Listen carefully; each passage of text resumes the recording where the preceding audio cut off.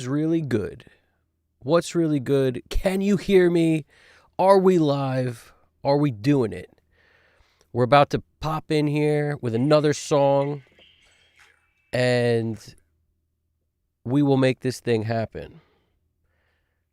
That's the beauty of this stuff. We build it while we fly it. We got a couple extra things going on today because if you caught the last stream, it was the marathon of all marathons. 12 hours and 20 minutes, I think it was. And after the video stopped, it basically told us that the video was 11 hours and 56 minutes. So me and GDP are like, what's going down? Why is that the case? And then we did some research and we realized YouTube does a crazy thing where they stop your broadcast as far as what they can save. They save no more than 12 hours, but depending on the size of it, it could be less than that. And they basically, if you broadcast more than 12 hours, it's not even guaranteed they're going to save the whole thing. How insane is that? So at first, a little disappointed that it didn't catch the entire ending, but it got most of it. I mean, it ended, we lost like 20 minutes or something, but could have been so much worse. So I felt good about that, but that was a crazy bunch of stuff going down where now we have a timer. Speaking of that, I got to start this thing. I have a timer going where I'm really going to try to get out of Dodge in, these things take time because of the chat talking and we're hanging out and we're doing our thing. We got Danny Lyrica. What's poppin'? We basically go back and forth while we're mixing and chatting, answer questions about the mix, about other stuff, anything to do with audio related, or literally anything. I mean, we found ourselves going down a path of movie quotes and all sorts of crazy stuff as far as what people, plugins and gear and just all sorts of stuff, headphones and speakers. And we were talking about pretty much everything under the sun. So if you got questions, throw them in the chat as I'm going through and mixing the song. Right now, I've got the chat live, which is the first time I've been able to do this. I do the thing where I pop it up on screen, right? But now I have a separate monitor for just the chat. So we're building this thing as we fly it. Pretty soon, we're going to be all decked out with what we need to get this thing done in a proper fashion. But it's nice to be able to, every time you guys chat now, I'll be able to see it instantly while I'm doing what I'm doing. I don't have to open the screen up like I did before. And this thing should be rocking and rolling. So we're good to go. We're good to go. Now, we got a song today that's kind of like a 90s. I say that about everything. And I think that's just because that's the kind of stuff that I like. I like a lot of stuff, right? But I like that 90s stuff so much. So the classic rock meets the 90s kind of vibe is like my sweet spot. And today's song is, it's a little more on the, I don't know what you'd call it, like a little more on the melancholy side or something, a little more like a little less major. There's no major stuff happening really in it. It's mostly, it's like that minor kind of brooding, like, there's a thunderstorm up ahead kind of vibe to it. So at least that's what I picture in my head when I hear this. I picture like thunderstorms and stuff. So, let's see what happens as we listen to it. I'm going to play you guys a version of this thing that's basically just, it's going to be just like before I've done anything except for I threw the song into my session template here and I added auto align to everything. So you don't have to sit through an auto align pass. And I'll basically just be kind of dialing in some sort of balance on the first listen. And from there, we'll kind of see what we need to attack. There's going to be some clip gain stuff to deal with as we go through. Depending on how you have your view set is going to determine what makes sense here for clip gain. So I always have to play the audio, see what's going on the meter to determine how my view is set, because these things move around so much when I'm working. Like, I have a tendency to zoom out and zoom in, which is really all that is. And as I'm doing that, I never really know where I left it when a session opens up. So I always just look over here. People call it gain staging. They call it feign haging. They call it bring brazing. They call it whatever they want to call it, but the bottom line is we got to make sure we're not too hot so all our plugins that we put in on our inserts have room to work and we don't have to constantly keep pulling down the outputs of everything. So I like to make sure there's plenty of headroom going in, so I'm sitting somewhere halfway to 3/4 of the way. I'm going to play it without further ado so we can kind of rock and roll on it and see what we get to. Now, the plugin of the day in terms of what I plan on using for the majority of the song, I have an idea of what I'm thinking, and I have a backup plan for if that idea goes south. So those might be the two plugins we throw on here.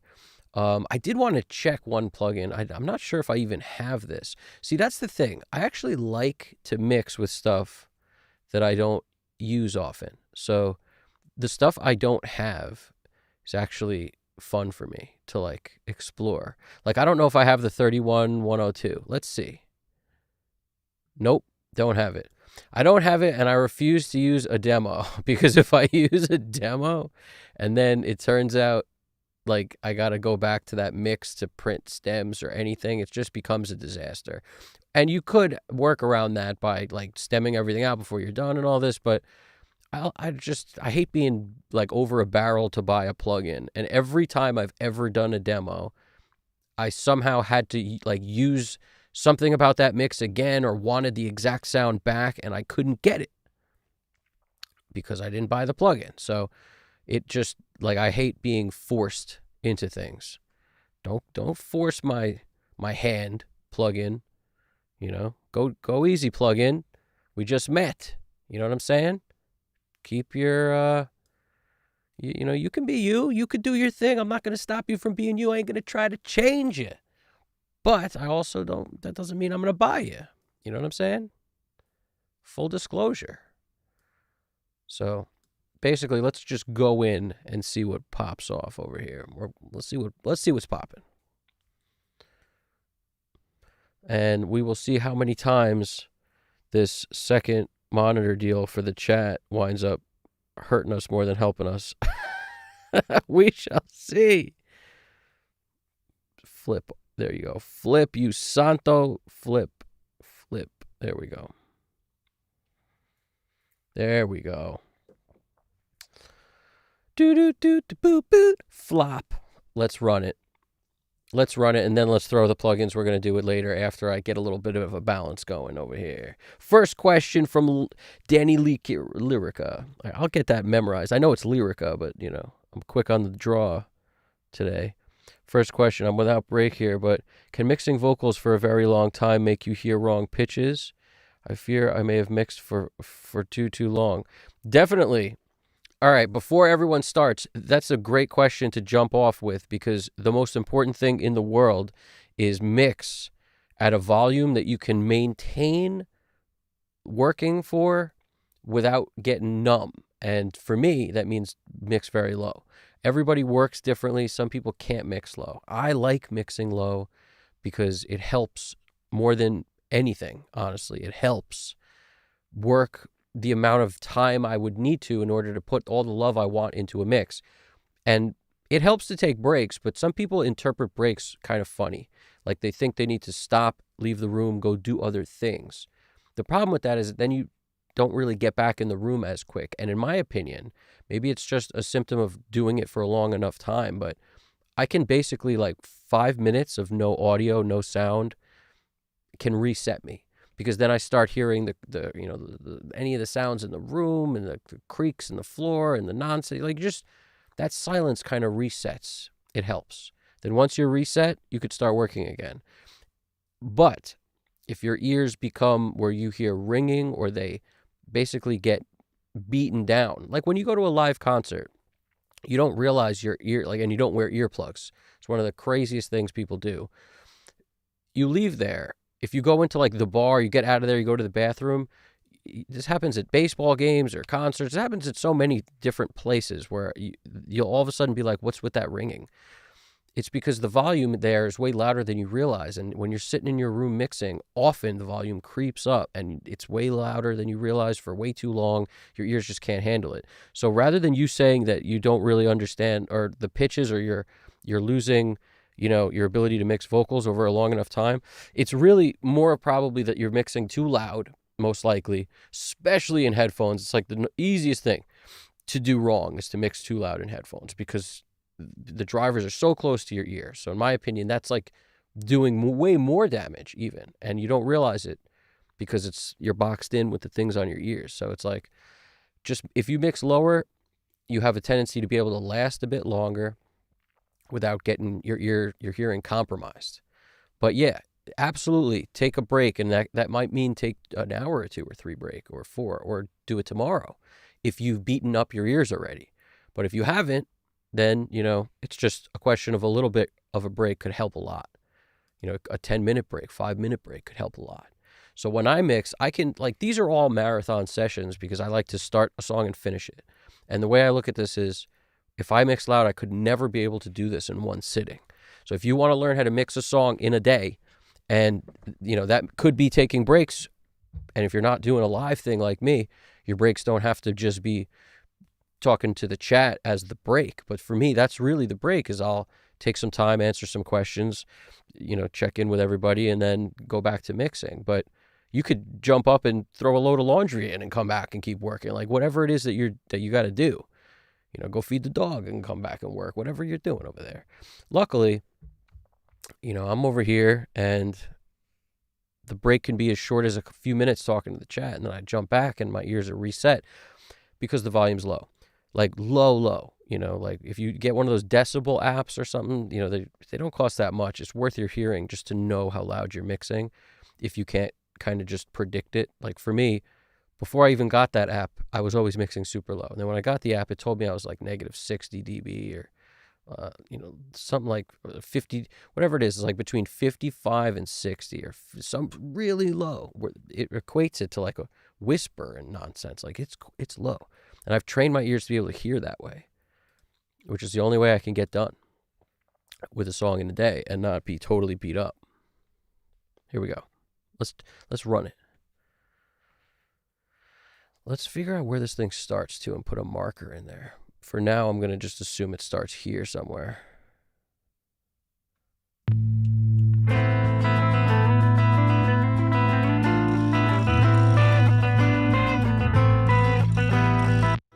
Braxel! I just had to pause and say what up to Braxel. I was worried you got trapped looking for your attic, man. I didn't know where you were at, bro.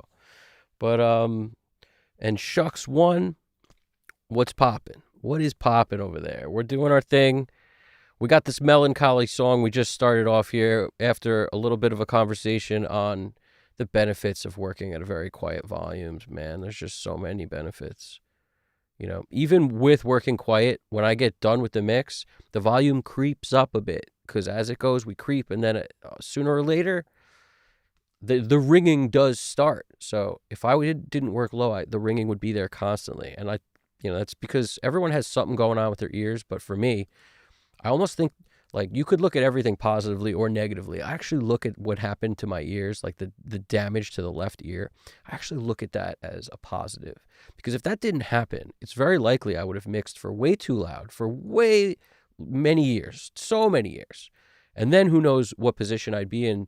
I might have ruined my hearing, for good. Whereas at least now I almost feel like it's like a warning for me. When that starts to ring a little, kicks up, it's like I got to lower the volume. So it keeps me honest in terms of volume's got to stay low. So for people who've got like, what they consider perfect hearing or like no problems with their ears, like they never damaged anything, or I could see why you'd want to mix loud constantly, but I'm telling you, that's bad news down the line. So be careful with it. Good to see you too over there. Yeah, and GDP is in the house hooking everything up. We got our timer running over here, courtesy of GDP being like, we need a timer. We need a timer so that we can make sure we don't go overtime, in which we lose our entire broadcast, which would be terrible because that's what we found out happens. We may have we may be in the grace period of it's allowed to happen once. They save it, but who knows what will happen. If you go over 12 hours, they ixnay on the live A. They get rid of it. Where do they go with it? I don't know. Where does the poop go? Nobody has any idea. But the point is, you can't go over 12 hours, and you can't get close to it because it's possible the size will be bigger or whatever, and then all of a sudden you're over the time and the size, and then who knows what happens. But they make no guarantees over 12 hours. I don't have a bedpan close at the moment, but I installed this button, so I hit a button, and all of a sudden the floor opens up like Austin Powers style, and I can just take a leak directly in to, the pool of sharks with the lasers on their heads. So we've got, and you might ask, why is your chair over that thing? Well, I try to keep myself honest. Like I told you, there's no chance if I don't get it right by the time, by the time this timer runs out into the shark pit. Bottom line. And we're going to need a graphic on that so I can show you guys what that would look like. But AI, you got a graphic for me? AI. Oh, do something worthwhile for once. Create a graphic of me falling in a shark pit, will you? But that's all we got. You know what I'm saying? So, yeah, that's where we're at right now. So let's without further ado, let's do something with this.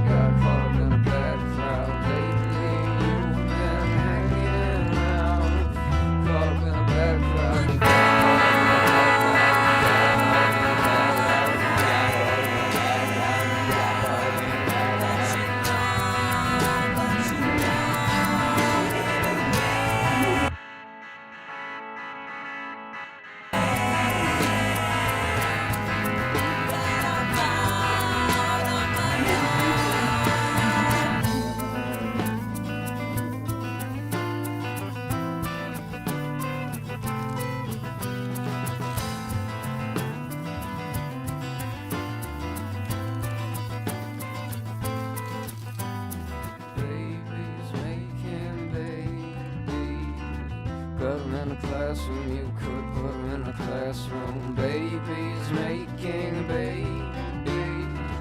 Put them in the classroom, you could put them in a classroom. Babies making babies. Put them in the classroom, you could put them in the classroom. Babies making babies. Put them in the classroom, you could put them in the classroom.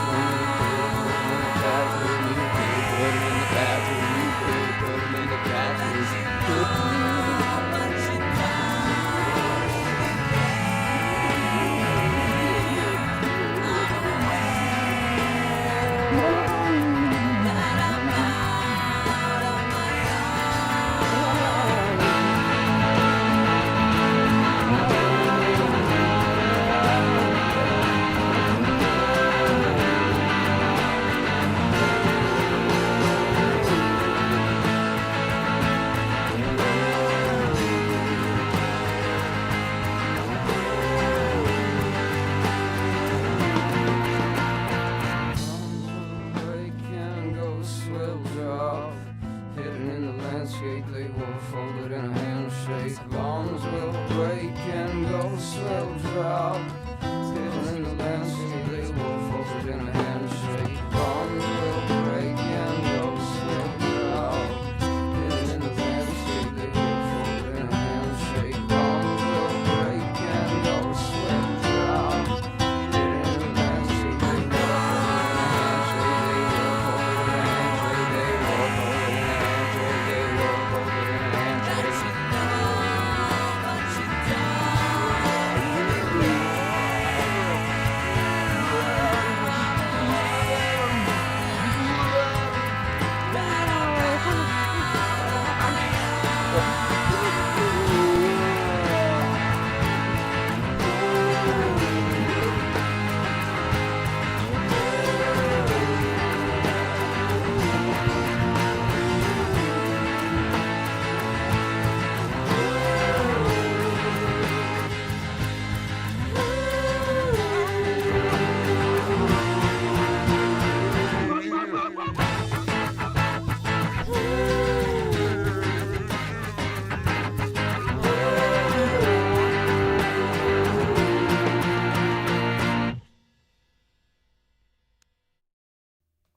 Talk about a wild song. You are spot on with that. It is a wild song indeed. It's really wild mostly because of this like ogre voice that comes in, right? So what I love the verses. I love this song in general. I think it's a very cool song, right? There was a moment or two in the song where the dude who's singing right here, I like his voice a lot because it gives me, it's hard to explain. It's like Lou Reed or something. Like I'm trying to figure out what his voice sounds like, and I have a hard time doing it. So if you guys got ideas, tell me, throw it in the chat. Lately you've been hanging around, caught up with a bad crowd. You got caught up with a bad crowd. Lately you've been hanging around, caught up with a bad crowd. I love that voice. It's so like guttural and just sort of works in these kind of, melancholy type tracks or whatever you'd call it. I don't even know what technically this sounds like. Haven't really wrapped my head around it, but I love that voice. It's a dude named Harris. He sounds really good on this kind of singing. And then when we got, it's so many things like wrapped into one. So, but then there's also this. There's the In the classroom you could. The ogre style thing is a pitch shifted decision that was made when the tracking was done.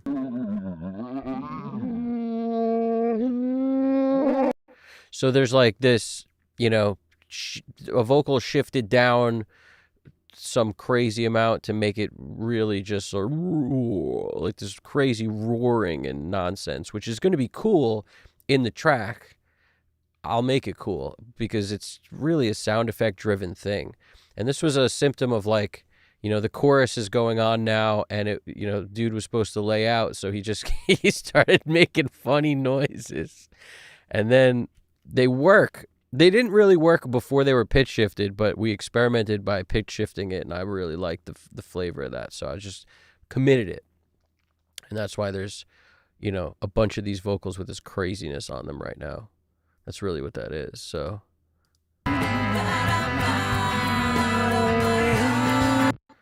I'm going to figure out how I want to use that because it's got to be the right volume for stuff like this is everything, right? And I was still trying to wrap my head around what's going on in terms of the tracks because we got our typical kick, snare, overhead, left, right. And the reason I don't know what's going on, even though I engineered and recorded it, is because it was done back in 1947 or whatever when Pro Tools was an infant. It wasn't Pro Tools yet. It was Baby Tools. And, it was done on an MBox 2 Pro on one of the earliest Pro Tools systems, but, back 150 years ago or whatever. And now we got to make heads or tails of it. So as you guys know, the bass... right here, we got 3 tracks of bass as usual, a DI, D112, and either a 58 or an SM7. Let's see what it says. SM7. D112, SM7, and the DI. I borrowed this D112 from a local studio when I had recorded this at like a nearby studio, and it was a nice thing to do. They just lent it to me. I didn't have to pay for it or nothing. They were just like, just give it back. So it's like, no problem. And when I had to give it back, it was a sad day. I remember I tried to record as much as I possibly could before I had to give it back. I recommend doing that if you can, because like it'll just pressure of any kind to get things done is great. If I didn't have some pressure, I would not have gotten done with like nearly the amount of tracks I was able to record around this era. But the pressure of like renting a mic I didn't have and just a lot of things, there was some pressure on it and it was good. It felt good to have that. Now, all the green this is acoustic, the red, it's one performance. It's just like 2 mics on it. So and we can double check that, but I believe so. Yeah, acoustic left and right. It's just one performance. It's just 2 mics on it. And if you notice, I was flipping this on and off because Braxel asked me about auto align. He was like, what's the deal? No, so I'm checking the chat right now too. The old D12, I have the old D12. I actually have a D12, and it's my favorite kick mic by far. Their D112 is the one with the red, I mean, not the red, the green little plastic thing around the front. And it's a good kick drum mic if you kind of experiment with where you're going to place it. It can be very basketball sounding, like just like a basketball hitting, a gym floor kind of thing, which sometimes is good. It's certain tracks, people like need that. You just kind of, it's a sound. Some people like it, some people hate it, right? But sometimes that sound is really good to make sure your kick cuts through a mix. But I actually liked using the D112 like a little further back from the kit and sometimes throwing a blanket over it to kind of get rid of some cymbals. But every once in a while when I would record, I didn't have blankets and stuff around. That was something that like, oh, it would be great to have a bunch of blankets in here to be able to kind of create a tunnel and get some of the cymbals out of the mics. But wasn't not every recording back 150 years ago did I have those blankets yet. About 50 years later, I was like, it's time for blankets, guys. But the point is, we got a D112 mic pretty much on the bass amp, which is the thing I point out because I love the way listen how good. I mean, it's this and the SM7 together sounds so good to me. It might be kind of hard to hear it actually because it's all on this bus. So I'll just turn the bus up a lot. He's got like a tremolo, like a wah, wah, wah, like a wah, wah. It's like a volume pedal kind of thing on the bass. Let me take the micro shift off.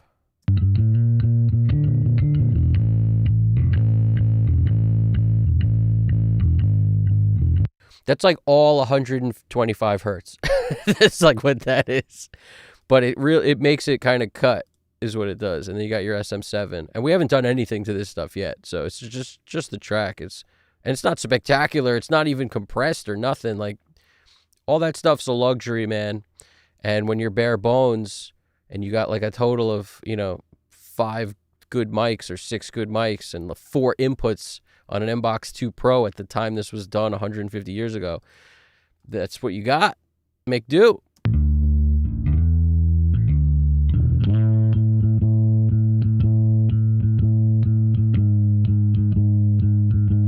I don't know what that sounds like on a phone. Probably crazy. I don't know. But let's keep it moving. Yeah, the D12 is amazing. It's like the square-shaped one. That's my favorite kick mic, probably. It's just something about it. It sounds like no matter where you put it, it's like a pillowy kick. It's like that nice round kick. That's the kind of kick I like. what is that? 96 to millennia. Are you still hybrid mixing? Every time I do a live stream, I am strictly mixing in the box. And I think that there's a benefit to that for a lot of reasons. It's easy for me to show everybody everything, and it's also it forces me to get more comfortable mixing in the box. I mean, a certain time, like that's why I number them too. This is the 6th live stream. When that number gets higher, I bet you, like I'm already getting more and more comfortable in the box, but I bet you there'll be a number. I don't know what number, but when I hit it, I'll be like, man, mixing in the box is preferable to me now, blah, blah, blah. I don't know why. Maybe. We'll see. When it comes to that, we will see. But that's what I'm hoping for. It's like the more you do something, the better you get at it. That's the truth. So I am definitely way more comfortable mixing in my hybrid workflow. So it's kind of it's a strength training. I'm excited. Every time I sit down to do this, it becomes like a puzzle. It's like mixing is kind of a puzzle, especially when I mix in the box. I just feel like, how am I going to achieve this like missing thing that I need to do, like this the sound I need to get, and I can't just rely on my gear to kind of, give me that cushion and to be able to drive into it it's not cutting. Well, let's just drive into it more and then, use the saturation from that, which sounds nothing like any other saturation I can get in the box. So it's just different things work in different ways. So when I'm in the box, it becomes much more clinical, I would say, of Everything needs to be super intentional. And whenever there's like a question of whether you're sure about something working or not, it's probably not working if that's the case. So try not to make problems compound on other problems. Do less. So all these things kind of help me mix in the box, because when I started mixing in the box, I was doing a lot of the stuff I would do in the hybrid world, and it didn't really work. And now I'm like, okay, everything just direct route works the best. That's why there's hardly any buses. Like the drums don't go all to, a drum bus and then to like 3 drum parallels. There is a drum parallel for some delay or something to kind of give the kick something. But it's not in every session. This has just become part of the template now because it worked on the last couple songs. But ultimately, I'm going direct route, all these guitar tracks straight to the mix bus. All the vocals straight to the mix bus. Everything just shoo, straight route, man. Because I've just found less things go wrong. And also, as far as like what do I put on my mix bus, literally nothing until I get the mix sounding pretty close to balance, pretty close to feeling good, and then I might start adding some stuff. So generally speaking, I've tried this always. I've literally tried this always, because when I would mix with the hardware, I'd have to turn it on relatively early and mix into it. And the reason is because I didn't have a whole like 8 choices of compressors on the mix bus and 8 choices of different EQs and different, I didn't have like 100 things to choose from like we do in plugin world. So you're forced, what you're going to turn on later. It's not a guess, it's not a question. I'm turning this stuff on. So you might as well hear how it's going to sound going through it. And there's like a logic in my mind for working in that way. Whereas in the box, I find that you don't have that cushion of flexibility of what's going to work.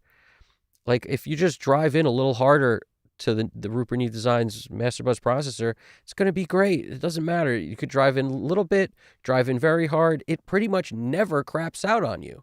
Whereas these other, compressors and stuff, when I'm mixing in the box, when I have a choice of flavor, if I don't put it on at the end, I wind up mixing into a flavor that's potentially hurting the track and could be wrong. And then if I drive in a little too hard, it destroys everything. And I wind up trying to fix this in 100 places when all I have to do is take that off and basically mix without it. So it just took me a while to figure this out. But in the box, for me, it's really impossible to mix in a way that's consistent if I turn on a mix bus compressor early. But I was the biggest fan of that in the hybrid world. So, that's what I'm saying. It's so different. Or at least it is for me. It's so different. So let's check it out. Let us check it out. And if you see me glancing to the left like this, that's because I got the chat chilling right here next to the SSL UC1. So I got my SSL UC1, which, by the way, without further ado, let's throw that on, because might as well get some color and that going on. So I'm just going to basically all the tracks, and then I'm going to take, we don't want it to be on this. That's the flavor tracks. Those are the buses for some flavor. We don't want it on this reverb. I could put it on the reverbs. Sometimes it helps to EQ some reverbs, right? But for the moment, I won't. Just take out everything I don't want it on. We don't want it on the bass bus. And we don't want it on the drum parallel. And we don't want it on the trigger for the snare, or the snare verb, or the kick trigger. Now, these stay muted until time is right, or sometimes not at all. The last several tracks have not had any samples on them. And that's just a large symptom of the fact that the drummer played so consistently that it wasn't necessary. Also, the drums have a sound and a flavor, and once you add samples to it, it's got to be for a purpose. Like, what's the reasoning? If I am adding length to a snare, it helps to add a sample sometimes just for that like 80 sounding gated reverb, like just for like a like no front, just just that, and use your own snares attack, and then blend in some of that length with it. But lately I haven't been needing it, so we're going to avoid that. So shift option. GDP always points out how it's funny how I like to call out the shortcuts, but everybody doesn't use Pro Tools, so it's not like it's helpful for everybody. But if you do use Pro Tools, I hope you appreciate the shortcut calls, because I don't know what told me in my life that that would be helpful, but I just always felt like the guys who knew Pro Tools were like doing things so much quicker than everybody else because they weren't like putting on a plugin and dragging it. Like there was just a couple things. All you got to do is remember a handful of shortcuts and you'll just be so much quicker at a lot of things. And which one are we going to use? Let's throw on the G. Let's go G today. All right, G. But before we G up,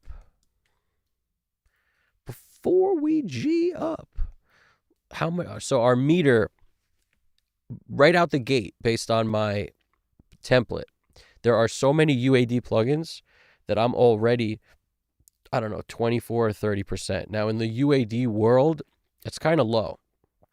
You could throw 2-3 plugins on and be at that. But, you know, we're doing well in terms of like Lexicon 480, the Galaxy's all over this thing because I love the Galaxy Tape Echo. It's mostly effects. You know, there's a Neve 1073 taking up probably half of that. You know, LA2A 1176. So there's plenty of stuff on this template that I was just looking at, like the this Tape Echo right here, the EP34. There's plenty of stuff that's taking up processing power, but out the gate, it starts you up with 26% in my template. So that's still plenty of room to play with, but it's just worth mentioning that that's usually the reason I won't go in and slap a 1073 on everything, because it'll kill the whole everything. It'll just make it where the processing power is like 90%, like good luck. You know, the same reason 1084s I don't slap on everything. I tried in one of the sessions. I thought I had a few enough tracks to do it, but I didn't.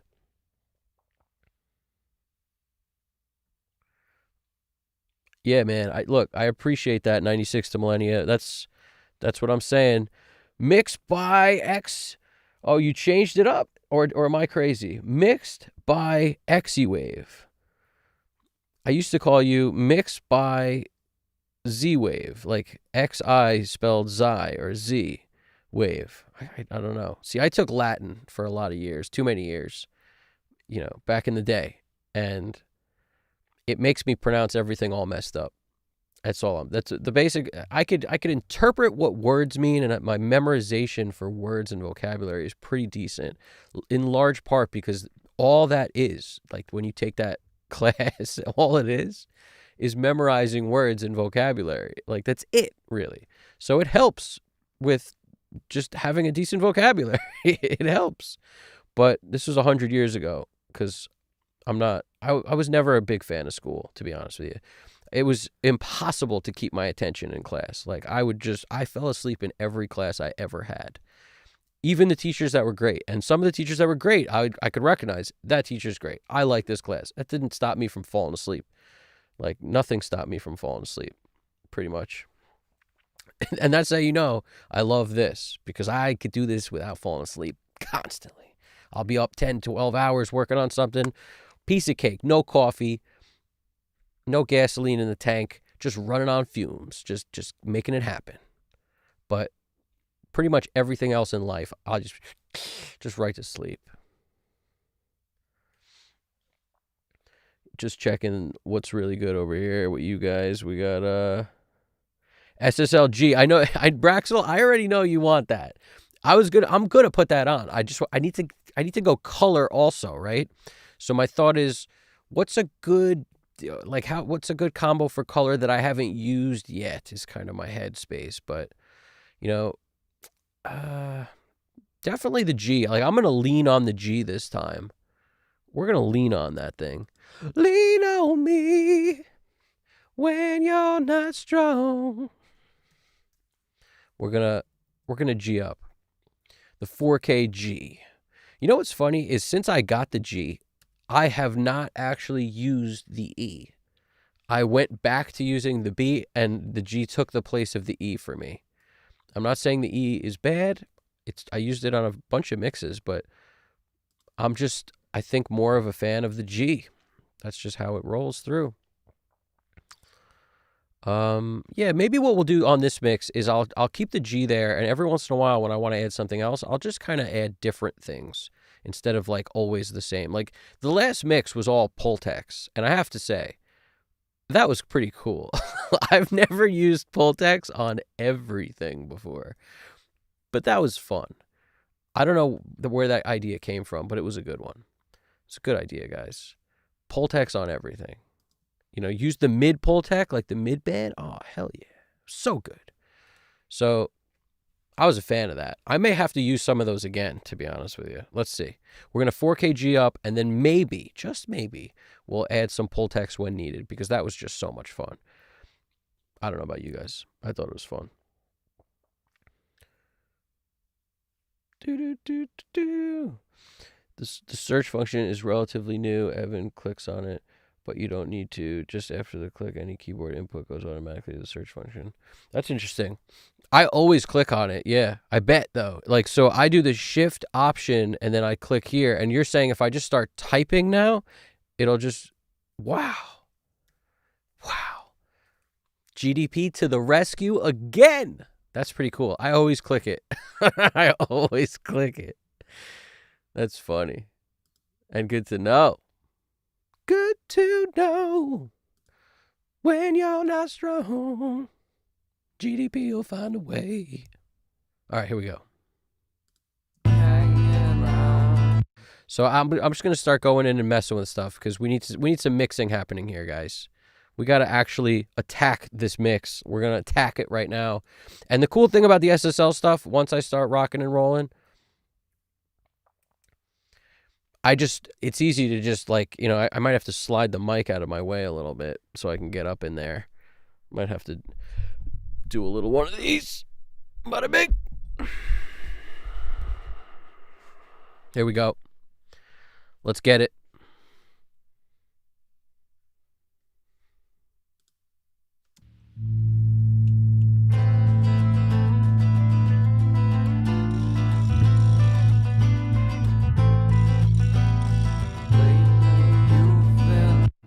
All right, before we even start, we need to hear this guy's voice. I can't do another pass where like half of it, I can't even hear his voice. So we got to deal with that. The reason we can't is because so much of it is quiet. The verses are so quiet, but yet the crazy part that happens next is like, it's that. It's pretty much that. So we should split this up. That's what we should do. We got to have half of this on its own track. So we're just going to shift Option D, duplicate up. And now half of this is going to be the Caught up with a bad crowd. Let's find the Let's also color code them so we know which is which. That'll be helpful. So like these two are the same. These two are the same.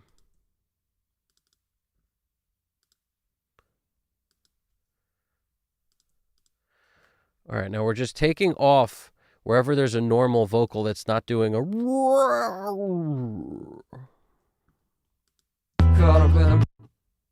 caught up with a bad crowd. You got caught up with a bad.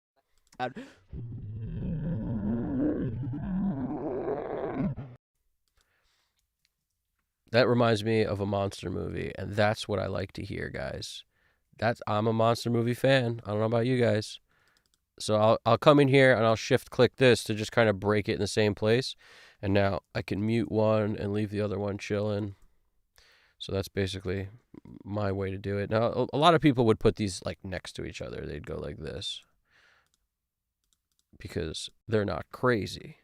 They're not out of their minds, completely lunacy. Complete lunacy, Lunas. Just call me Lunas. Now, let's see what's up. We're going to come over here. Babies making babies. Put them. See, like that is so much lower than what happens next. Put them in the classroom. You could.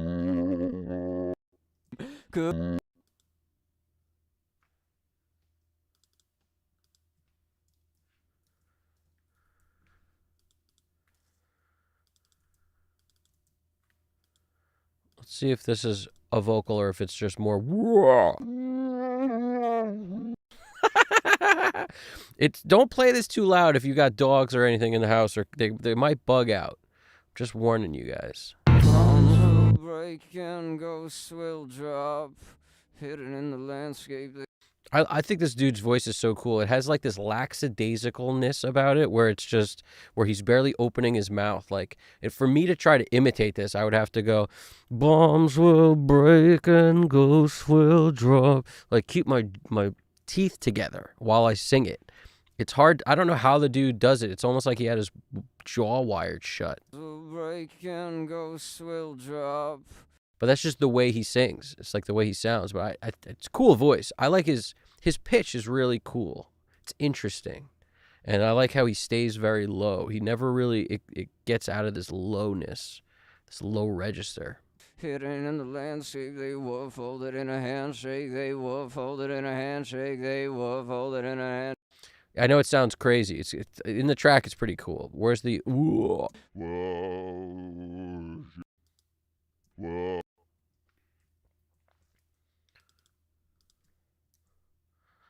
And I think the rest of this is all craziness, this part.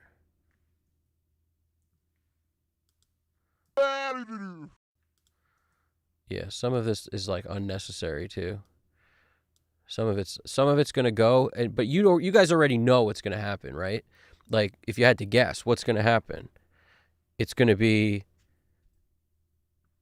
flavor time, like just flavor time like crazy, and I'm gonna whatever sounds maybe too in our face now could just become a nice hummingbird on the breeze, just swimming around, because hummingbirds swim through the air. And who knows what will happen with that. So we don't need this track doing that too. That's for certain.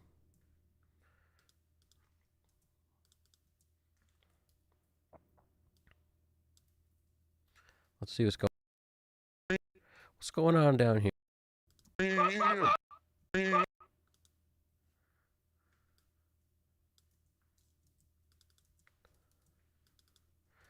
It's very like trippy Beatles, weird freaking, strawberry fields with the laughing and it's very Eggman. It's very Eggman. All right, so now that we got, you see how it looks like a cool dance? We're doing a little dance. It's boom, boom, boom. It's like hopscotch. It's doing its thing. Now we come down here. We got to do it on this track too. And that's just going to allow me to make this super low and keep the vocals up when he's actually singing. And then on that track, while we're at it, let's throw an 1176. By far my favorite vocal compressor of all time. And let's listen down here. So it's got to be the same area, so I don't have to really think about where it is. Yeah, it's exactly the same area. It's the same area. So go in here, break.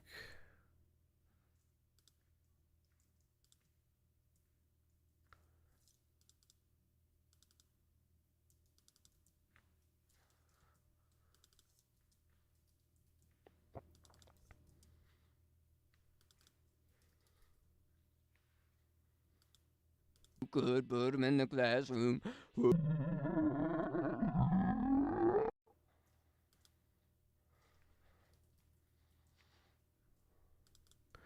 It's kind of funny. It's like, I promise there's a song here. It's not just craziness. But I have to do this or we can't hear the vocals, actually.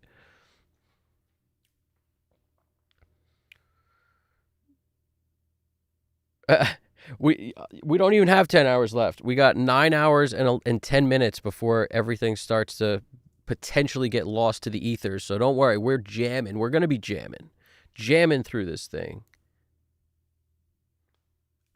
No, we got to hurry. You think we don't, but we got to hurry.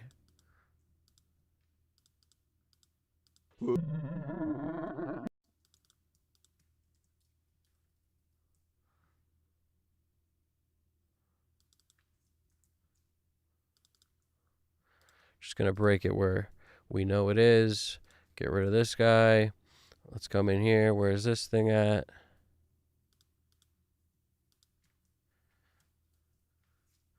We'll just break it ahead of time and then slide it if it needs it. Let's. Were folded in a handshake. They were folded in a handshake.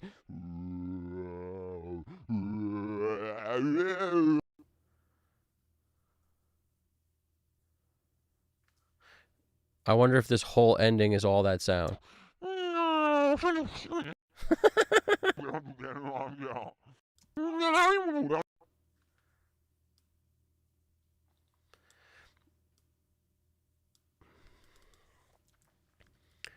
That's our ogre voice. So we're going to call that ogre 2 or Agre, depending on if you're from south of the border. Agre 1. All right, so you got Agre 1 and 2 and Agre 2 and you know what I mean. You guys get it. You know, you speak in my language, all right? So we're going to just change the color of both of these things so that they're not messing with us too much. Just make them a different color. Is that too close to this? Is my monitoring that is this monitor poor or are those things like the same color? All right, we're good. The monitoring in my eyeball, how is that? We need to check on that, GDP. My eyeball monitoring. All right, let's see what's good. Caught up in a bad crowd lately. You've been hanging around. Let's slap a 76 on this other one here. So these are two vocals. They are not the same. They do harmony sometimes. Sometimes they do unisons. Sometimes, so this is a toughie. It's like, what do you do in this case? Well, depends.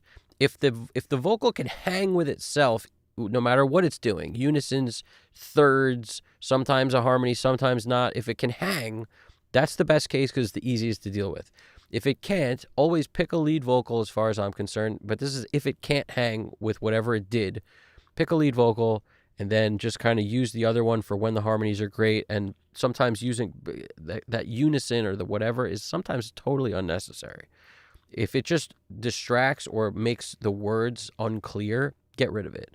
So I might go in and do my own vocal comp kind of situation if I have to. But first, I'm going to basically slam it with some compression so I can EQ it and hear how we're doing from the jump.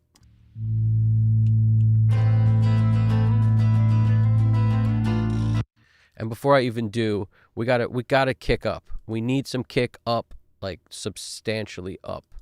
So we're going to hit it with my favorite kick situation of all time. It's also just the easiest to deal with. That's kind of why I like it the best.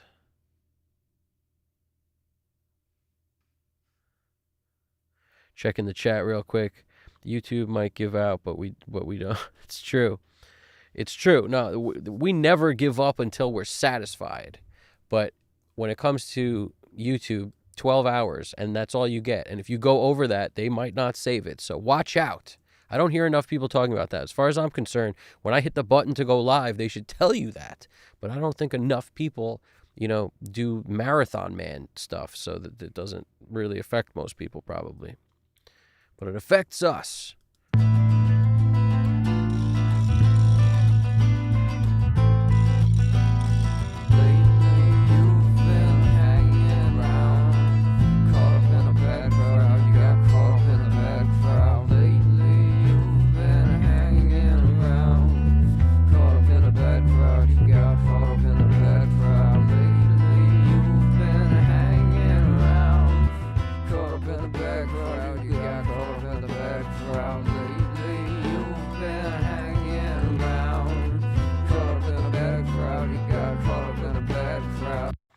Keep in mind this too. I am not raising the volume of this because everything needs to have some headroom before I start doing stuff, especially on the tracks. Like in a case like this where I just can't get nearly enough kick drum, before I go in and start adding all sorts of stuff to make it where I now have kick drum, I am just going to kind of come in, and I could even do it all the way from here, from all the vocal effects too. I'm really just going to lower everything, and then I can bring up kick and kind of remix from jump. So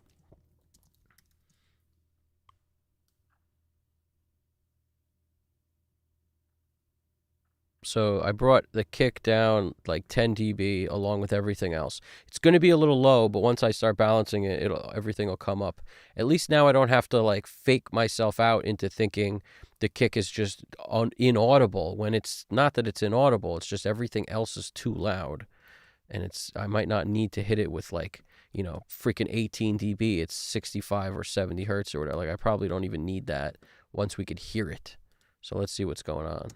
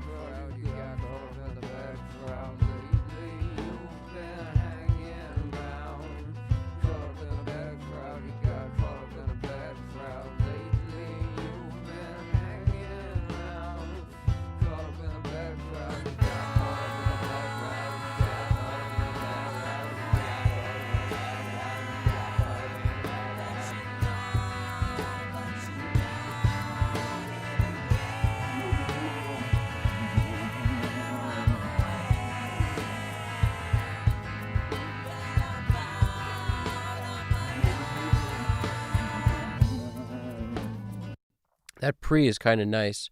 It just saves you having to add decapitator or something, but at the same time, it's not always.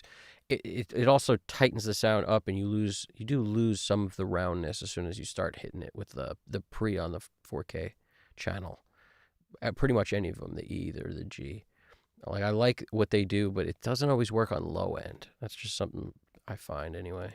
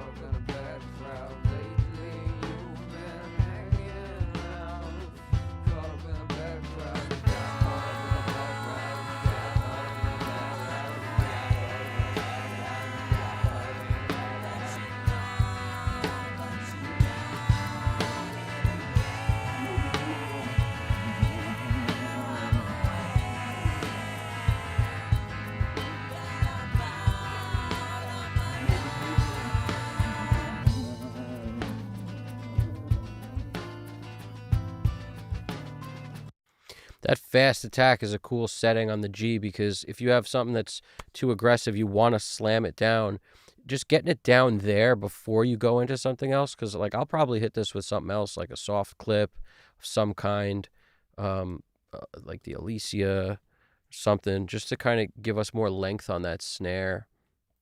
Like the alpha compressor is nice, just because it has that soft clip function. Just turn that on and hit.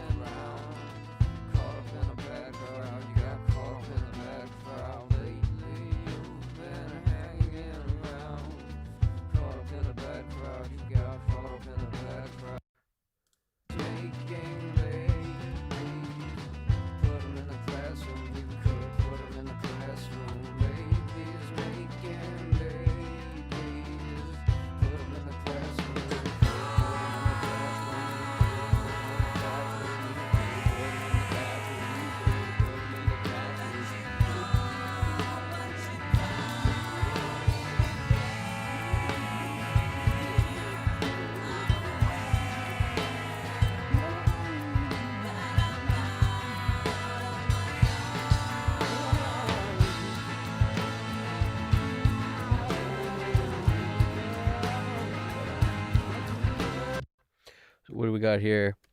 We got, I remember Studios flexing. This is mixed by Wave. I remember Studios flexing 4 32-inch monitors. Cool setup, but mixing isn't a beauty pageant. The ears do the real work. Yep. Yeah. Well, the weird thing about 4 32-inch monitors, man, I'm weird. like the funny thing is, no matter what that means, right? Whether because I'm thinking 4 32-inch speakers, but it could mean screens also. I use one screen because more reflections would be terrible.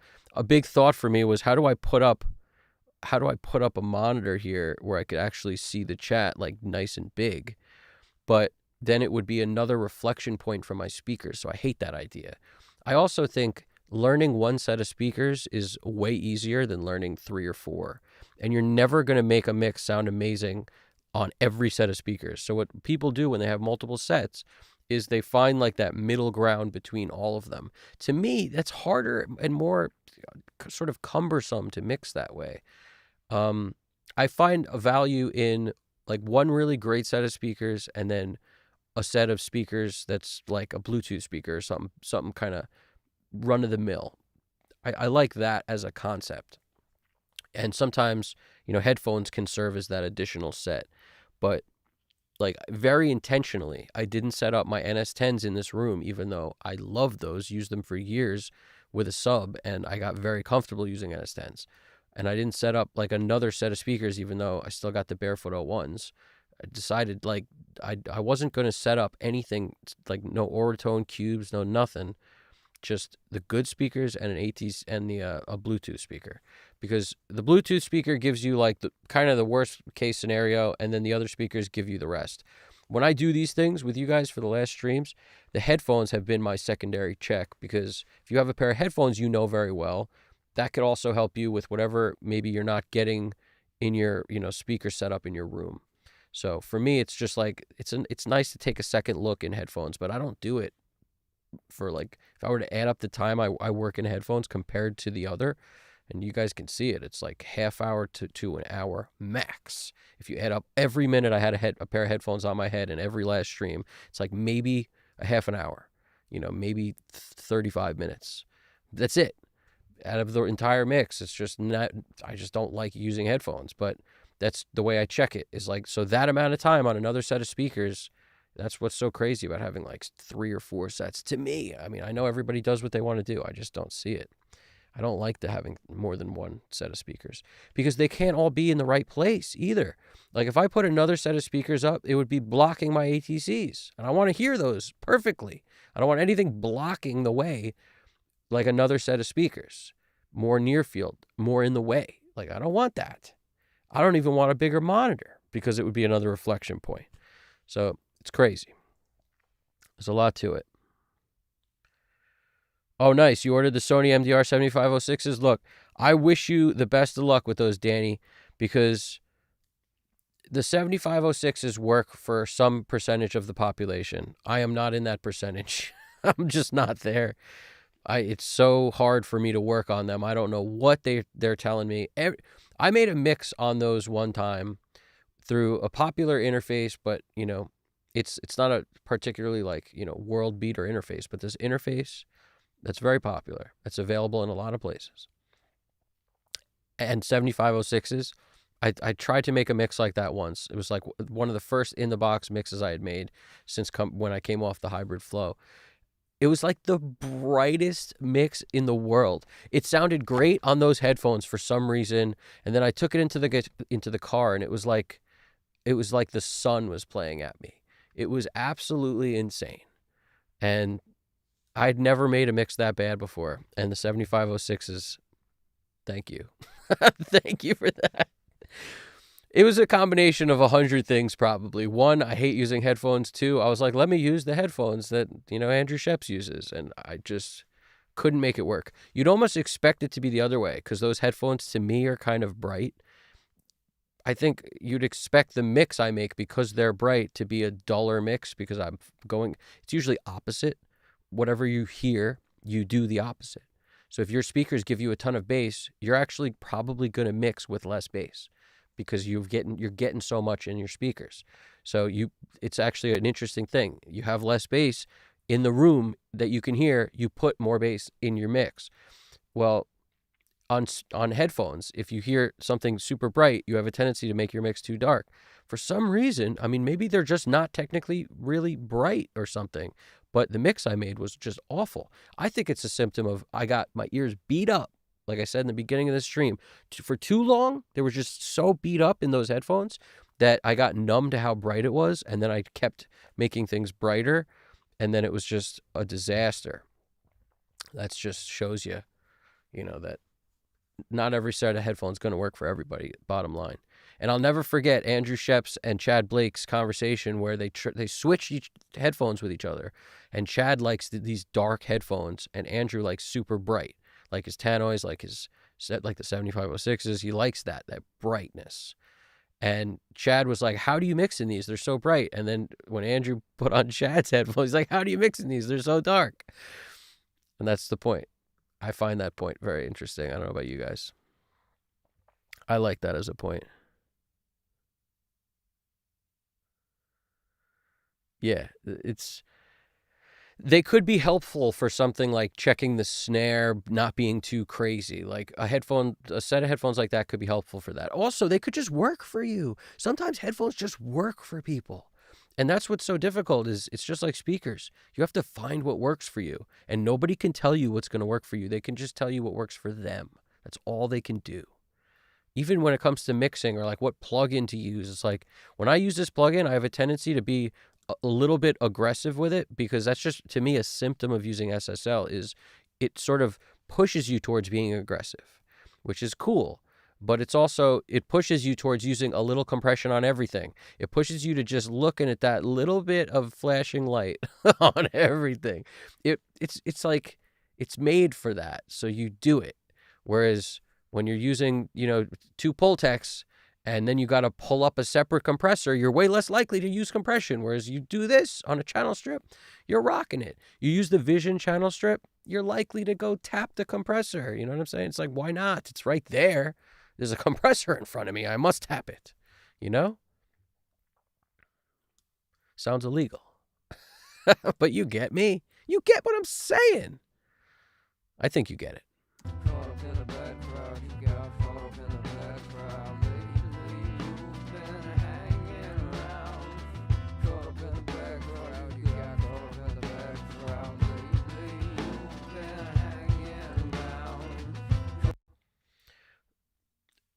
Somebody is asking a good question here that I need to reply to here. I see the mix by XeWave. It said, Evan, someone asked if this gold clip or K clip is really, do they have any worth to you? Gold clip has a ton of worth to me. I use gold clip all the time. I use it on, I could use it on the snare very often. I use it sometimes on like certain buses, like if I was doing a drum bus or something, drum and bass bus, I used to use it there all the time.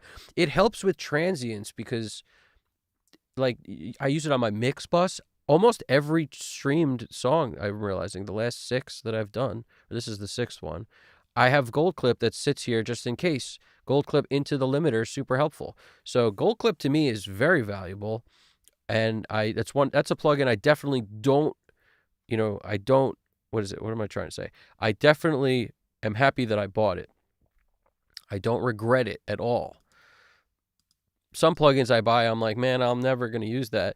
Why did I buy it? But, I try to avoid that. That's like a very bad misstep for me. I almost did that with this crazy de-esser that I don't want to mention because I don't like to talk smack about plugins.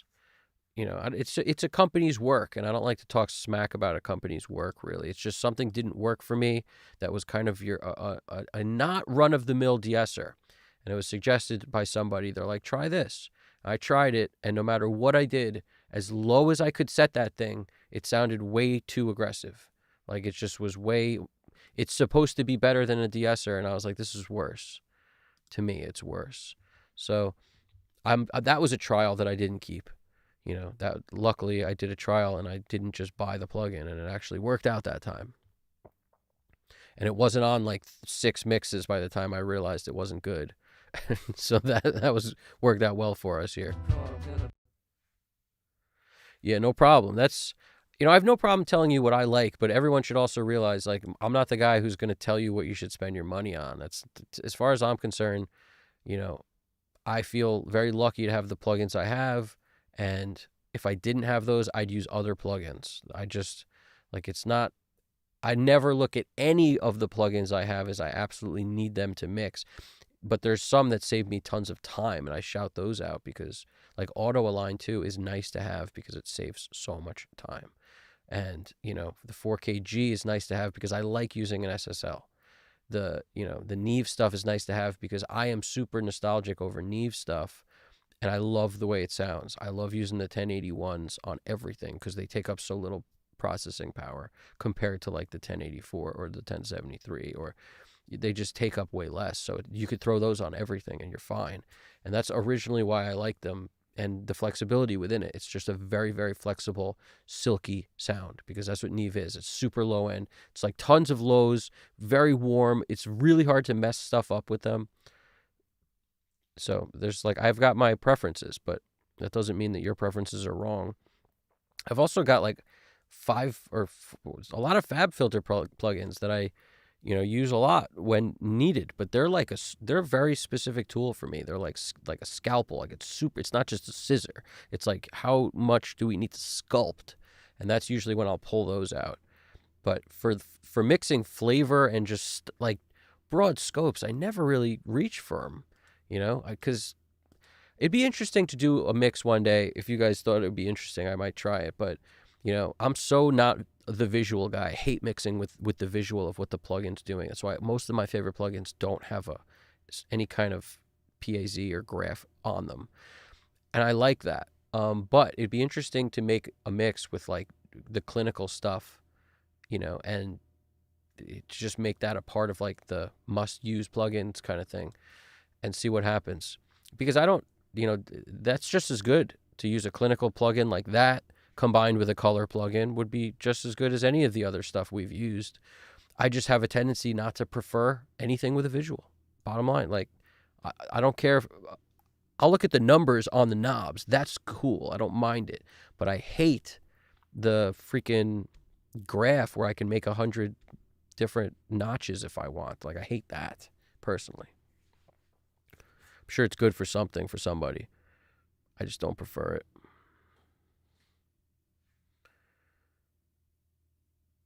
Which company plugin do you use for your Neves? UAD. Straight up. That's it. Like, I also have the T-Rax Neve stuff because I bought a package from IK Multimedia so long ago, and I love that all the plugins still work. Like, there's something to be said for that. The IK Multimedia T-Rax stuff still all works, and I bought it like 100 years ago. And they never like hold you over a barrel where it's like, you need the updates or you can't do it. And because of that, I like it. So T-Rax is a very cool company.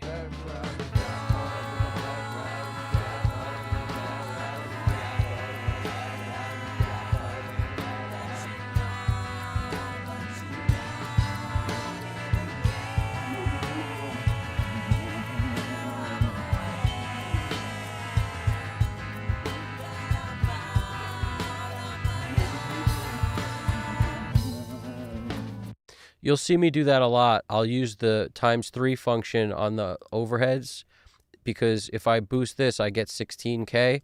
And if that is a little harsh, just a little harsh, you just jam that all the way. It becomes 21K. And now we're really bringing up like more of an air band, especially if you take the Q and make it all the way wide. Like, it doesn't matter that this is a shelf and this isn't. As far as I'm concerned, if I make it super wide, it's shelfy enough. And then I can go from there. Shelfy enough. That's a new term, but I like it. I'm going to keep using it.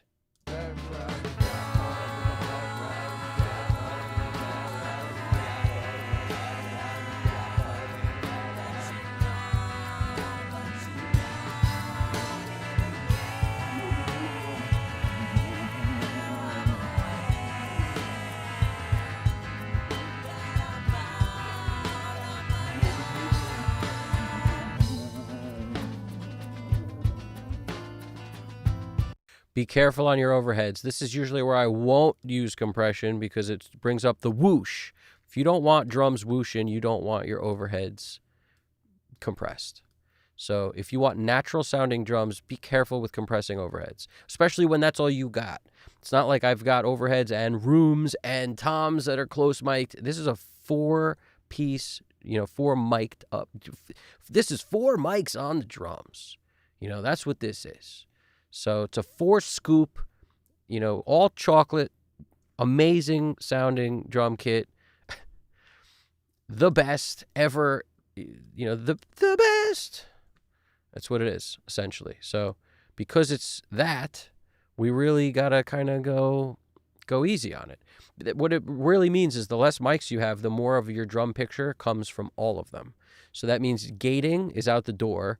Like you shouldn't really, or maybe, I don't know if shouldn't, but in this case, I'm going to err on the side of not gating kick and snare, mainly because there's only 4 mics on the freaking drums. So a little bit of bleed from everything might help rather than just locking it in a closet. But we'll see. We shall see. If we need to get the kick sound we need, if we start hearing too many cymbals, we might have to gate. That's usually how I look at it. Gate when needed, not because we have a freaking gate thing and everything else on the SSL channel strip. You know what I'm saying?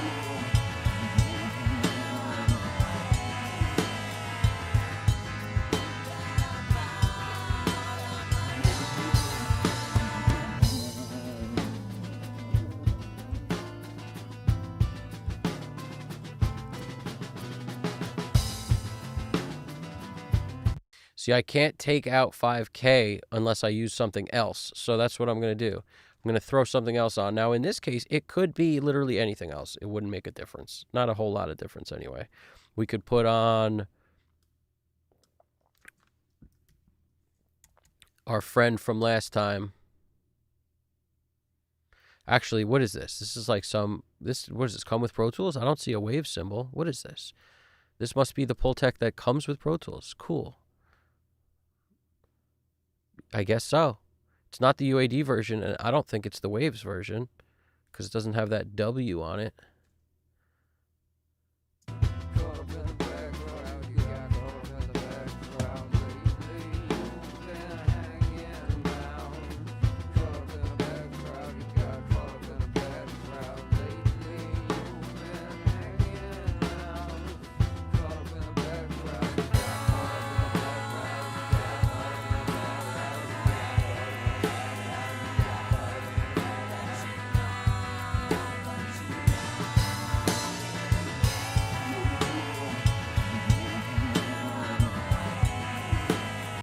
You hear how much that roll off just helps with that ping. It helps with the cymbals. I mean, it depends what you like. I don't like cymbals. They are just my worst enemy. So in order for me to make them sound good, I usually gut the middle of them around 5K, high mids. And then that just helps me a lot with that presence of the metal. Get that metal out of here. So it's not always the only fix. You could saturate, you could do other things, but I find when you saturate, you blur it together. Not always the best, whereas this just kind of cleanly gets rid of a bunch in the middle, especially on like a Pultec jam. It's super wide, and this isn't the Pultec I've ever used before, so, happy day. Who knows? Happy day. Happy day. Braxel's asking, which company plugin do you use for your Neves? Yep, and that's the UAD stuff. Oh, Pulsar makes that. Yeah, Pulsar Modular. That's the name I couldn't think of last time. Somebody wrote it in the chat, and then I spotted it later because I missed it when they wrote it. But Pulsar Modular is awesome. The song is growing on me too. Thanks, man. It's we'll get there. As soon as the cymbals stop being annoying, it's easier for it to grow on you. Bottom line. Let's jump into the.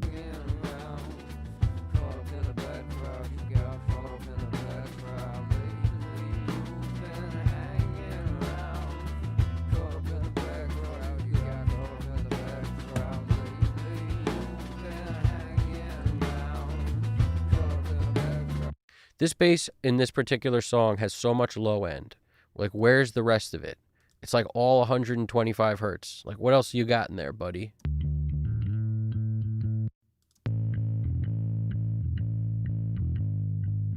So this is a good example of something I might do that I sometimes do, a little tilt. We've mentioned it before. We've simmered on the concept of a tilt. Tilt, you could lower the low end and raise the rest and then sort of smush it with some compression like I have on the mix bus, on the bass bus rather, and then see if that suits our fancy. Tilt shift. And I also might approach it differently by basically getting more out of the DI track, which has the least amount of low end pretty much, or any of the tracks really, but getting more out of it by saturating a lot directly on those tracks, like super tube, twin tube or something like that might help a lot. Let's see what we got going here.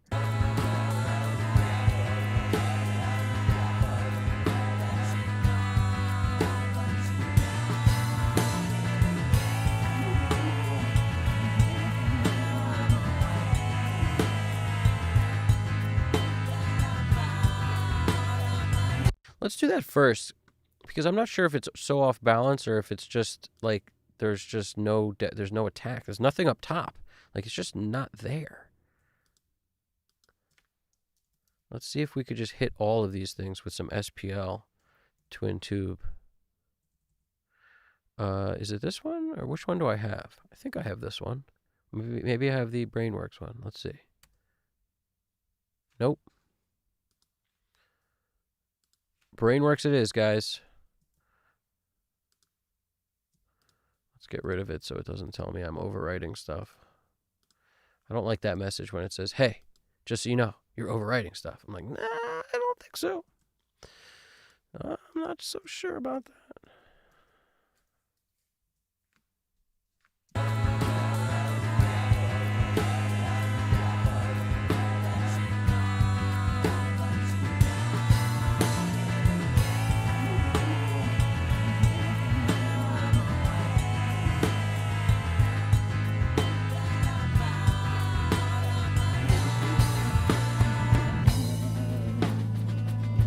You see how, like, crazy this is? We're going to need to compress this separate from the bus.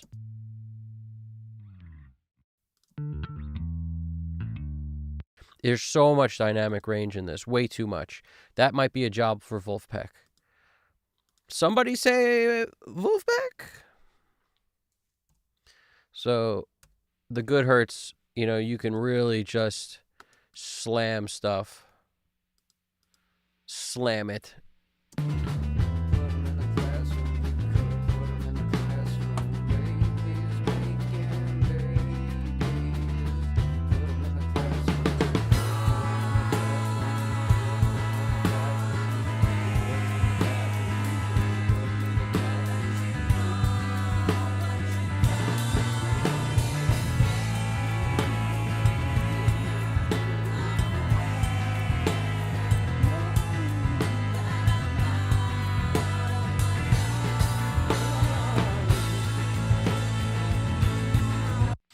I created a bass group that is globally locked so that I can come in here and basically make one tweak, call it somewhere in this zone, pop, somewhere in that zone, let's just say.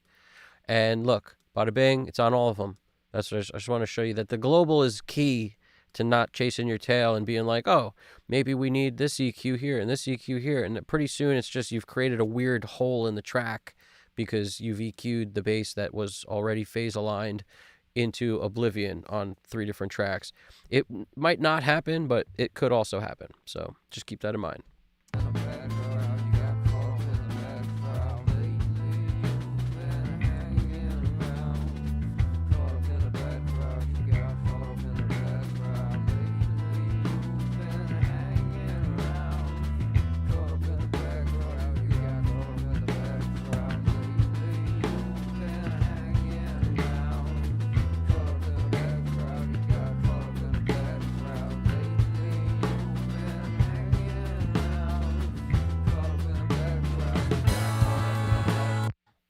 I'm already boosting a ton at 1.6. Look at how much I'm boosting. But yet I was like, what does it need? More 1.3. You know, I just felt like it needed more, but I'm going to move that down to about 500 because that's one of the frequencies where we're in here. We're boosting 220, we're boosting 1.6, we're boosting 12K. Like, we're just like nobody's home. Just click, click, click.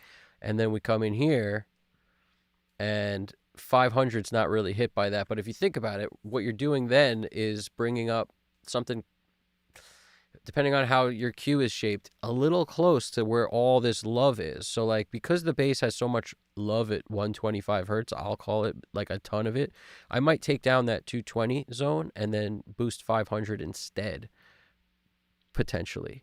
And we'll see how that works. But I'll probably leave this mid bump here, but I could bring this down a little. But the thing is, there's no 500 on a 73.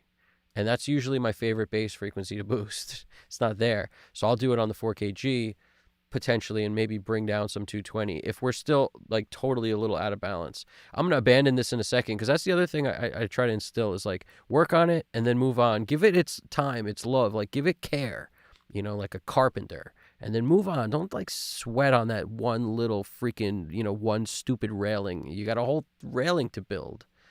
You know, come on, railing boy. You got this.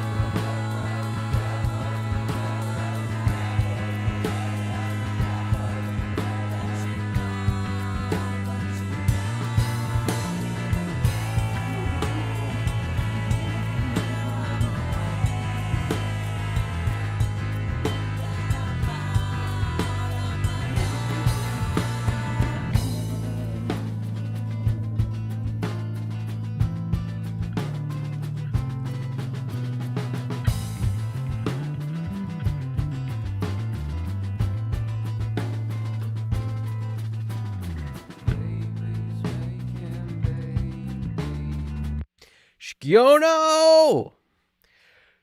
How's it going, Shigiono? How we doing over there? Shigiono TH Music. Smoking it again is right. Minus the actual smoking. But we are, at the same time, cooking it. But we're doing it with a proper vent so all the smoke exits the building. We're doing what we got to do to make it happen. That's the bottom line. I appreciate you being here. How's it going? We're doing our thing. Any questions anybody's got about nonsense we're doing over here, you let me know, because it's time to crank the nonsense knob. Now that the bass is starting to sound like a bass and not a foot, we will now move on to the acoustic guitar. And I kind of just go down the list, and I order it this way. If everybody's, you know, caught a couple of these, you'll see my style is drums at the top of the session. Mainly because those are the ones I usually adjust the most. Like, what do you adjust the most? Usually, like, vocals, drums. So, to me, it's like flip the freaking mouse all the way to the top. I get to the thing I would mess with the most, the drums. Then, what else do I mess with the most? The vocals, which is usually right before, like, mix bus and stuff to me. So, I keep those, you know, as soon as I start seeing all the buses and the flavors and the nonsense, I know vocals are right down at the bottom. So, that's usually my thing. And then in the middle, I go, so drums, bass, then acoustic guitar, then all the rest of the guitars. If there's other stuff, keyboards and whatever, it'll probably show up somewhere before the guitars usually, but it could be after. That's usually, wherever you see yellow, it's the keyboard stuff for me. I always color code it yellow. And there's not a lot of keyboards and stuff I work on typically, but it could be. A guitar with a pog pedal on it, sounds like a keyboard or something, like an organ, that'll be, you know, color coded yellow, even if it's a guitar, that kind of thing. Because to me, it's not about what played it. It's like, what does it sound like? You don't know how many times I would have a guitar like that someone would play and I'd be like, that sounds like the best keyboard ever. What kind of keyboard is it? It's like, that's a guitar. And the cool thing is, it doesn't matter what it is. it's doing the job of a keyboard. Like that's what its purpose is. So you might as well treat it the way you treat a keyboard and look at it like a keyboard. So I color code all my keyboard stuff yellow, acoustics always red, guitar's always green guitar. It just seems to make sense for me. Every different, like when you see all the same color, it's usually all the same performance. So it's just 4 mics on a guitar performance. So like guitar front, guitar back, usually close mic'd, and then, or in this case, front and back are down here. I should switch those around because it confuses me. So front and back, top 2, then left and right. So in the room, like a room mic for guitar. So I put up 4 mics on the guitar every once in a while. Not always. Usually the way I roll is like, 2 mics on a guitar amp. Every once in a while, 4 is going to do the trick. Sometimes 1. I mean, it depends on how great the sound is. Sometimes 1's all you need. You don't have to overcomplicate this. It's just when you get a nice guitar sound with the front, you got your front, back. Let's make that louder so you can hear some back. See, the back guitar mic is in an open cab. If it's not open, you wouldn't mic it. What are you going to mic the back of a freaking refrigerator? You know what I'm saying? It doesn't make sense. So if it's an open cab, you mic the back of it. You'll get this kind of like mud kind of sound, which at first glance, if it was by itself, doesn't sound that good. But what you really get when you think about it is a lot of low end and just less on top. That's what would happen if I took the high end off my voice right now. You'd hear more mids. You'd hear more mids and more lows, and like that cuts through. The low frequencies make it through the muffle, whereas the other ones don't. So you get this more low-end signal that, once phase aligned, really complements that front mic, which can be very abrasive. So there's a lot of tricks to guitar, but as far as I'm concerned, front and back miking a cab is like the big one that really helps. And then room mics, and it doesn't have to be the way I would think of miking a drum room. Like if you're going to mic like drums and you want a room sound, I often turn the capsule away from the drums. That's a huge tip that most people kind of overlook for years until they realize that like drums always sound like they're in a small room when your mics are facing the drum kit. When you make them face away from the drum kit, you could be in a room that's like 10 by 10 or 10 by 20 if the walls are sheetrock or wood or whatever they are. It'll sound way bigger because you've now mic'd the room as opposed to mic the drums from 5, 6, 7 feet away. So I usually pull the mics low to the floor too. I got that from Albini and, a bunch of different people, but some guys mic rooms very high, you'll notice. Like when you listen to enough of these interviews, you'll hear high room mics, way up, far away in the corners kind of thing. And then some guys like Albini would go low. And the concept of being super low, like what he would do is use an Omni capsule, but it would be like half of an Omni capsule. So I forget what mic he used that did this, but he used to sit it straight on the floor, and it would get like, it might have even been an Omni mic that he would just put on the floor, because what would happen is it doesn't get anything below it, but it gets all of what's above it. So it's like, if you took the earth and you cut it in half and then you got this globe part on top, that's really the polar pattern of the mic, and it would kind of get everything in all directions from the ground, this reflection near the ground being the main one too. But you get so much low end because it's lower. That's something I experimented with years ago. I had like a really bad stereo room mic, like basically, what is it, an M Audio thing that I used to take with me everywhere to record rehearsals, to record like, if we went to a show and we hit record, like just anything, right? And I used to put it in this pocket. I had this jacket that fit it perfectly right here, so the mic would just peek out. It was awesome. But the concept, right? That thing, when I had it low towards like near where the kick drum and the bass amp, all those waves, I felt like by putting this mic low, it always ruined the recording because it was just so muffled and woofly. You got too much low end that the mic couldn't really know what to do with it. But when I would put it up kind of in the middle towards the high part of the room, it could handle it. So it's just something about the way that mic pre's were set on this ancient device from 1927 or whatever it was. And it's just something about that I couldn't set it low enough to handle the SPL and the volume in the room of a small practice room unless I put it up, because up was like away from the low frequencies. But when I think about this, it's like, it's no question about it. You get more low end in your room mics if your room mics are low to the ground. That's why I've seen so many guys actually, like really, tons of them, like Royer 121 ribbons or something, but keeping them really close, like a foot off the ground. I'm talking close, not even a foot off the ground, 6 inches to the capsule kind of thing. Or Albini was flat on the ground. Like, it didn't get no lower than that. So these guys know what they're doing, and I just try to pick up as much information as I can as I go and use my ears to tell me what I like as I do it. Because the whole time I'm like, you know what?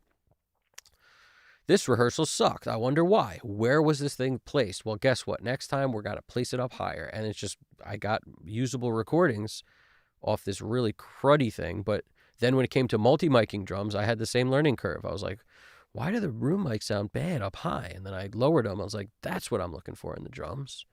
So with guitar, these are just like 4 or 5 feet off the guitar amp, not facing away from it, facing towards the amp.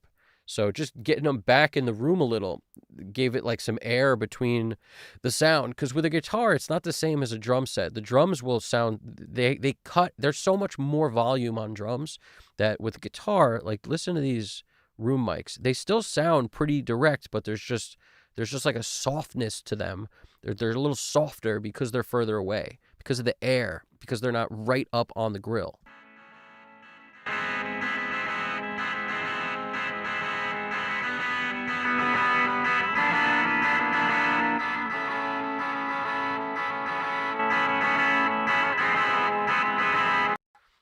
So when you combine that, like listen to the difference between that and this.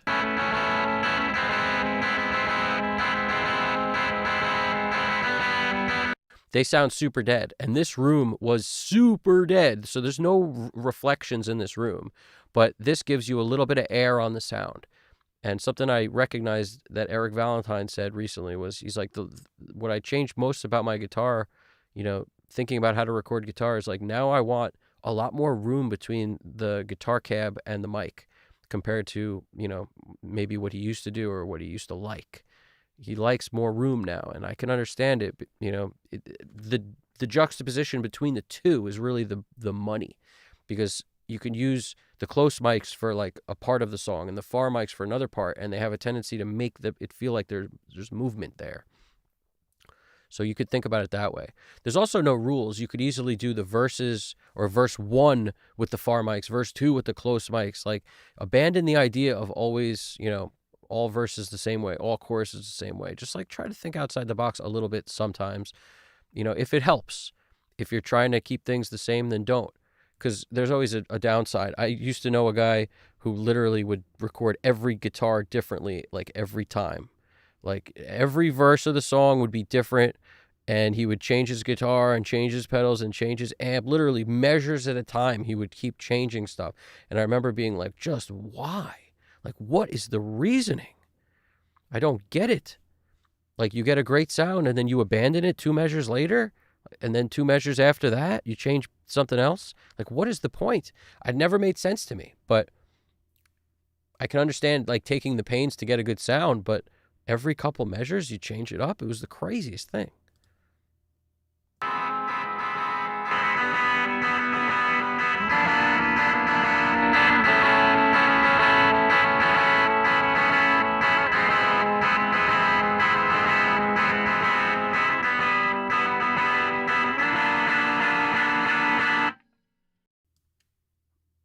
All right, I'm just lowering these back to approximately where they were. We didn't really have these dialed, so it doesn't much matter. I'm just getting them down again.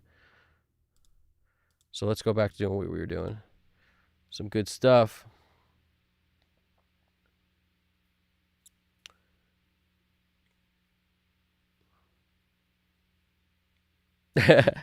Braxel, that's not true at all, man. You say so much good stuff.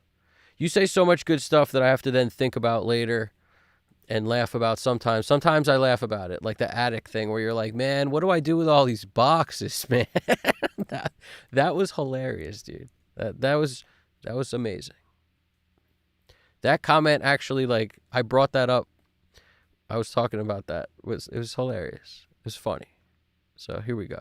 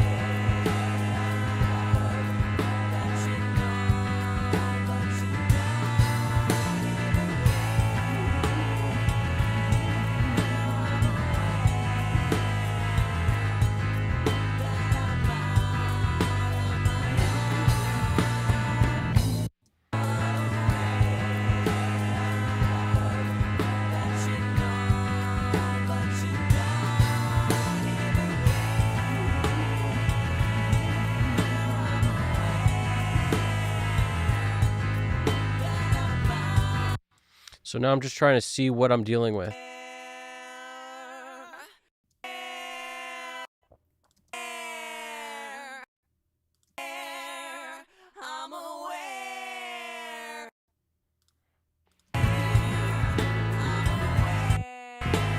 Sounds like this one's got to be down the center because it's the low one. So that's usually where I think about placing stuff, is figure out what's low and what's high. So I'm just thinking about the pitch of what's being sung. That you know, but you don't. So we'll go right and left with these. We'll go right and left. That you know.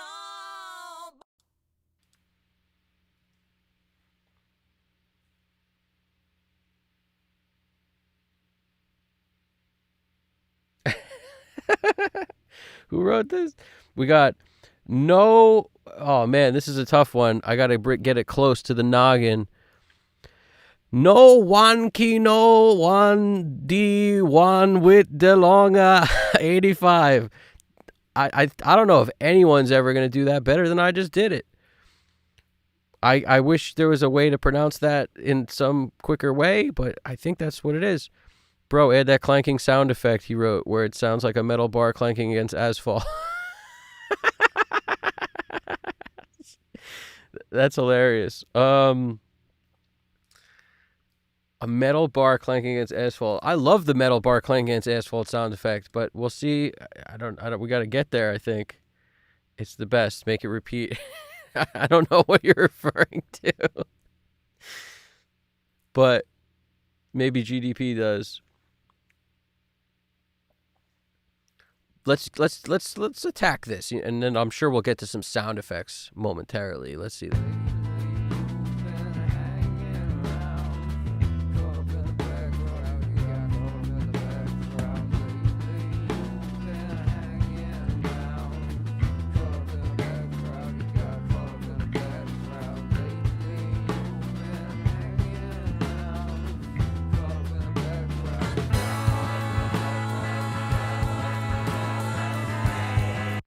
All right, we got to hear that lead vocal more. That lead vocal is so good. Where is it? Come on.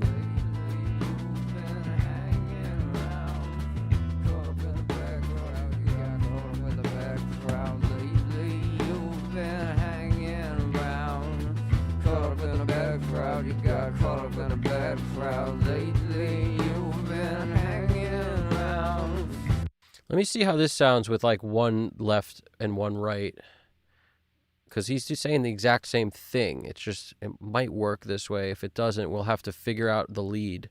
Lately you've been hanging around, caught up in a bad crowd. You got caught up in a bad crowd. Lately you've been hanging around, caught up in a bad crowd. You got caught up in a bad crowd. Lately you've been hanging around, caught up in a bad crowd. You got caught up in a bad crowd. Lately you've been hanging around, caught up in a bad crowd. You got caught up in a bad crowd. Lately you've been hanging around, caught up in a bad crowd. You got caught up in a bad crowd. You got caught up in a bad crowd. You got caught up in a bad crowd. You got caught up in a bad crowd.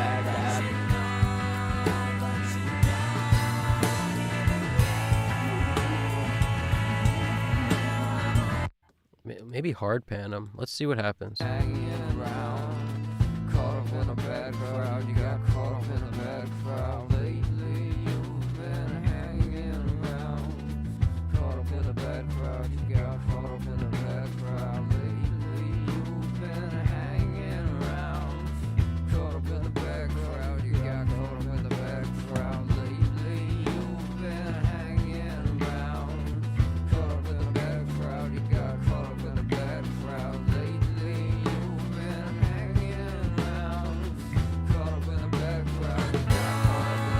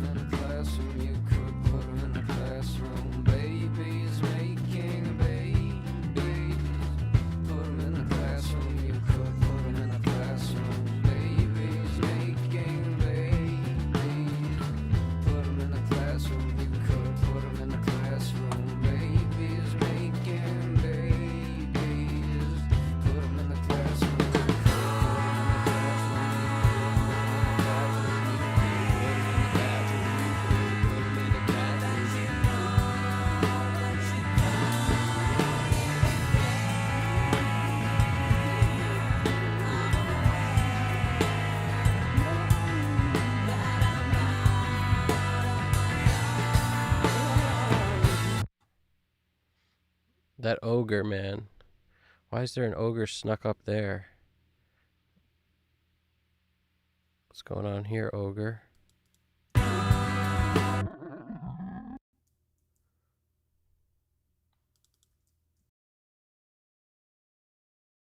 I just put Little Altar Boy. I put Little Altar Boy on the Harris vocal here, which is doing this ogre sound.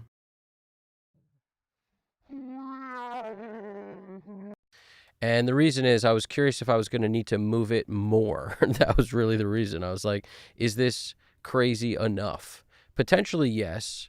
So it's just a just in case. Let's hit it with also, I'm thinking just we need to flavor this thing up. So that could be these spacey space flavor jams I got right here. I might have to rock these things on there. We need to do something with it. And maybe just right on the track itself. Let's see if we, like, the easiest way to go about this would be to hit it with a little plate and start there. At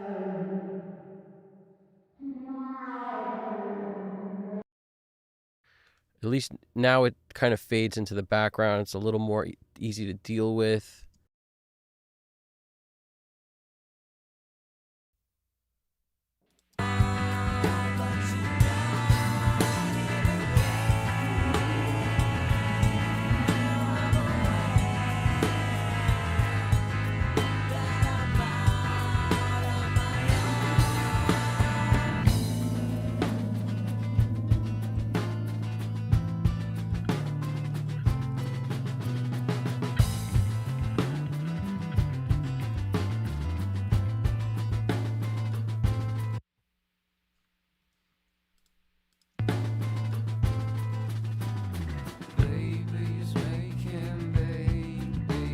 Let's hear what's going on with these shakers.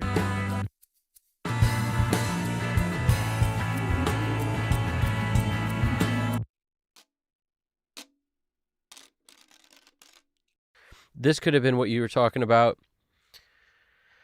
No one could don't no one did they with the long man and the 85. That guy, whoever said that, that dude might be onto something here because we got this washboard.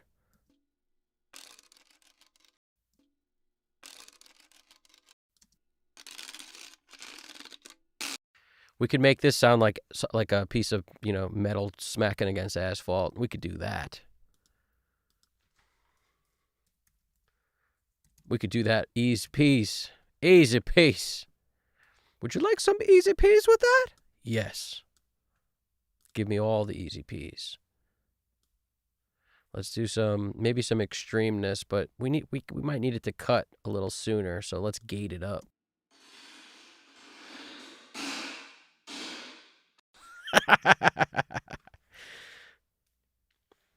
Yes.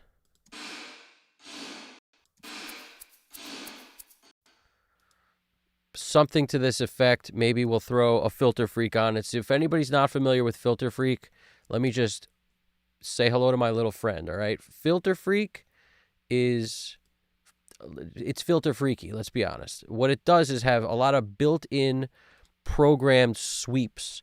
So, what's a sweep? It's that it's that kind of stuff. So whenever you have a sound that might be very boring, like a washboard, you know what a washboard is? It's like a percussive thing used in bluegrass. And there was a period of time where I just kept grabbing little things like this to use on every song and weird stuff. And this washboard made it onto a couple tracks. You put these thimbles on your thumb, like fingers, and you this is probably a proper way to play it, but it came with these thimbles. You slap them on, and then you just kind of like, it's like this grating kind of sound. So when you combine anything that's kind of a little bit whack with a Filter Freak, you're doing well. Especially there's a percussive nature to this that doesn't really extend and last. So if you hit a little plate first, then you do the sweep, you're basically extending the sound with reverb, and then you're allowing the sweepy kind of that to happen on a very long sound. And it won't sound the same on something super short, but let's hear what we got. Let's just mess with this and see if this works.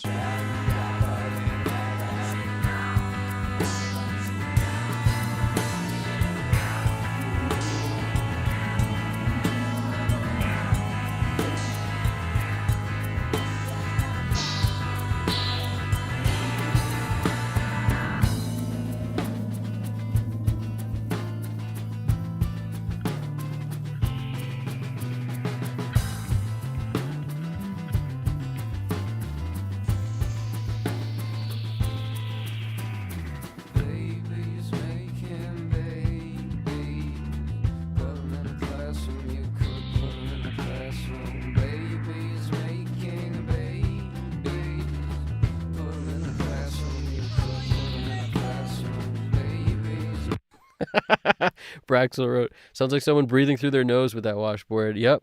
That's the other way to get a washboard sound is you just have someone breathe through their nose real hard and just mic it up, man. You got it. Hit it with a nice Omni. Done deal. Let me keep I'm like bouncing around into whatever gets my attention right now. We got some other attention needing happening on these vocals here.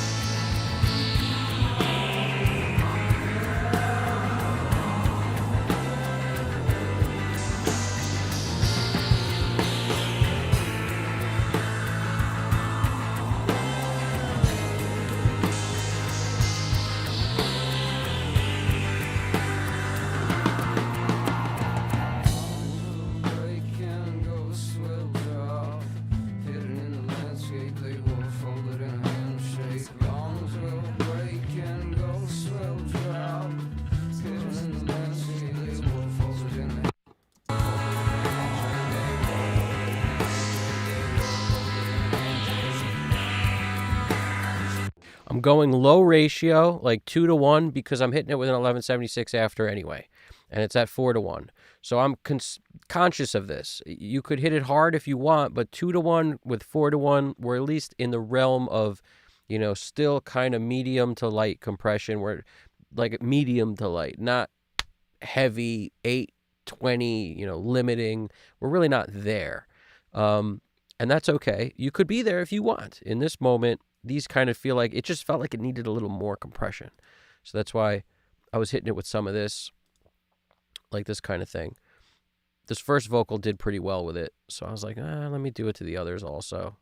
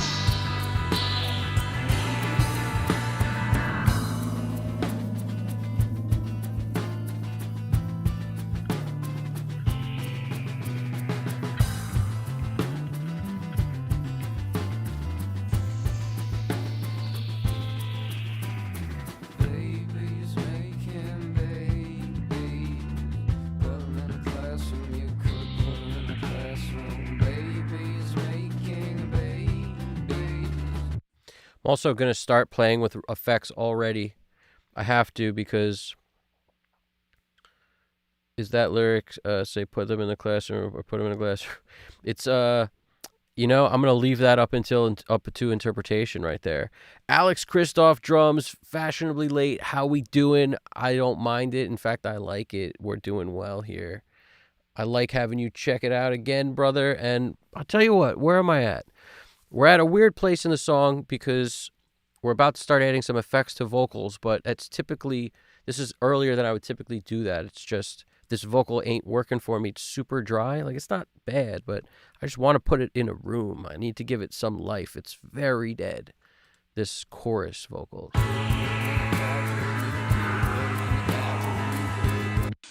These vocals down here. Making babies. Put them in the classroom. You could put them in the classroom. Sounds like it's both glassroom and classroom. We have a combo. We have pepperoni flavored combos, arguably the best flavor of combos.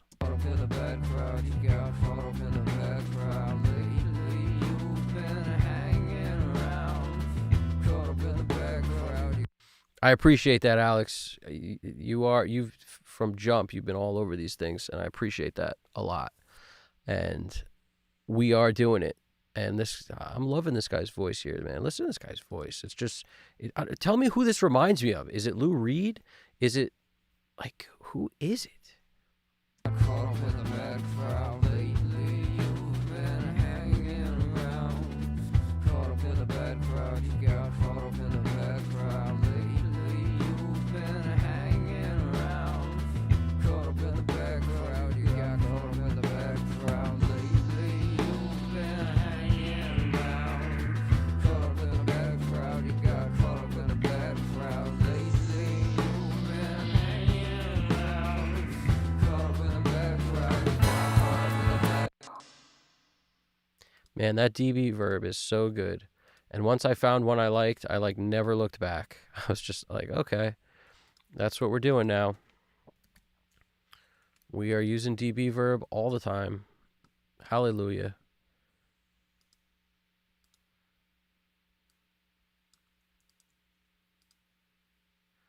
Probably have to settle this down a little bit.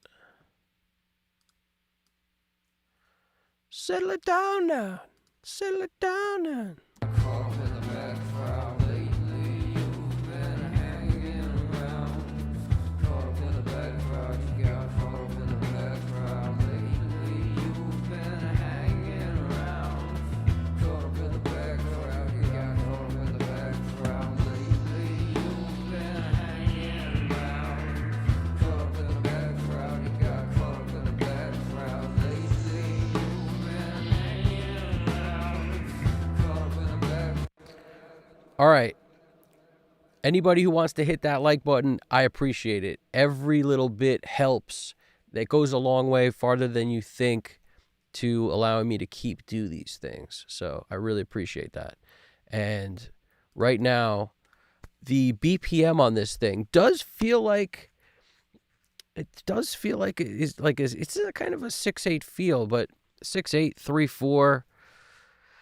I probably recorded it with the 3/4 time signature, most likely, rather than the 6/8, most likely, just to kind of put more accents in it.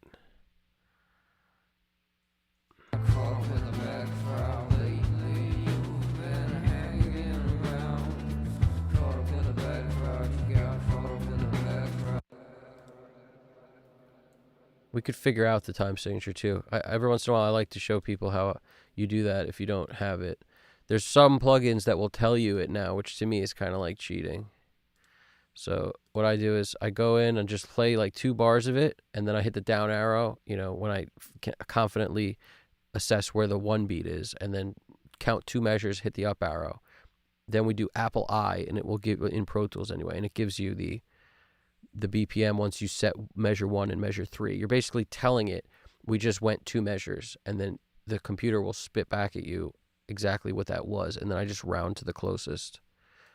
Sometimes, depending on like how good you nail the downbeat on the, it's a lot of things. If the drummer's all over the place and you try to follow that, you won't get it right. But if the drummer's solid, they played, if the song was done to a click, you'll be able to do it. Nowadays, I wouldn't record any of this stuff to a click, so it's just funny that back then I recorded everything to a click, like meticulously. But the drummer was so good, it kind of doesn't matter. Now I'm like, I wish it was not done to a click, because we'd have more personality in every single one of the songs. Even though they're great, I'm very aware of the fact that they were all done to a click.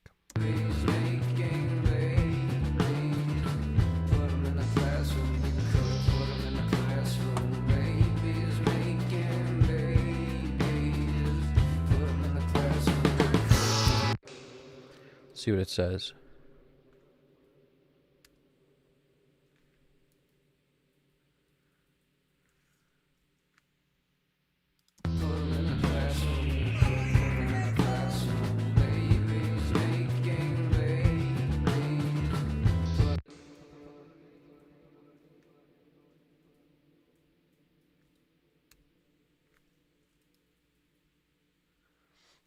.9. So it's probably 123 BPM. Most likely. Most likely.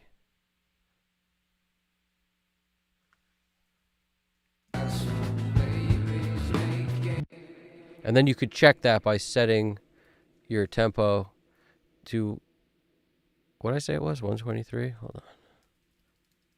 Yeah, 122.96. So let's say it is 123. You'd set this to 123. You could set this. You basically, you'd have to change the 4/4 also. So 123. We'd have to come in here, change this.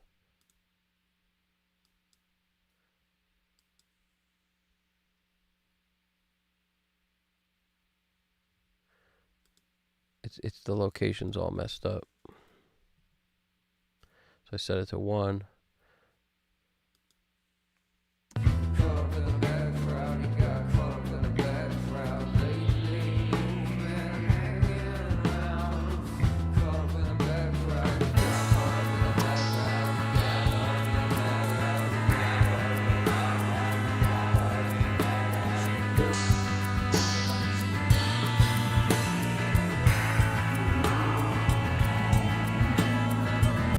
So the BPM could arguably be twice this. You know, it's possible because depending on how we're looking at it, but I usually find if I can keep the BPM somewhere in this like zone of 120s, the effects have a tendency to just be easier to deal with.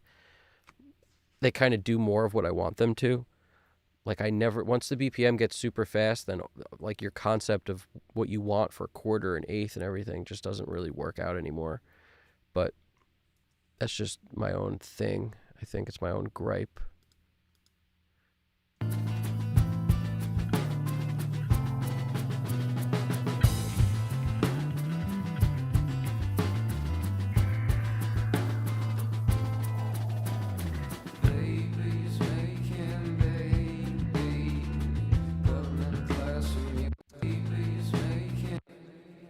We got to get close to a 1 beat.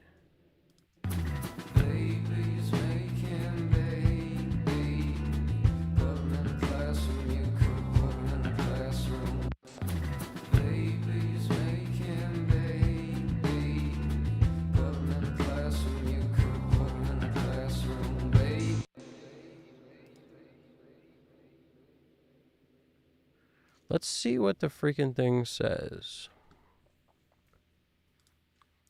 I bet I have info on this too. Let me do a quick check.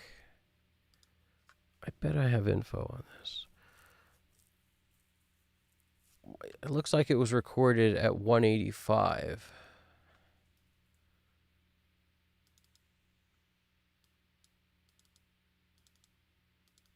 .185.34.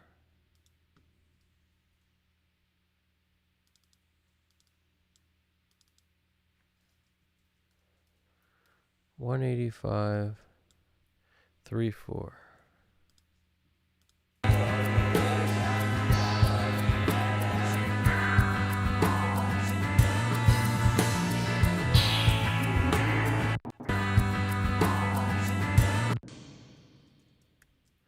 Put it on loop, Shift Apple L gives me a loop so I can just kind of see how close we are to the grid.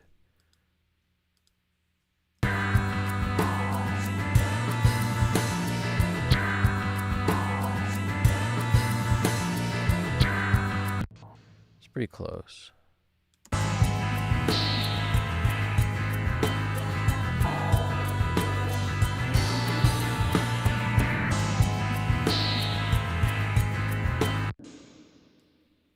This is a weird one, but I can tell that this is what it was recorded at, so I'm just going to go with it.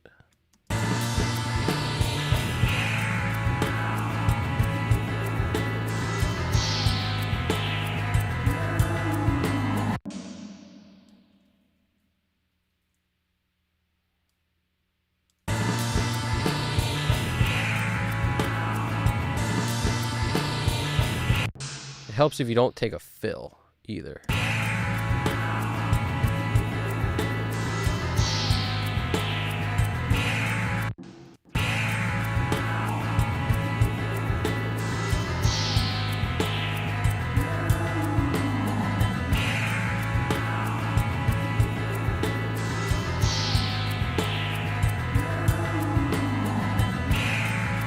That's as close as it's gonna get.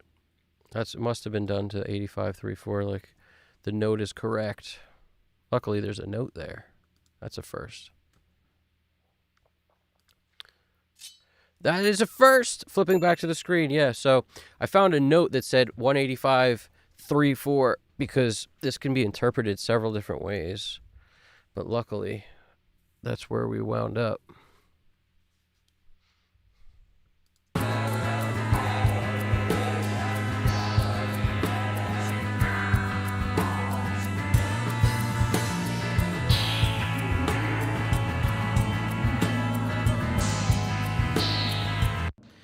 Oh, we got Yandel Colin. Yo.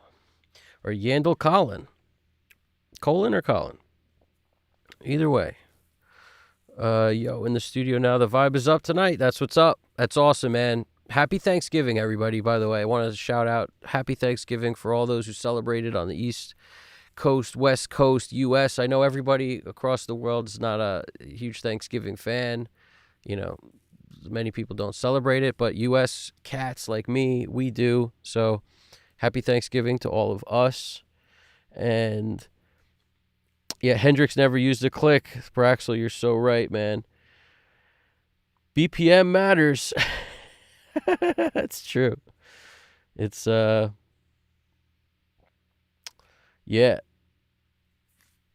Yeah, no, it's, sometimes BPM is helpful when I'm dealing with, like, effects, really.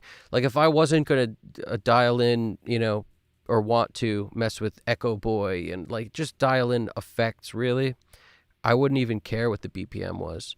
And a lot of times with effects like delay and different things, it's better to do it by ear anyway. Like, you can get an idea of what it is by just, if you pull up Echo Boy, you click note, it'll tell you quarter note, third, you know, triplet, dotted eighth, whatever. And you can kind of get a sense of, okay, I like this. Then just put it on the time and then just spin it kind of close to it, but not exactly dead on. All it will do is it will feel like it's right, and then it will start to drift either slow or fast. And I sometimes love that as an effect, especially if it goes and embellishes, like effects that keep going crazier, like galaxy tape or something with the spaceships going. It's nice when it's not totally locked. That's what I find. So, you know, the BPM is helpful for a starting point at least. You can't, like, set a delay to a quarter and have it be the quarter matched to the song unless you set your BPM and stuff. So it's helpful to do that. I recommend everybody, when they track anything, note your BPM somewhere in the folder or something. Like, that's what was done here, and it was very helpful. So if you write, you know, the time signature, and, like, because in this case it's 3/4, but if it's 4/4, you could generally leave it out. If it's 3/4 or 6/8, you know, arguably it's the same thing, but depending on where it was, could make some sort of a difference. In other words, obviously it's not technically the exact same thing, but a lot of people, when they're tracking, if you just want more accents, you might do something like 3/4 instead of 6/8. So depends. It just changes where, you know, things are in the subdivisions for like accent points and different things like that. So that's a great reason to always also, like, double the tempo, whatever it is. If you want to get more grid lines on something you're doing, you know, it puts more subdivisions down so you can actually lock in more. Some drummers really like that if you're tracking to a click. Like I said, I'm not a click fan, but in, like, nowadays, but at the time it was a thing where if you put more subdivisions in, they just can lock in so much tighter a lot of times. So if your song's in 64 BPM, it's like double it. That's the BPM.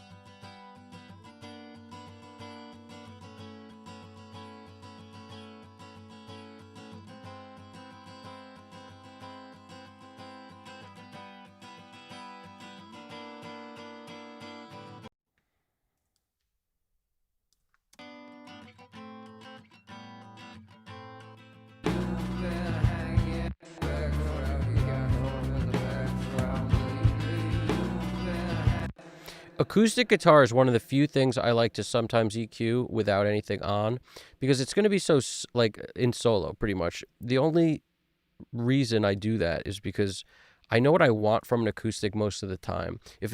A lot of times in the track, it'll tell me something different, and then I'll have to tweak it. But most of the time, I want to get rid of lows, and I want that, like, nasally, cheap acoustic sound, like a cheap acoustic guitar you bought at Toys R Us. I want that because it usually doesn't clutter up the low end. It'll give you that percussiveness, where you hear just the attack of the strings, basically adding to where the electrics are. But it's also not overly bright and annoying, because those strings will be annoying if you add top end, like tons of top end. So it's like a battle. When I'm dealing with this, a couple dB around 8K may work, or 7.7, but mostly mid-range, and I'm getting rid of some of the annoying mid-range. But there's 1K, 1.5, like just kind of an obnoxious sounding acoustic in a track works well. And by itself, it'd be terrible. So, like, I would never mix it like this if it was just an acoustic and a vocal. But in a dense track, you got to get rid of a lot of the bottom. Like, even if I give it 450, I might cut out everything north of like 100. Let's see what we can get away with.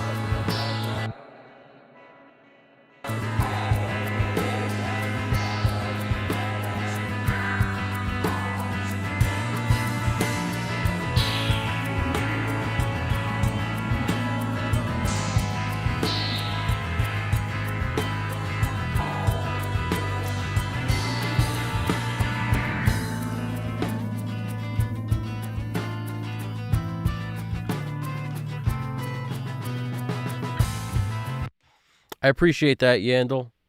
I really appreciate that. I'm glad that anything I had to say has helped your workflow at all. That makes me helpful, grateful. That's the word I was looking for.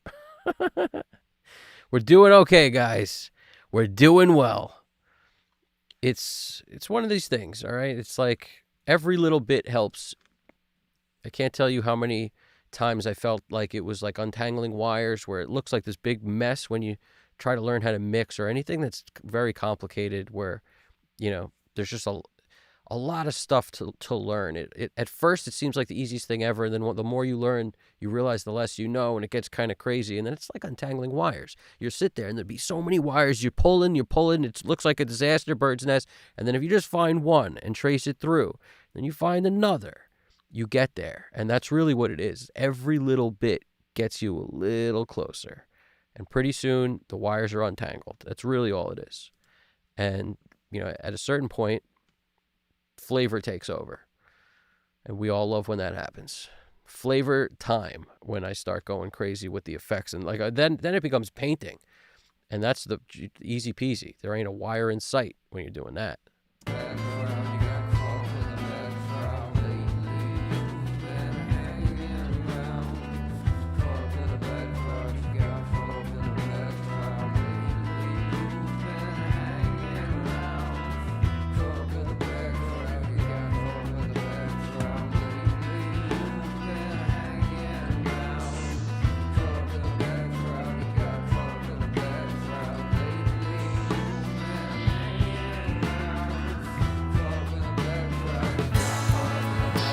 Now, right here is not something I would typically do. Check this out. You see how there's a guitar front and it was pan left, guitar back, pan left. I would do that, but then it's the same guitar performance and it's panned right and right. It was sounding okay. It's an interesting concept, but there's just something about it when you do this. It makes it feel out of phase. Like this, there's a feeling here that makes me uneasy. Listen, when it's like, the same thing happens if you were to pan the same performance left and right. This is how I check whether a performance is the same. I'll pan left on a room mic, right on the same, and I'll be like, does this make me feel like there's a hole in the middle? If so, it's the same performance. If it makes me feel good, it's because of the difference on the two sides, which works. So if it's one performance, it won't feel good. It'll feel hollow.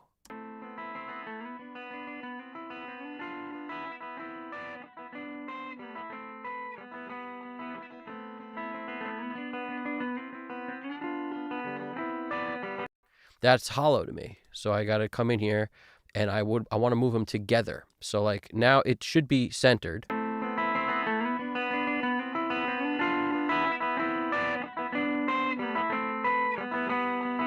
And if I spread them opposite ways, it's hollow.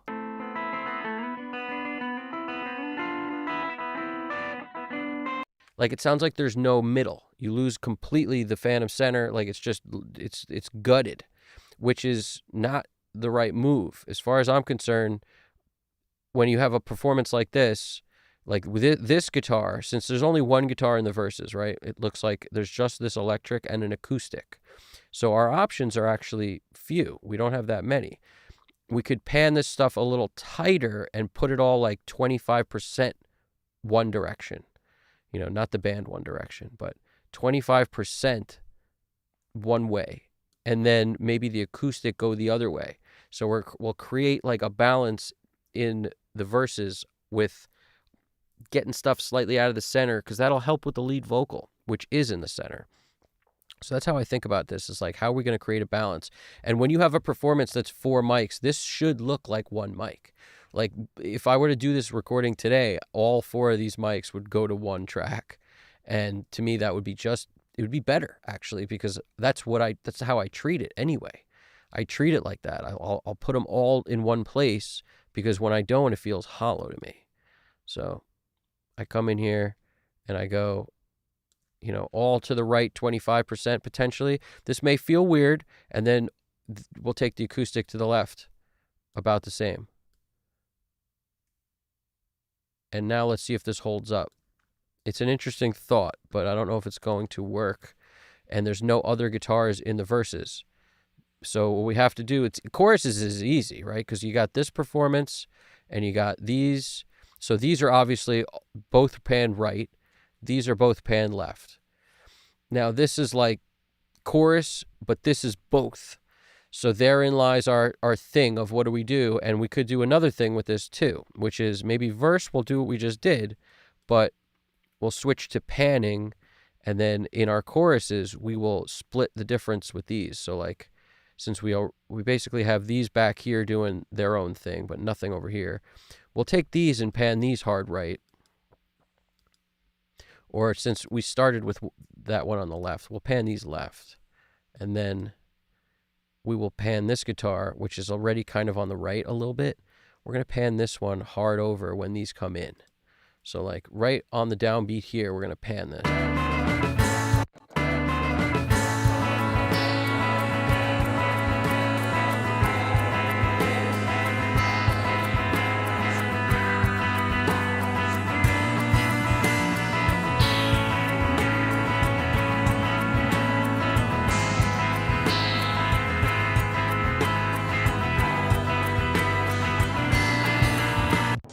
And we don't have to pan it hard. That's the other thing. It's easy to pan things hard because you just drag them down and it's quicker. But you don't have to. You could easily go in and do other things like, 75 or whatever, but LCR is a big thing. A lot of what I do is LCR, but I also, every once in a while, will just, take effects and other things and not do LCR.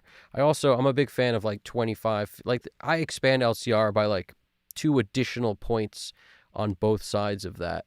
So like getting to LCR, I like a 25% pan, I like a 75% pan, and then I like hard panned, and the 50 exists too. So sometimes I'll add that as a point, but that's kind of, I don't really try to like get in the weeds. To me, like that's really all that exists. There's not like a 17%. I don't know about all that nonsense.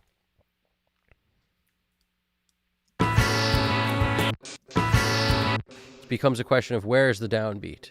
Sounds like it's after that. Let's see.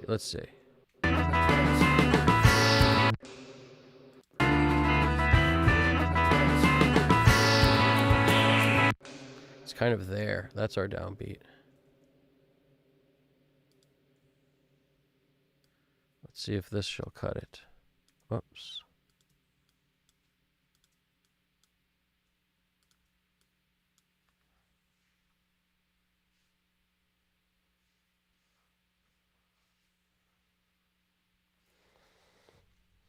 The song will let you know what it needs. Shigeono music, that's exactly right. The song tells all. And I agree with you too, Braxel. Humans are not robots or computers. Music should be free-flowing. It sounds good. It is good. Yep, 100%. And, the best drummers get hampered by the click. Keep that in mind. The best drummers will make it where the song ebbs and flows, not just locks on a number. And that ebb and flow that exists in every Hendrix song that I love, every Zeppelin song, like it makes the songs better. Even late songs later that were done without a click because the band was so good and didn't need a click, it helps. Like it just helps make the song feel better. Vaseline is my favorite example of that. There's so many examples, but that's one of them. I love that. Somebody in one of the comments of my videos had another great example. Spirit in the Sky, that song. The way that kind of like ebbs and flows and the groove of it is so good. And it wouldn't be that way if there was a freaking computer saying, nah, didn't say the magic word. Nah. What movie was that from?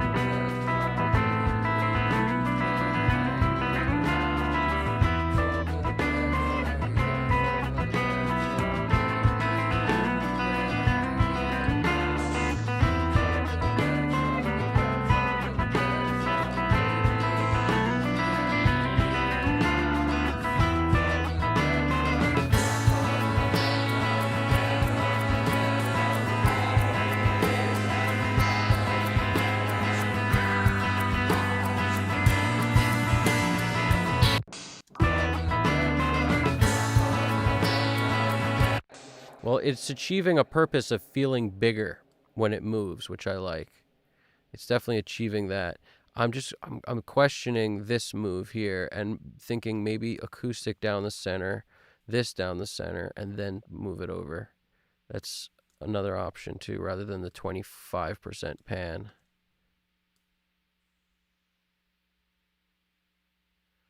rather than that. Let's see if this feels a little more natural to us. Whoopsie. Whoopsie.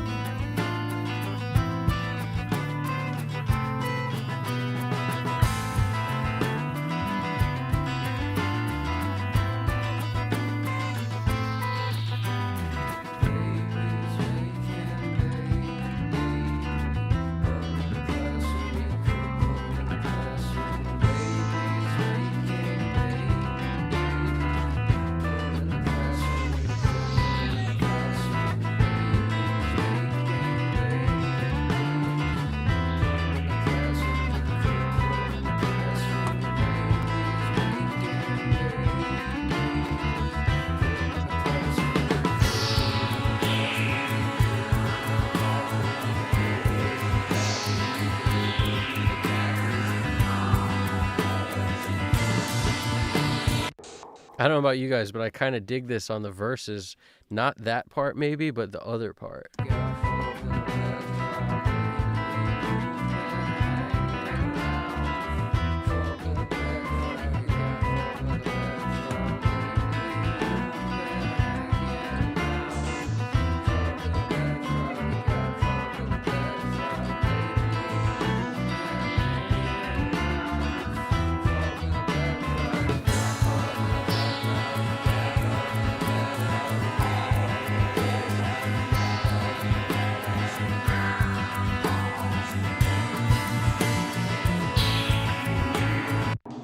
That tremolator is so cool. It's making me want to like have a track where it just stays on all time at all times. Let me just turn it where we can get a bypass going.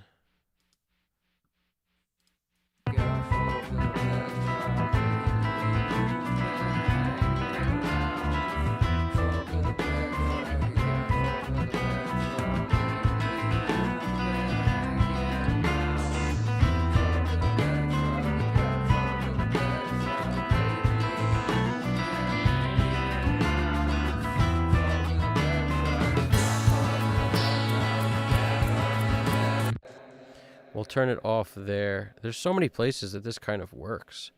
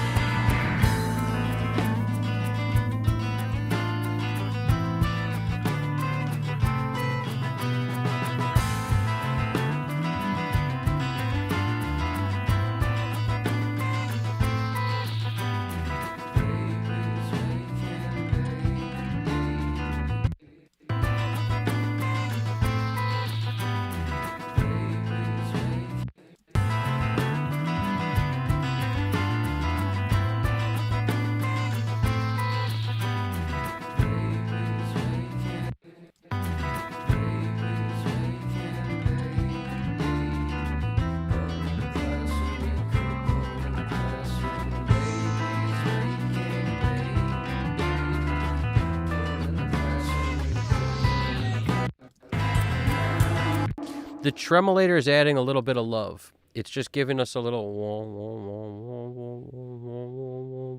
which works with his singing really well. But I'm kind of being sparing with when it's on and when it's off. Like, I don't want it in this part.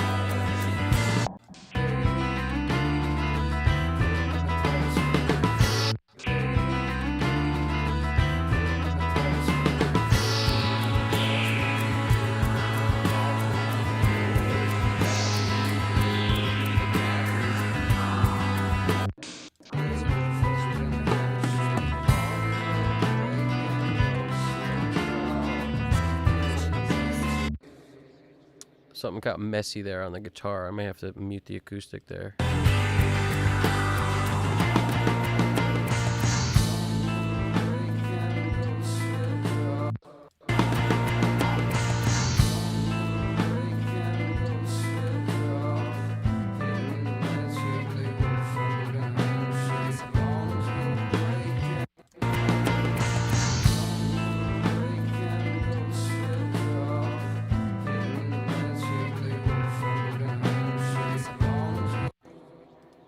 I may only need to take some of it out, but the tightness there, something up with it.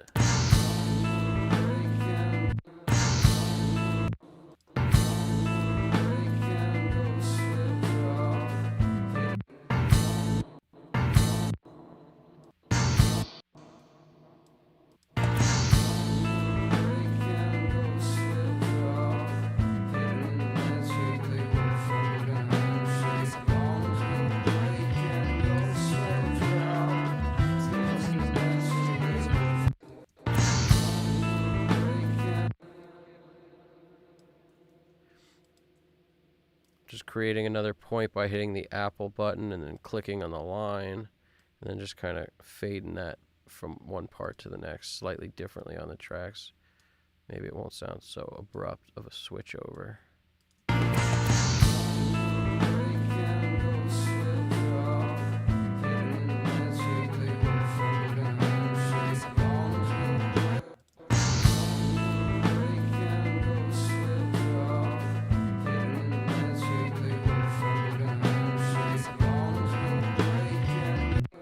Kind of a natural place to switch it right there.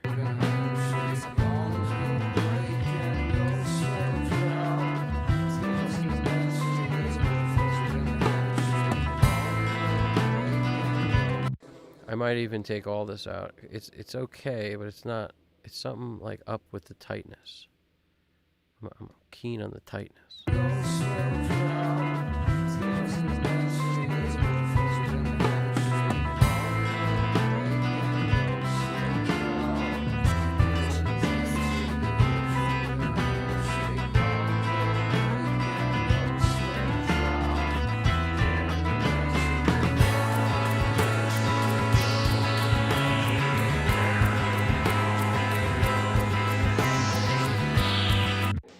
That feels better, at least coming in here.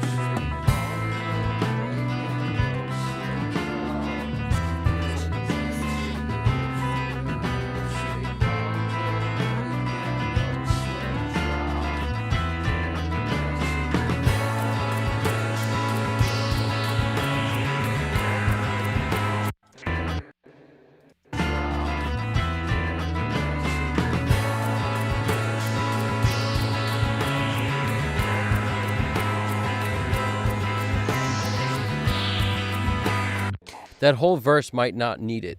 Let's go back to that in a minute. I'm going to leave it for now. Let's move on and see if it catches our attention again in a negative way, and then I'll deal with it.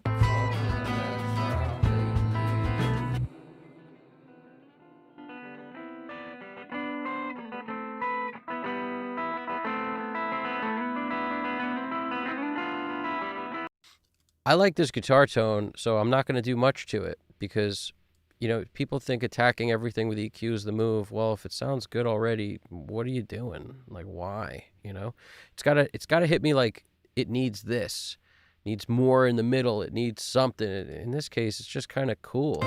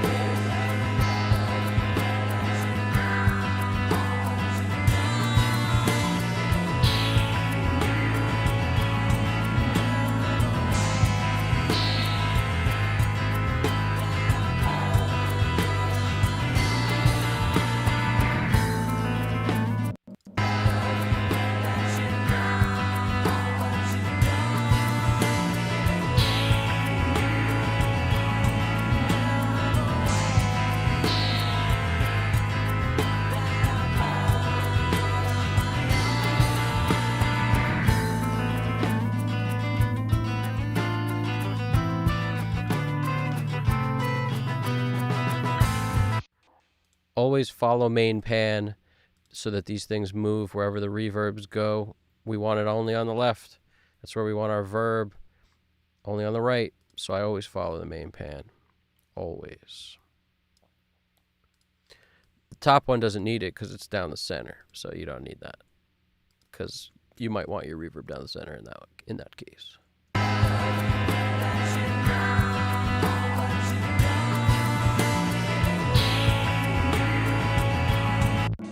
Let's get this thing into gear.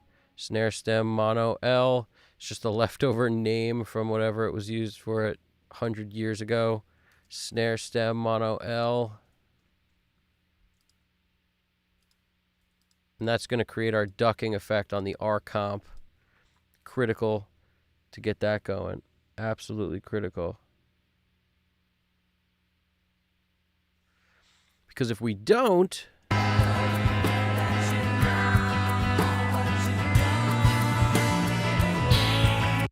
we don't get that going, we won't be able to get as much reverb on it where it's out of the way.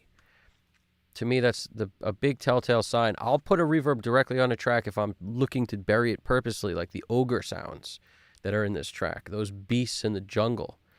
I'm okay with that. I'm not okay with, a vocal that's supposed to be heard when you want to hear the enunciation and you've got verbs swimming on it. Bad move.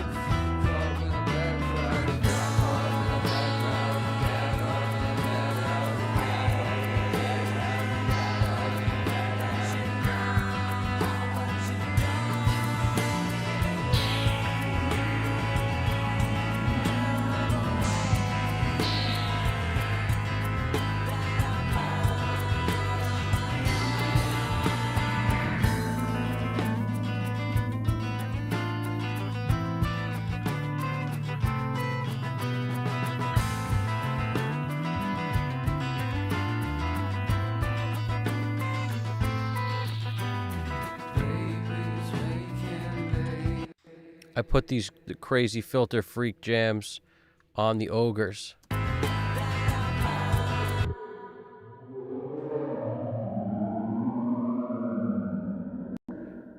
And now they sound more like airplanes. Perfect. Perfect.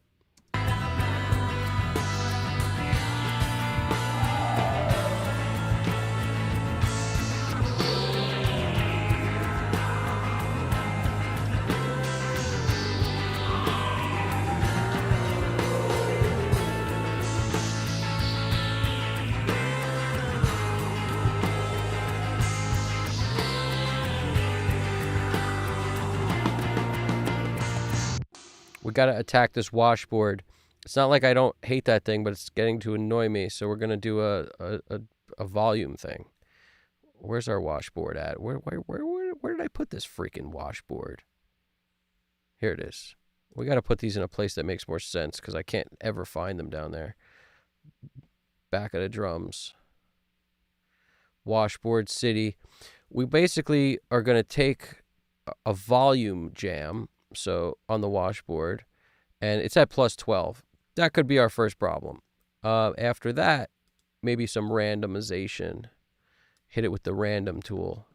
Come in here, and like a lot of randomization. So sometimes we'll hear it, and sometimes we won't. And I'm going to lower it a ton. Go back to our multi-tool, lower it a ton. See that? That might be too much jargon, but let's see how it works out for us.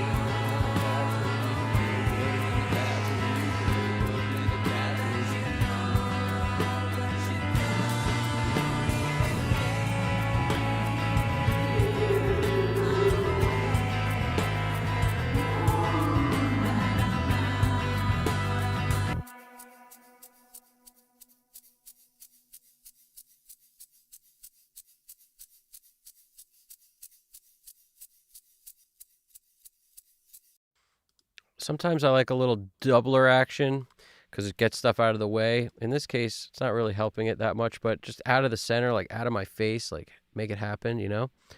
And if that doesn't work, we could try another Filter Freak toy, the Filter Freak Deuce. Filter Freak.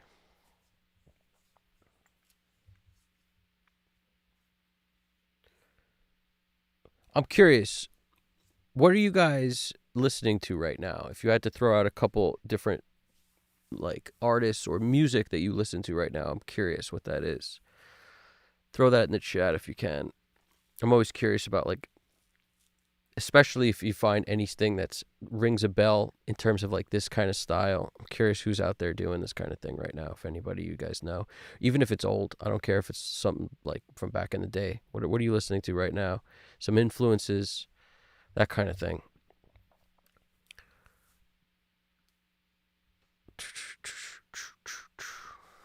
It's funny, but in this day and age, you really got to like work to expose yourself to music. It's like, it's work. And I find that the best way to do it is through recommendations. It's the best way to do it.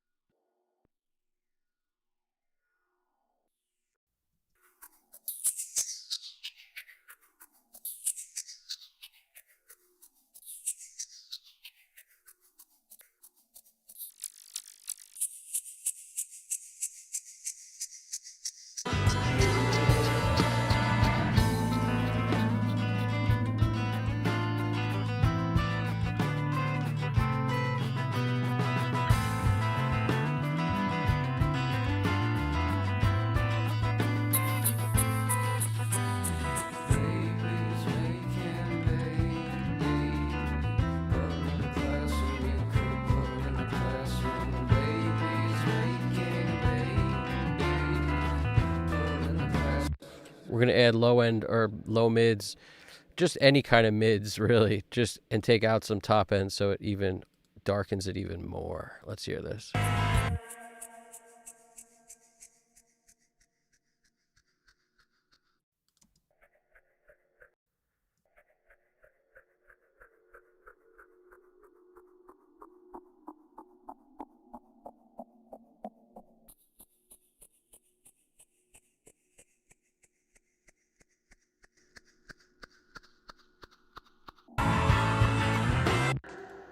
Super weird dark shaker now.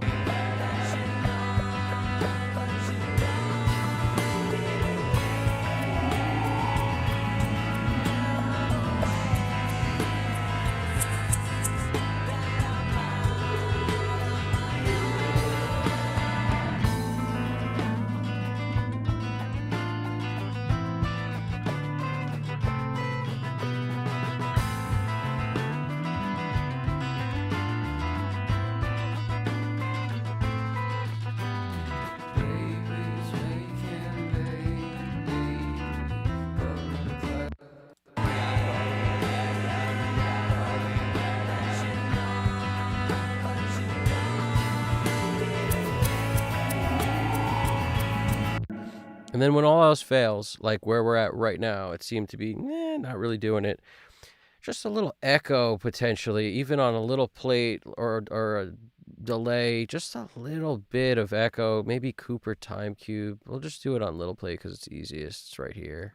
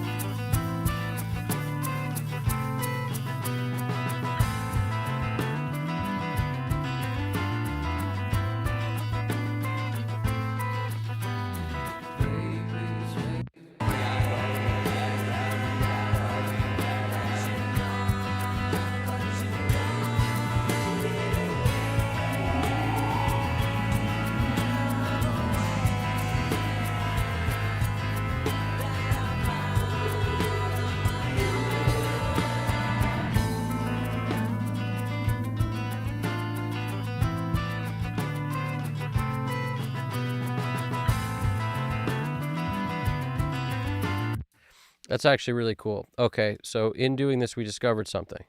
We discovered that we need to be able to adjust the echo time because the verses need an eighth note, and it's basically changing the feel and making it doing that that super double time thing from where it was in the choruses. Listen to the difference.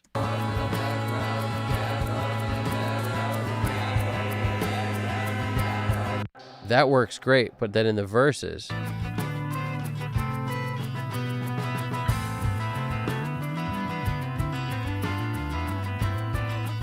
Echo Boy needs to be on in the verses because that's really helping, but in the choruses it doesn't really. I mean, it's not like this delay on a shaker doesn't do much, but it changes the total feel in the verse completely. So we really could just bypass the bypass, turn it on and turn it off.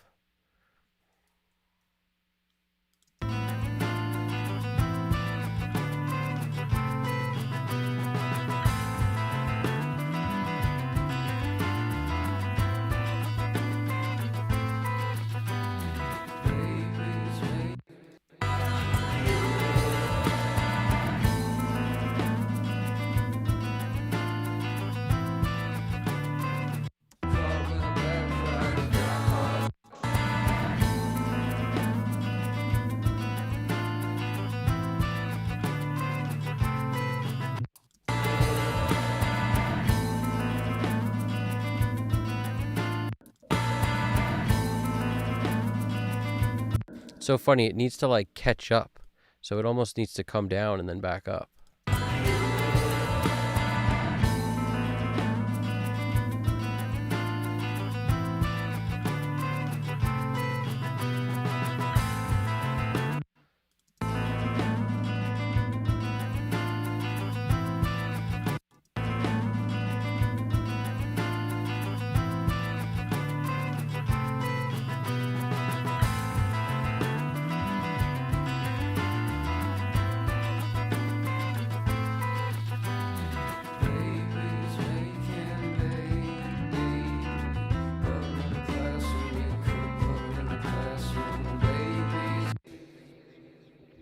All 70s, 80s hard rock. Nice, Braxel. That's helpful, dude. You're 58, and that is what I like to hear. Yep. I hear you, man. I'm a big fan of all that stuff. I do, however, appreciate all the music as long as it's not pounding on my ear. Yep. I hate to say it, but the yelling in the mic music I do not care for. I'm with you. Some of it's terrible. Some of it's great. It depends. It depends. Like, arguably, a lot of stuff in the 90s could have been maybe considered that, and it was still really good, depending, I mean, that's the beauty of a band like System of a Down to me. When you can kind of do both, it's pretty cool to be able to do like the singing thing perfect and also have that like guttural Father. Like, that's pretty cool.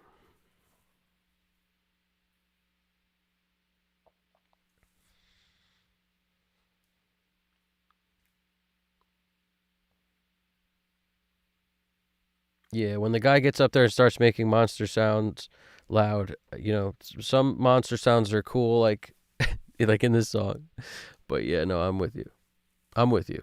There's some of that, it's just not for everyone. That's the thing. Not every piece of music's for everyone. Some stuff is just stuff I don't get and I don't like, and I try to get it. And sometimes later in life, you'll change, and then you like stuff. It's like, oh man, that's cool. I didn't like that years ago. Now I do. But some stuff, it's hard for me to get my head around too. I'm with you on that. It depends. I've heard like kind of screaming, heavy stuff done really well. Some of it can be really cool.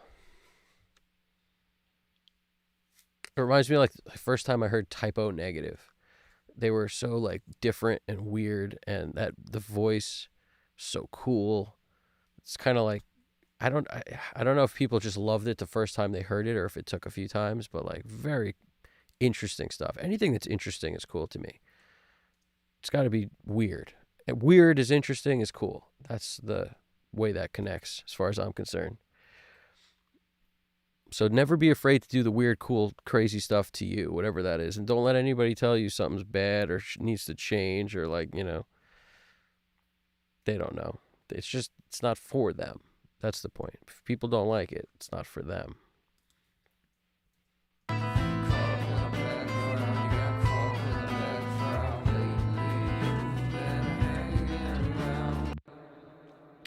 Till 542.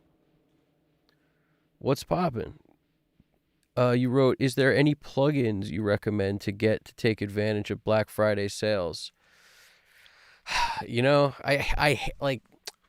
understand the question. It comes from probably a good place where, it's a good question, right? But, I'm a big fan of not like telling people they need to buy things. It's I can only tell you what I really like, and maybe if somebody, like if you've watched any of my streams so far, I feel like you have, but I feel like I've seen your name before pop up, maybe in comments on a video of mine or something. But plugins that I use all the time and almost every mix, if I had to just out loud shout them out, the Sound Toys plugins get pulled up on every single mix.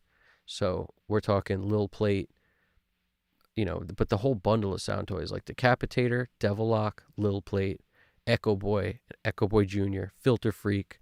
I use these every single mix, and I have for years. So we're talking about a good value because, I think I upgraded once and it was really cheap.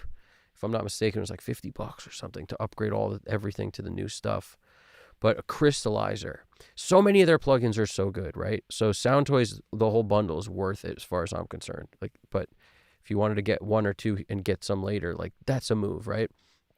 Also, if you're a UAD fan and you want a plugin you can put on everything, even though it's not new, it depends on how you like to work. If you like that colorful EQ of a 1081, UAD does it so well, and it takes up very little CPU power relative to other things.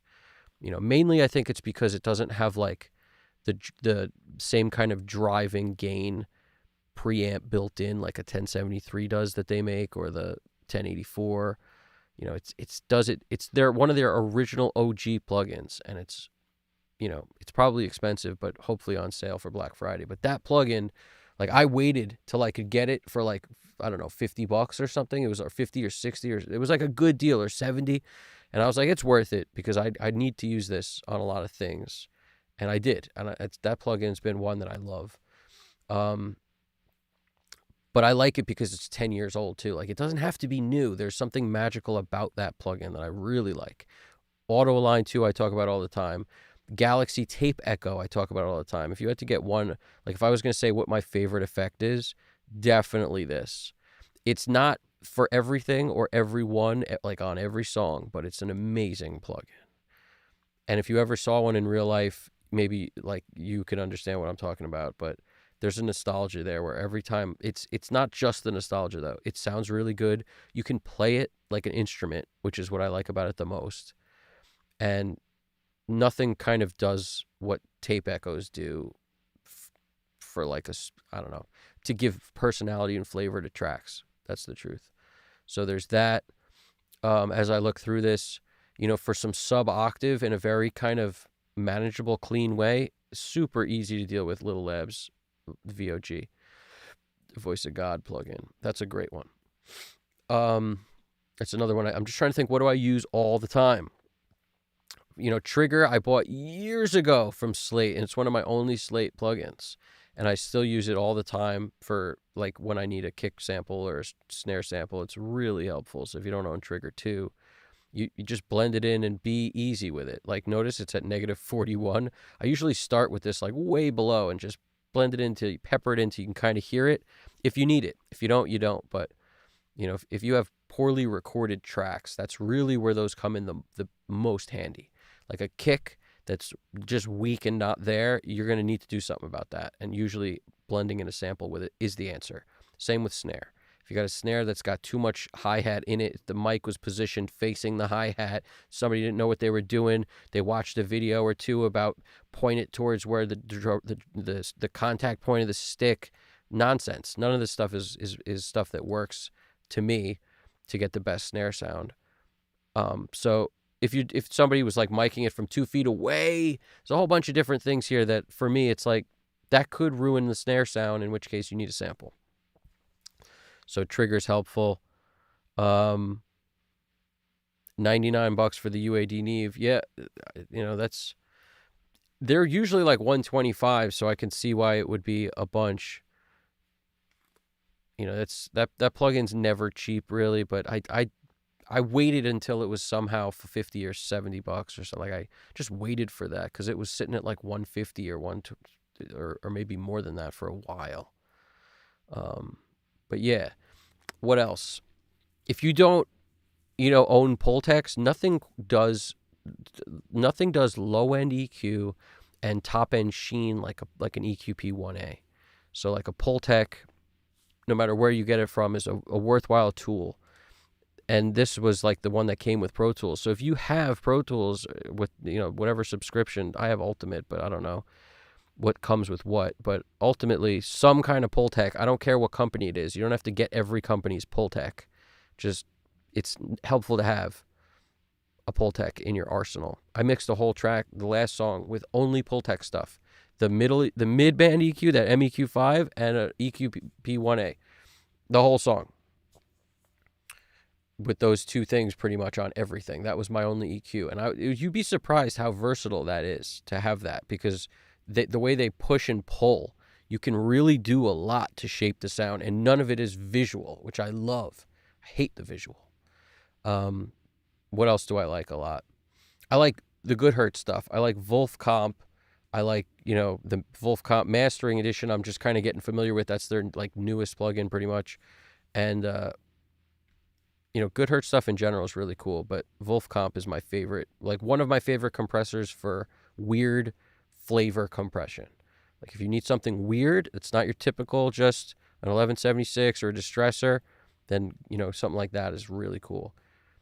The Unfairchild I happen to use a lot. I like Eric Valentine's work on that plugin. Really sounds good. It could be really grabby. It's a very versatile version of a Fairchild, whereas some of the other ones kind of aren't. And his is really kind of cool. It just expands on it like his hardware does. And what else?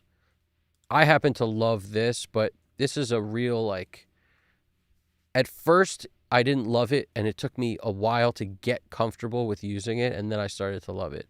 Specifically, learning that I could dial in, like, see how it says solid state? You could dial in different tube flavors. So this is an all additive plugin, and, it's saturation in a million different kinds, just all in one. Not a million, but a bunch, right? Diode, tube, tape, digital, the bit, crush, rectify, half rectify. It's just so many different ways to enhance what a sound sounds like, just to make it stretch, take up more space. It's thicker now. You're bringing up the perceived level. It's boosting the RMS. It's taking down. You're not getting as much peak because it's flattening the peaks. Like you could do so much with saturation, and this is a saturation, gem. This plugin, Spectre. It's really cool. I'm a 2A fan. I love the 2A on so many things, especially bass. So just on bass, there's so many things here. But this is another Sound Toys plugin. So if you get the bundle of Sound Toys, you just will always find yourself using Pan Man for auto pan. I wouldn't do effects without some kind of auto pan, and Pan Man's one of the best. So, that's all Sound Toys. Most of the stuff is Sound Toys, right? So what else we got? Also the G. I mentioned this, but this is my favorite current SSL plugin that I pull up more than everything else. The second choice is the B for me. So I like the B. It's just a little darker, a little more round. It feels like no matter what. Whereas this is definitely more surgical a little bit than the B. It's how it feels anyway. And you can kind of expand different parameters. Like you can make this, instead of 3K, when I hit this, now it times it by 3. It's 9K. So it just gives you more abilities. It's definitely more surgical. You can just do more with the G, but at the same time, the B has a color that I really like. I really enjoy working with the B. So those are my two faves. G probably more so than the B, but at the moment, the B was my favorite forever until, the E came out, and then I started working with that, and then the G came out, and I was like, man, this is great. And I'm mixing this track with the G. So 1176, if you don't have an 1176, that's my favorite compressor for vocals and for a lot of things. I use it on bass, vocals. I mean, you can use this on almost everything, which is why it's one of the best compressors ever, especially hardware. Tube for good hertz is great. Dirkhead, what's poppin'? What is poppin', Dirkhead? What do we got? I haven't heard of Gudalax. Alex Christoph recommends Gudalax for vocals. Or Gudalax. I haven't heard of that one. See, vocals is to me, it's like, vocals is such a simple thing, in my opinion. It's like, you want color, you want surgicalness, you might want a compressor, obviously, to handle keeping them kind of in check. And as long as you have a couple different compressors, like my go-tos are usually the 1176, Distressor, a 2A, and those are the top of the chain, right? But then there's some that I still use from back in the day because they sound different. Like the RVox is really kind of simple and cool. An L1 on vocals does a great job. Like, it's just so funny how there's certain compressors that work and have always worked, and doesn't matter how old they are. And you want some de-essing potentially, some like nice, narrow or way to it's basically multiband, but in a smooth, sort of silky way. Like the Weiss de-esser is not cheap, but I always found that one is really cool. But one of my go-tos for the longest time is Oxford de-esser, still the suppressor, they call it, Oxford suppressor. I really like that de-esser. And, FabFilter kind of is not, it's kind of transparent, and I like it a lot also, but it's not as heavy-handed as, you can kind of nail a vocal's S's down with like the suppressor real well, or the Weiss. The voice. But yeah, so as far as vocals go, and so maybe some dirt, so you need a way to kind of saturate it in some way. You could do it with Spectre, you could do it with Decapitator, Devil Lock. You could do it with, any number of plugins, that Culture Vulture. Like there's Sansamp. Like pick your poison. You could really saturate a vocal with a lot of things. You could do it with the gain of a preamp on like, a 1073 or 1084 plugin. Like there's kind of a lot of ways to do it. But that's, outside of that, like back in the day when CLA vocals came out and everyone was like, wow, this is so cool because you can do all this stuff so easily with like, it has all this stuff built in. And the JJP vocals plugins, like that was kind of an interesting heyday in mixing when all the cats came out with their own like packs that had their own sort of signature sounds like built into the plugins. Some of those probably still hold their own weight to this day.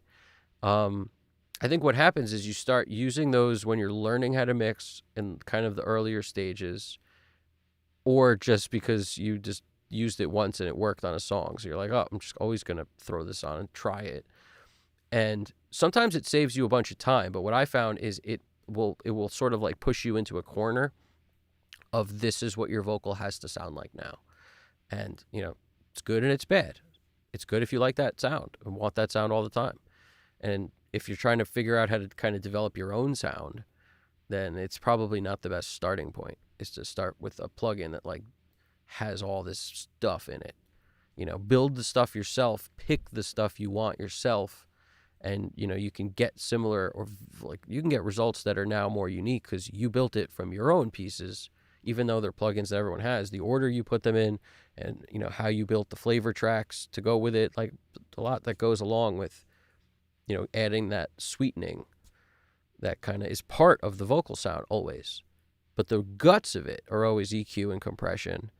And, de-essing is basically a form of compression. It's just a narrow multi-band of compression, essentially. But, like, that's what we're talking about. So,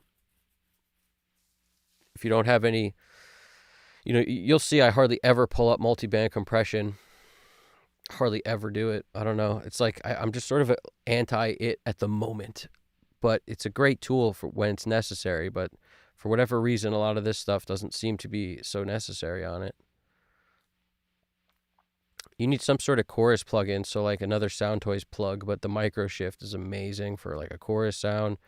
I like the UAD effects, the H910 or Eventide, their bundle of effects is really cool. Every once in a while I'll pull those up, but they're way more like the H3000 and stuff, so much more complicated to like, pick what you want, and there's like a gabillion choices, and it could start to be a little nuts. Whereas I like the simplicity of stuff like micro shift. And why is Little Plate my favorite reverb? Because it's an amazing plate sound, and it's so simple to use. That's why. Like it's part of the thing is not having too many choices, so you can move faster. That's what I find. What do you got?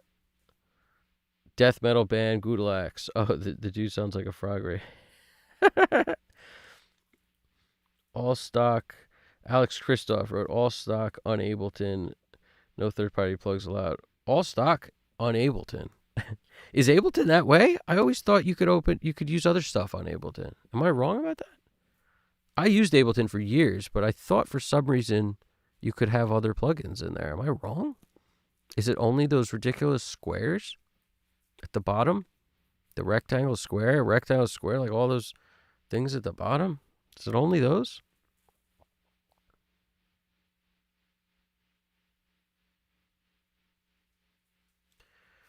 I like how Dirkhead and Alex Christoph are talking metal stuff right now. I like that. Slam is my life best production in all of metal. I like watching the rock and roll guys mix. They have different tactics.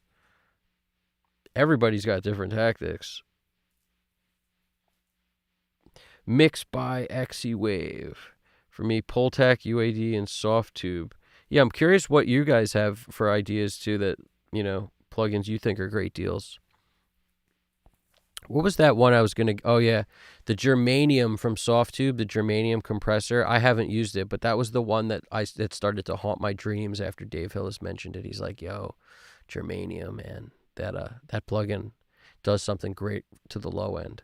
And he uses it on his mix bus. I was like, really? And I trialed that already, so I can't trial it again because I trialed it. But that was on my list. The best drum sample pack for Trigger 2?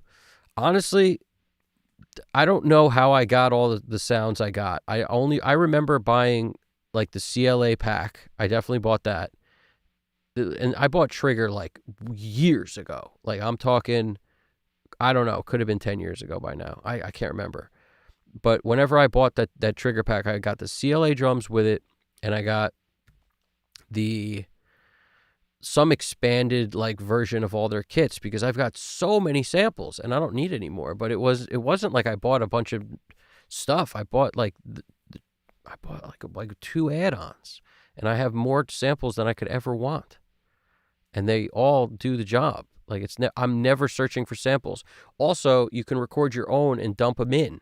So if you get a sound you like at some point from recording whatever, you could now use that on anything else. But watch out for that, because that's where you get into some of these guys doing the same freaking kick and snare sound on everything in sight for the next 20 years. So you got to be careful.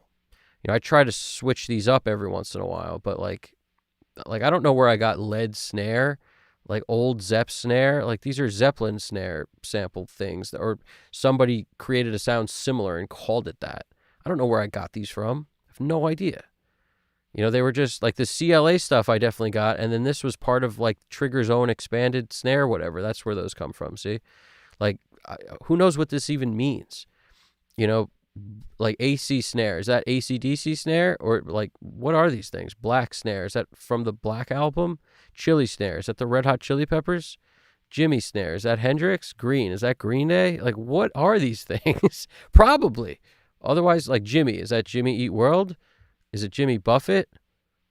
Is it Jimmy, Mr. Beast? Who is that Jimmy? Somebody, tell me. I don't know. Dream snare.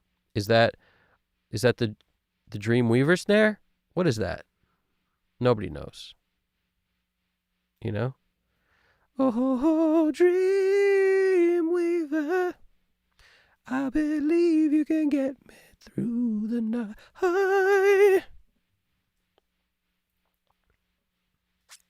From, that song's in my head from a movie, and you guys know what movie it is, don't you? You know what movie it is. Oh, Dreamweaver. What else we got?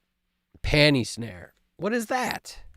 Panty snare is probably like Def Leppard snare or something. It's like the panty dropper snare. I don't know what that is. I don't know what any of these things are. And then snare like a gabillion. Snare 22. Hey, 20A. What are these things? Nobody knows. Nobody has any idea. And then like nobody knows. I don't know, man. I'm sorry. I wish I could help you. I tell you the truth. I would remember if I sat there and bought tons of packages. I know I bought CLA and I bought one other one, and it gave me everything in sight. So it probably comes with Trigger, if I had to guess.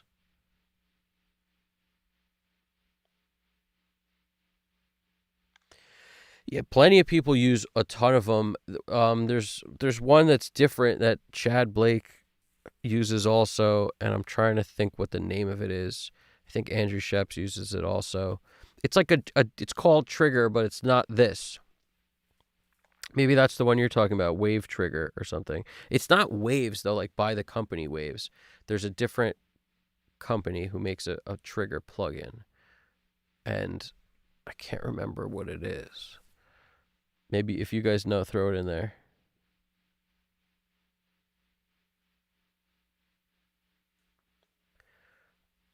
Oh, we got a question here. Or what is this? At A6. Okay. Or A6, but probably A6, if I had to guess. True iron first in the chain for analog 3D-ish depth. True iron. What's that? 73% mix, works most of the time, play with oversampling values.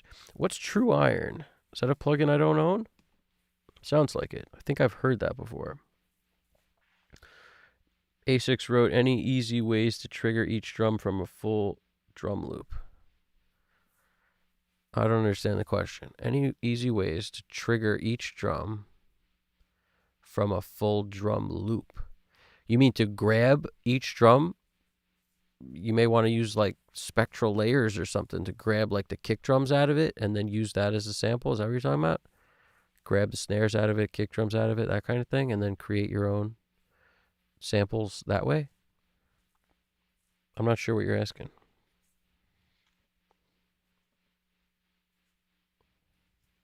True Iron by Kazrog. Okay, I'll check that out. I will check that out. I like to do research on this stuff. I can't guarantee I'll buy it because most of the time I don't like buying new stuff. I just don't do it. But I like checking it out to know what's out there and what people say about it. Do a little deep dive. Every time you deep dive anything, you'll get like 20 people saying great things, 20 people saying bad things. And if you only get 20 people saying great things, you just haven't researched long enough. That's the truth. Nice. Braxel likes True Iron also. Excellent. Okay, here we go. A6 is trying to explain. We got full drum loop containing kick, snare, hi-hat, crash, etc. And use something like Trigger, but that it detects each one automatically. It detects each one automatically. I'm not sure what you mean. In other words, like Trigger's designed to add a sound to to a kick that's not there. So you have a kick that's bad, and now you add Trigger to basically fill in a bad kick, with a better kick that we can blend in.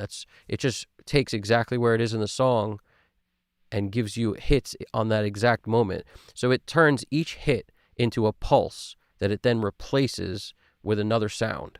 That's really what it does. And then you can, mix that into your track. But I don't understand how it could be used in or why. I don't understand why it would be used that way. A full drum loop containing all this stuff, something like Trigger, but that detects each one automatically. Yeah, I don't understand the point of that. Like detects for what? Detect like what? I don't get it. I just don't get it. Drum replacement for each piece of the drum kit from a full drum loop. Well, I've never heard of that. Like your bass, now I understand. I think you're saying the way trigger works just doesn't work that way. In other words, it has kicks on a kick track, snares on a snare track. Like it's sort of designed that way. But what you're saying is if you have the drum beat all together, something needs to separate it first before trigger can do its magic. I've never heard of a trigger, situation separating it for the purpose of, what you're talking about. It has to be separated first. That's why I said spectral layers or something to give you the kicks out of it, to give you the snare out of it, to like separate it out, then throw it into trigger and change the sounds to whatever you want. That's what I'm saying. As with most things in audio, it's never, cut and dry, but there's usually a reason. It's never easy for like just, yeah. I mean, in this day and age, I could understand why you would want that. Replace kick and snare that sound like grab with a hip hop loop, for example. I know trigger doesn't work for this. Been looking for an auto detecting, auto separating. You just do it separately. Like they're two separate processes. Separate it first and then deal with the trigger thing separate. Because it's like everything else in audio. It's like, a plugin that compresses and EQs is never as good as one that's just an EQ. You'll get the better EQ. It's like Pert Plus shampoo. You can't get shampoo and conditioner in one and make it great shampoo and great conditioner. And I know, because I have a shaved head. So, it's just not possible. You don't want a plugin that does both. Just do it separately. I think most people just replace the snare and the kick.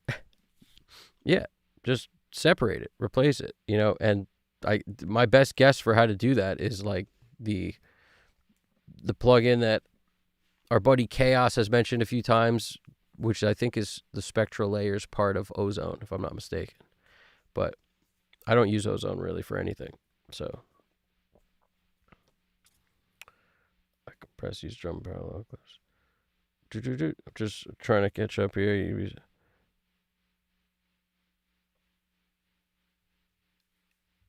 Yeah, Alex Christoph wrote, "You'd be surprised. I've heard even the same cymbal packs on tons of bands, snares and kicks go without saying." Yeah, I can't deal with it personally. I hate hearing the same sounds. That's why I love stuff like this, because the mic's moved. Everything's always different. Like, it's a real room. The drummer's, feeling like he woke up with a crick in his neck or whatever, and he's going to play different. Everything's going to be different. It's always that way. The sticks are slightly, almost on the verge of breaking, and he didn't bring new ones, so he's got to make it work with whatever's. There's always something. It's always going to sound different. Gotta love it. Gotta love it. It's worth it to sound worse to sound different. Remember that. Make it sound different, even if it's a little worse, because at least then it won't sound like 100,000 other things, no matter how good they are. At some point, that wave going in both directions, the thing that sounds like everything else is a freaking robot. And then the thing that sounds weird and maybe arguably not as good is unique. That's all I got to say about that. Forest.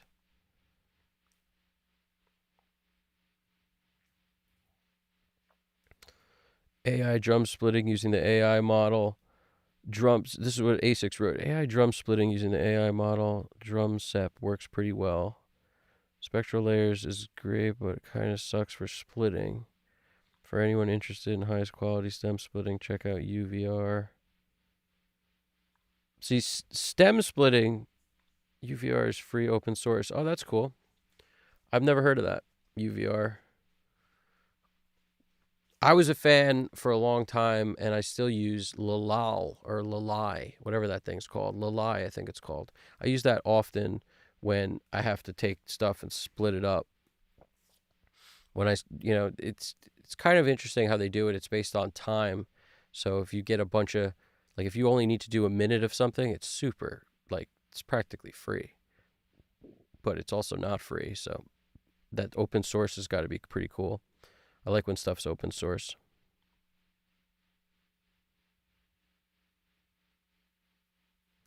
I like open source stuff. OBS is open source. Gotta love OBS. Keeping the world broadcasting. OBS, you're awesome. I don't know how they do it. I said that to GDP the other day. I was like, GDP, how do these companies do it? These open source companies, like what? How does OBS make money? Like how do they do it? Yeah, no, but you guys are on point with this stuff. Dirkhead wrote, I think most people just replace the snare and the kick. Snare, kick, toms. I find that the thing that I need to use samples on the most is toms, because toms are one of those weird instruments where even if you record it very well, there's always sort of this weird compromise of cymbals that sound, either the cymbals don't sound great and the toms sound great, or the cymbals sound great, the toms sound terrible. It's kind of always one or the other, and it's like a seesaw battle. So finding nice tom samples to blend in is, like, in my opinion, the most helpful reason to use Trigger. Especially because if you have drums that just have overheads, you can break off the toms from them and then just use your samples on those other tracks that you broke off and then combine that with the overheads. I do that all the time. I did that on one of these other songs on the streams because it's so helpful. So that'll give you, I did that on the last song, I think, if I'm not mistaken, because it gives you direction on where the tom is. So you'll hear your rack like hard over here instead of with the overhead mics. If you pan them super wide, or if you kind of do something, you don't get that same directionality with where it is when you don't have tom mics. So a lot of drums, a lot of people do mic toms nowadays, but that doesn't mean they mic them with good mics for the toms. It doesn't mean they mic them right.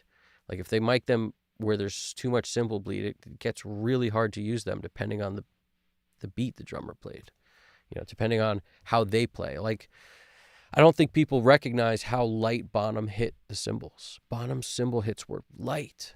He did that for a reason. Because if he didn't, it would sound like poop. So even though he's bashing the snare and the toms like they owe him money, he's not hitting the cymbals as hard as you think. And I think a lot of drummers, they miss that part. Like you could fake it. You could put a lot of energy in, and then it's just with the touch, man. But everything else, like, it owes you money pretty much. It's just light on the cymbal because it carries. You don't need much of it.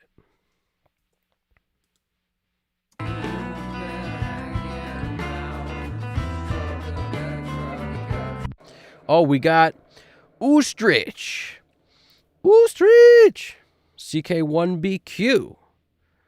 Wow, just so you're live. Thanks for sharing your process. It's going to be so helpful. I really appreciate that. And any questions, throw it in there. And I appreciate anybody who's checking it out. Hit the like button. It means a lot, and it helps this thing go farther. So I appreciate that, as usual. Hit the like button. I really appreciate it. And if you haven't subscribed, subscribe, please. Because I always forget to mention that, but it would be awesome if you did. It's true. Drums are not about hitting hard. They're about hitting correctly. Well, yes, and, depending on your situation. But yes, it's a weird thing. Like some people, when they hit the drums, they do that thing where they hit like a kick kind of lightly to let it ring out. They don't bury the beater. But I can't tell you how many amazing funk drummers bury the beater, and they sound amazing. So it's so funny how, like, there's, some people swear by, like, you hit it, you just pump it, and you got to take the beater off the head after you hit it so that it gets a chance to extend the low end or whatever. But, like, why do funk drums sound so good and so tight? Because they're burying the beater. So it's just every single thing that anybody thinks is a rule, there's, like, plenty of people out there who are actually disproving the rule on a daily basis. You got to realize that too. And doing a great job by disproving the rule. Like, there is no rule. That's the point. There ain't no rule. But yeah, like some bassists, they hit kind of in the sweet spot of light and like right between hitting too hard. Because when you hit too hard, you sort of like bottom out the note. It like smacks against the fretboard, and like you lose low end, you lose presence on it. But Some guys hit really hard, sounds amazing. It's all about how you do it and less about technically what is happening when you're doing it. Some people hit super hard but do it in a different way. Joe Dart's way he plays is really interesting. I found he plays so far back, but it's a symptom of the bass he plays too. But he'll play really far back where I always felt like it's so much harder to play the bass back there because the strings have like no give. They're just tight as they're going to be back there, super tight back by the bridge.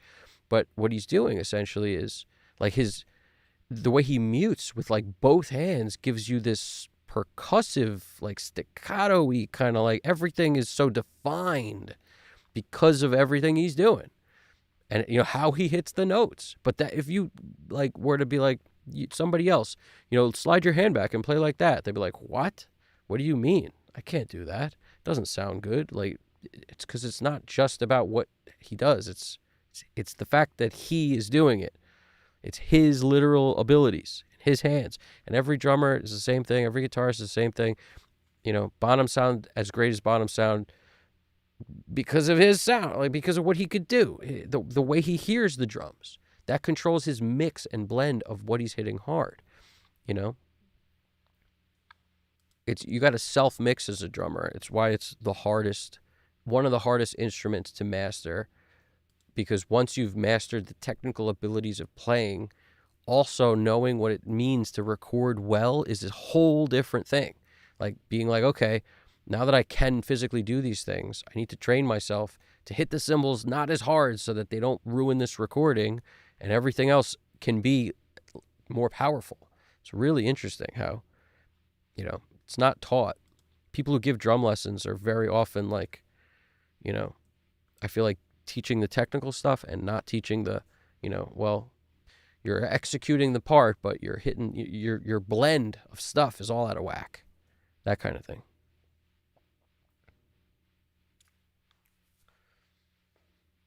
I'm checking out the chat right now, so I'll pull it up on screen, but that's what I'm doing.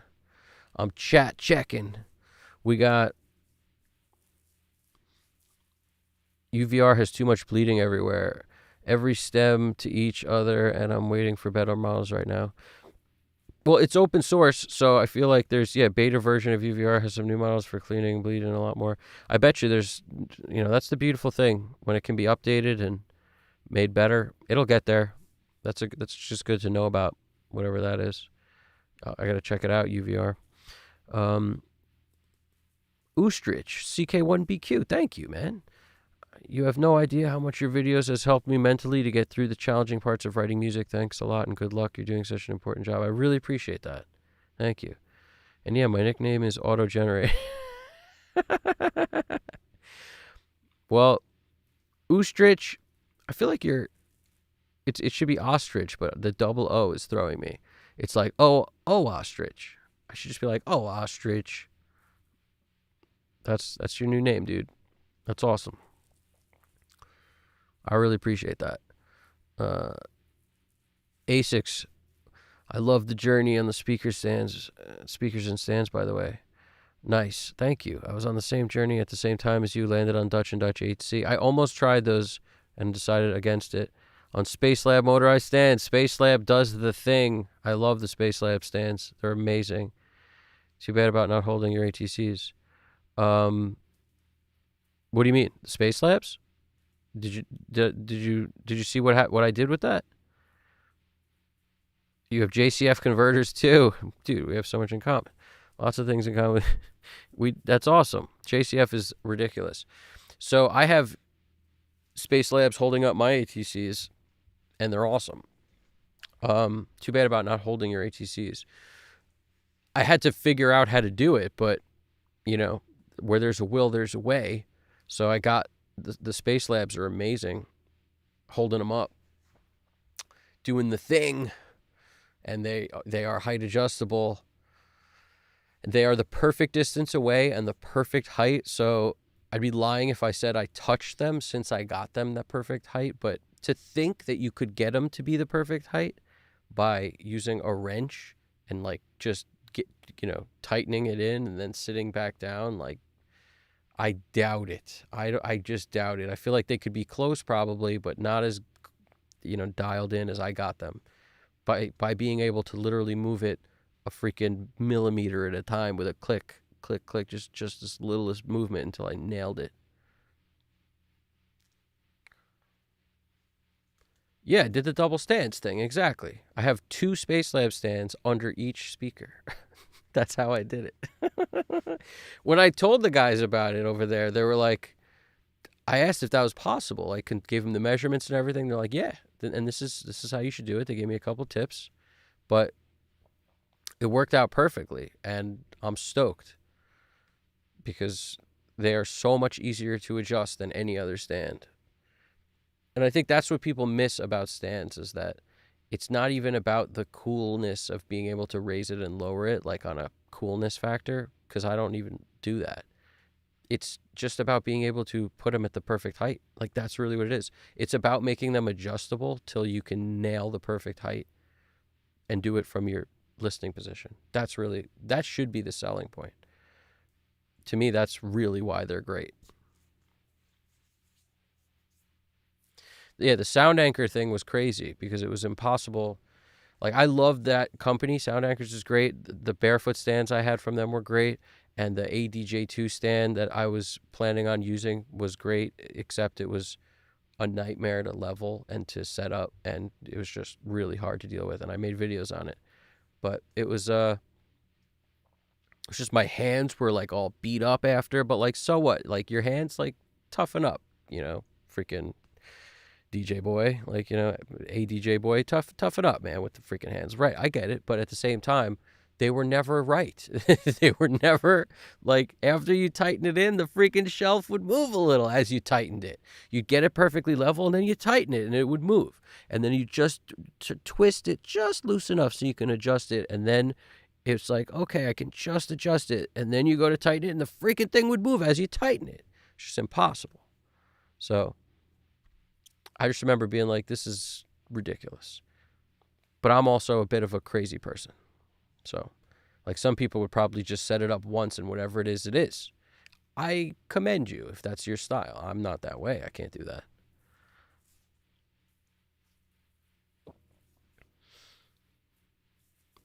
Yep. That's great, man. A6, I'm happy that you got all that stuff settled also. Because you can kind of move on to the rest of your life once you get that stuff settled. Until then, you're just always fighting uphill. It sounds like fighting with a Floyd Rose bridge. Yeah, tell me about it. I have a guitar with a Floyd Rose, and I don't envy changing the strings on it. I like the Fender. Anything else, honestly, you throw a freaking string through the back and you tighten it up, but be careful when you go to use the freaking whammy bar. That's all. But Floyd Rose is such a good concept in theory, and then also a bit of a pain to deal with. But once everything's good and rocking and rolling, man, Floyd Rose can't beat it. Alex Christoph that's a good point. You're a drummer, bro. You play guitar too? I didn't know that. I didn't know you're a drummer, dude. I didn't know you're a guitarist, bro. Guitarist, bro. All right, let's jam a little bit on this song because I'm looking at the timer. We got to keep her moving, keeping her moving right now.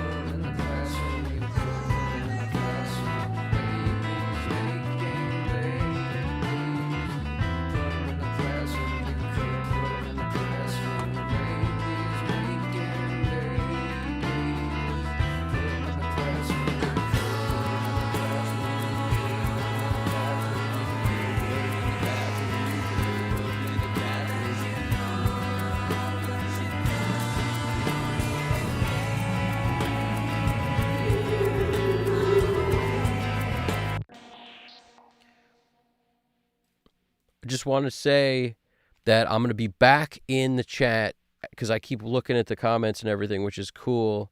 So, do you have a Discord channel? Oh, till 542. Till 542.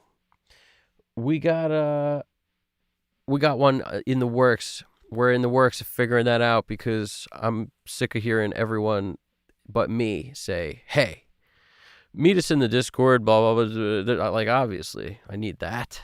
What is that? I don't even know what that is. I need to figure that out. Me and GDP are all over it. GDP knows what it is. I'm the weak link when it comes to the Discord stuff. We will figure it out, though. That's for certain. We will figure that out. These are muted. I just want to note muted because they're the same. They're just like extras. They're basically other vocals that don't have the pitch shift, so it's like the normal voice for at least some of it. But we don't need these. They're not doing anybody any favors. We got enough stuff going on. We don't need those things. It's the same Harris vocals. It's just without that like ogre sound. It's what he did prior to pitch shifting. It's like a safety.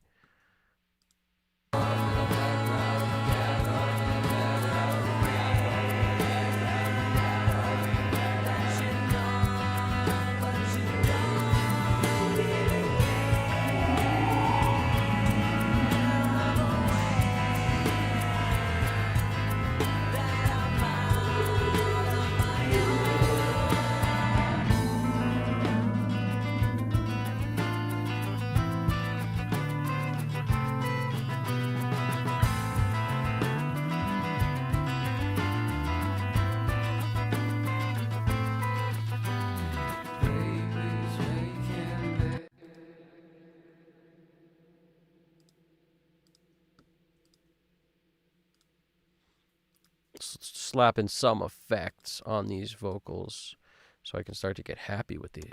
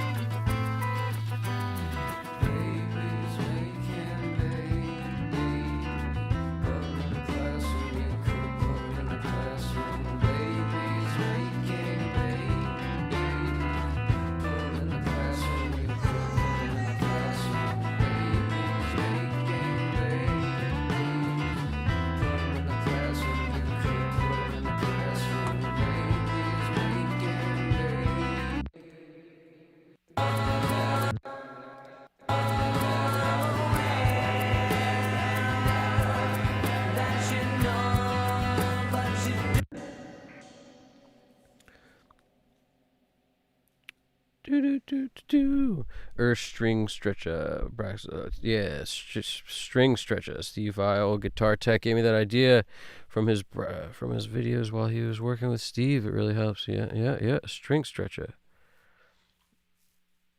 I don't know. Old guitar tech gave me that. What I always do when I put my new strings on is I stretch them out like with my hand. I like literally grab with my right hand, the picking hand. I just go pulling on them like crazy. Takes the stretch out. And then, tune them up again, pull them again. Tune them up again, pull them 3 times a charm. Nice and pulled out. Like if you just, it's obviously a technique involved. It's not just, that kind of technique. You pull on them, the freaking thing should stretch out to the point where now when you go to bend a note, you should be okay. But if you put on the strings and you don't do that stretchy thing, it's a nightmare. It's a nightmare. We all know it. Some of it probably depends on the gauge too. The Hendrix gauge always interested me. It was like 10s on the top, like some, so he could bend without breaking stuff. It was like 10 on the high E, but the low E was like 38s. Super crazy, like janky kind of. It's where a lot of his tone comes from, is like the crazy, the low strings were so, like, especially the E was like 38. It's pretty interesting. You should look that up. I forget what like the G was, but it's really interesting.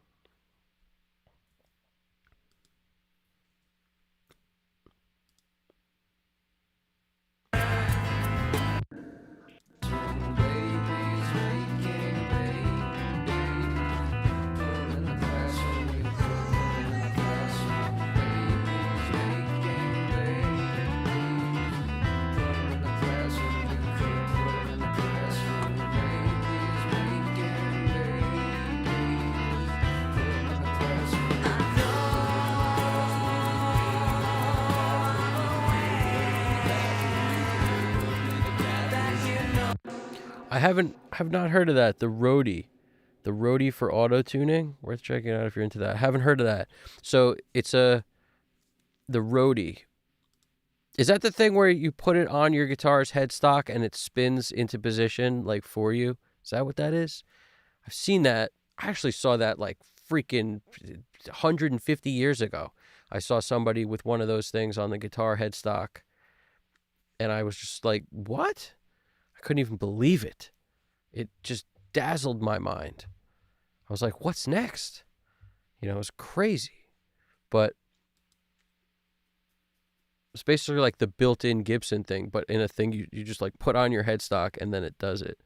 And then you take it off your headstock and you go about your day.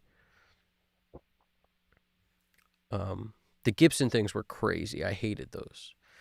A few times, like, I played a guitar with those on it because somebody had the guitar, and I checked it out and I was just like, this is insane.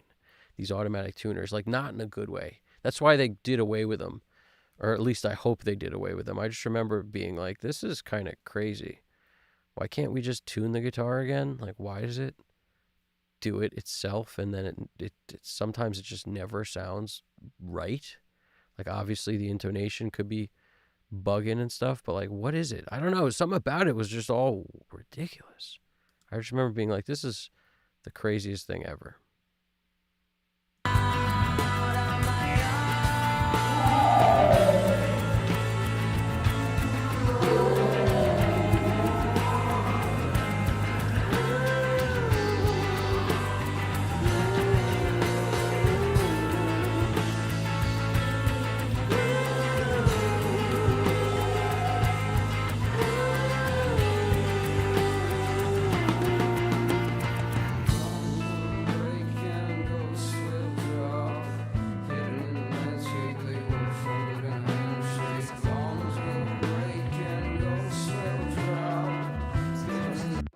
I just wanted to drop what Dirkhead said out loud. Dirkhead, did you say that? That I think it's Analog Obsession has a free Pultec? Is that true? Because everyone needs a Pultec. So it's worth mentioning. If there's a company doing a free Pultec, everyone should know about it.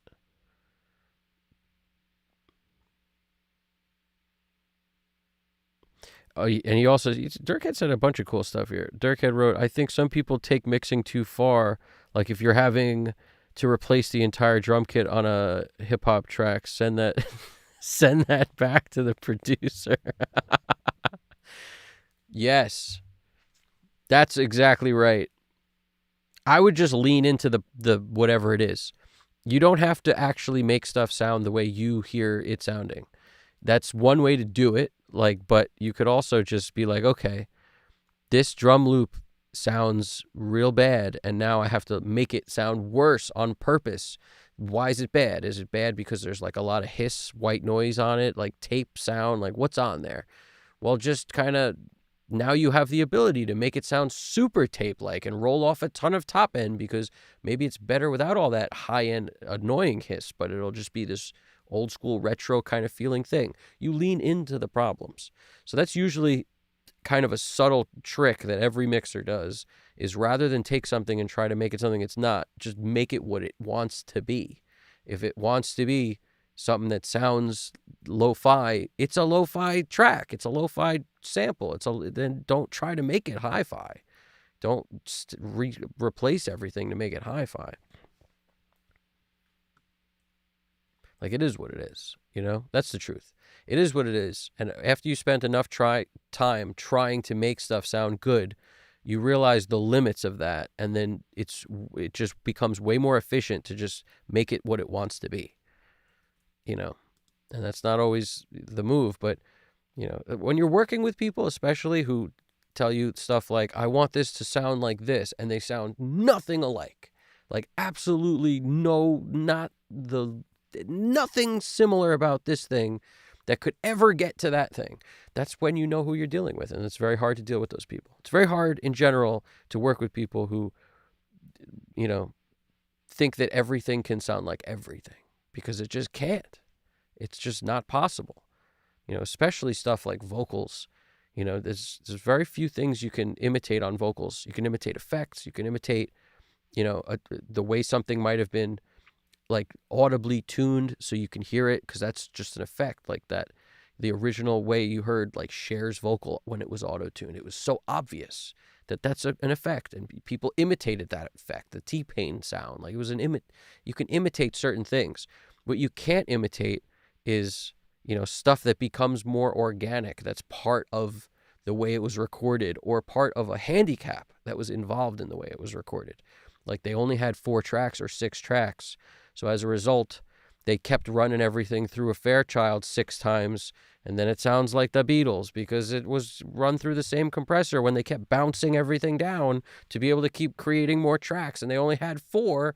You know, I'm saying there's like sometimes limitations create a sound, and then without those limitations, you can't possibly get that sound. So it's really interesting how audio is like that. It takes such an understanding of what is possible to know what isn't possible. And, you know, and then rules are being broken every day.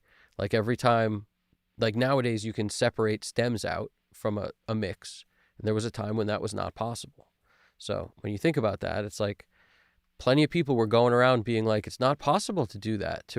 We can't remaster this song, you know, and change the mix because we can't separate the stuff. And yet, under the hood, you know, 150 years ago, Abbey Road is sitting there. You know, Abbey Road, Professor Abbey Road and himself is sitting there trying to make a tool to do this kind of thing. I'm pretty sure the reason I say that is because I think Abbey Road Studios is the first place to like try to go in and separate stems from the freaking mix. I'm not positive, but I'm pretty sure they were among the pioneers of that. But then here AI comes along and just freaking, oh, you want to, you know, you want the bass out of it? You want the kick out of it? I mean, now what we can do today, not that many years ago, was like considered absurd.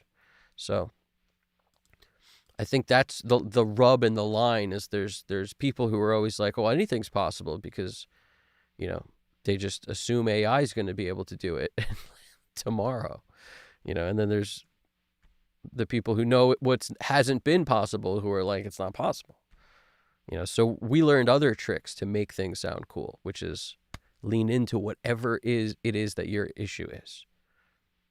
It's the biggest thing I could tell you.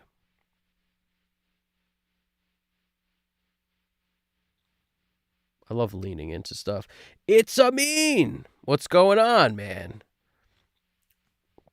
We got a separate monitor over here, so whenever you see me doing this weird look down to my left, it's because I got this monitor over here with the chat on it.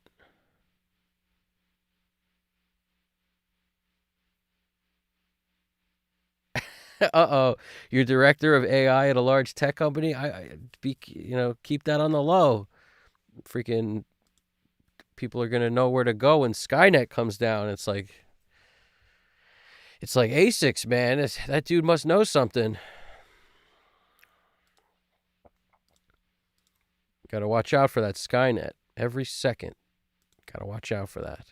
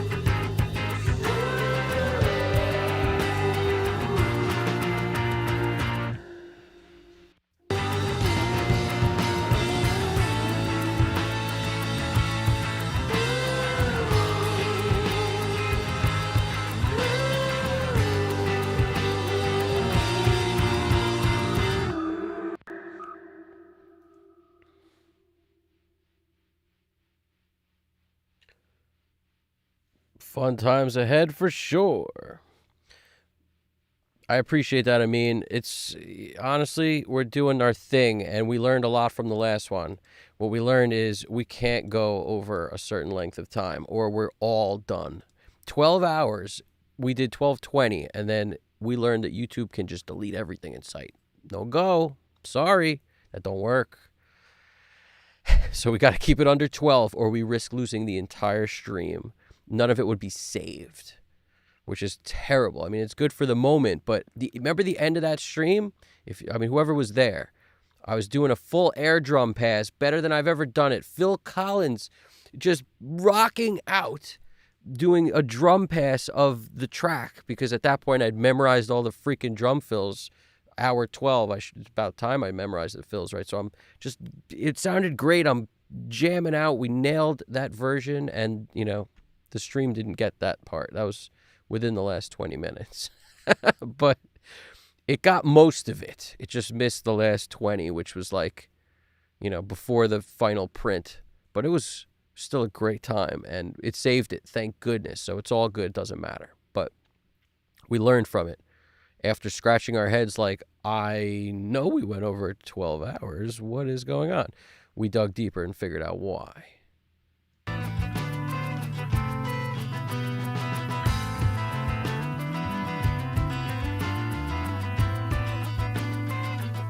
Let's deal with these guitars real quick.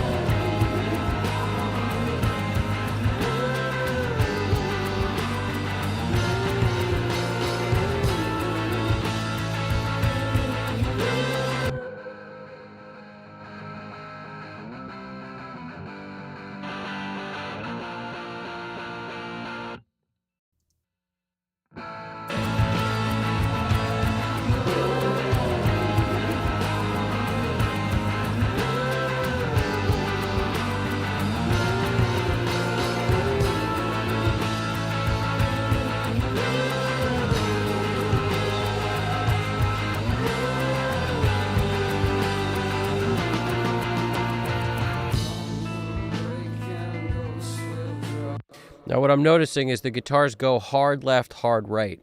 This performance, if you notice, hard left, hard right. And, what good is it to have more guitars hard left, hard right, you may say. That's exactly my thoughts on it, is we're going to just take up a little more of the spectrum by putting these somewhere in the 40s or 50s, some panning number that's not quite hard wide. But we move the performance together. So that means this is a front and back mic, and that's why together they actually have a cool sound, but by themselves they don't. I want the panning to be in the same place. So this is 50-50, the same direction on the left. 50 left, 50 left. This is another performance is going 50 right, 50 right. Now that is because if I split them, they sound hollow. Because it's the same performance, two mics. I was on a project where a guy wanted that, and I was like, I don't know. Maybe sometimes it can work, but more often than not, it's keep your performance in one place, and then if you need to send it somewhere else, put a reverb and put that on the other side or something, but keep the performance in one place.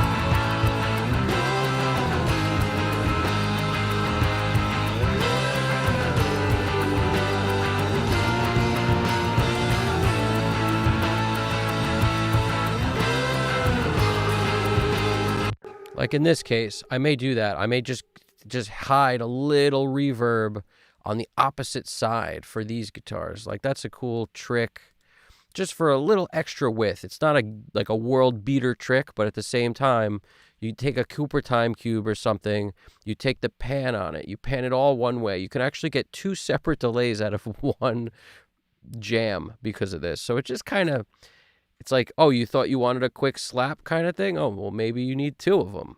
Pretty interesting. Sometimes it just muddies the waters. Sometimes it's helpful. In this case, it might be cool. It might not. We're going to find out in a second. Let's see. We're going to throw on 7 and 8.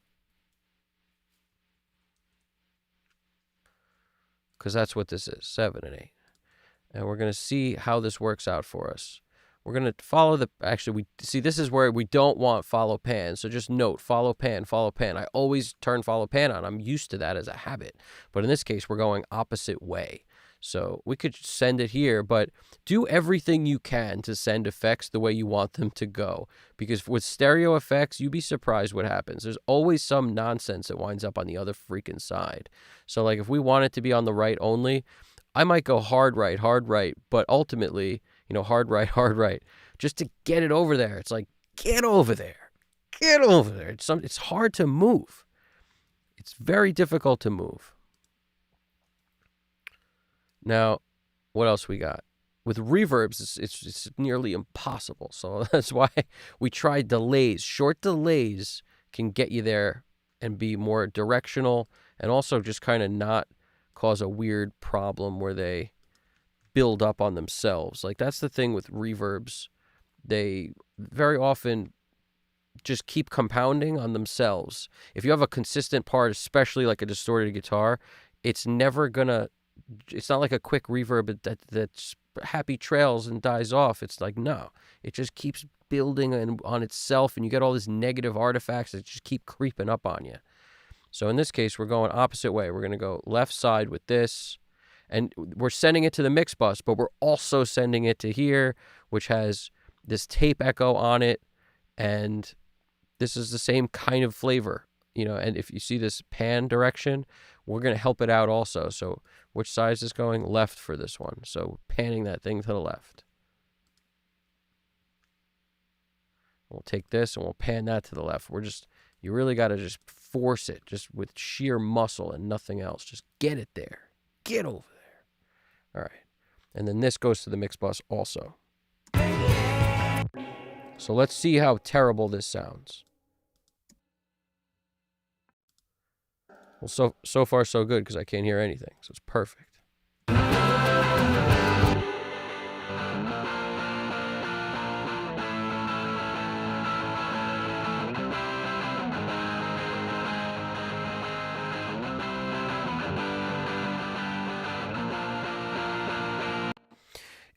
Interestingly enough, what it does is sort of, it gives you, it takes it from being like feeling small and over here to now centering itself a bit because we've created this delayed sound on the other side.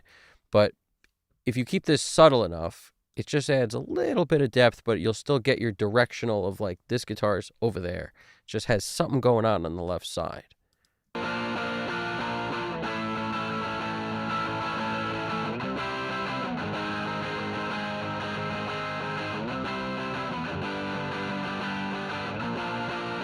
That's the kind of subtlety I'm talking, like that a much. Listen to that.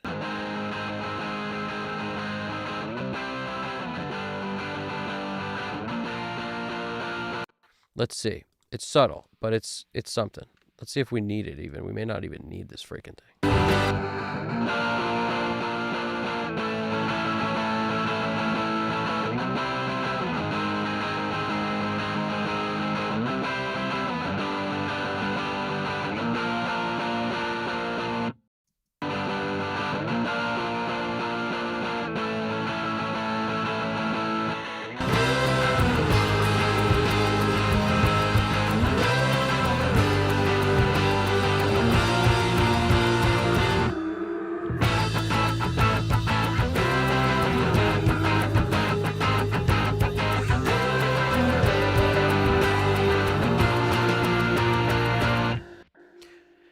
It just makes it a little more interesting. That's kind of how I look at it. It's really not hurting it. I'm kind of okay with it. I'll just turn these down a smidgen.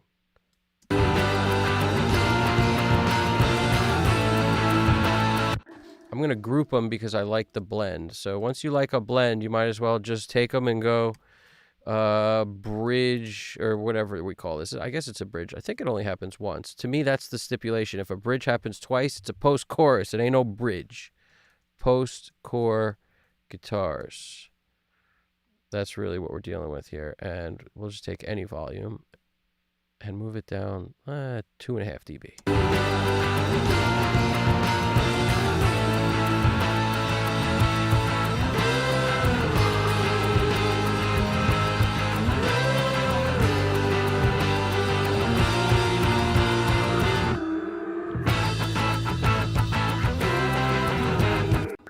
Where's the laugh track? There's a laugh track. There's like a ha ha ha ha ha ha ha.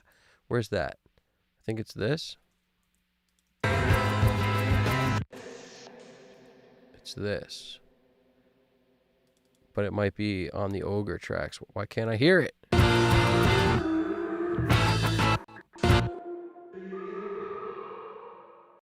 Wow, it's so affected that we can't hear it. So we have to pull it up on this track too, I'm guessing. Let's see.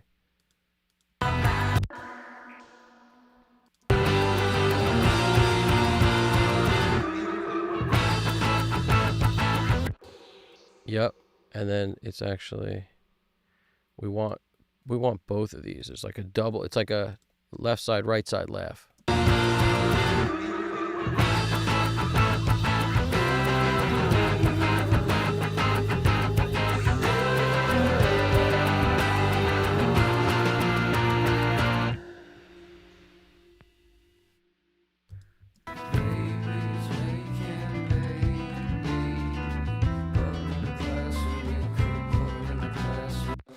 I'm looking at the chat. I'm about to pop in there too. What I notice is, Amin remembers the stream. 12 hours. I can't even believe that, man. Anybody have any questions and stuff, throw it in there. GDP is holding it down, keeping everybody, aware of the fact that I jump back and forth between the chat and in the mix, and anything anybody has questions about, or, we were just talking about our favorite plugins and like what's new out there in the world of plugins, pretty much. And we were about the, I don't know, there's a lot of cool stuff we were just mentioning. This is some open source thing I never heard of, UVR, which is like for stem splitting. I'm a Lalal guy, personally. They do a great job. And usually it's in mastering. If I need to take stuff and rebalance it, that's a great way to kind of get the game going. But typically, if you get a song that was well mixed, you don't need to do that. It's just sometimes I have to do a save, and that's really what it is. It's like, can you save this from, the oblivion of where it is? I'll do my best. And then every once in a while, you got to tap into Lalal or Lalai, however you say that. I mixed this live thing where it was the cymbals were just in everything, and it was so helpful to be able to separate the vocals out using a splitter to just get a cleaner vocal sound. Like, it was just a way better starting point because the cymbals just destroyed everything about the freaking mix. And then they didn't anymore once I got rid of them.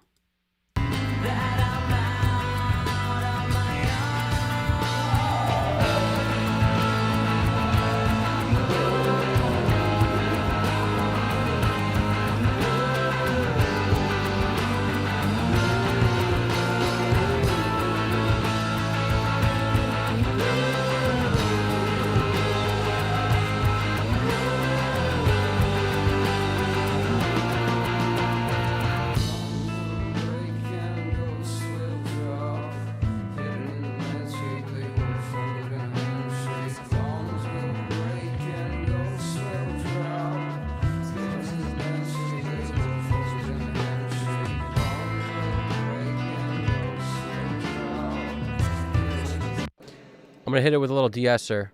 Which one do you think we should use today? Talk to me. Should it be Oxford this time? Should it be the Vice? The Vice is been a go-to for a minute now for me, but maybe the Oxford. Oxford. Ozone 12 Master Rebalance is surprisingly good. I believe it. To be honest with you, I fight against my will to join Ozone. But when it comes down to it, there's plenty of other subscriptions I don't need that I'll probably cancel so that I can member up with Ozone again. But to me, it's just like I hate paying for things monthly that have to do with anything. Like, I am so aware of the fact that the subscription model is like how you just throw away money every freaking month all the time. I don't know. It just seems like the easiest way to get taken advantage of is the freaking subscription model, man. Hate that model. Buy it, own it, CDs, keep them in my house, keep them in my car. Just an old man yelling at clouds at this point. Hate renting stuff. That's what it is. You're renting it. Forever. Every mix. You're not renting it anymore? Oh, you can't use it. You can't use it. No, no, no. Superman no home. No, Superman no home. No. You're supposed to bring the cleaning products from home. You're supposed to bring your own cleaning. No. The best character in all of TV. Superman no home. By far the best character in all of TV. I hope you know what I'm talking about. No.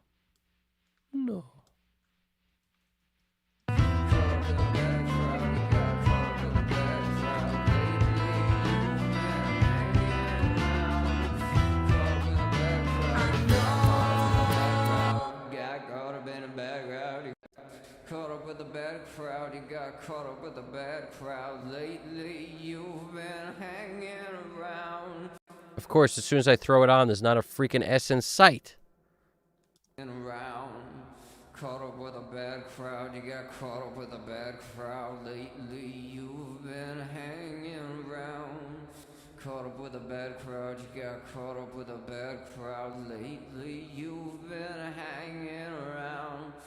Caught up with a bad crowd, you got caught up with a bad crowd. Lately you've been hanging around. Caught up with a bad crowd, you got caught up with a bad crowd. Lately. I actually don't think it needs much de-essing at all. I was tricked by one of these verses that does have an S issue. Babies making babies, put them in the classroom, you could put them in the classroom. Babies making babies, put them in the classroom, you could put them in the classroom. Babies making babies, put them in the classroom, you could put them in the classroom. Babies making babies,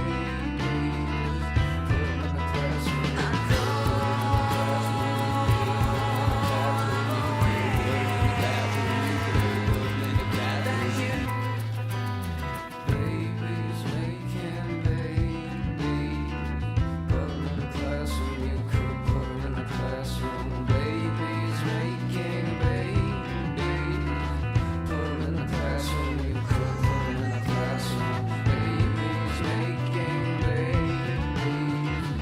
in the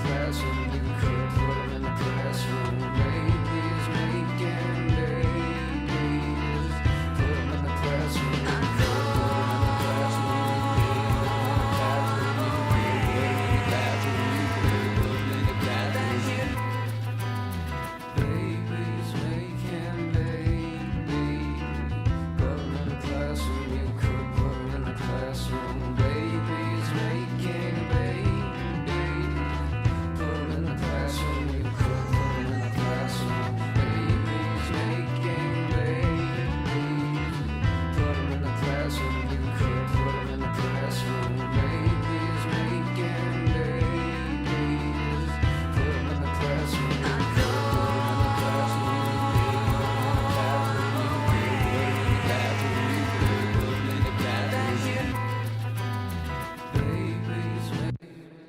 Eric Cartman is also a goat. Yes, absolutely. We got, how about Fab Filter? I was just laughing at GDPs. That's why I don't pay my electric bills. You hate the subscription model. I get you, man. I get you full. That's the truth. They get you. How do they get you? Oh, you need these lights? You need that stove? What do you need that oven? What do you use? Toaster? What do you got going? Stereos? Subscription? What do we got? How about Fab Filter? Yeah, Fab Filter. I'm probably throw that on the other vocals, so I can maintain some chips in the old Dorito bag of UAD satellites. You know, you got to maintain some uses. Because if you add the stuff up over here on the panel, every once in a while I like to check it. We're at 40. We're a healthy 45%. Healthy. I could deal with that. It's a mean wrote, is the lead doubled, or are these background vocals that you're working on now? This is what I would call the lead, and it's doubled. So it's a weird case where we have basically a lead that's sometimes unison, sometimes harmony. It was kind of a loosely done lead, but it has a flavor, and some of it is really good together, like these parts. Caught up in a bad crowd, you got caught up in a bad crowd. Lately you've been hanging around. It just kind of works sometimes. So I decided to actually pan them hard left and right, which is unusual for me. Typically I'd run them both down the center if it's the verse type of thing, but this was a different case. So I just decided to feel them out hard panned and see what happens. And I kind of liked it better. Like right now, I'll audition them in the center because I'm curious myself. Because when things aren't dialed, they don't sound as good either. So now that we're a little more dialed, let's run it down the center. So just center pan these things and let's hear how they sound.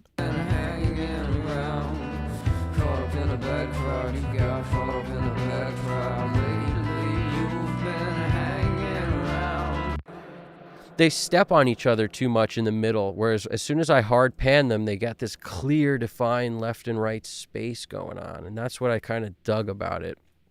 As soon as I did this, watch.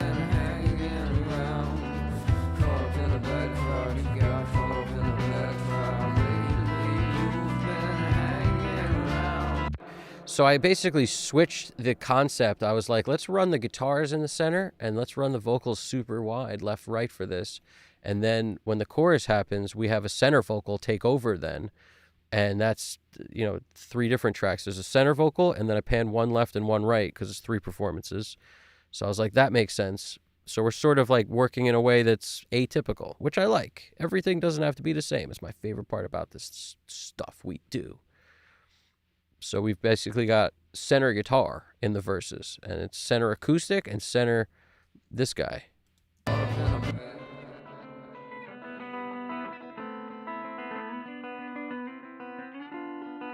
And I love this tone. It's just such a nice...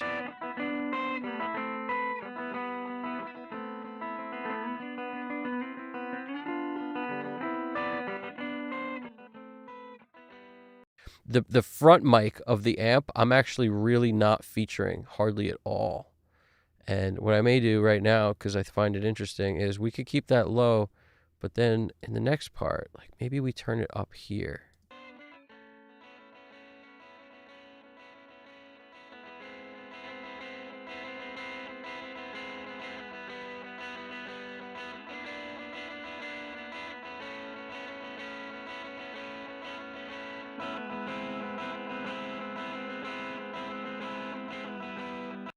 I love a back guitar mic because it's just so much more low end on it. So you just get this, like, when you combine the two and you feature the back one, it's nice and dark. When you feature the front one, it's super bright and in your face. And it's interesting. Whereas these two are rooms.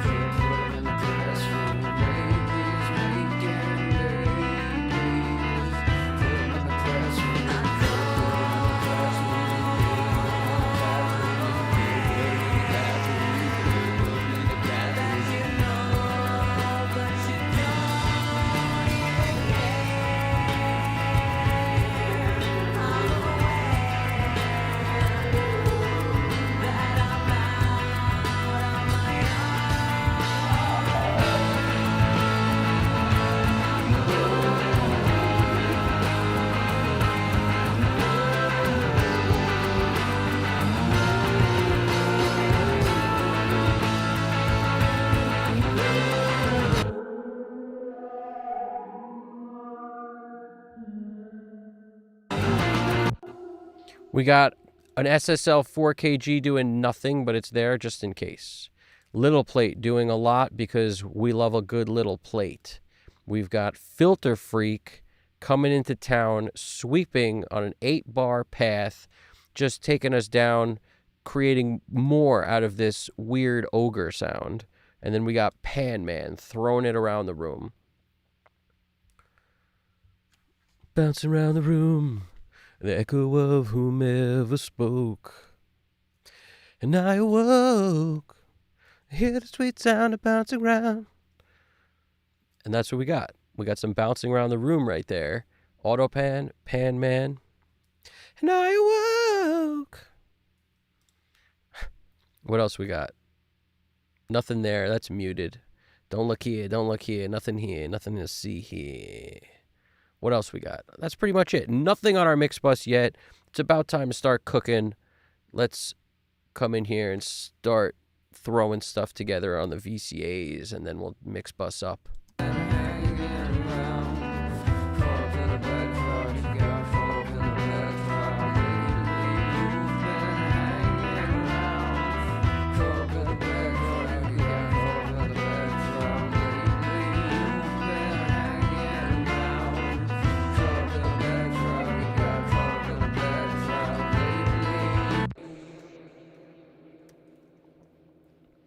I want to take a group of my guitars that's doing all this verse and this is the guitar that plays through the whole song pretty much. It's this verse guitar here. We're going to just guitars verse. So this is our verse guitar group. And we're going to just lower this a bit. At least now I have control over everything.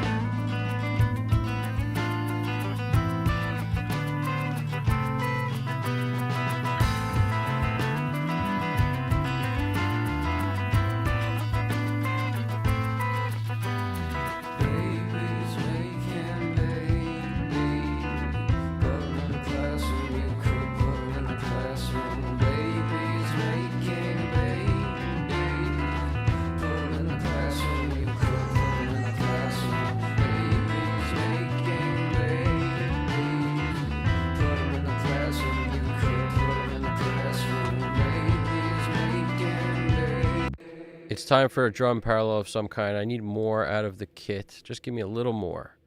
Just a little bit more. 77, 78 is where we're headed, because that's the name of that bus. So 77, 78.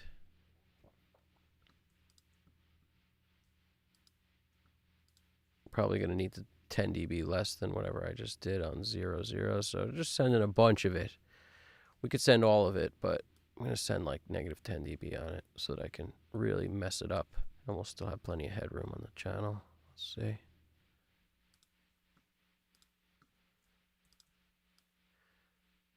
$10 dB, and we're going to come in here, follow main pan for the overhead.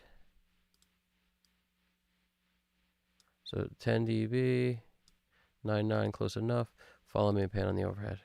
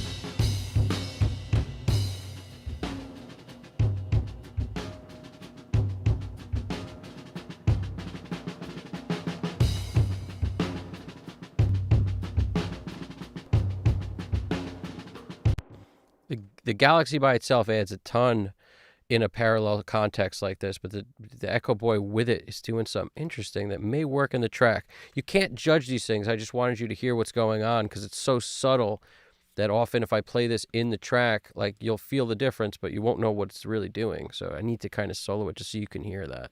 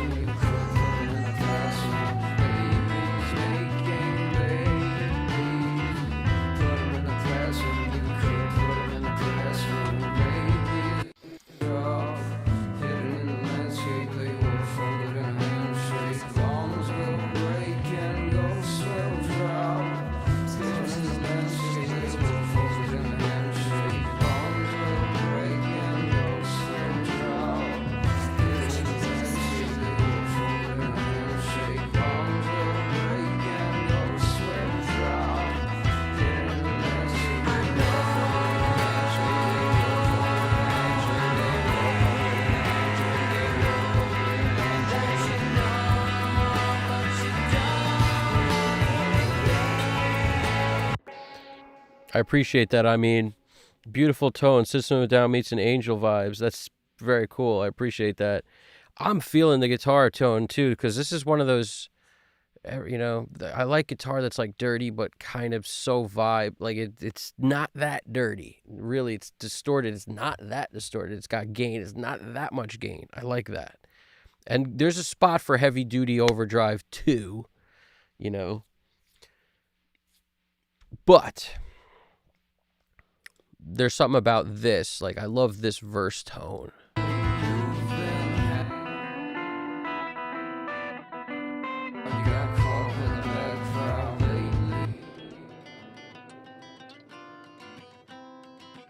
So when you hear this on its own, you hear what it's doing. Like, I basically got rid of a lot of frequencies for this. Got rid of the middle, but I also just 1.5. So this is low enough that once you stick out a frequency, it's kind of serving the same purpose as lowering all the others, because I'm boosting 18 dB right in the middle to just make it stick out. And if I boosted too much on top, it would get kind of annoying, but it's got to just be the right amount to cut. You don't want to hear the acoustic as a lead instrument or over this electric, in my opinion. In this case, I just want to hear it tucked under, but still hear it.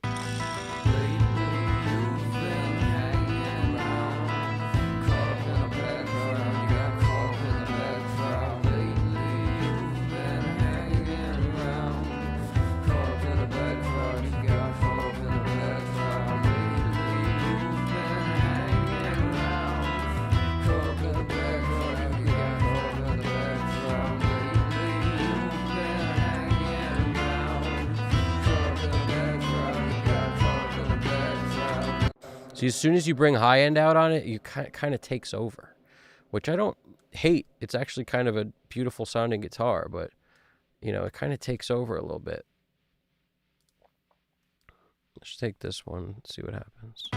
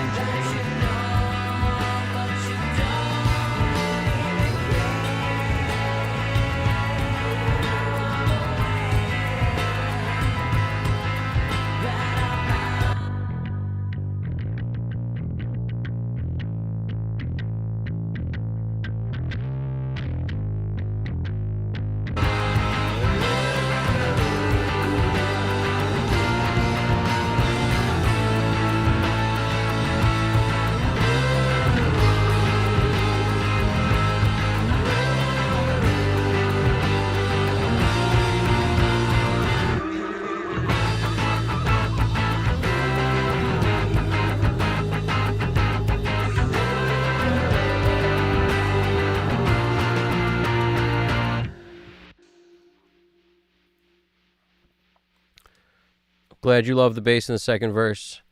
I'm feeling that. This is the second verse right here. I appreciate that. I mean,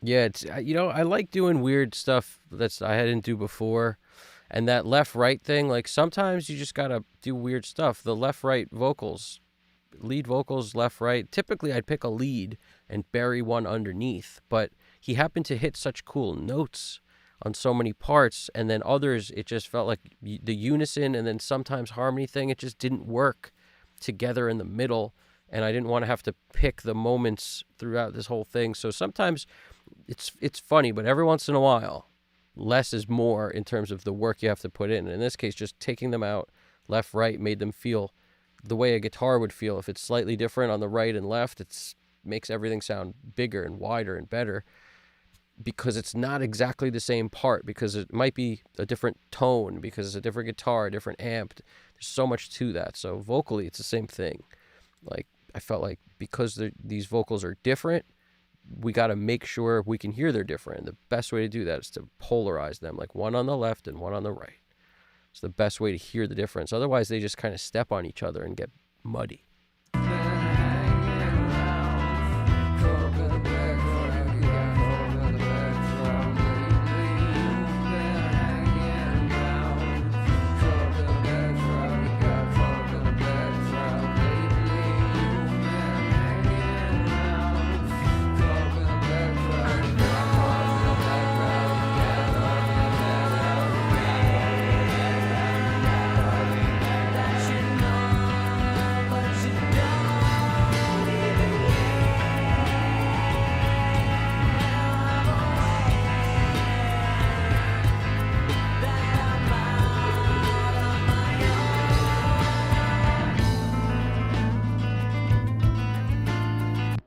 I'm debating where to put these flavors now. Like the flavor tracks, if I throw them on the Harris vocal, if I put them up here and run some stuff into them, because this doesn't sound like a song that needs, we could try it out, but I don't know if it needs it. Like if I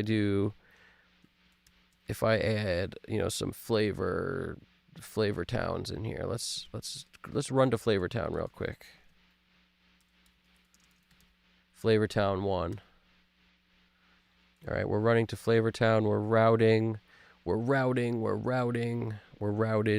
What are we going to put on Flavor Town? Maybe we got to end it with an auto pan. We all know that. Oh, it's stereo. We can't. Pan, man. Why did I make it stereo? Because I'm a doinkus. It's okay. We might need a stereo vocal. We'll leave it there. Let's create another Shift Apple N. We'll go mono this time. We'll call it Flavor Town Mono.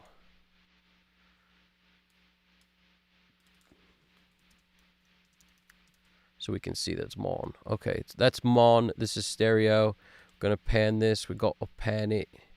Pan it, mate. Pan it. Throw it to the side. All right. Worst Australian accent this side of the Jersey Shore. What else do we got?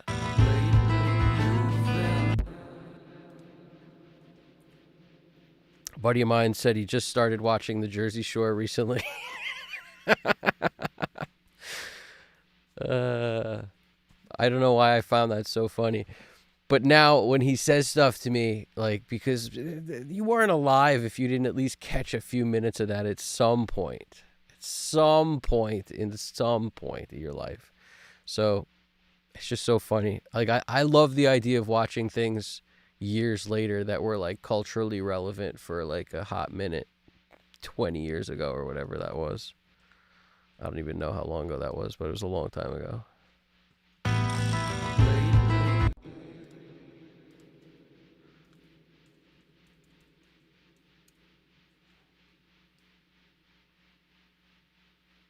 All right. Auto pan on the end, as always. Now, what goes on the track itself? Well, Auto Sweep may determine that, but I don't hear, like, a bunch of crazy stuff I would typically do with this. I hear, like, maybe we do something.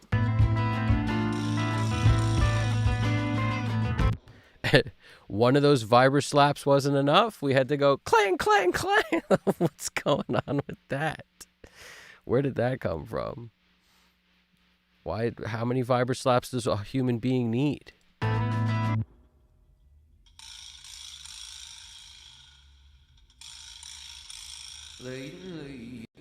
Why are there like 150 vibra slaps? Is it on? It better not be baked into this vocal. That would destroy everything. Hold on.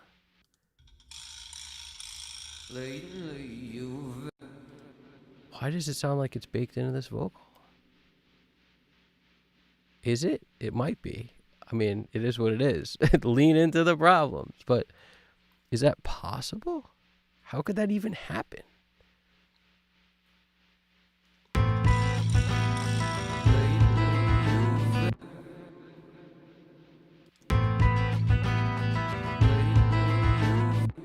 It's not on this one, so we're gonna kill some of the beginning ones. We don't need all of them.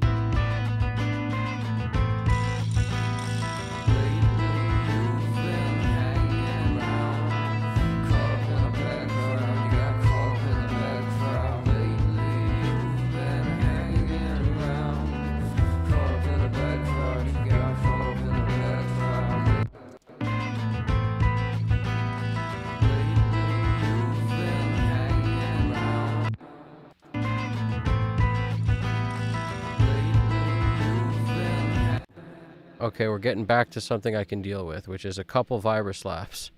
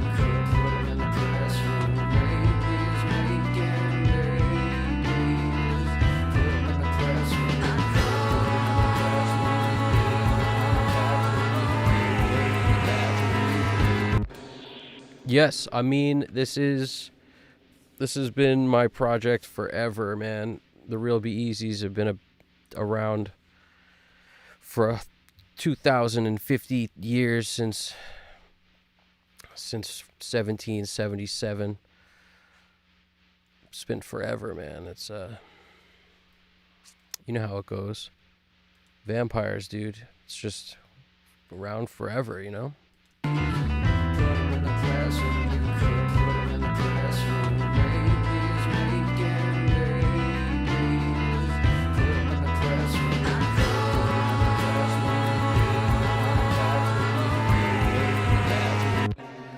That Harris vocal is, he's guest singing on this. He was a friend of mine who had a really unique voice. He was also just a really good songwriter. And our band used to go see their band, and their bands come see our band, and we were both like doing the band thing at the same time.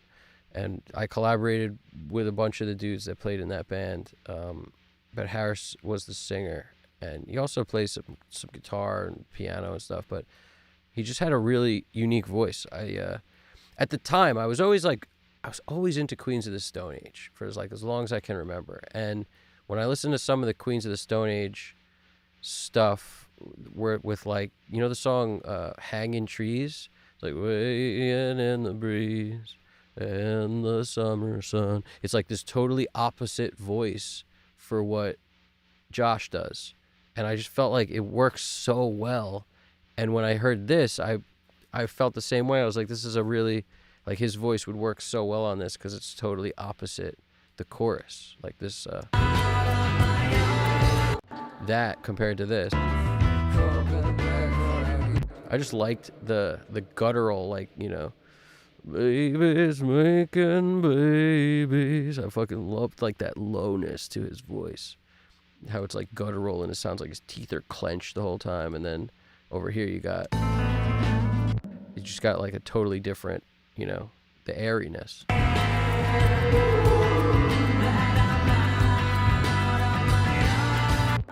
So I just dug that, the juxtaposition of the two things. Some really great Queens of the Stone Age stuff. I forget who the dude is who sang that stuff on his records, but he used to bring them up on stage and stuff. He had the deepest, coolest, low voice, which just really works well with Josh's voice because Josh's voice is all it can do so much, but it's a lot of great high range in there too.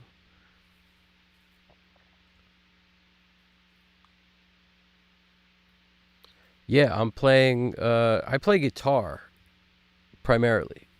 And in this, there's some of the stuff I've recorded where I'm playing drums on, some I'm playing bass on also, and this one I'm playing just guitar and singing in the parts that aren't Harris. But a lot of the Real Be Easy stuff, like when Paulie T's on it, I'm playing guitar and Paulie T's always rocking the bass, and this is Leighton on drums. Some of the stuff I've mixed on the stream, and some of the stuff coming up is Doug Parsons on drums too. So he's a different style drummer and awesome also. And then there's a female vocalist she was part of the crew for a long time, and she's an amazing vocalist. Her name is Dee, and she's on a bunch of, when you hear the We Don't Got 9 song, I know you caught a bunch of these, so that female vocalist is amazing. She added so much flavor to it. And there's this other guitarist, Jay, who played with us also sometimes when we had a 2-guitar thing, and he did some really nice solo work too on a lot of cool, we would alternate. Sometimes he'd do a solo, sometimes I'd do a solo, but he did some really nice work. But yeah, and there's all sorts of guests that come in and recorded on this thing. Because at the time, I had this studio in Brooklyn that was a rehearsal room, basically, with all the gear to record in. And I used to be there all the time. So people would, where you at? I'm over there. All right. And they'd show up and be recording. That's just part of what we did. Every time anybody showed up, we would record. And I would arrange for people to always be there because I was always there in this little freaking room. This little tiny room, just mad scientisting, recording stuff. That's why there's so much stuff. I have so much stuff recorded that I'm looking forward to finishing, because that's the thing. It's I spent so much time working on it 25 or 150 years ago or whatever it was, that it's about time. About time to finish some of this stuff up.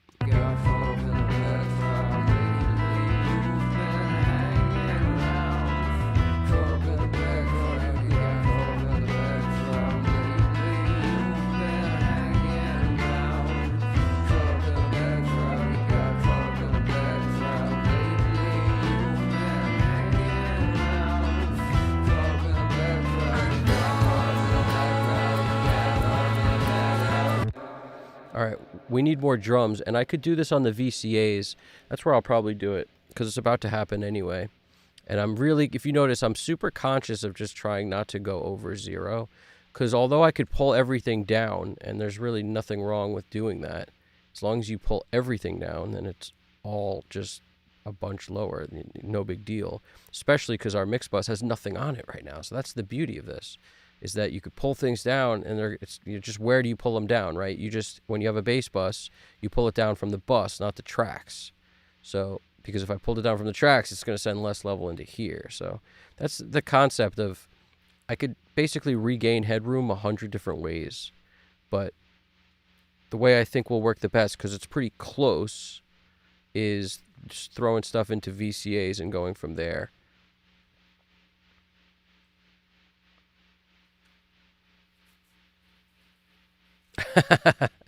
Yeah, you gotta. The best thing you could do is literally do like a force yourself to finish a song in a day thing. Like, I got a clock over here that's telling me how long before they cut us off on the stream. So like, I'm very well aware of how long I have to be done, and I'm also sort of taking my time and enjoying it. Like, just not rushing anything. You know, talking to the chat, keeping it alive, and we're just basically answering questions. We're doing it all. Yeah, so I'm singing in the chorus. That's me singing in the chorus. Yeah, the bassist, Paulie T. Such a good bassist. So good. Literally ridiculous bassist. He just has such flavor, man. The guy's just flavored all over the place. Where's that? Here we go.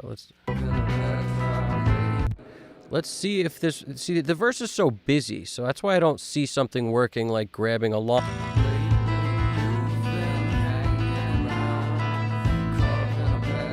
Like, maybe this word right here could be okay doing something with, right? But if I were to take that word, let's do the grid so we can kind of get close to where we might want it. So let's say we were to take this word.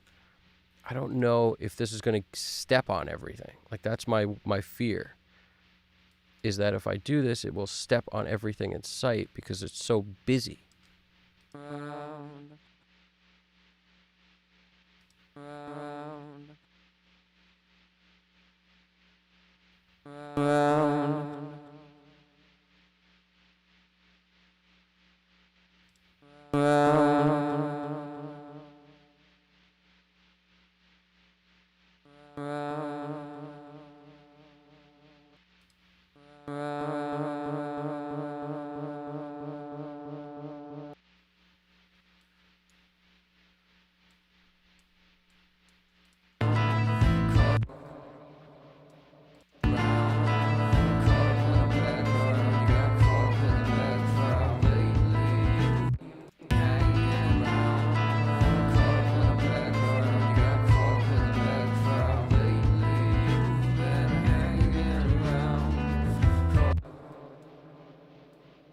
Take this word this time, this round. We'll make it around this time. Let's see if that works. I'll hit it with the same jam.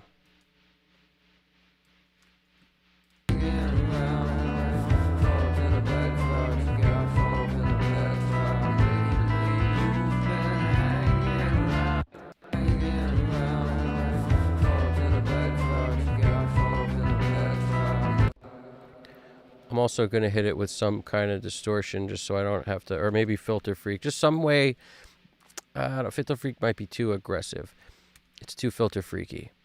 But let's just see. We'll do a clean resonant down sweep. It's too aggressive.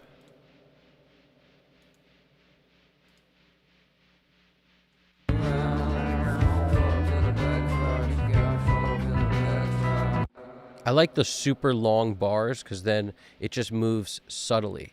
So you won't get a whole sweep. You'll get just a little bit of a sweep at any given time, and that's kind of cool to me.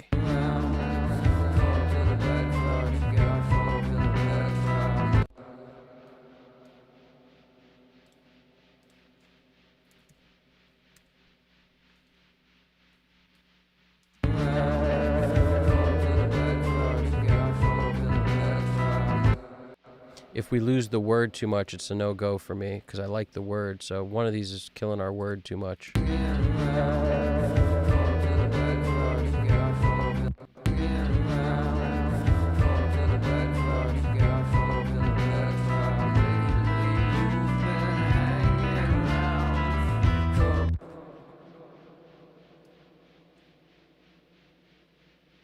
one on the right sounds stronger here.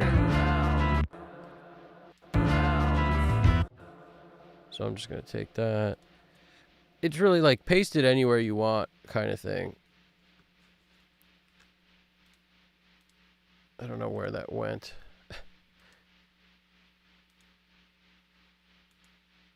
Redo the clip slide. Forget that second paste. Here we go. Let's paste that.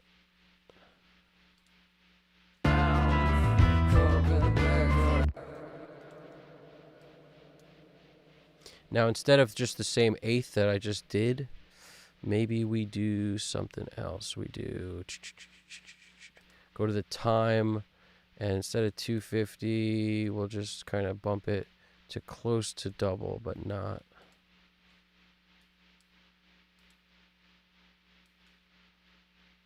We got to change the feedback now. Make that cranked.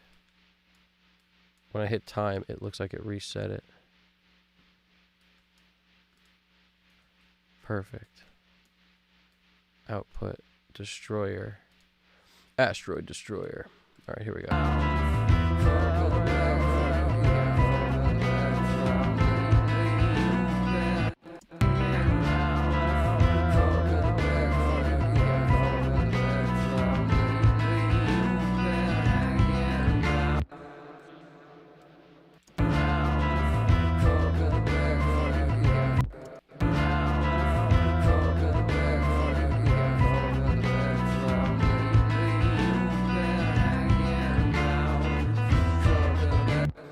I like how it's the word round. It's a good word to be like round, round, round. It's like spinning round, you know?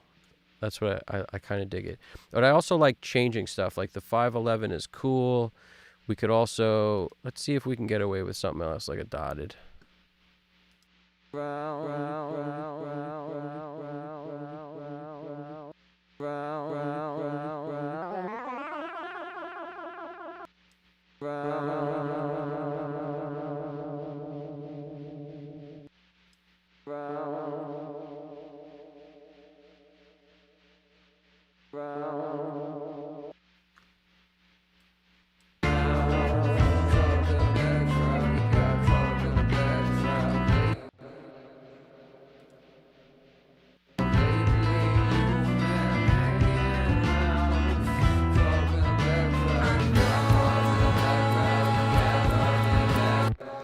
If anybody's lost, I want to kind of just give everybody a recap in where we're at, and I'm going to do it as quick as I humanly possibly can. And I'll probably start with a super quick recap, and then any questions on that, feel free to ask.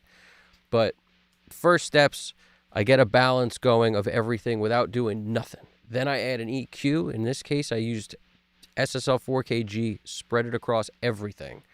I'll often use 2 EQs, but in this song, I determined to use the G more than everything else.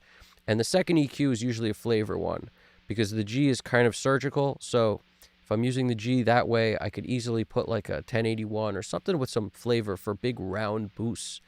But it turns out we didn't even really need that because we're nearly done with most of this except for the parts that are fun. Now, when I say fun, I mean the flavor parts and the automation by far to me are the most fun. Getting to where you can do that, though, takes getting the mix really close to being there. And the reason is, how are you going to know where flavor should be and stuff until the mix starts to feel good? Otherwise, you when you add flavor, you want to basically set the volume and leave it.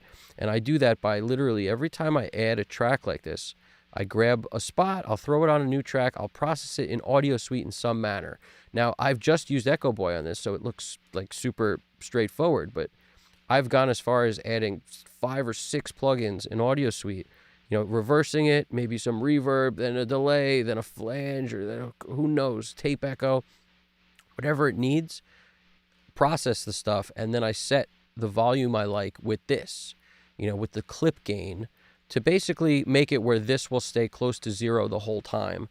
And I do that because then I know if I'm done with this part, now I can move straight to automation and just sort of like nail the kick volume compared to where, get those little moments of push. That's what automation's really for. I go to my VCAs, I have everything going to 8 faders so that I can essentially touch 3 to 4, sometimes 5 at a time, bouncing back and forth in my head about, okay, I want a little more overheads, a little more drums technically is what I call it, and that's everything but kick and snare. Boom, a little more kick here, a little more snare, that fill on the bass, raise that. So I kind of play it through and do all that at once. To me, that's the best way to do it. That's why you get guys like Clear Mountain who do such amazing mixes. You get CLA. They're doing it because they're playing the song on a console.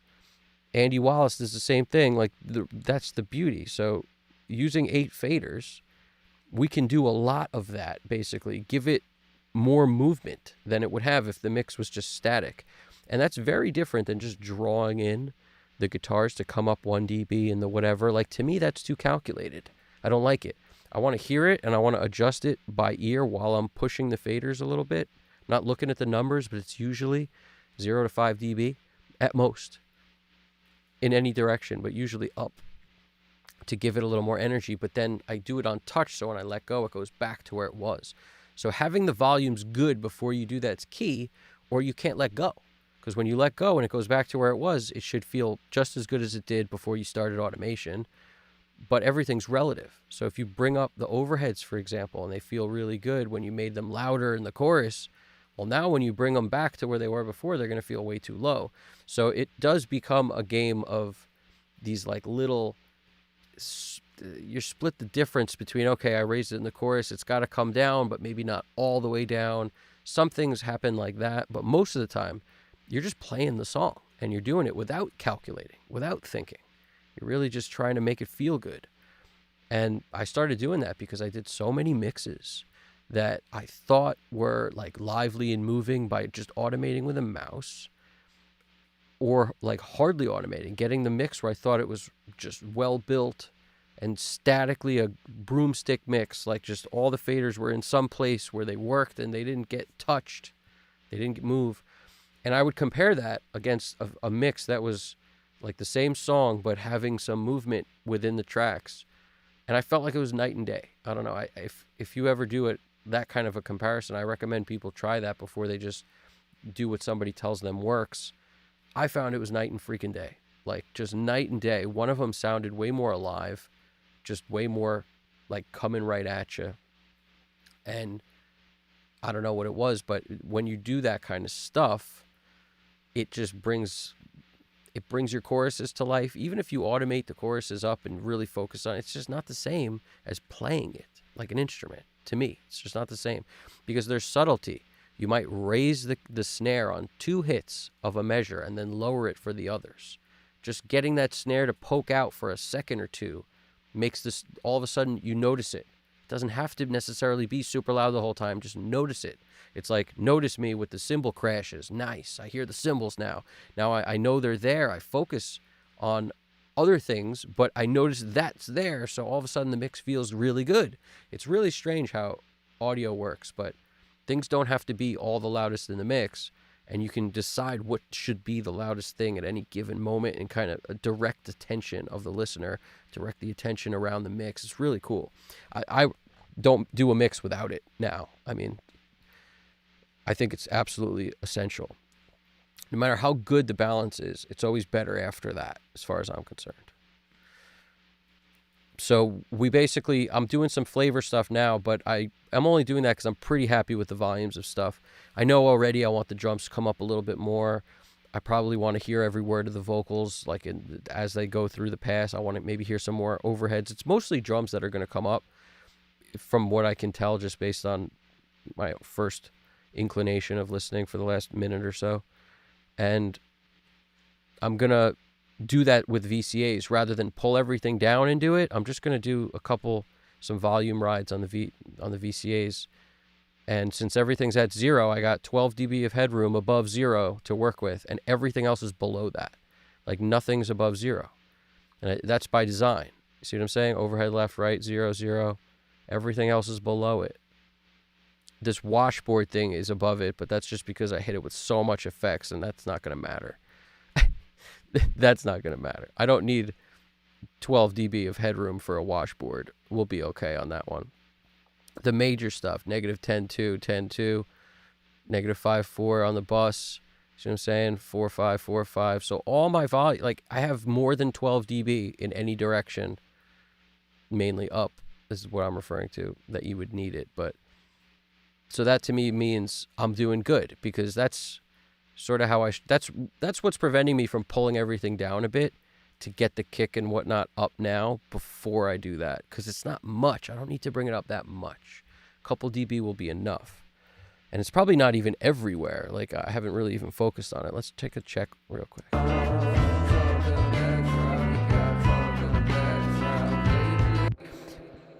Bass could come down a smidgen.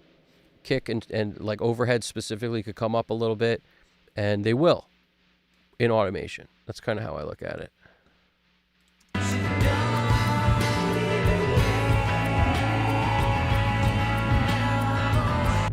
This is a guitar forward mix, and I don't typically do that.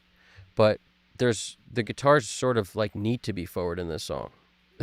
It's like a song that kind of demands it.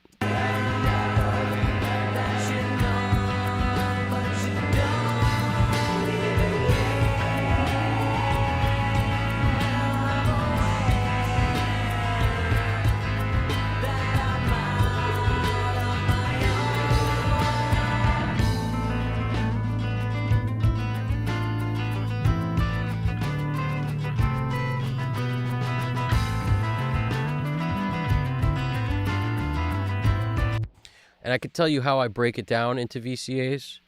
Got no problem doing that. And after I'm done with that, I could do the flavor tracks just to kind of show you what I mean. So if we got kick, and kick. Basically kick and kick trigger. So that's our two kicks. I'm going to put these on a bus that's just kick, but it's not a bus. It's a VCA. So I come in here, I go kick VCA. I've already created tracks. You see in the VCA section, already created kick VCA. So it's there. And that's because it comes in on my template. So at the bottom of my template, I always have kick VCA, snare VCA. It's called a VCA because it's a voltage controlled amplifier. I think that's what it is. So all it does is adjust volume. It does nothing else. So we're talking about, it's a volume automation device. Does zero else. It's got no place for inserts. It's not a bus because of that. Like a bus would have, like every other bus, you have a space for inserts and sends and whatnot. In this case, you ain't got none of that. That's the beauty. It's just volume. So you don't need nothing else once you get to this point. Snare. You know, this point in the mix, you shouldn't need nothing else. If I needed a bus, like a bass bus, I threw it on there. If I needed a drum parallel, I throw it on there. But everything then goes to a place where I can mess with volume of whatever needs to be grouped, which for me is always the same. I never think about this because that's the key to also being able to repeat whatever you're doing. You know, make a mix that works, and then you want to be able to get back to that point. So for me, it's like, have control over the snare. It's critical. Have it over the kick separately from the snare. Both are critical. Then have the rest of the drums on their own fader. See, that's how important drums are. They get 3 of the 8 faders that I use to deal with stuff. Super important. So this is... And the other thing, I mean, it's just like making a group. If you just highlight your stuff, Apple G, you come in here, snare VCA, you go VCA, snare, and then I do mix, because if I wanted to edit the trigger separate from the snare, I'd have this weird group in the edit window that I don't like, so I just make it mix so that it's not grouping this track with this track with this track for edit purposes.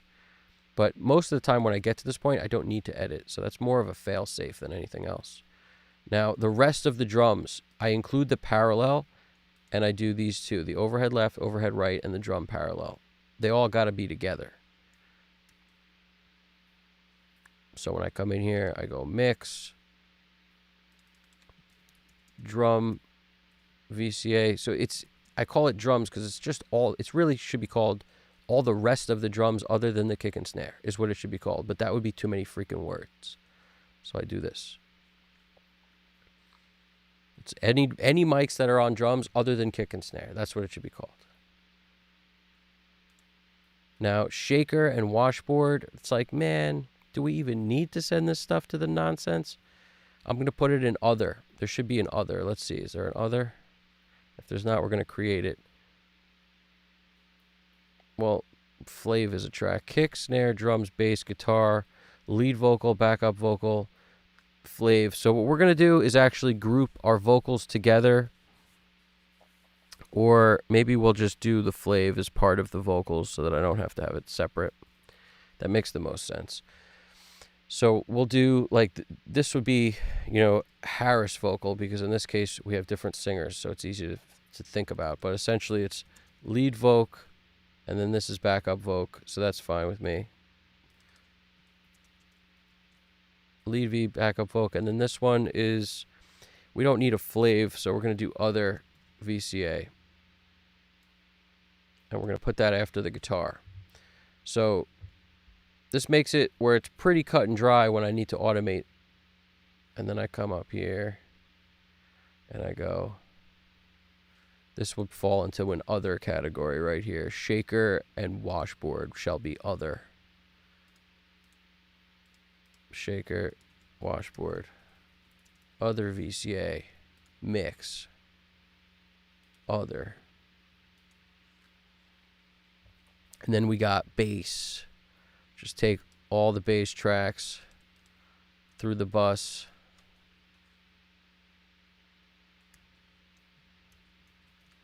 Now, something that I'm keenly aware of is if I do include these, it's actually a twofold situation. If I wanted to use VCAs for muting, to be able to mute tracks and unmute tracks, you'd want to potentially do it from the tracks themselves, or you wouldn't be able to get to hear these tracks when you'd hit solo. So like solo or mute or anything to dive into what was going on. But since I do it after the fact, I like to often just send the bass there, the bus, because then if I lower this or raise this, it has no effect on up here, which is good because you need that to stay the same so that your compression is being hit the same. If you lower the bass, it's going to send less level into here. Now everything sounds different. As soon as there's a compressor involved, even some EQs, if you're saturating or whatever you're doing, it's kind of all relative to the level going in. And if you send less in, you're messed up. So 76, all this stuff's going to have an effect. So it's not what you would typically do is run a bus into a VCA and then go from there, because you want to have control over the tracks. But in our case, we're going to do it this way, just so when I make a change over there, it only lowers and raises this. That's how I look at it.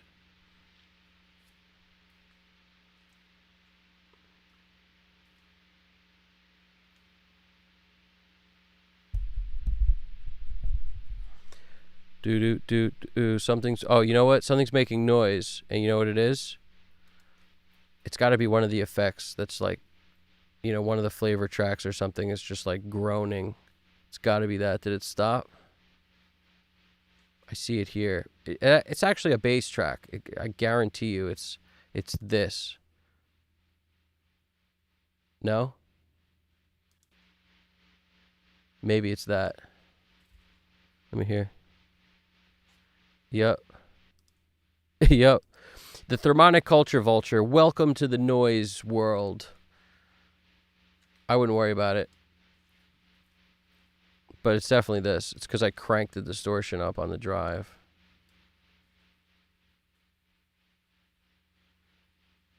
It's that combined with the tremolator. The tremolator is just oscillating the freaking Thermonic Culture Vulture. That's what's going on.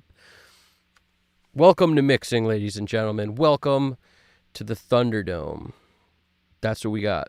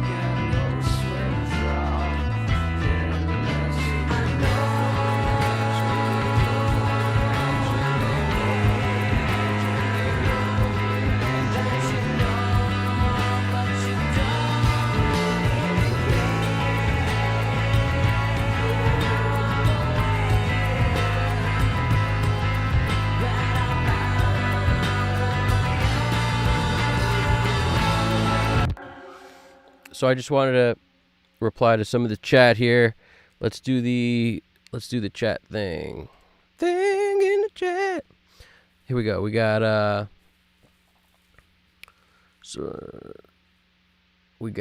sounds gorgeous. I appreciate that. I mean, you wrote also, so when you grab a word and drag it into the flavor tracks, does it bring the track down with the plugins you put on there before, or is it the dry signal?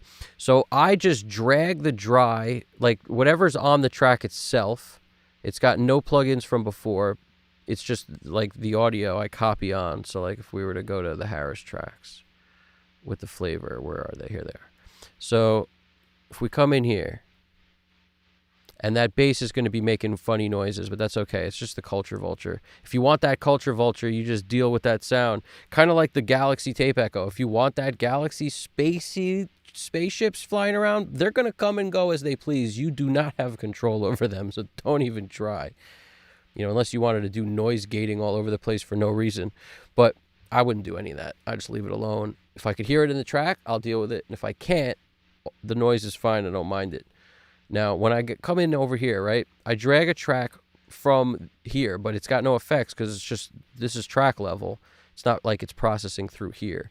So I drag it here, and then I add a couple things to give it some of whatever sauce I need on it. In this case, dirtying it up to get rid of some low end and some top end to just kind of tuck it in. Usually I'll open a decapitator, mess with some low cut a bit, mess with some high cut a bit, kind of tighten up the ends. Maybe darker if it needs to be darker, because sometimes just having things too bright that wind up repeating and echoing could be annoying. Hit it with some drive, because this is just to give it a flavor and a sound. If I don't do this, I might do Butch Vig vocals, use his filter stuff or his scooped or his telephone presets. Like, he's got a ton of amazing presets in the Butch Vig vocals. Honestly, that's one of the tools that I still find super useful. And I've tried a couple of them, like the CLA effects one, where it's like a telephone and a weird, it doesn't do it for me. There's something about the Butch Vig one does it, because it's just dry, and it does what would take like 4 plugins to do, like instantly. And when I use that for an effect, it's awesome. I would never use it on a lead vocal or something like that, because it always sort of leaves something to be desired when I try to do that. So you can't use it to run the show, but for like a side thing, like a side piece, doing some crazy ad libs and stuff, it's perfect. And you could do that yourself with a freaking pull up an SSL plugin and just filter it like crazy. So you're removing lows and removing the highs. You're just left with the middle, some nasalness. Then hit it with a devil lock or a decapitator or something.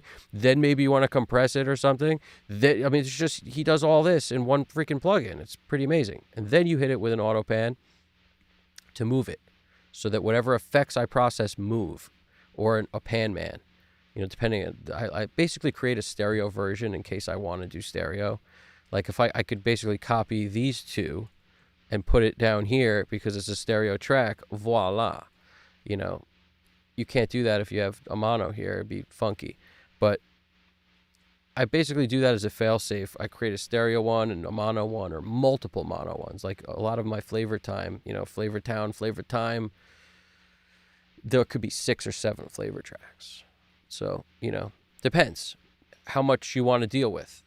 And, this is all over every freaking record you've ever heard, probably. I mean, the old school ones don't do this. When you had tape and it was like you had 48 tracks to make an album and that's it, or 24 or 16. Like, people weren't doing this kind of thing as much, but they were just doing it and building it in. Like some of the spaciest stuff is also like Eddie Kramer working on Hendrix stuff, was like creating some amazing stuff that exists on its own tracks. And this is similar. It's just super intentional effects. That's how I like to think about it. You can change this from an eighth and a quarter and change the delay. Like, that's why you process an audio suite, because it doesn't have to be one setting and automate to another setting and then automate to another setting. It's very annoying to do that. This is way easier as far as I'm concerned.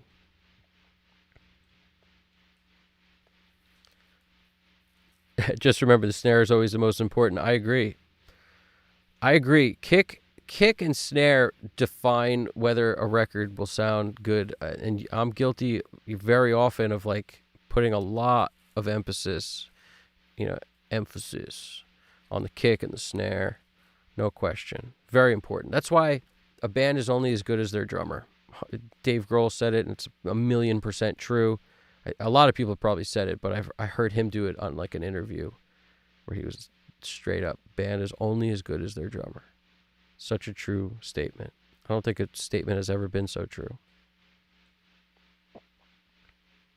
It's like, where do you want to be rock solid, powerhouse? The drums. It has to be, or everything else just falls apart. Anybody who's ever like played with a great drummer and then something happened, moved out of town, joined another band, like whatever happens, right? And then you get another drummer who might be amazing at his fills and super quick on the whatever, and he could do a drum solo like nobody's business, but then you try to play with him and you realize all of a sudden you guys sound like shit together, like the whole band sucks now. Nobody's playing in time. Everybody starts yelling at each other. It's because the drummer's not tight. Tighten up, Stop doing your solos. Nobody cares about a drum solo if the band's not tight. It's the only thing that matters.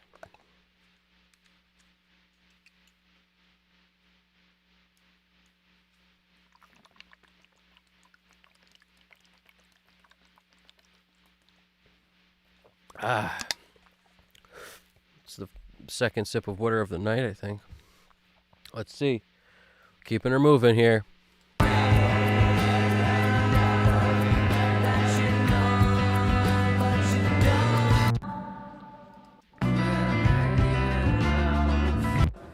So let's see if it works with 2. It might or might not, but also notice I always paste it after it because you might want it somewhere in here. Like you want the word to sound and then you want the delay after it. And since you control the delay, I'm putting the delay purposefully after. Like when I first started messing with this, I used to put it right where the word was. I thought that was important. Then I realized I'm just fading. It didn't sound good to me until I faded in where you could barely hear it over the word. And I was like, why don't I just put it after the word? Like, that's obviously better. Or where the delay should start, only there, because that's really what we're doing. We're creating another...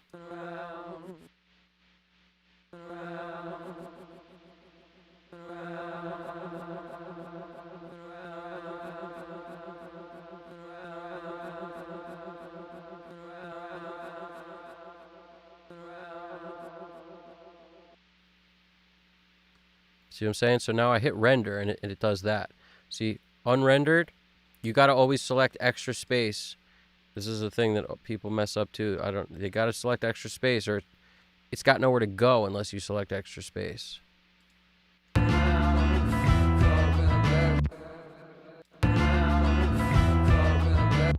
See, on this one, I'm going to put Butch Vig because it needs to stand out. Like, I can't stress that enough. So anything that gets it to stand out, and you could do this on, I could pull up, I could show you with 3 plugins how I could do this, but this is so much quicker. So I just do this. Filter, filter, filter. I like the scoops. I like the telephones. Like, they're all kind of good. Let's try telephone today. I'm usually the filter guy. Telephone's sometimes too dirty, whereas filter is kind of cleanly filtered. But look, it saturates, it adds dynamics, low cuts and high cuts. It adds a de-esser if you need it. It's a freaking thing does everything in 1 second. It's like instant. So this is just going to be static on the track. And this is after it. See, so now we listen.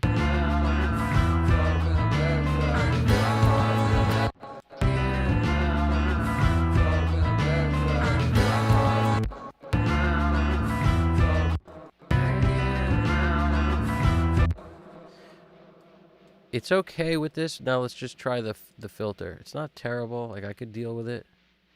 Sometimes the distorted Vox is cool too. Hear how much darker it is? There's just something about that that's just so smooth to me. And I think it's because when I work on, I'll use this on ad-libs and stuff for hip-hop or pop stuff, or it's just something about the cleanness of it is nicer to me than that, like that super nasally telephone. Whereas this is like just a nice dark filter.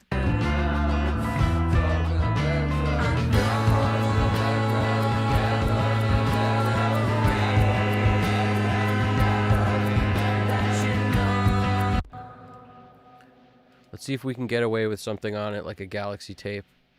It's like literally my favorite plugin. Like, it's hard for me to like do a mix without just throwing this up there and being like, yeah, do your thing, Galaxy. Do your thing. And a lot of times I just start with the effects that say dub, dub plate, dub, any of the dubs, dub slap, and I tweak it from there and usually just make it go crazy from there. Like, let's hit it with any of these. We could tell what it sounds like.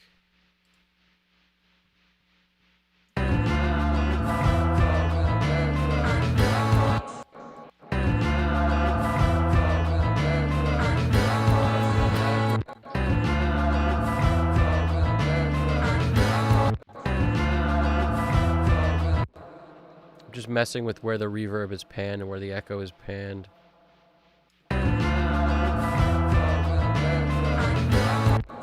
A lot of times if you take the echo and do it the opposite way of the reverb, it's very cool.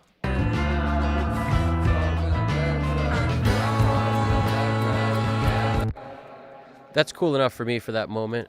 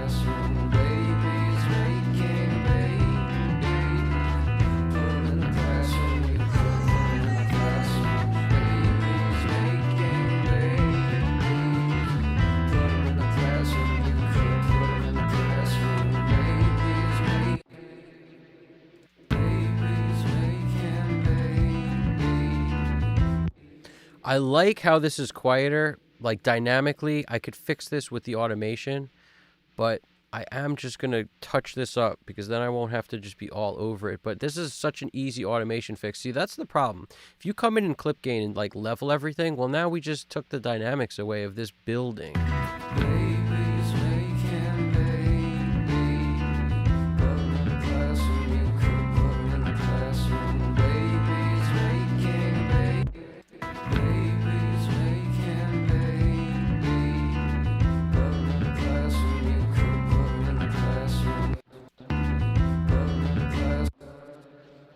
I think he's saying babies making babies, right? Obviously, but we lose the S, right? Which is cool. He's saying babies making baby. I actually think that's even cooler, to be honest with you. Let's hear it. You notice he doesn't say the S. There's a breath there. I was going to raise the breath thinking it was an S, but it's not an S. It's a breath.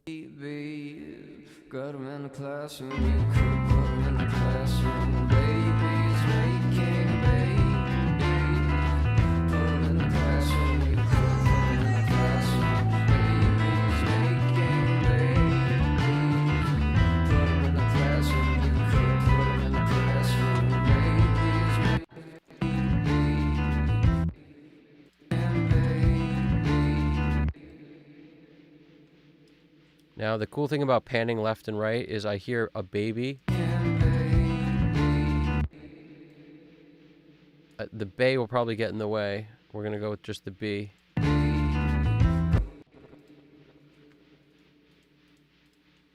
The bay will probably get in the way. Story of my life. All right, tape echo. This is a different tape echo than we usually use. What's this, the stock Pro Tools one? Pretty cool.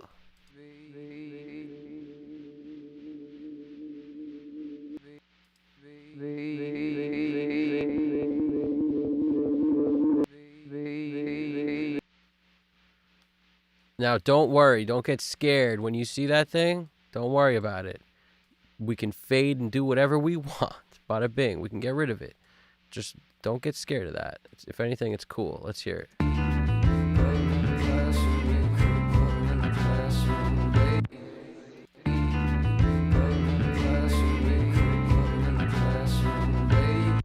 Very cool Tape Echo stock Pro Tools. Well played there. See, some of the stock plugins are just there, man. As often as I say stuff like I use this UAD all the time, it's like, who cares? Use whatever, man.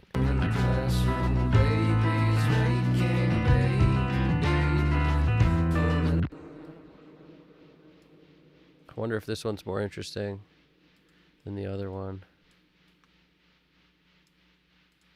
Take it out to now look at 410 milliseconds. It's tinier than freaking, can't even see that. What is that? It's tinier than this freaking monitor with the chat on it.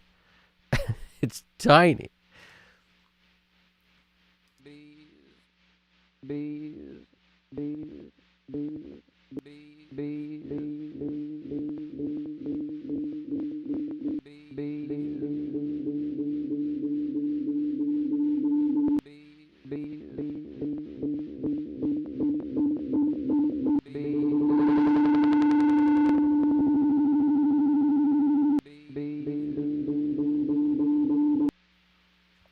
Sorry if that sounds crazy on your end.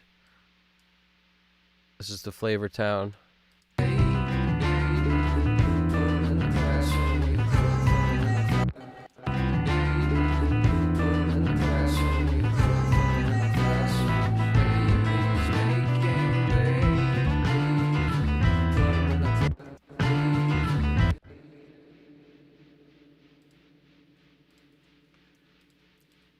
Let's dip out of this plugin. It's starting to scare me. That's a cool plugin, but it was definitely starting to terrify me a little bit.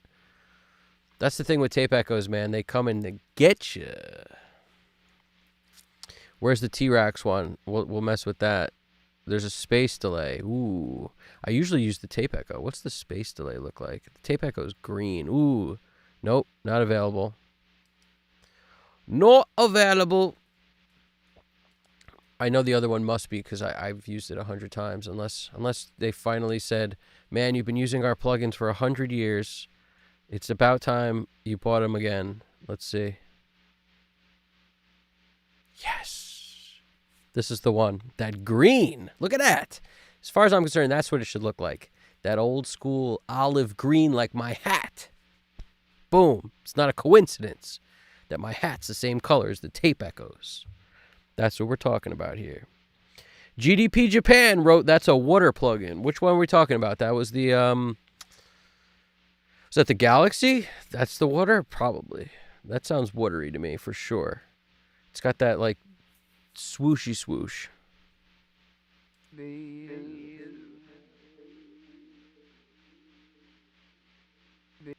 If you're curious what this plugin looks like, what it does, or maybe you're talking about the you're talking about the when you were drinking. GDP with the comic relief. Sometimes I need that, and that's awesome. That revitalized me a little bit right there. So, like a lot of these plugins, sustain is feedback essentially. So it's like they just label them different. This has two different. If I'm not mistaken, it's basically like multiple heads kind of thing, I think. So it's I'm trying to freaking determine what it is. All I really do is I boost. This is the volume side. This is the sustain side, and somehow they interact with each other. So rather than having just like one feedback, it essentially has two places where things can feedback. So it's just loads of action. Get down, double the action. Get down again. It's like that.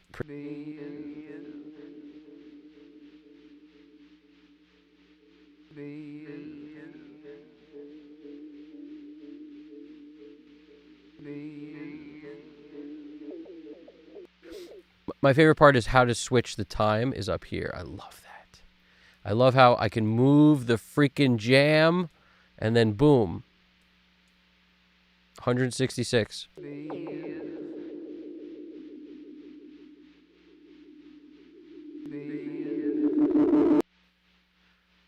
Whoop, that's a big block of nothingness. We don't want that.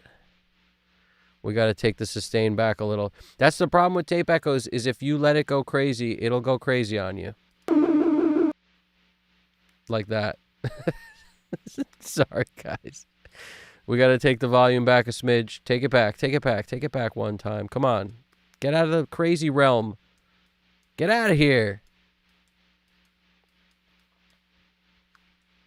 I'm hitting save because I don't like how these freaking lights aren't going off.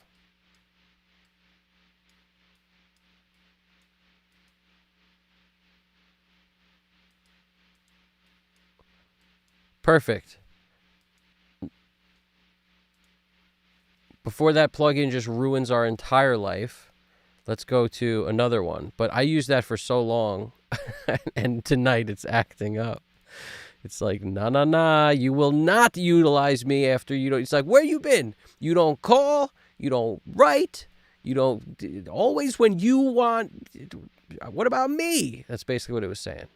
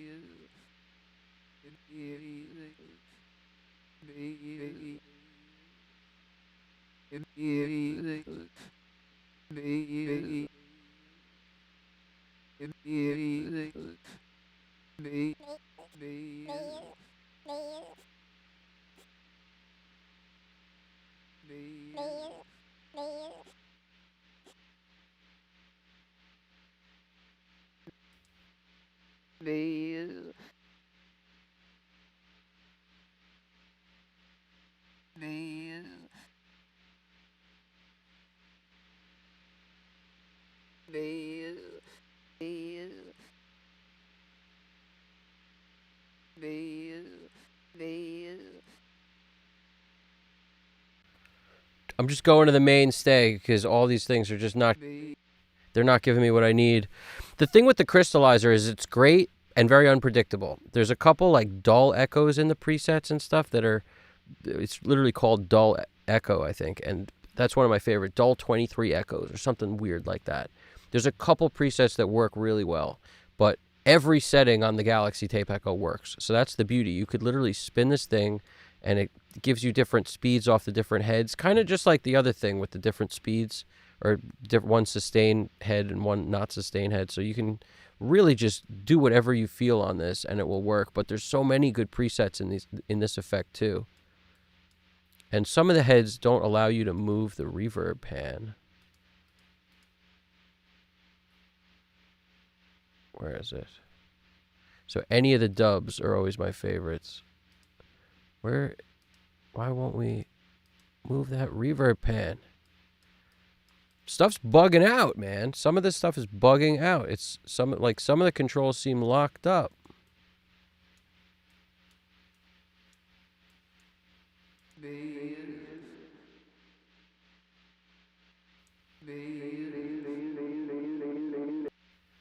That's all we need.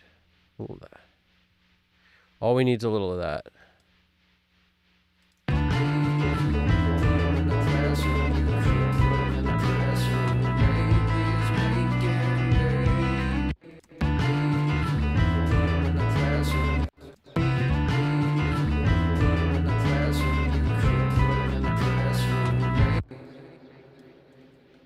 See if we can get away with 2 here.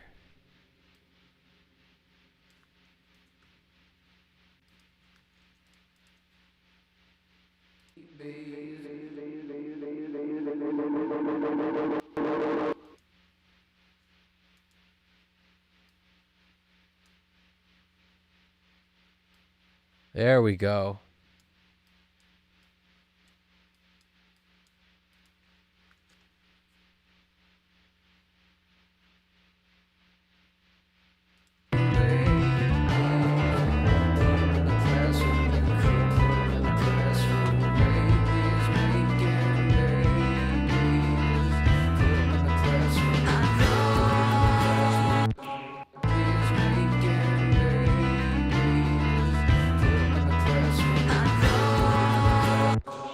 Now, right there, I actually do want this effect to die.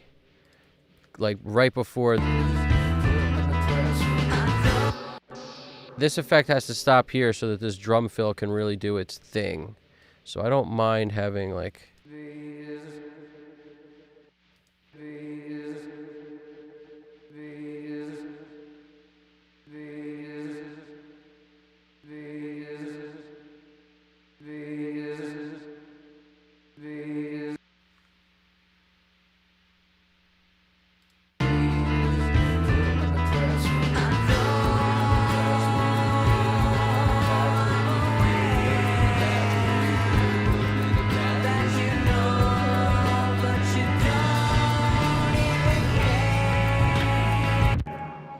Now we got to do something with these ogres.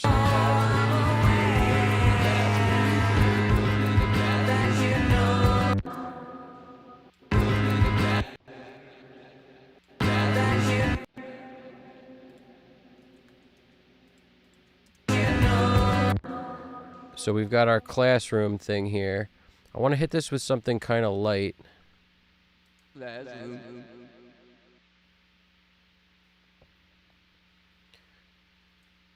And then I may hit it with something else. So this is what I mean by there's really no end to what you can do with this. If you hold shift when you open these up, you can open like 100 at a time if you want. Whatever your computer will stomach.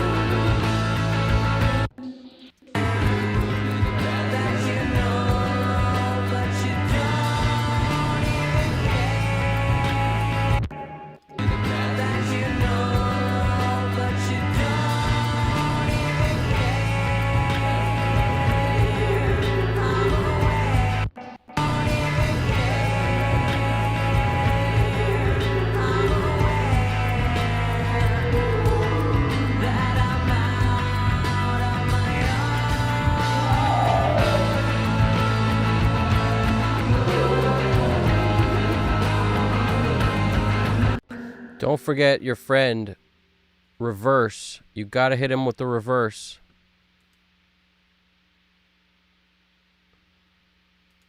Hit it with the reverse. We got to hit it with some sort of either delay or reverb. This plugin can do reverbs too.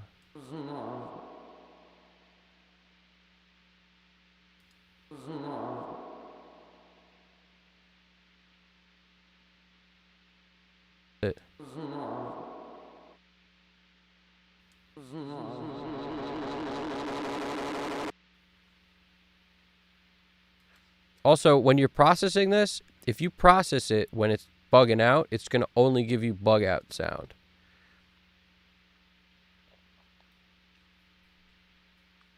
So your best bet is to process it when it's not bugging out, but find where it bugs out and back off the feedback a bit, and then it shouldn't bug out so much.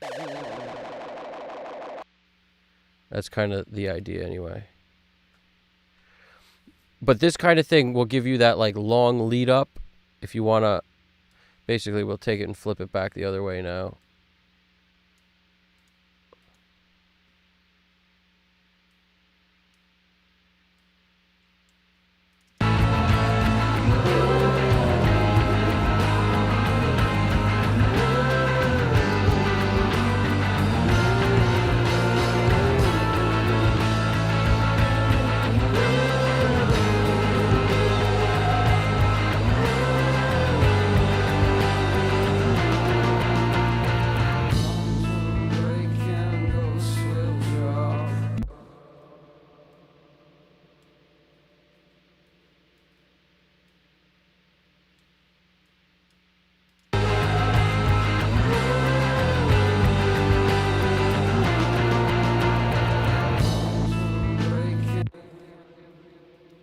If you don't want that weird like alarm sound, it's basically it's like a whirring. If you don't want that, you could hit it with a reverb and just sort of wash this all out. Like, for example, go back to that.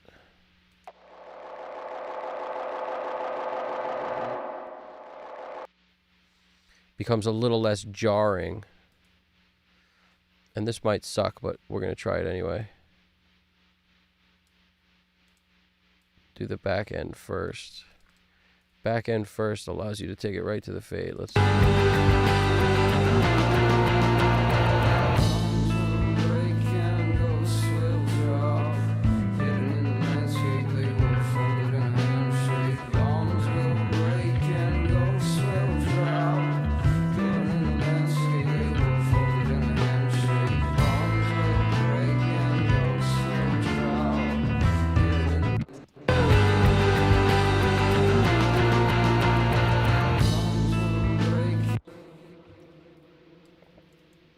Yeah, I don't love it. I don't think it's necessary. I mean, you know, maybe a reverse jam here. We'll hit it with the reverse. We'll take a reverb way out with it. Obviously, we know, you guys know, you should probably shout it out.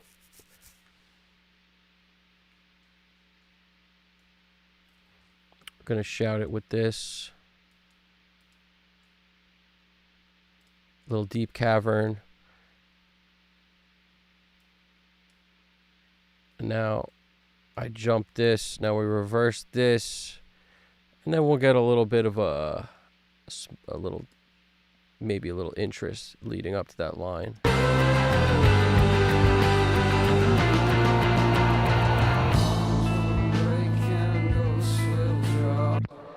That's more like what I'm talking about. See, sometimes you just know when you don't have it, and then you have it.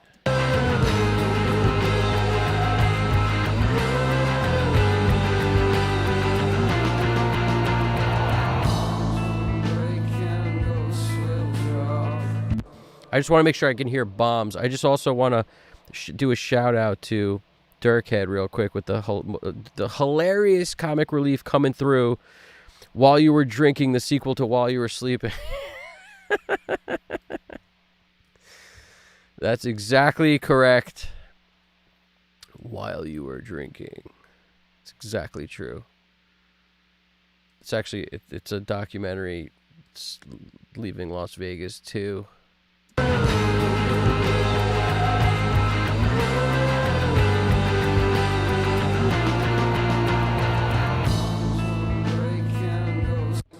See, we lose the word bombs, which hurts me a little, and I like the positioning. I'm just going to back it up a smidge.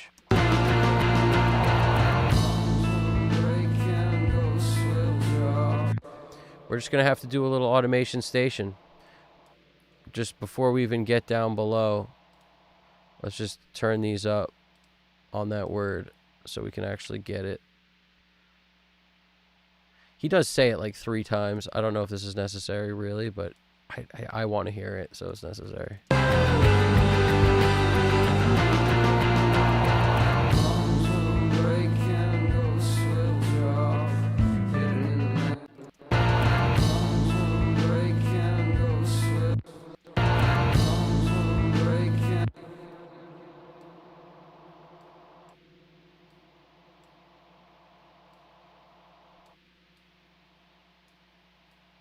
I hear those effects playing dancing moves.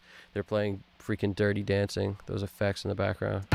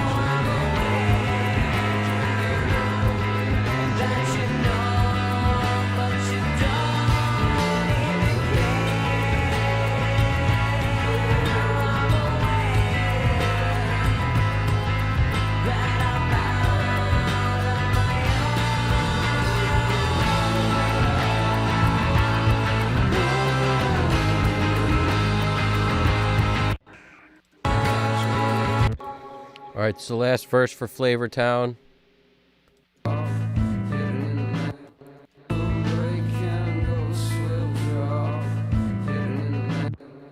Drop, drop, drop, drop, drop, drop, drop, drop, drop. Drop, drop, drop, drop, drop, drop.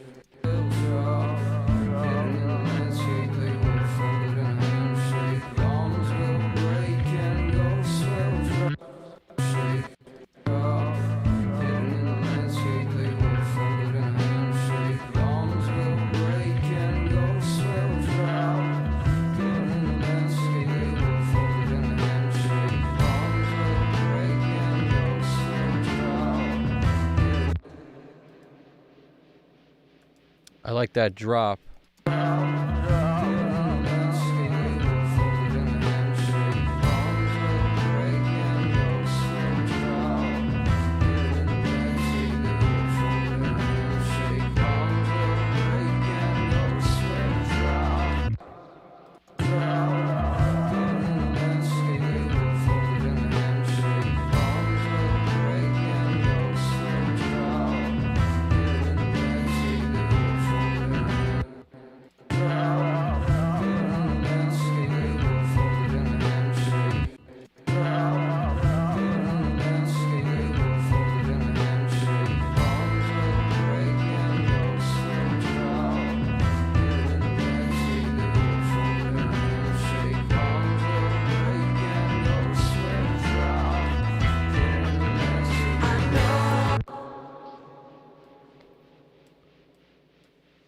So that's like 480. Let's do about half of that.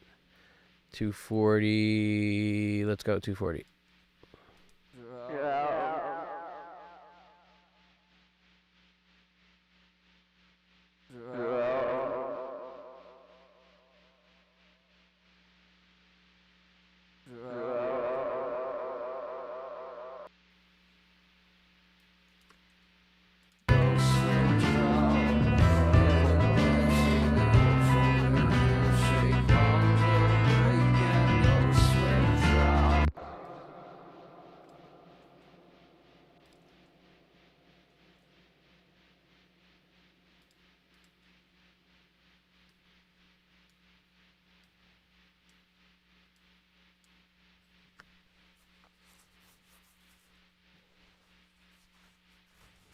Do do do do do flop plop. We got this, guys. We're plopping, we're flopping along like always. After a certain time, I just start making up words because that's what it comes down to. It's just the English language is an audio suite plugin that you can spin in reverse and get it to do what you want it to do. You just gotta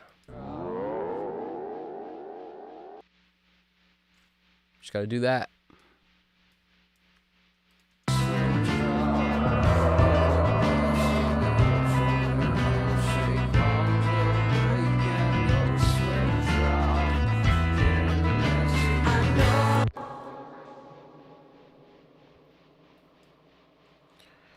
Life is an audio suite plugin.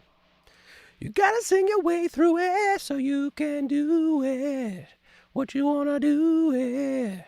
Got an audio suite, yeah. Mother plug in, do the yeah. What you wanna do? Got an audio suite plugin.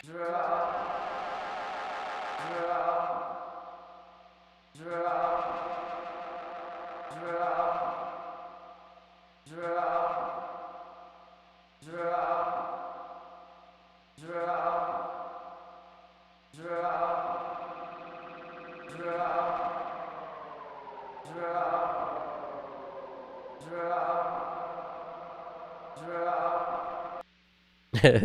Sometimes you just mess with that and you're just like, nope, it's not even close to what I want.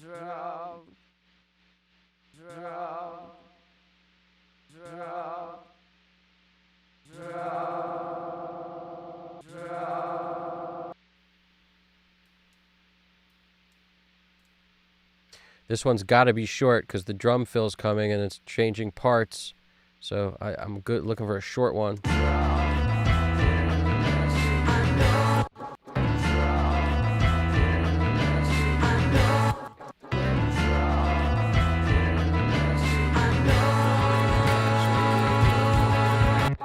Now this is one of those things where over this part, I'm going to take this, flip it, throw it down, flip it, jump over the little plate, crush it, take this down the center-ish, hit it hard. Bada bing. Come back over here, take this, flip it back the other way, bring it into position. Let's see what happens.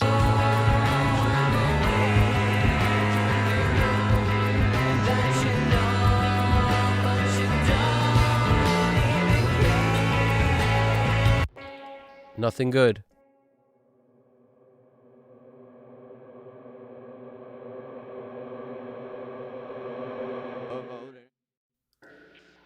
I mean, it's pretty cool, but it just doesn't shine through because there's so much going on here, so it's kind of unnecessary. There's like enough going on there.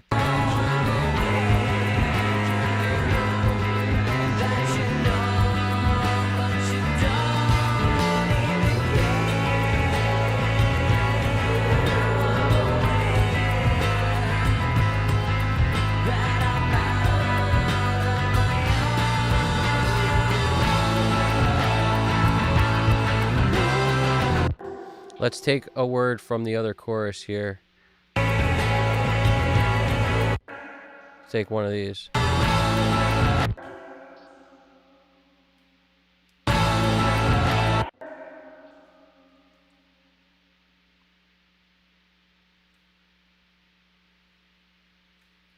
Need some sub bass drops. Honestly, sub bass drops, there's one coming kind of, but it's not a sub bass like that's super low, crazy nonsense. But I like some of that too. My uncle Rick made his own vocal booth in the basement. None of us were ever allowed in there though.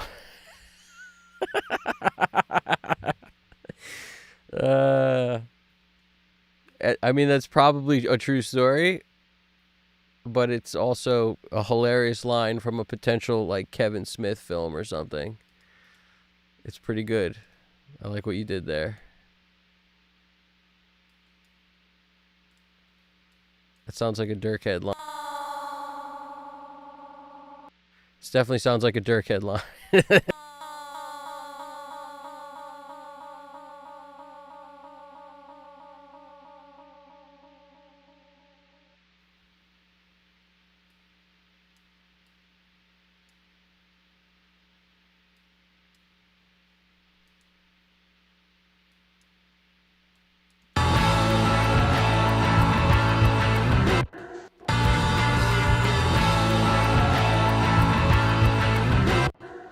I'm amazed at how much is going on in this section that you just can't hear anything else. That's the truth.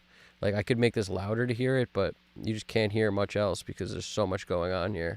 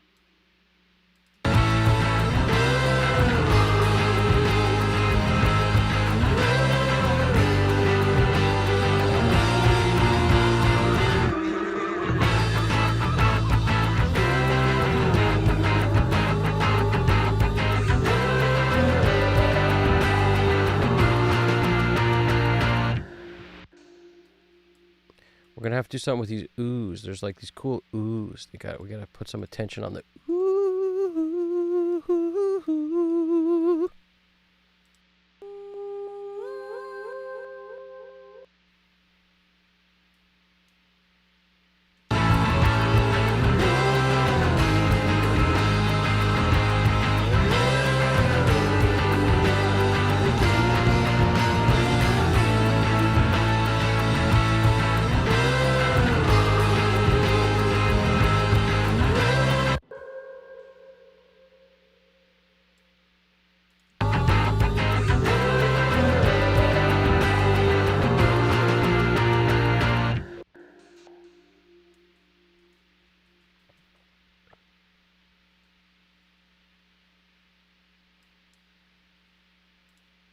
Extreme area space.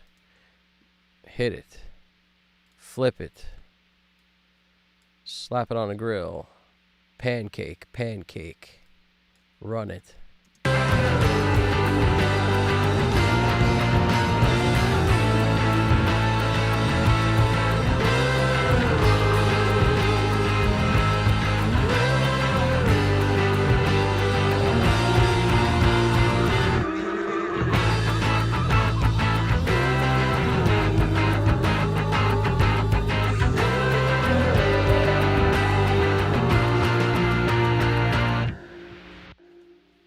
I love this vocal here. It works so well here. It's so funny how it wasn't working, but I like that thing. I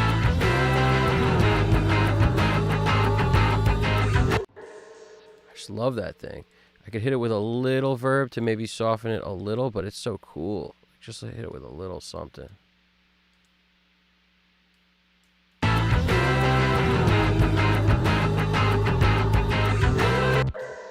Too soft. Less on the mix.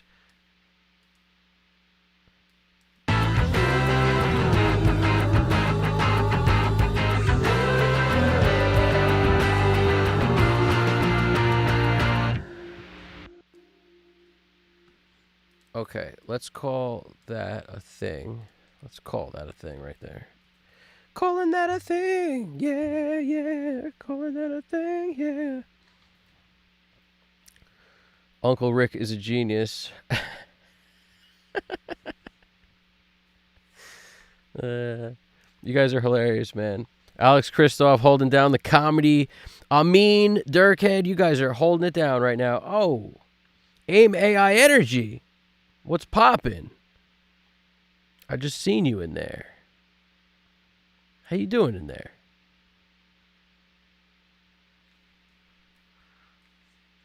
How are you doing in there?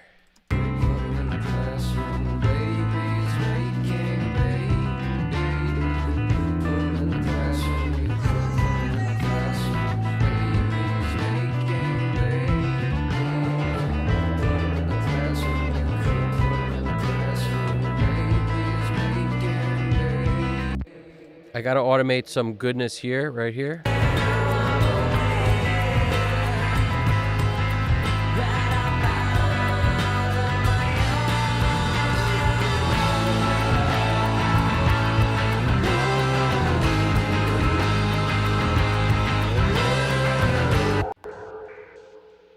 Let us take some of this.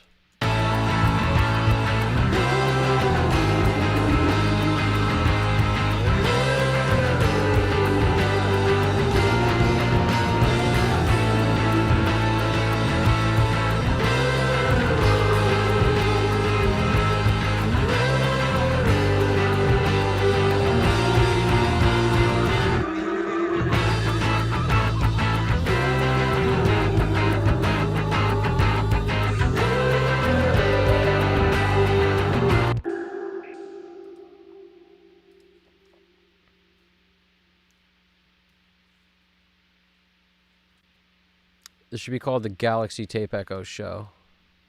This is the Galaxy Tape Echo Show.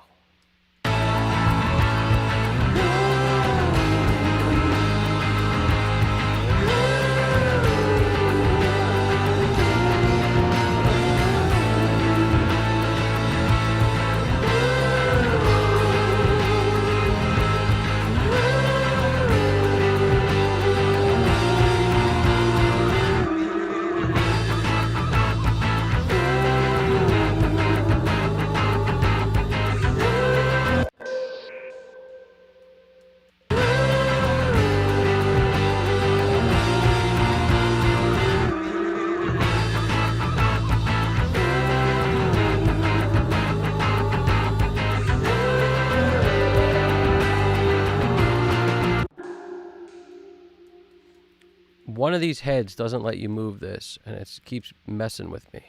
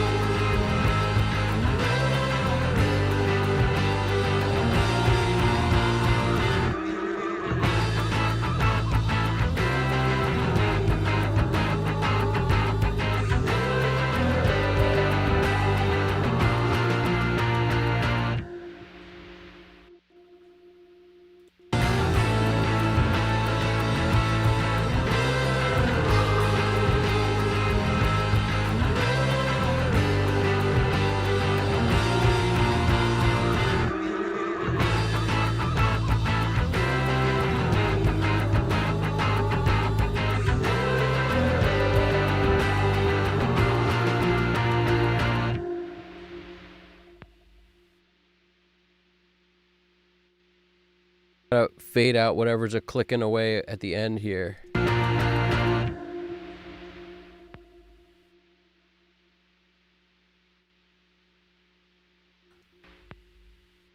You can see it. It's the washboard. What is that? Washboard. It ain't the washboard. It's got to be the bass.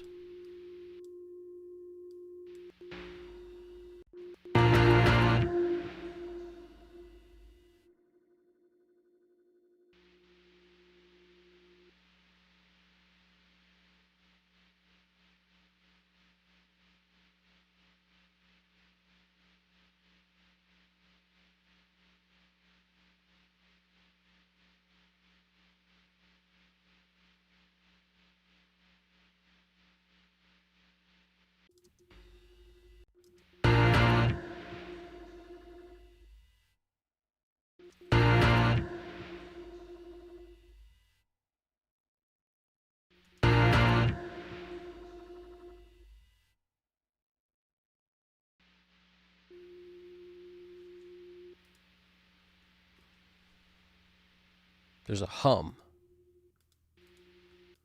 It's one of the effects humming at us. It's one of the feedbacks. It's that one. And that hiss is coming from the bass, but that's just par for the course, man. You want some saturation on your bass? I do.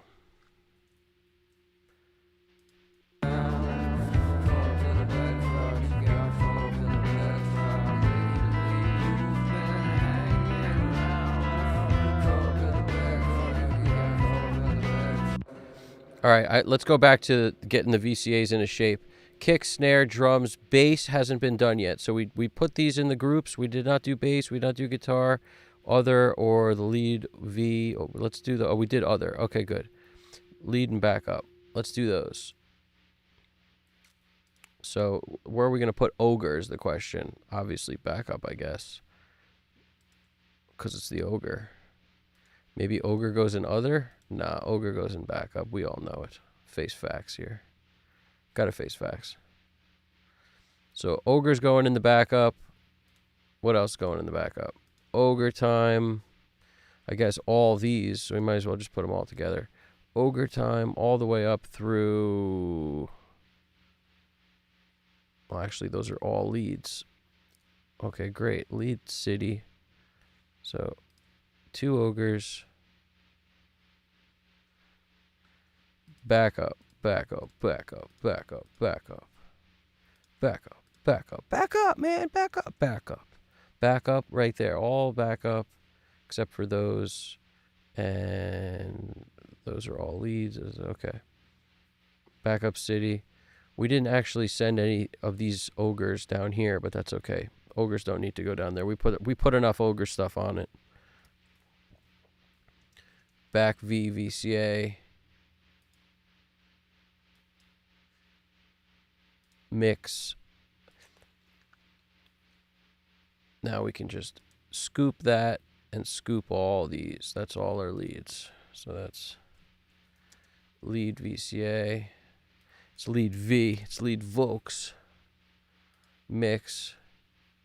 Lead V. VCA. Okay. Now, guitar city. Where's our guitars at? Guitars. Boom. Guitar city. All this is guitars. All this is guitars.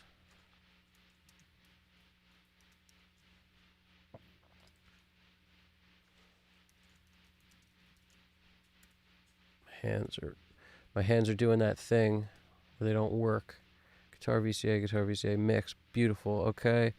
Now the only thing we were missing was, let's see, what were we missing? Bass.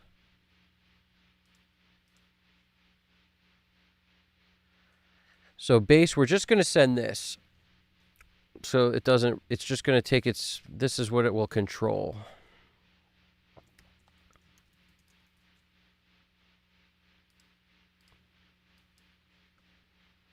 Which is not always ideal if you're trying to be able to solo the tracks, but in our case, it's ideal.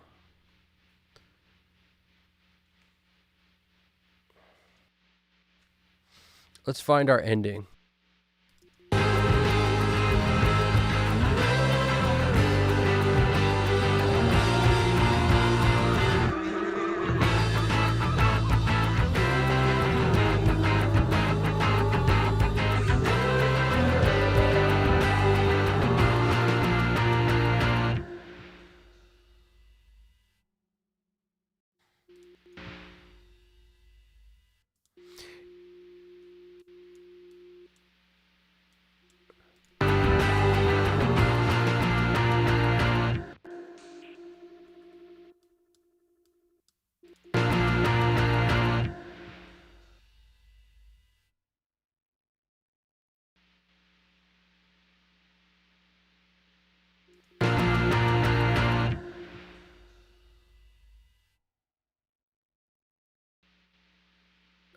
I need a firm cutoff right here. That's what we really need. Just firmly cut.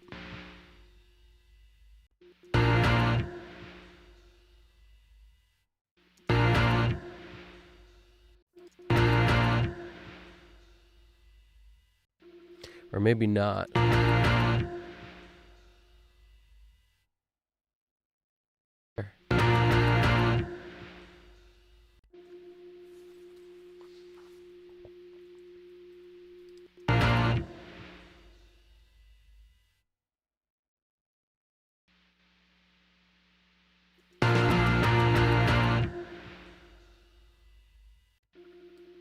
Okay, starting to be good on the end.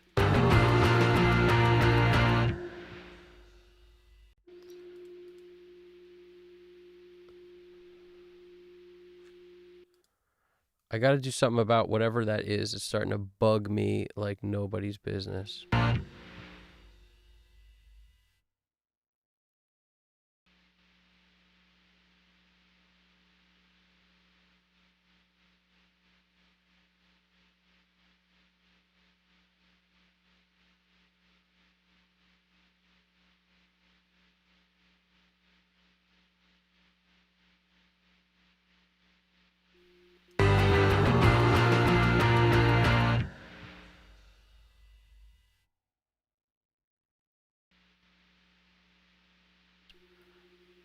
That's what we're going to have to do.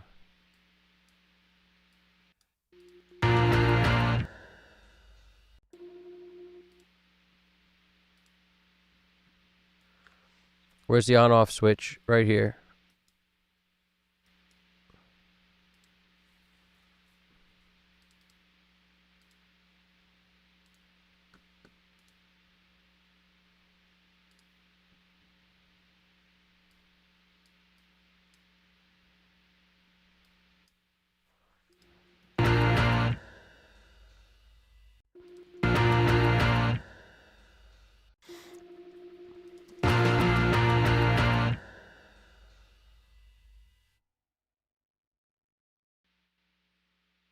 That's much better already.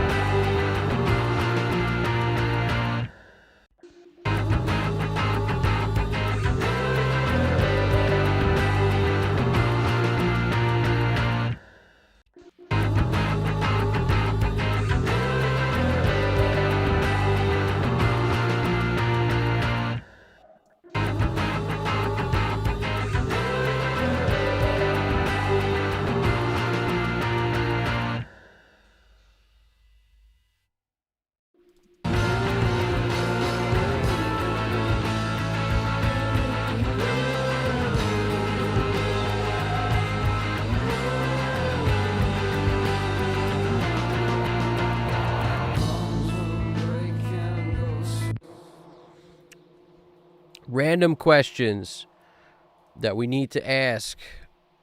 For example, has anybody ever heard of the Led Zeppelin song? That's a funny answer. No, here. Anybody ever heard of the band Can? C-A-N? There's an amazing, one of the trippiest, like I don't even know how to describe it. It's like noisy. It's like noise rock.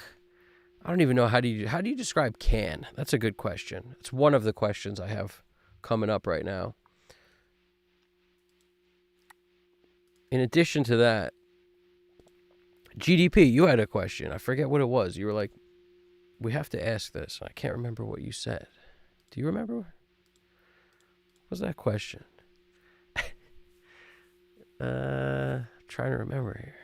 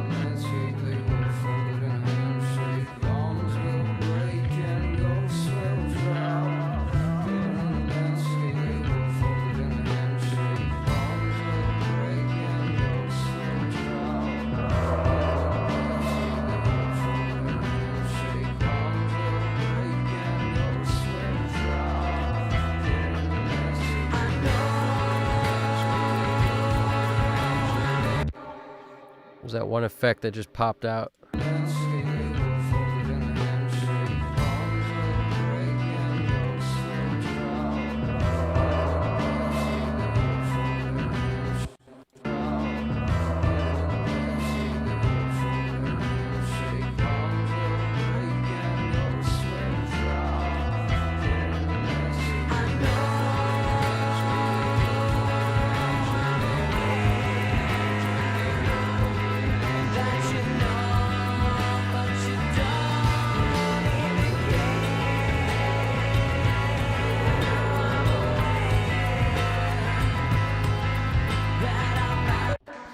So I'm maintaining level here, making sure I'm not clipping or nothing, which is important because once we automate, things will then get louder. I would often automate with the bus compressor on, and this is a good time to turn it on because the compression holds down your automation, so you may drive 3 dB in the VCA world, but it will maybe only come out to 1 dB if you've got 2 dB of gain reduction, for example. Like 3 dB up, 2 dB gain reduction, it only sounds like you're raising it 1 dB, but it's a different sound. Driving into compression changes the sound. What I realized not long ago was that I prefer the results when I go into the thing putting on the bus compressor after final stages of automation, which really just sets up your mix to be, as kind of real and smooth as it can be prior to adding any sort of 3-4 dB gain reduction. But at least then, it's working on the whole, and you can pick your compressor based on what works. Like 33609 may work, but it may make things feel too like tight and snappy, or too almost narrow in a way. But it could work really well on a lot of things. Same thing with the SSL. That works on a lot of things, but sometimes it's another one that might be too snappy. The API is more round. Sometimes that works really well. I've been loving the Pulsar modular lately because it adds more than just compression. Like whenever I add a compressor, I add an EQ after it. And, compression, EQ, that's typical mix bus stuff. The Pulsar does it all on one plugin, which I like a lot. And it's just nice to not have to pull up a curve bender or something. But that's usually my go-to, the curve bender. I used to always mess with the Capital Chambers EQ also. I liked that one until I switched to being like a curve bender dude. Really love the sound of that curve bender thing.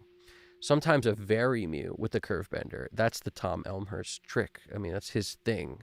He would go curve bender into Vari-Mu. And then, a dude who studied under him, Ben Babty, pretty much, worked with Tom a lot and wound up doing the same thing. But if I'm not mistaken, I think he flipped it and did the Vari-Mu and then the curve bender after it.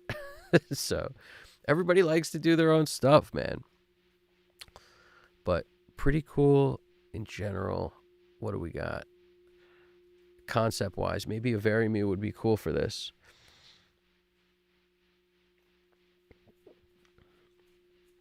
So yeah, that was actually good call, GDP. I just remembered the thing that you were talking about. It was like we basically want to know as a like a vote kind of thing. What's like. I know it's song dependent, but what do you guys find you reach for more on vocals? Is it plate? Is it hall? Like, what's the reverb that you have a tendency to like? Do you use a combination of both? What do you say your go-to is? Because we all know what my go-to reverb is. It's not even a question.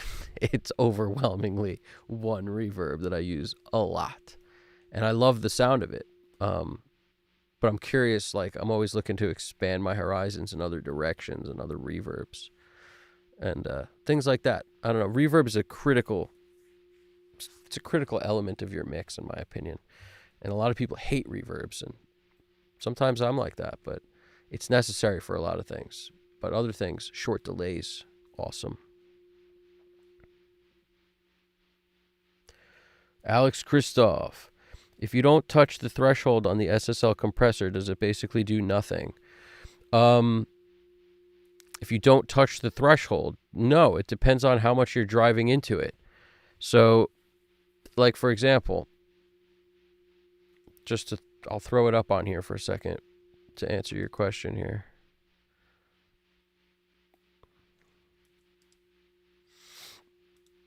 So the threshold, if you basically slam it all the way to the right, it lets as much through as possible, but it will still work if you have a certain amount going through. Like, watch. So you see how it's almost all the way to the right, still working? If I were to send more level into this, it's going to be loud for a little. Just watch your ears. 5 dB gain. Just watch what happens.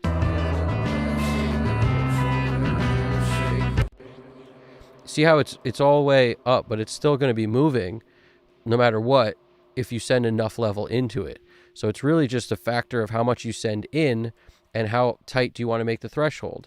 The thing is, there's no benefit to cranking this thing all the way to the right.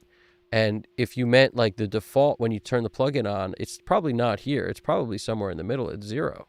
So you're just moving the bar line for where the compression starts to basically need to work.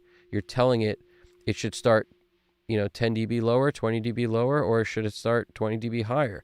It's just a function of how much signal you have coming in that sets this. And then this is your makeup gain for the output. So you can compare whether it's good or bad by setting this to match whatever it is with it on or off, just like you would with any output. That's essentially the deal. So this is, going to set where the compression starts working. But if, like, to answer your question, 1.5 is the least amount of compression. So if you wanted to say, how do you set this thing so that it does nothing? If you were to set this to 0, then you would be at nothing. But 1.5, it's doing the littlest bit of compression it can do. And a lot of times I actually like it there. Like when I would mess with this compressor, 1.5 to 1 or 2 to 1 are really kind of, if you're not going for whatever people call glue, it's a weird term, glue. It's like squeezing the mix together.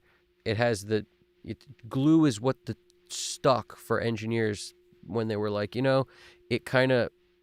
it just makes things feel like they're more pushed together now. They're stuck together. They're glued together. It breathes. It has the mix feels complete or whatever. The concept is the compression is what's doing that. And often at 4 to 1 or 3 to 1 or 2 to 1. But the funny thing is people who think CLA compresses a lot, they don't really take into account that a lot of times he's on like 2 to 1. Sometimes he could be on 4 to 1. But when asked that question of what do you have your mix bus compressor set at, I think he answered it by saying 2 to 1, 1.5 to 1. I think that's what he said. Like, don't quote me exactly, but I think if someone finds that interview, you can confirm or deny. But what I'm saying is 4 to 1's the most common ratio too. And I've seen Chad Blake hit like everything, every freaking number on the ratio. So the point is, you could be 4 to 1, you could be 3 to 1, 2 to 1, 1.5. I found when I like this compressor the most, I'm usually hitting it very easily, like 1.5 or 2. Because I find this compressor has such a grab to it that it's nice to not hit it, with a 4 to 1 ratio. It just feels like you maintain more life in the track. Like, I mean, I'll show you rather than just talk about it. Watch.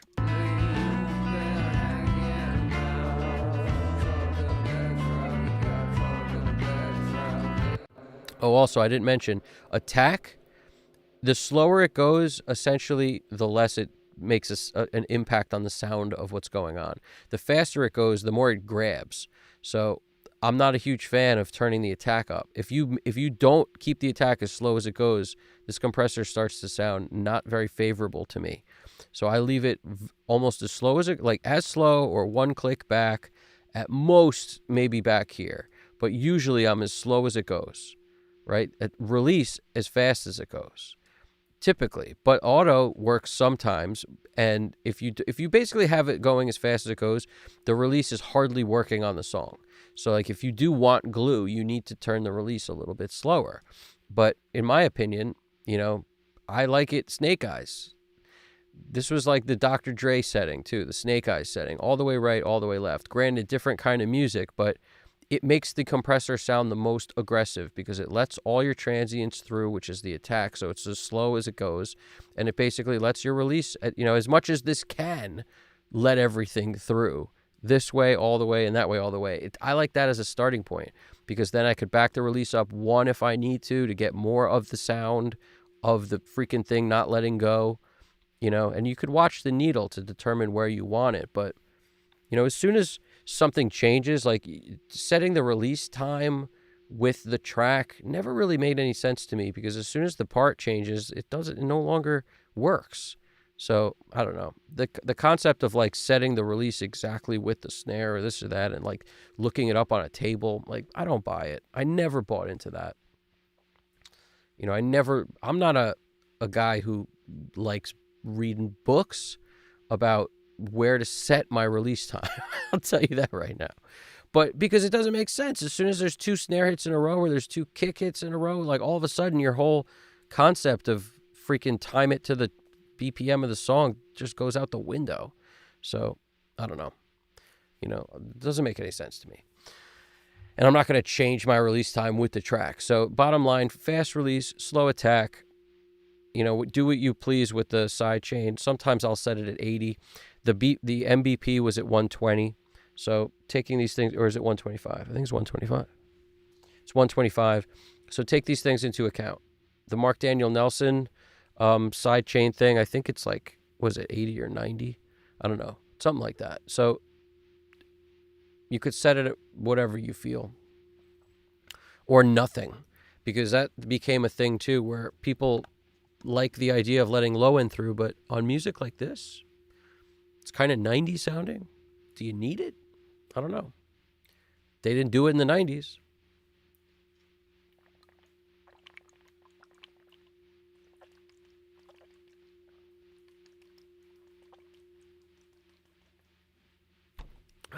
And that's a big thing people like to talk about is like what this, it just lets your detector not have whatever you put in it and below. It's the detector. So it's not that it's a multi-band compressor all of a sudden. It's just that it sort of lets things breathe a little more when the detector doesn't see 80 and below. Call it what you will. I find sometimes the mix doesn't benefit from that. Sometimes I want that squeeze in the low end.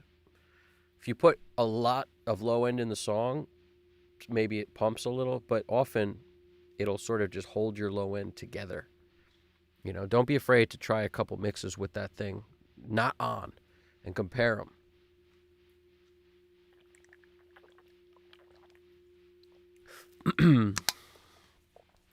Shkiono. Ratio attack up 100%, release down near 1%. Yep. Yeah. Well, I don't know if you mean 1, but this 0.1, is that what you're referring to? And 30 on the attack? Is that what you're referring to? Probably. I'm sorry, I'm combining comments here. Shkiono is asking, let's throw it on the big chat so that I can stay straight ahead here. Okay, let's see what's popping. Mostly plate. So you're a plate dude. Yeah, me too.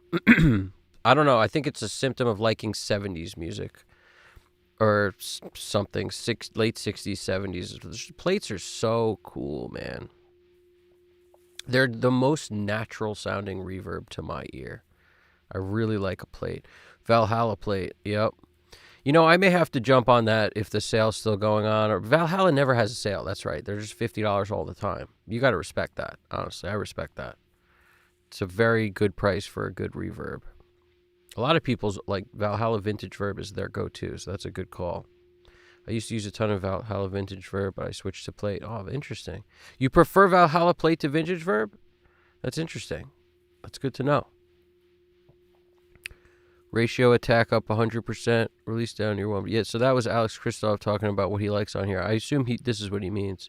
That to me works the best for just the least impact on the sound. I can't have pumping. Yeah, I don't like pumping. As soon as you make the attack fast, it starts to be weirdly pumped, in my opinion. But also experiment with low ratios. It'll be less compressed if the goal is 1.5 to 2 to 1 can make your music sound a little more lively, in my opinion. Because I'm not a fan of the glue. Like, I don't know what the glue is, but I don't love it. Like when I use the Pulsar Modular Jam 3 dB, 2 to 3 dB of gain reduction on there sounds like a good amount to me, and that's like plenty. But, the Fairchild, kind of the same, the Unfairchild. And, yeah, even on like a 33609, like a couple to a few dB of gain reduction. And then what do we got? Do you ever Shigiono asked, do you ever put a sidechain filter on the mix bus compressor? Yeah, sometimes. It's a symptom of using it. Like when I use the master bus processor, it's an amazing tool. And when I would flip that on, I would be able to get a lot more low end, and it works really well for hip hop. It works well for freaking pop, anything where you really need that. When I think about rock like this, like I was saying, I don't think it needs it. It's sometimes it does, sometimes it doesn't.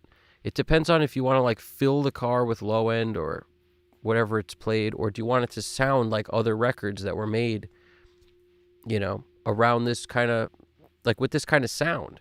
When I hear a sound like this, I'm not thinking, oh man, that's like super modern sounding rock. And as a result, like, why do I need to use a trick like that, or a tool that, sidechain high pass filtering that was basically something that came out so people could have a ton more low end in the music? Maybe. Sometimes it works sometimes, and sometimes it doesn't. Like, I try it on, I try it off, and it doesn't take long. I put on the headphones, which give me a better tell of low end at low volumes especially. I'll turn up the speakers, check it there, check the headphones, on, off. Takes no more than a minute or two to really decide if I like it. It's not like the craziest thing. Without it, it just feels like I get more glue down low, more smush, however you want to call it. It pushes the mix together nicely down low. Without it, lets the low end kind of breathe more. So it really depends on how you mixed that will determine whether or not that will work on any given song.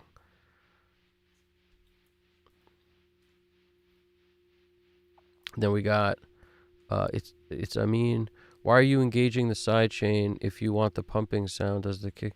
Why are you engaging the sidechain if you want the pumping sound? Does the kick subs make it pump too much? No. Like, I didn't even engage it. It was on from the last song that I tried it on or something. But in general, it's really a question of, do you think the music benefits from having the compression work all the way down low, or you want to let some of it through? That's kind of how I look at it. And if you want to let more of it through so that it doesn't actually get glued, it just stays nice and, super round and big, then you would leave this at like 80 or 125. And if you want it to kind of push it together, take it off. This compressor with that off, kind of like the whole thing starts to, it sounds different, but I think the hardware itself, like if you've used the SSL bus hardware, I think the sidechain features in general work very differently on the hardware than they do on the plugins, or at least that's been my experience. When on the hardware, more often than not, I'd leave that sidechain thing pressed in. So I'm getting 125 hertz sidechain filter. And it was like the go-to for me. It was most of the time it was pressed, because the hardware sort of compresses in a way where that always, more often than not, would just work. And then when I deal with plugins, I find more often than not, I have to experiment both ways, because sometimes it works, sometimes it doesn't. And since most of these do it, 33609 does it, this does it, the Pulsar modular does it, so I think the Unfairchild does it, so pretty much everything does it now. Like, you got to think, why does it do it? Is it because everyone wants it, or is it because, that's what people are used to now, much more low end, so it's got to, everything we do now has to have more low end? Maybe. All these things are valid questions. What do you guys think? Do you think everything we do now has to have more low end to just be in the world that we live in, or what? Maybe.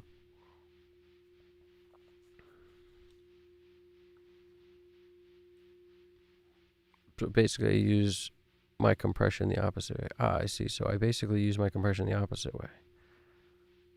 What, the opposite way? The side chaining, I'm reading Alex Christoph's comment here. The side chaining applies to dance music more, I think, when it's just that consistent kick, bass, rock, and metal change. Too much for side chaining. The side chaining applies. Well, see, I think sometimes people, I'm not saying this is you, but some people get this stuff confused. But like side chaining internally, or how do I describe this? So side chaining within a mix, where you're basically using elements to duck each other, like to make the kick drum stand out and stuff, it's got nothing to do with this. Like, this is a completely different thing. This is, it's external sidechain or internal sidechain, essentially. So what we're basically dealing with here is if you set a key input to make stuff duck, that's not what we're talking about. Like, they're two totally different uses. On a compressor, it makes it where the compressor's detector doesn't see whatever you set and below, which can generally make it work, like, I guess like what you're saying, with less pumping, potentially.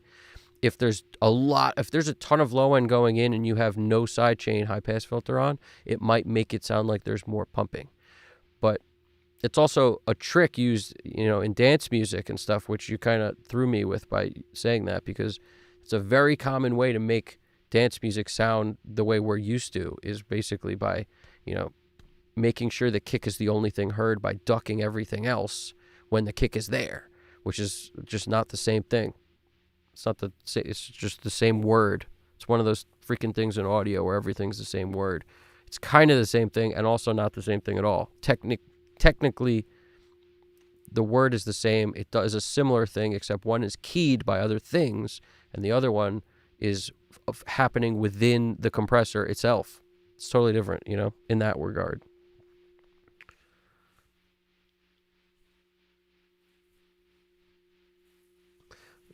Okay, what do we got here?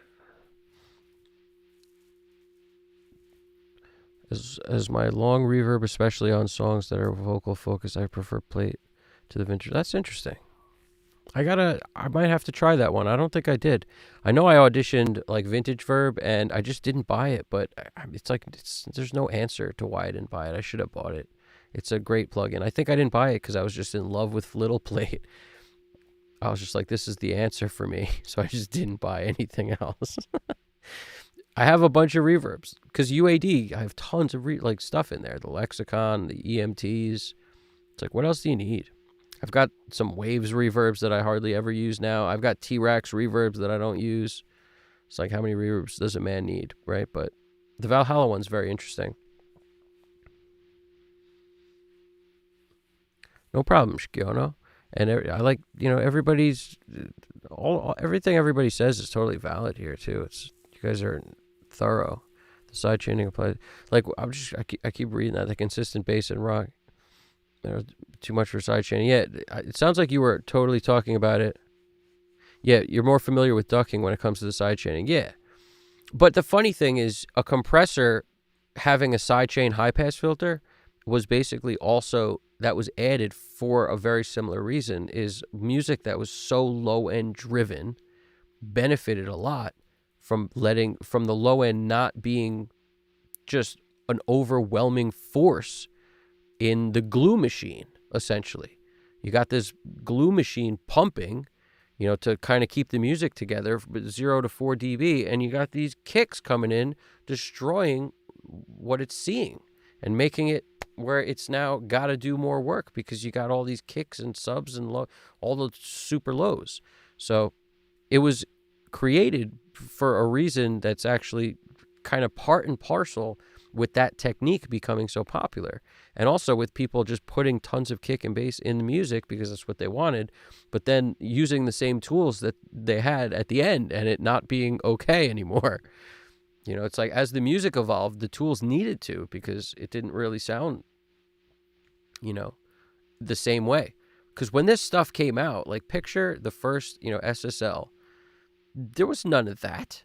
Like, you had some disco music and stuff, but it wasn't the same amount of low end as we're trying to throw in stuff now. And as a result, you got to have this freaking knob on it.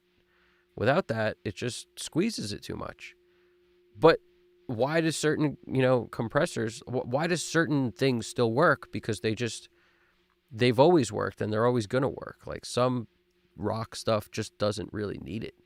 When I listen to Purple by STP, I don't know exactly 100% for sure what that was mixed on, but I know Brendan O'Brien mixed on a G a lot. And it probably, it didn't have a sidechain high pass filter. I don't know if he was using some special modded compressor that did, but there's so much low end in that freaking thing. It's one of my favorite albums, and I use it for reference because it has so much low end. And it was chilling. It didn't have this on it. It sounds great. So it can be done without it, depending on the music. It's all about the kind of music. That's that amazing Stone Temple Pilots rock. Robert DeLeo. Let's go. Freaking best bass player. Like, so underrated. Or underrated is the worst word. People know he's amazing, but I just feel like, I don't know, maybe in the world of bass players, everybody knows how amazing he is. But I've always, me and my bass player Paulie T, we're huge STP fans, of course, because the Robert DeLeo and his brother Dean, like, they're kind of, that bond was always like, we like, that's the bond we aim to achieve, like this amazing guitar freaking bass groove that's just always so tight and sick, and the bass takes up so much of the low end and the guitars are above it. Like, I just love the way they sit together. It's so nice. It's truly like dudes who understand what's up or trusted the guys who did. Either way, it takes a strong person to understand, like, when they don't know something, and to let other people do it, and also the ear they had to be able to put together some of that stuff. Like, I really liked some of the Stone Temple Pilots tone. It just kept getting better. The original tone on their old school albums, like, Plush, wasn't my thing. Like, I didn't love the tone on the guitars on some of that stuff. But as it got, like, later on, it was like really close to Zeppelin tones. The guitar tone was so good, especially like on his solos. They were the freaking solos tone. It was never like this delayed, overly saturated, distorted. It was just perfect as far as I'm concerned, tone-wise. It was so good. And that's not just the engineer and the producer. That's definitely Dean.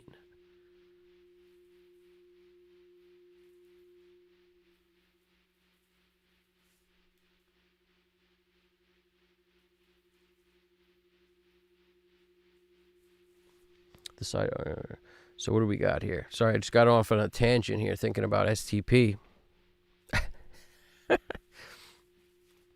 It's amazing. No problem, Shikiono.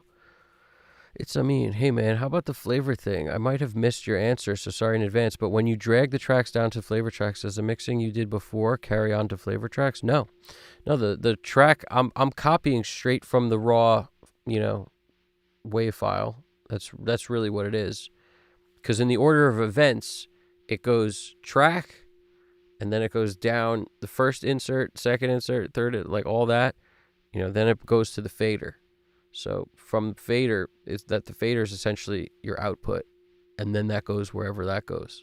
So when you think about it, it's just a copy of the wave that you would import in the system, essentially. If you copy a track, it's got no processing on it, and then I dump it into a new track, which has a couple things on it. So I don't do the same processing, but sometimes maybe similar. But generally on the tracks, like, EQ, compression, whatever. Whereas when I do it on the flavor side, I filter out the lows and the highs, so I get rid of that, and then sometimes distort it, and then add an auto pan at the end, and then in the middle between the distortion and the auto pan is whatever flavors I want to add. And sometimes that could be, where I process an audio suite and then also have something in there to give it a little love. In other words, if you want to add Vintage Verb or Valhalla Plate or any of these, you could put that, after some saturation right in the track itself, like on the insert, and then still process with Audio Suite, but that'll just give you some extra. As soon as you're done with Audio Suite, there's more that's there. So you could do like delays that are kind of dry that will then get processed through a plate if you have that on your insert for that channel. So there's just a lot of ways to look at it, but in this session,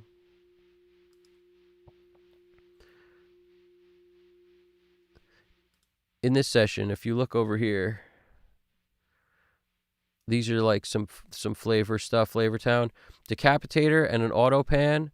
Here, Butch Vig, a Galaxy, and a Pan Man. So that whatever I processed is hitting a filter in Butch Vig, which really rolls low and high end off and distorts it a little bit. And then it's hitting the Galaxy Tape Echo and then a Pan Man. So regardless of anything I do here, it gets like doubled up because it goes from here, processed already. It's done being processed. That's what Audio Suite does, commits it to the processing. Then it goes down the chain, just straight down from the first insert all the way down. Then the output feeds whatever. So it's process first, then hitting a bunch of stuff. So it's pretty sweet. That's the beauty of Audio Suite, is just it's committing stuff to your raw files, and then the files go through, insert one all the way down. That's the jam. That is the beauty. That is the beauty. Are the vocals no? It's Amin asked, are the vocals recorded with compression going in? No. At the time I recorded this, I had like no gear. So I had a console that I was lucky enough to have and clean up. It was disgusting when I got it. It was gross. It was this Allen and Heath console. It's SR416. You could look it up. It was very heavy. It had pretty decent mic pre's on it, but middle of the road EQ, like not great, not bad, but pretty good. That's it. It had no compression or anything, just 16 channels of that and an MBox 2 Pro. That was like the extent of the gear. So later down the line, I got, the first thing I ever got, a BAE 1073, like just the mic pre, the DMP, the thing that sits on the desk. I got that, and then I got an 1176, which I still have, like the Mohawk Audio 76. And those were like the first two pieces of gear I ever owned. But prior to that, when all this was recorded, it's just hitting the mic pre, maybe some EQ on it, and then being fed out into the MBox 2 Pro.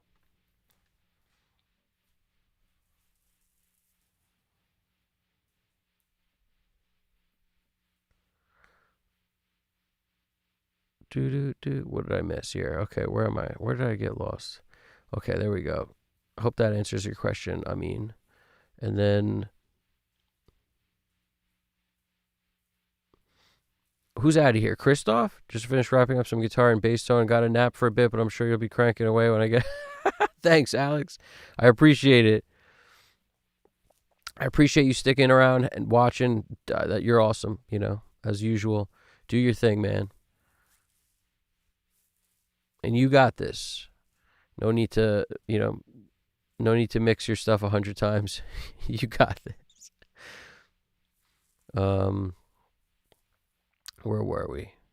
That might have been Braxel who said that. Who said they went down a path of mixing their stuff like 100 times. I can't remember if that was Alex, Christoph, or Braxel. About the flavor thing. Okay. Instead of a high-pass filter, how would a low-pass filter affect the mix bus compressor? Well, they never, essentially you're talking about a multiband compressor at that point. If you're talking about taking off highs, in a compressor, kind of, if you're dealing with that frequency band separate than other bands, you're talking about a multiband compressor. It could work fine. It could also, kind of create a situation where you take off highs because they're harsh or something, or that's how you feel. And I don't know. I never really have a lot of luck with multiband compression on my mix bus. The only one I have a little bit of luck with is it's hit or miss, to be honest with you, the Mic DSP ML 4000.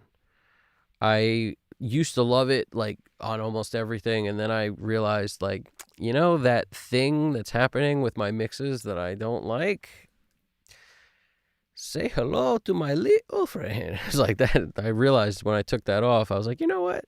I'm not so sure anymore about this on everything. It's definitely cool.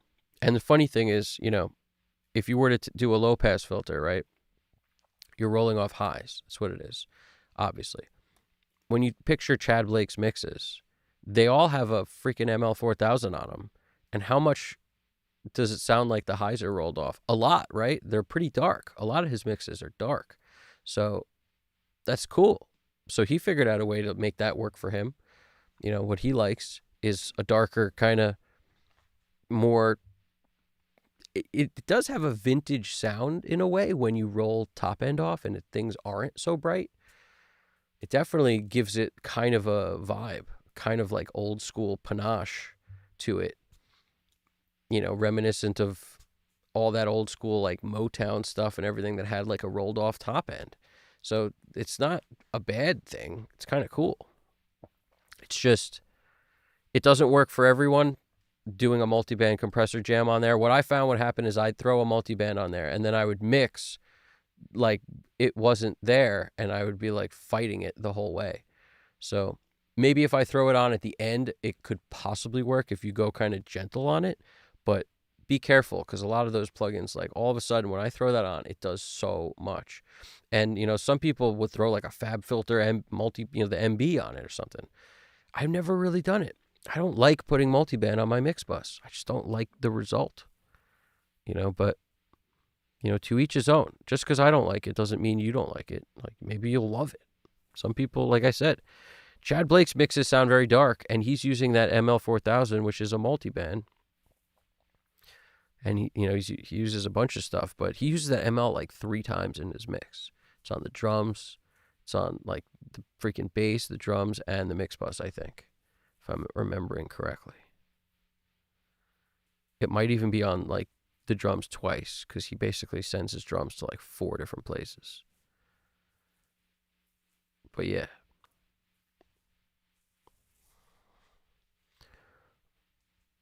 Chalky milk and nap time. Oh man, chocolate milk. Don't remind me. I'm lactose intolerant, but I love some chocolate milk. Damn, seeing your workflow is such a gem. The main thing I'm adjusting is how little processing is actually needed from what I think. Yeah, that's the truth, man. Intentional processing is very different than just doing a ton of stuff for no reason. So I try to just make every decision I make intentional, which is why it could drag out. It's funny, but like when I do a mix in however much time, 10 hours or it's 8 hours, 10 hours, whatever, without the talking in the chat, it's something like half of that amount of time. Like whatever the amount of time is, it's about half of that. But sometimes that breaking more often is so helpful. Just don't take your break out of the room. Stay in the room. Keep working. Just like 5-minute break, right back to it. 2-minute break, right back to it. Just clear your head, right back to it. Because at least it's almost like rewinding the tape. You're resetting. You're letting your body like think about what just happened and what you want to do next, rather than just like moving without thinking about anything. And then you're just doing a ton of stuff because you did it before. That's like the worst possible way to move.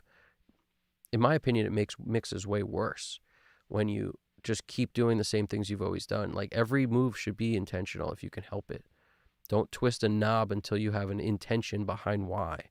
Don't add a compressor until you thinking, that there's too much dynamic range. I can't control this signal compressor. Don't just add it to add it. Or it could be another reason. It could be, this is just not aggressive enough compressor. Okay, I want some like kind of a saturation, but I also, I need this thing to jump out at me, compressor.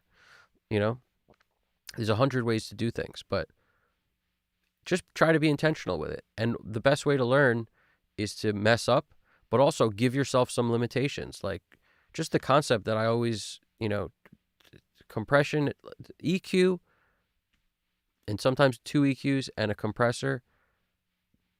That's the basis of what I do on almost every track in the song. But it's not that I add a compressor on every one, but that's the thought process is, can I get away with just that? Like if you come at it from the point of view of, can I get away with just that? It's a very different point of view than like, let's add this, and then we got to add this to correct that. And now that we added that, now the S's are too harsh. And now that we did this, well, we got to re-EQ this. It's like you're just creating all this sauce for yourself to now clean up. It's like you spill a bunch of pasta sauce on the floor, and instead of cleaning it up, let's add a bunch of water to it. Let's throw some oil and water in it, and now let's clean it up. Perfect. It's ridiculous, I'm not saying that's what you're doing, but that's the concept of adding things in order to make things sound clean or tight on a mix. It's like, why? Just you already messed it up. You added too much. So on a vocal especially, like freaking EQ, compression, de-esser in front if you need it, and in the worst case scenario, the most SE vocal ever, a de-esser after if you need it.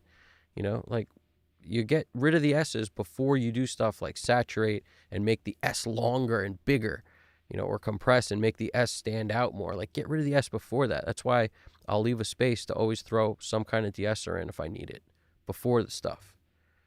Then once you get rid of your S's, you could do whatever. You could EQ, saturate, but to try to like putting a de-esser after it, I've seen guys do it, and I don't know, it doesn't make as much sense to me as this.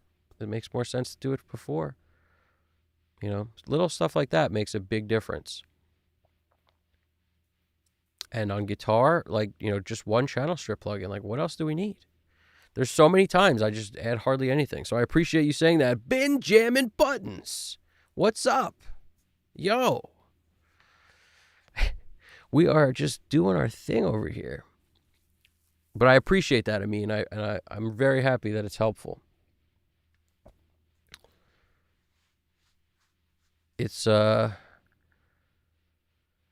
got to tell you, that mix I did last time with the Pultex,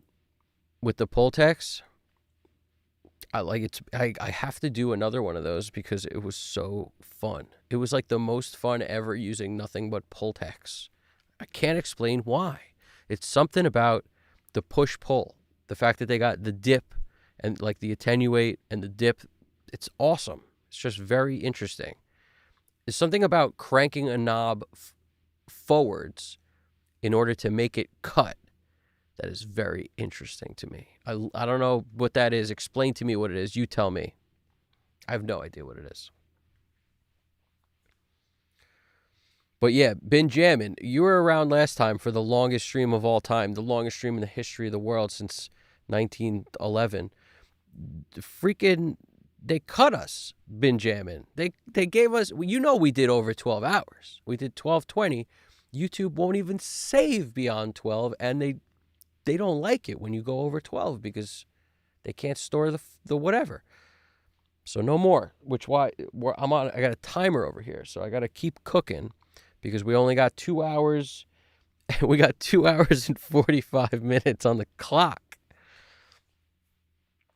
It's Amin.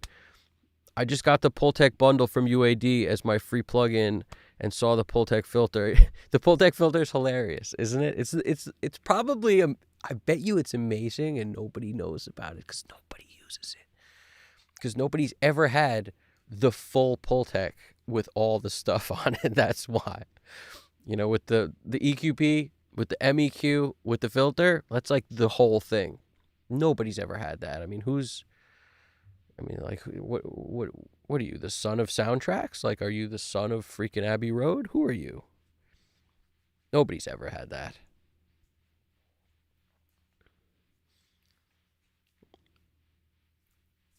It's interesting what you just been jamming's dropping some knowledge here about that you can try a real Pultec via Access Analog, by the way. That's interesting. I'm not a fan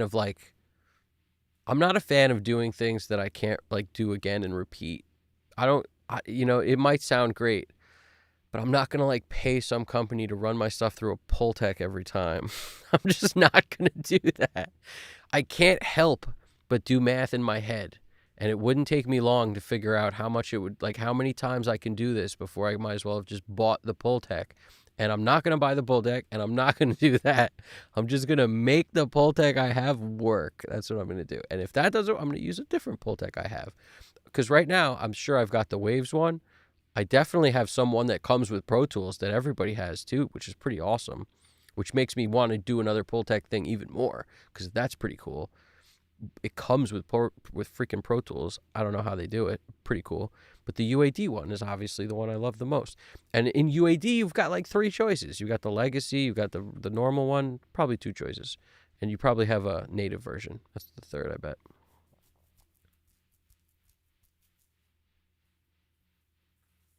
Yeah, the difference is substantial, I think. Some people might tell me I'm crazy. And I don't mind admitting that I have no idea how real the difference is between the UAD and the Waves, but I've used both. I insist on only using the UAD one, but some of that may be just like whatever you call it, It's not buyer's remorse. It's it's it's too late for me to figure out what that would be called. What is that? GDP. It's it's like buyer's bias when you buy something and you just think it's better, so it's better. But is it better? I don't know. I don't know.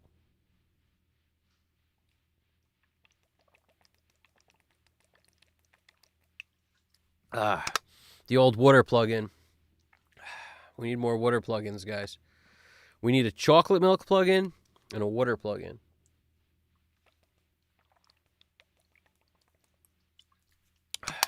And maybe a Sunny Delight plug-in. We need a purple stuff plug-in. What else do we need? We need an Ecto Cooler plug-in. You guys remember those Ecto Coolers? Jeez. Remember Tropical Juicy Juice?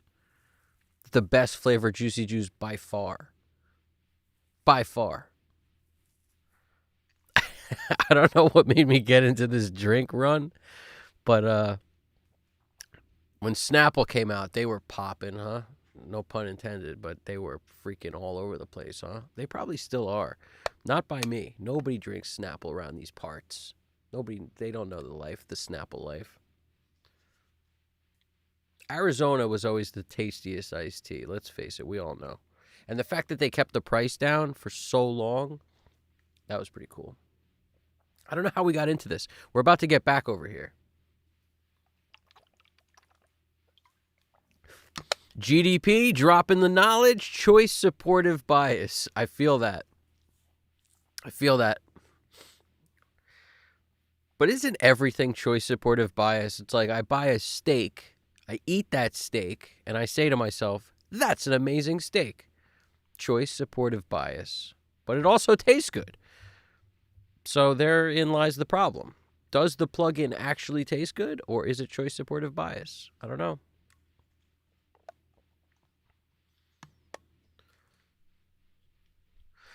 Been jamming. You're talking about the Access thing, right?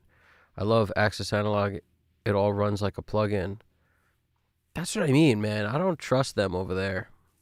AB it to your plug-in. It all runs too much like a plug-in. They're just running it through. They're running it through a freaking, Pro Tools into an ADAT and sending it back to you and going, what you think now, man? I don't know what they're doing, but something. I love Access Analog. Runs like a plugin. I just upgraded from Yep. Been jamming. I use it at the end of my production, sometimes to print some stuff, and or after mixing to Mixbus stuff through some bits. They have like 300K worth of gear now. I bet. CLA has like 300K worth of gear. What are you talking about? He sold half of his. Like, what do you mean? Of course he does.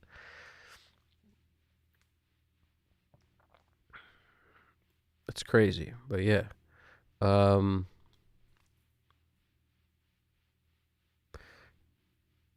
Yeah, but it depends on how much stuff you're doing. In other words, I'm sure they charge you like per use.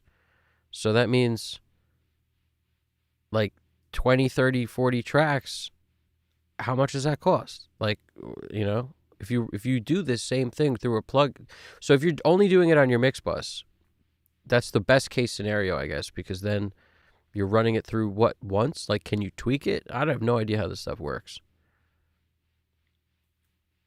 You know what's so funny? I did the plug-in doctor like trial or something and like never used it. I may have even bought it. I can't remember, but I at one point I was gung-ho about it. I was like, plug-in doctor is the answer for everything. And then I was like instantly like, this isn't for me. This just isn't for me. I'm not this guy. I'm not Dan Worrell. Like, who am I? I'm not this guy. So it took me a second. I looked in the mirror and I was like, nah, I'll save this for guys in lab coats. I ain't doing it.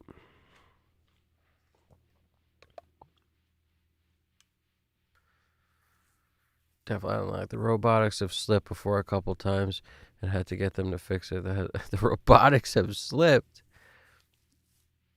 I think they just like I think they ruin their gear to be able to do this.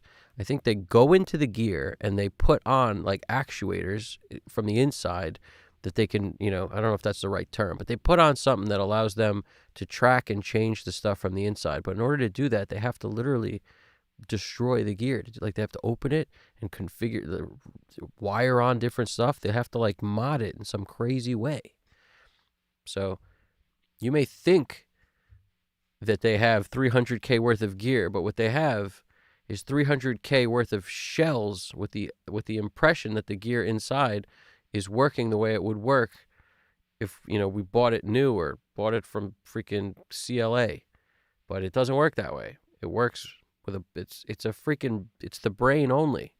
It's got it's a freaking, they popped the top, they wired a bunch of stuff to it like the Matrix, and now they're just sucking the life out of it like the humans in the Matrix. Not in the Matrix, but you get what I'm saying. It's feeding the machines. That's what the whole thing seems very Matrix-like to me. They're sucking the juice and the life out of the Pultex. I can't support that. Not me. Not this guy.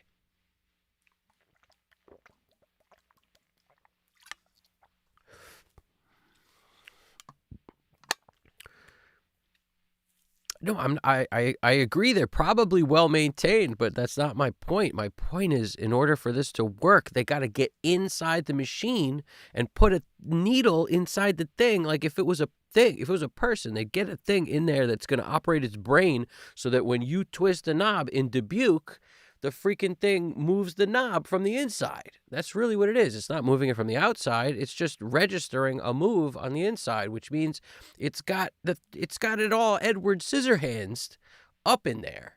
That's all I'm saying. Very scary stuff. It's a horror movie.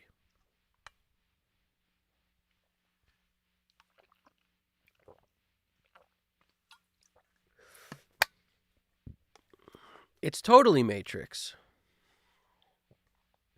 It's more Matrix than I want to admit. It's so Matrix, that freaking thing.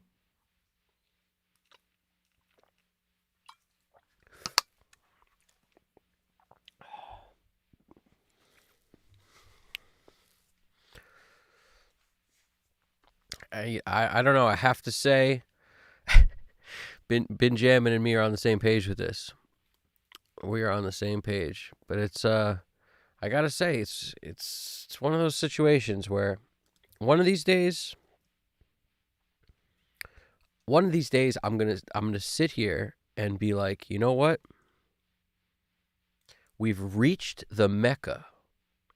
We've reached the understanding that anytime I grab a plugin, it's just as good as hardware, as long as you do this. And we're pretty close. Let's face it, we're getting closer every day. And I already feel that some plugins give you more of that than others. They just seem to kind of get you to an end result that's, in my opinion, a done great end result is a result that's close to the way hardware sounds, because I'm very comfortable working that way. So for me, that's kind of where I always try to take stuff, as if I ran it through, the gear I was using for years. So when I think about that, I think I'm like, all right, we're getting closer all the time. And sometimes when I try weird plugins you don't use and in weird combinations, that to me gave me the biggest insight into being like, wow, like I'm so much happier using Pultex to mix an entire song. Like that was so interesting. The Pultec plugins, obviously, I was so stoked on that. Whereas in hardware form, I'm sure it would be totally different. And just on the mix bus, like running things through a bunch of stuff on the mix bus, I don't know. Maybe that would be helpful, but maybe it wouldn't be. I don't think in the long run it's helpful. I think it's more helpful to fight tooth and nail to get stuff to sound better, and then you'll be able to make everything sound better without doing that subscription model or the, pay as you go. I just hate that. I hate subscription models. I hate pay as you go. I just hate it all. We talked about this earlier, so I'm just catching you up.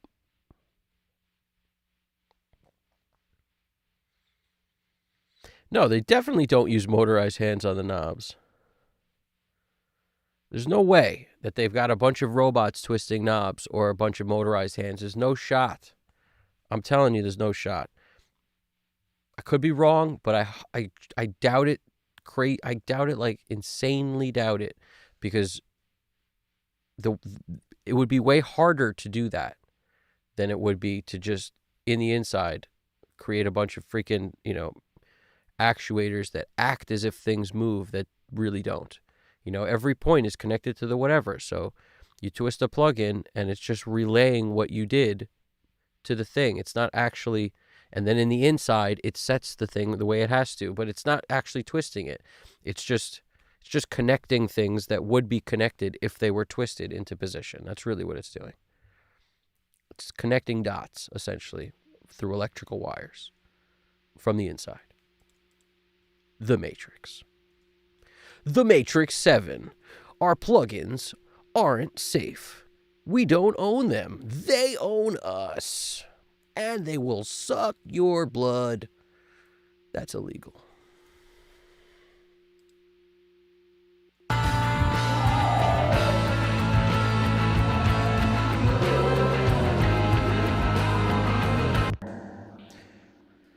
These freaking things sound like they're coming right for us, these things.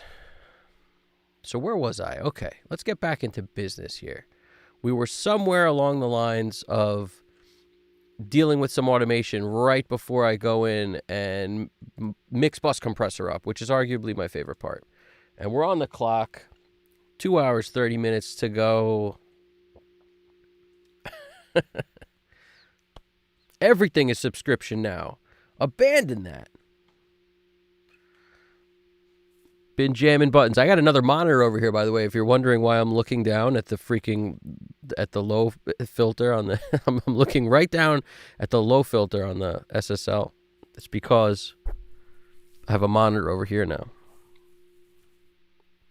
My mixes were bad. Benjamin wrote, my mixes were bad, so my plug-in mixes were even worse, as analog and my genre were joint forgiving. Been working on my plug-in mixes and getting them way closer. Yeah, honestly, that's what we do here now. We conquer what can't be conquered, which is the thing that people have a harder time doing because it's harder. It's harder. I mean, in my opinion, it's harder. But that's probably a symptom of the fact that I'm, fairly used to working on stuff where it's like, oh, it doesn't work? Hit it harder. Works now. Or we're hitting it too hard, back it off a little bit, still works. It works at this volume, it works at this volume. I don't know, it's just so much more forgiving in a way, but it also has its weaknesses. Some of the weaknesses, gotta say, I had to have the heat in the room on, and I don't have like a freaking SSL console in here with the giant power tangerine things, or the power supply before that was even hotter. Like, it's not like I've got a whole, machine room in here, but I'd have the heat on like practically off when that stuff was running, and it was warm. It was relatively warm in here. And it's just interesting how even, like, I don't even have that much gear, but once you turn all the stuff on, it heats up. It's just interesting. And then, in contrast, the heat is on like, 70 now or something. And there's a nice brisk breeze in the room. You know what I mean? It's not that heat going down, I'll tell you right now. It's just so funny how that is too. That's the biggest downsides we all know too are the price. Obviously stands out above all else. The price. And I'm telling you, one of these days we're going to hit the perfect combination. Stick around for that, because when we do, I'm half sure I already hit it. But we're going to keep experimenting to see how much better we can get that combination.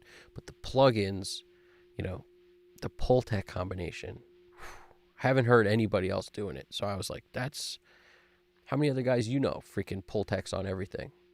Everything, literally. That's the only EQ that they use to mix a song. This guy. Not on this mix. It's all, we got G. It's because Braxel was here early and he was like, yo, yo, yo, G. So he hit me with the G when I was calling for things. And I was like, okay, I'll G up. It's time to get G'd up right now. Let's do the automation game.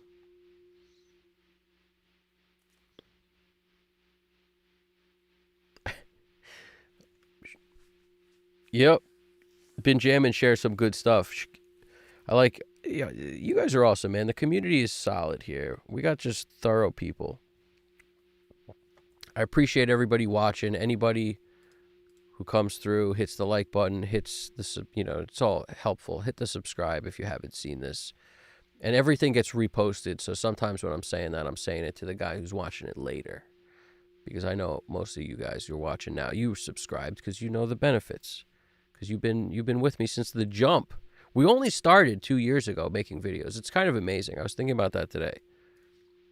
It's only been 2 years of this. It's pretty crazy. Pretty crazy. So let's take these. We're going in and we're going to shift option. It's always funny when I do that. Touch. Boom. Come in here.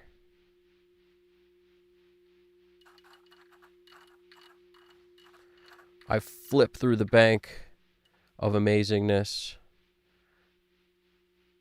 Then I line this up. Now, step number 1, get more love out of the freaking drums because we need it. We need it. Especially the, some overhead love. But there's a bunch of cymbals in here, so we got to be careful with it as we roll. So let's see how this plays out. Let us see how this plays out. Let's see what happens. Let's also get a start point. We haven't really hit a start point on this thing. Or an end point, now that I think about it.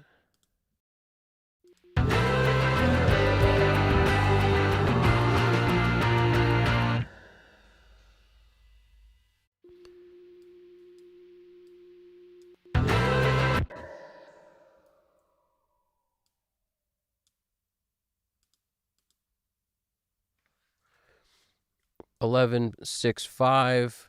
So I'm going for, that's 4 minutes, 11 seconds, 0.65. So let's just add a little bit to that. That should do. You know me, my 400ths of a second jam. As long as I get beyond 400ths of a second, I'm okay. Bada bing, bada boom. Betty boop. Come down in here. I like the fade in. It's actually a pretty cool fade in deal.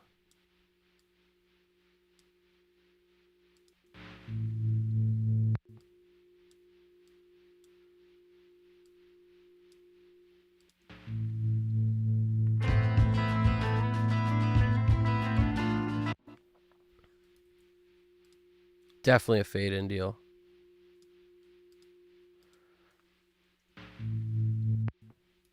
I don't know exactly where it starts, so we're just going to assume it's at this point, and we're going to go back here. So what is this?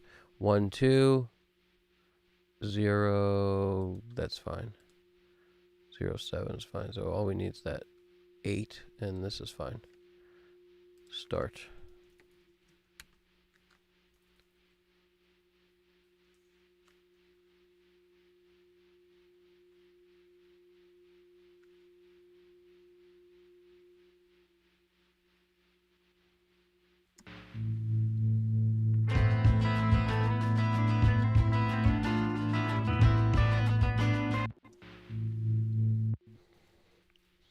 The real analog warmth. All right, guys, time to run it.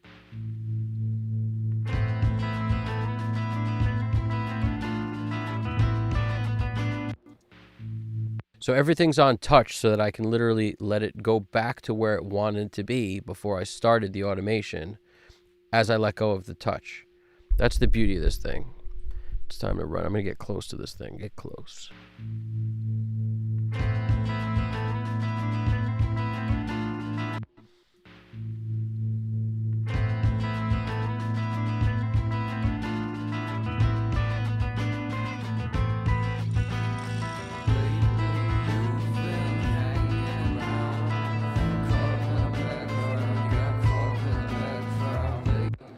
These need to be on latch because I'm going to want them louder. I already know. So we're going to just change these to latch.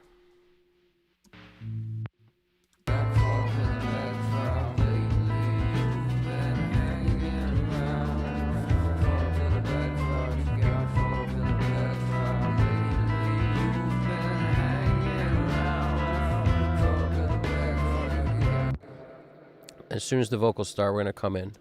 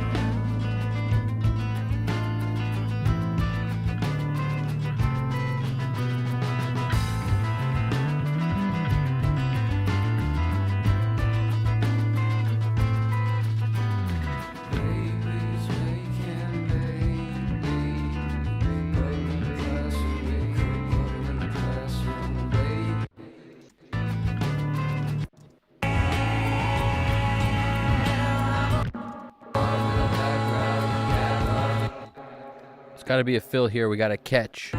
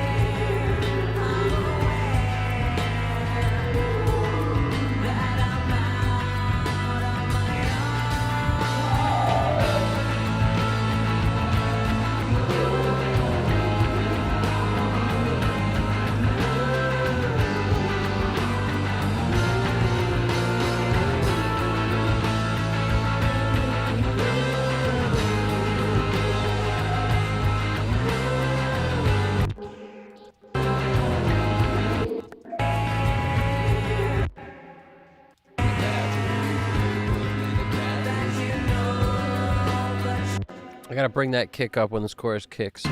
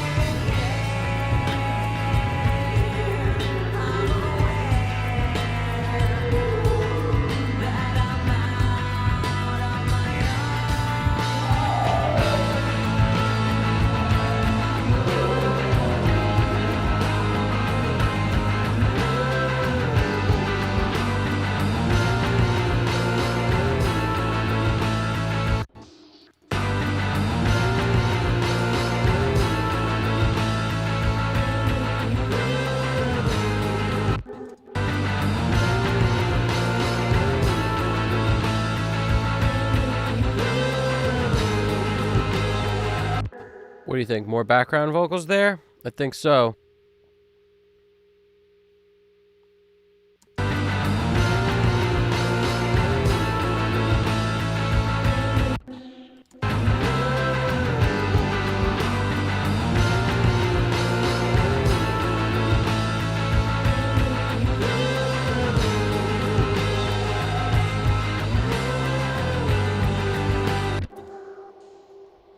I appreciate the recap, GDP. That is accurate, 100%. The dude gets everything right, honestly. This thing is flying in the air like a freaking jet airliner because of GDP. Thank you, GDP, and everybody watching. You guys are awesome, and we're getting through the automation, and we don't stop till the song is cooked, till we are done, till the freaking thing is al dente.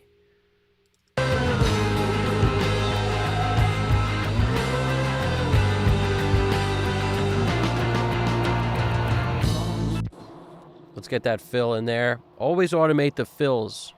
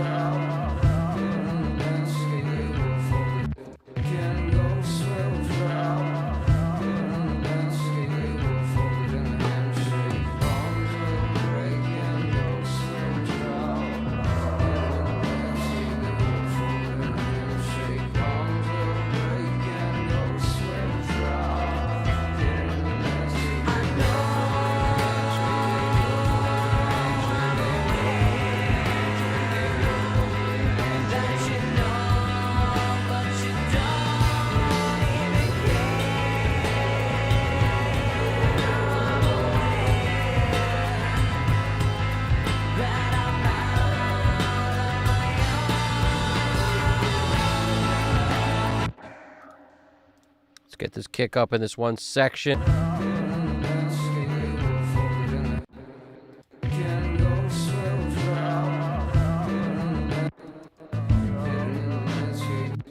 We want to lower this kick a little earlier.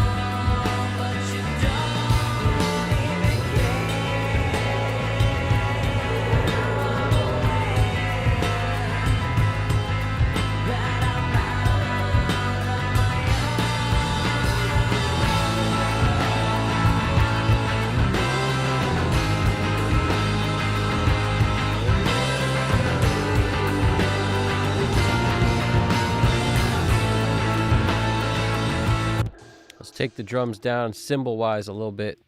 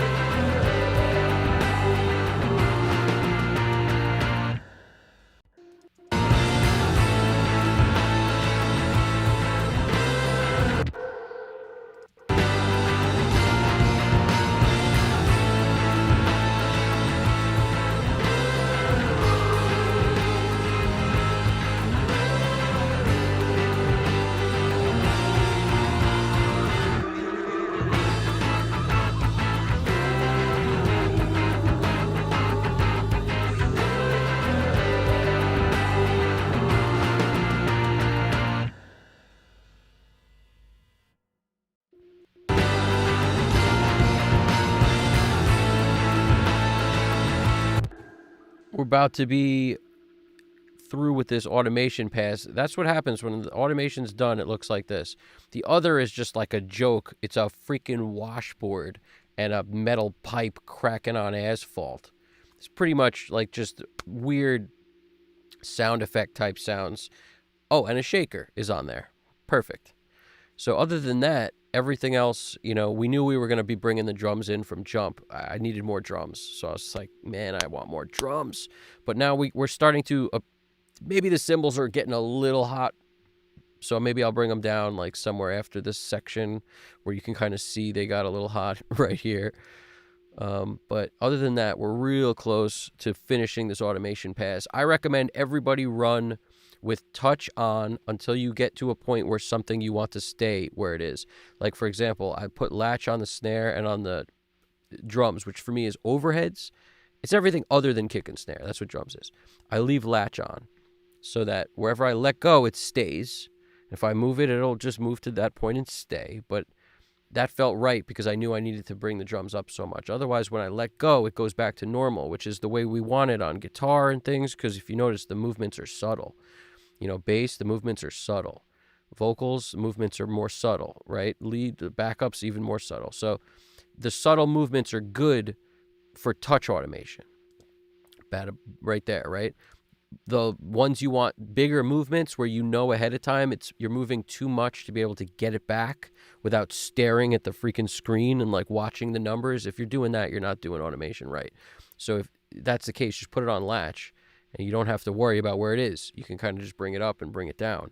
But I never look at the thing at all. I'm just really looking at the faders so I can grab them when I want to, and I'm jumping back and forth between what I want to change as I'm listening. And I'm listening. Just listening and faders. I'm not looking at numbers. I'm not looking at like how many dB is on it. Like all the visual stuff is so destructive as far as I'm concerned. The visual doesn't tell me anything. Like I don't care if it's 3.5 dB and now it says 4.9 dB. I don't care. All I'm doing is faders, hands-on faders, listening. That helps. To me, that's the answer. For bringing the life to the track. It's not the answer the whole time. You still got to get it into position where you can do this and then it works, but it's still a big part of it as far as I'm concerned.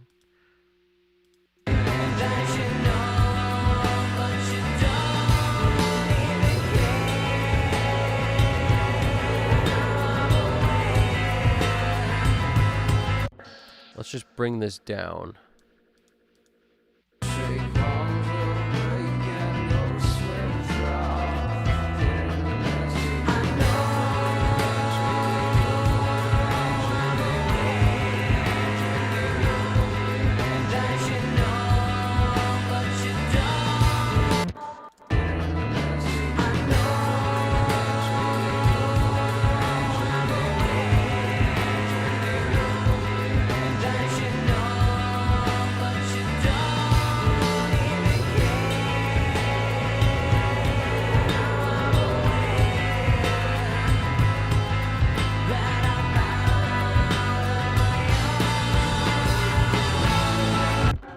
See, like right there, I'm going to reevaluate that. I'm going to give it more snare instead of overhead.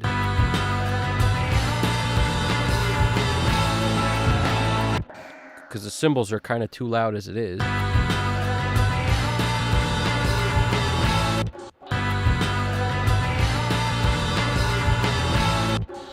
It actually doesn't help because we need the overheads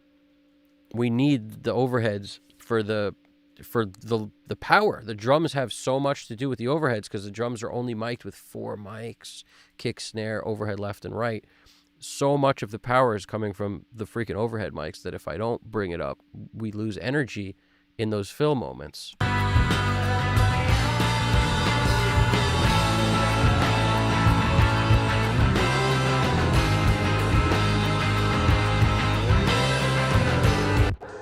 But I got to bring it down afterwards because we're getting too crash heavy in here.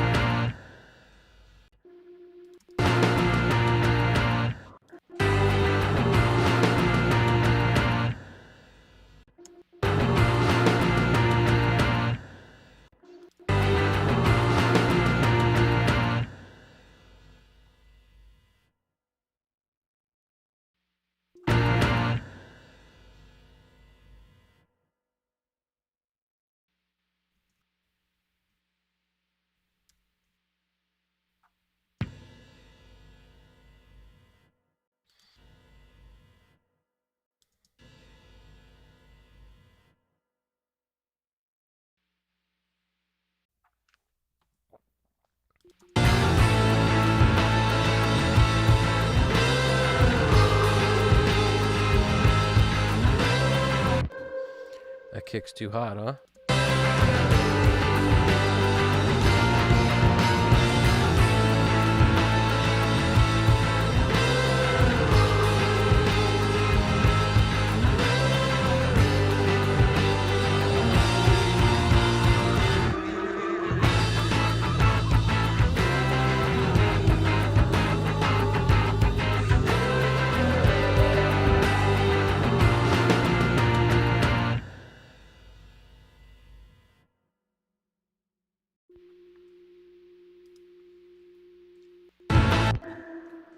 All right, nearly there. I just want more ooze on the background vocals. Is really all I'm thinking now in my head.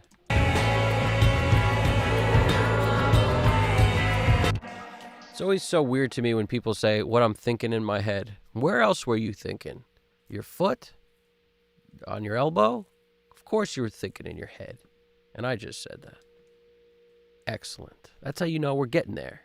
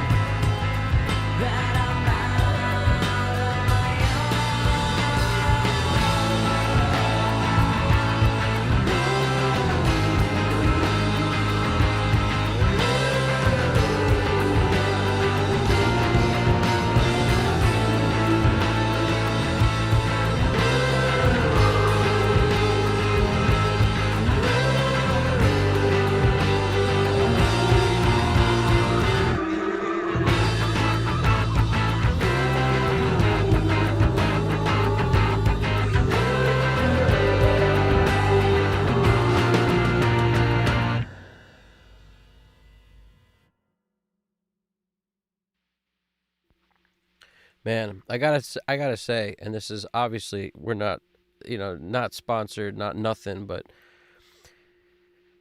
the freaking 8 faders really help. I don't care what you do it with, like any company, whatever one you have or want or whatever, but even one fader would do something more than the mouse, in my opinion, for stuff like this. It's very helpful because the life that you get from just listening and moving things to get it to be where you want is just very different than drawing, like all the points. It means some things are loud and some ebb and flow, and there's some weird effect that's giving us this weird freaking hum when we're not doing nothing. So I got to click outside the territory to get out of that hum zone. But I'm aware it's there.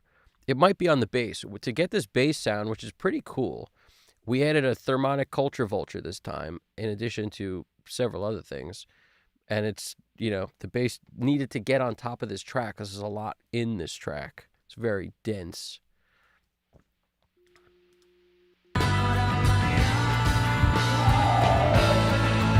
Let's go to the other part of the song. Typically, I would mark this all up, but in the interest of time, there's no need. Like verse, chorus, whatever, I'd marker all over this thing so I can know where a freaking verse or chorus is. Now I just guess, which is fine.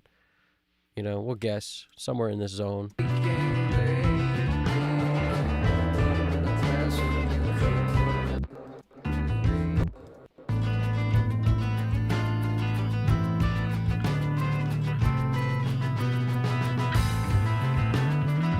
That's a drum fill. Can't forget that one.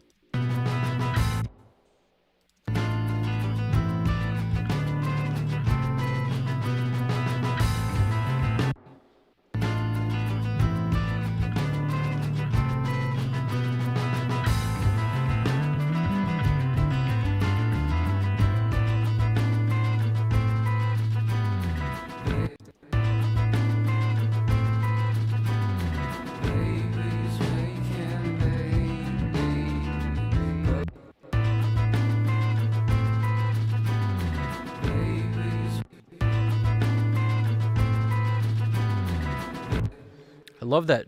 Whatever he's doing, it's so cool on the drums, right? What is that? It's so cool.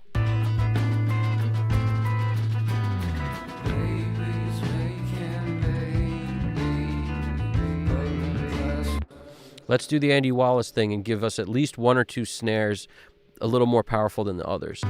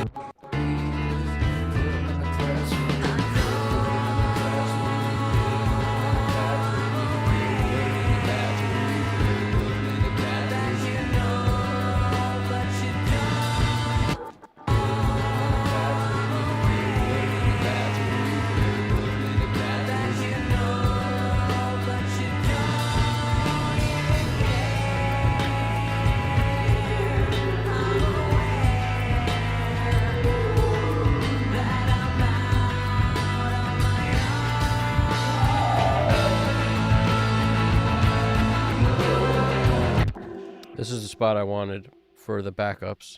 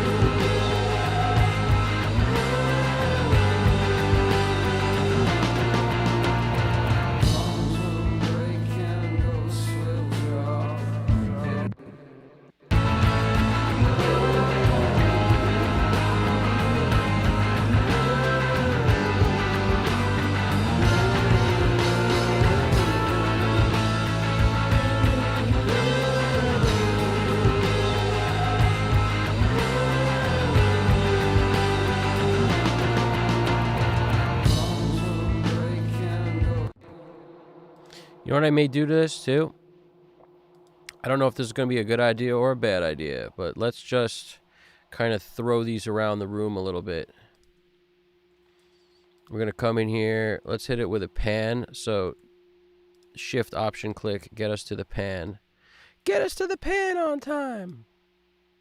And we're going to just sort of move these around in a randomized sort of way. We could click the pencil and sort of draw it, but sometimes it's easier to just come in here and drag stuff.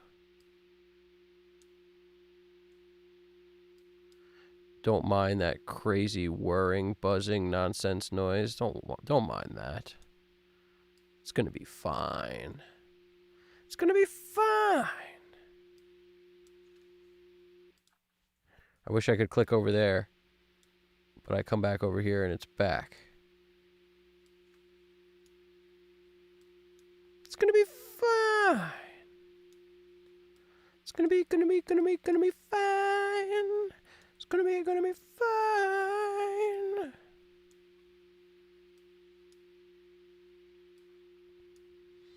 Let's just call that a day on that one. Let's take this.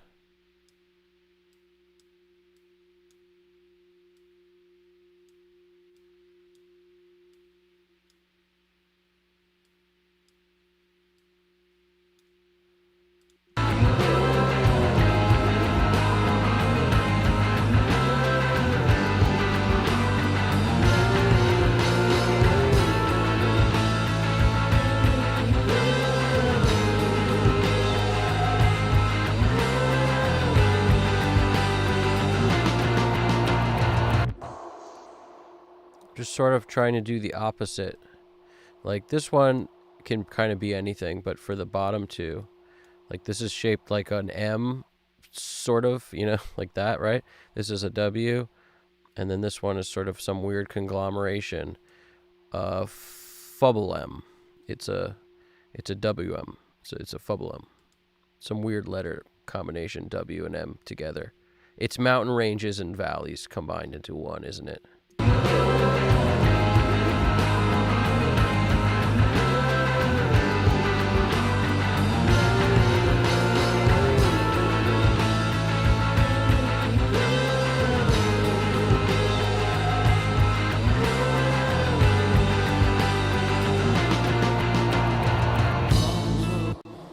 I'm not sure if I like that. The other one was so stark, but it was like not moving enough for me, and I didn't want to hit it with an auto pan. This is interesting, though. I'm not sure about it, though. We'll see in a second. We'll compare it to the end one, and that's how we'll tell.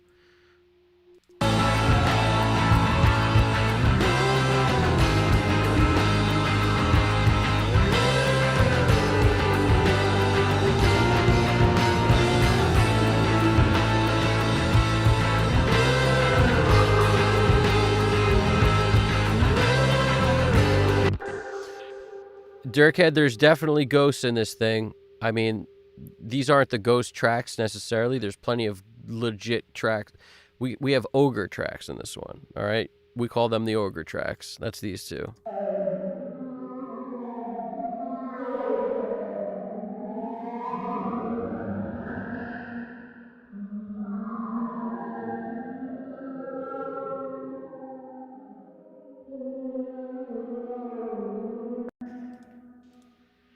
Just when you thought we couldn't get any crazier, we throw some ogre tracks at you. Where did we get these ogres, you may ask? Under the bridge. Under the bridge downtown is where I drew some ogres.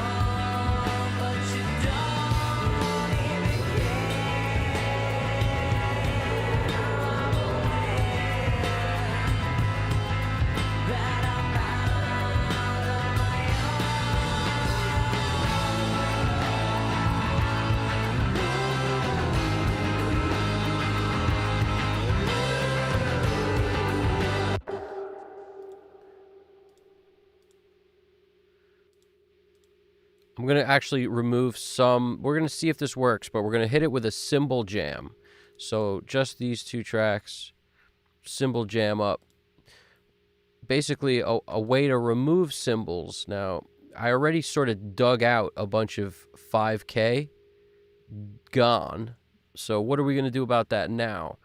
Maybe a more surgical cymbal removal situation with some fab filter, perhaps, because we already hit it with the brute force of a Pultec MEQ5, even though this is the one that comes with Pro Tools. Yeah, gotta love that.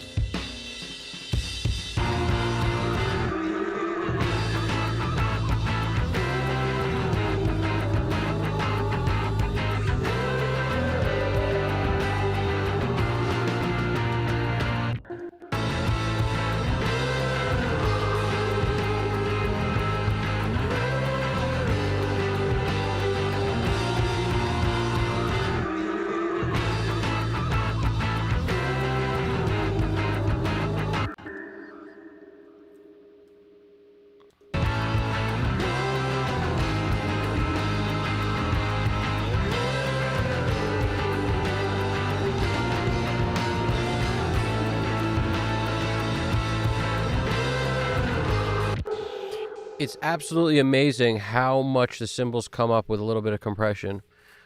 I hate that. I just hate that about cymbals in general. It's like, way to ruin our ability to compress the freaking drums that are also being hit because your cymbals are there. Man.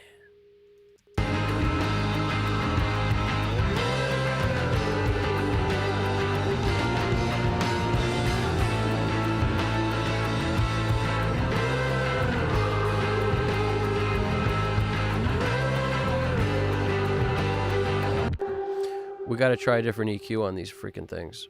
We just got to. We're going to go with a mainstay for me and see if it smooths us out. Save our life, UAD Neve. Let's go. 1081, time for booginess.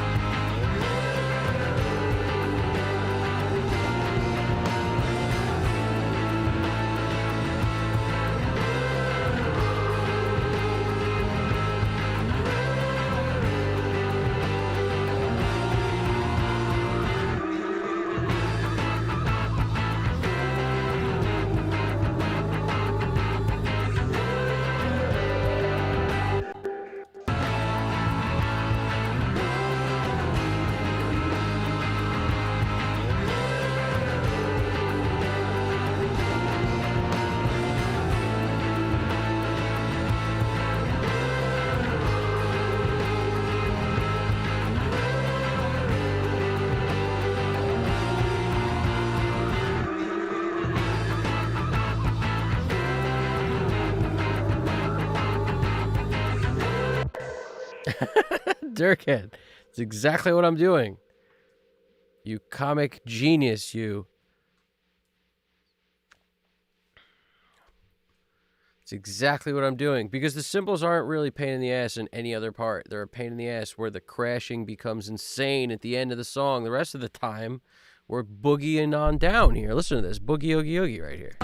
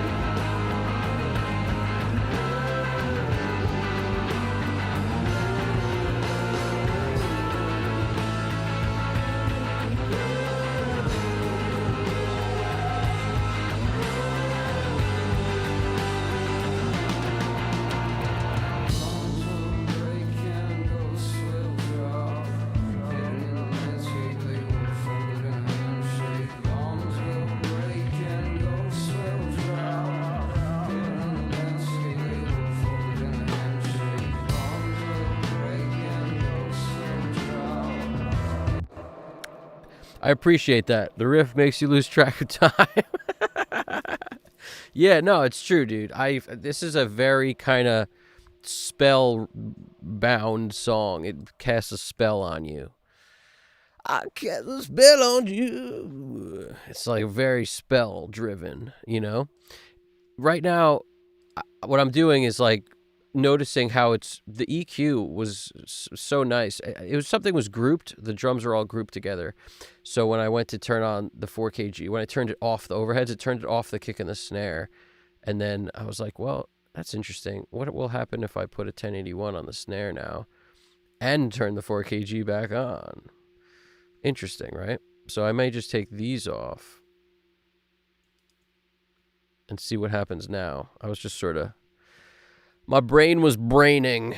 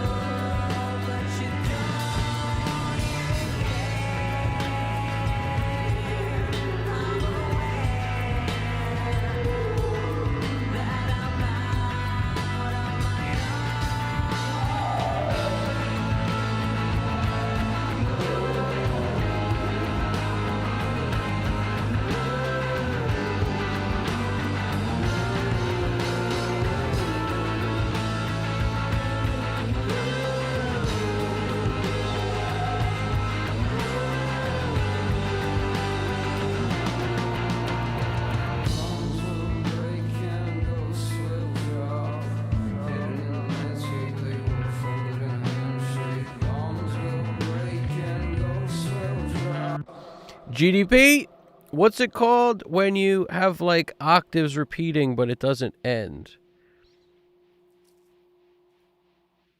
Shepherd scale or tone? No way, really? You guys are awesome, man. You guys are awesome. That's some good stuff. I love some knowledge and information from my noggin. Noggin it up. Noggin up. Who wants you knocking up? You never stop. It's true. You make a grown noggin cry. You might make a grown noggin cry. Let's see what we do here.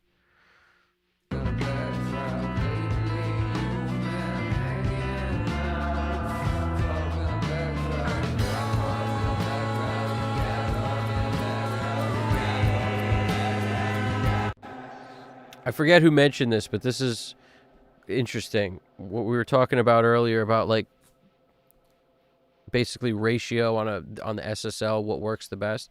I always love how it sounds when I get lower. It just opens up. Listen to the squeeze, and people call that glue or whatever, but it's a squeeze, man. You're squeezing shop. Check it out.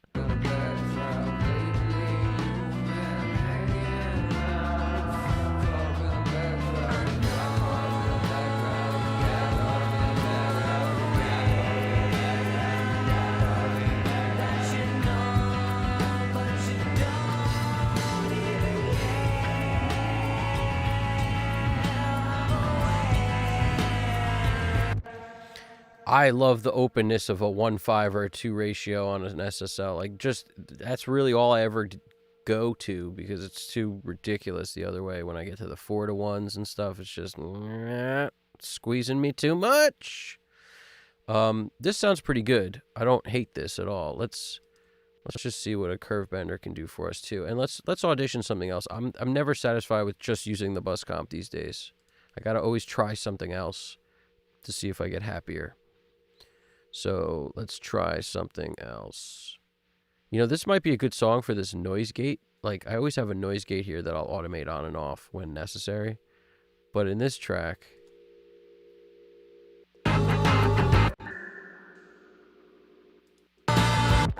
it's a symptom of buildup of an effect in one specific place.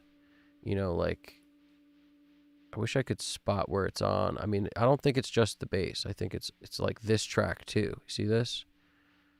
That's really what it is. And I could put a freaking noise gate on this track itself, but I don't want to. I don't want to. See?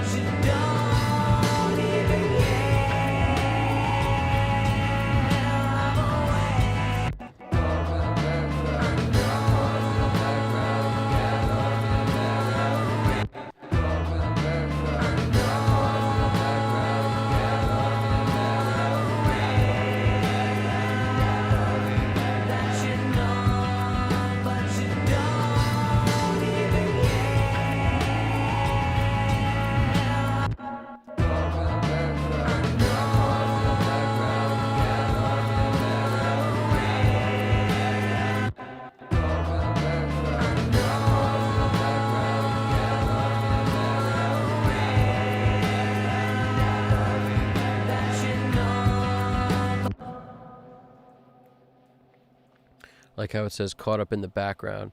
You got caught up in the background. You got caught up in the background. I like that. I really like the performance he did here. This vocal is pretty sick. Like I love that lead. It's nice.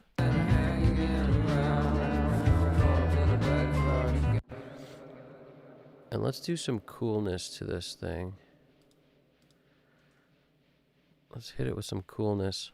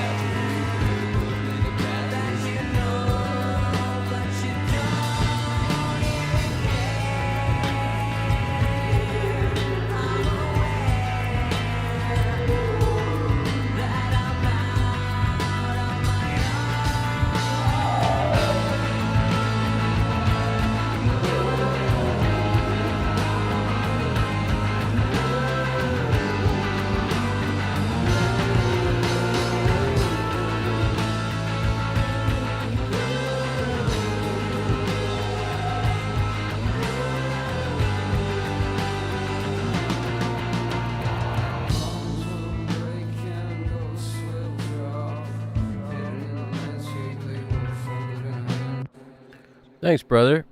I appreciate that. Dirkhead wrote, if I had my headphones, I could probably find it. I'm good. Yeah, it's, I think it was definitely that track, because now we're sort of more okay whenever we stop in the middle of the song. That's the thing everyone should be aware of when you're using Galaxy Tape Echo. It's, especially if you have automated parameters where you've cranked the feedback and different things, like anywhere you stop in the middle of the song, if that happens to be a moment where the feedback has been cranked.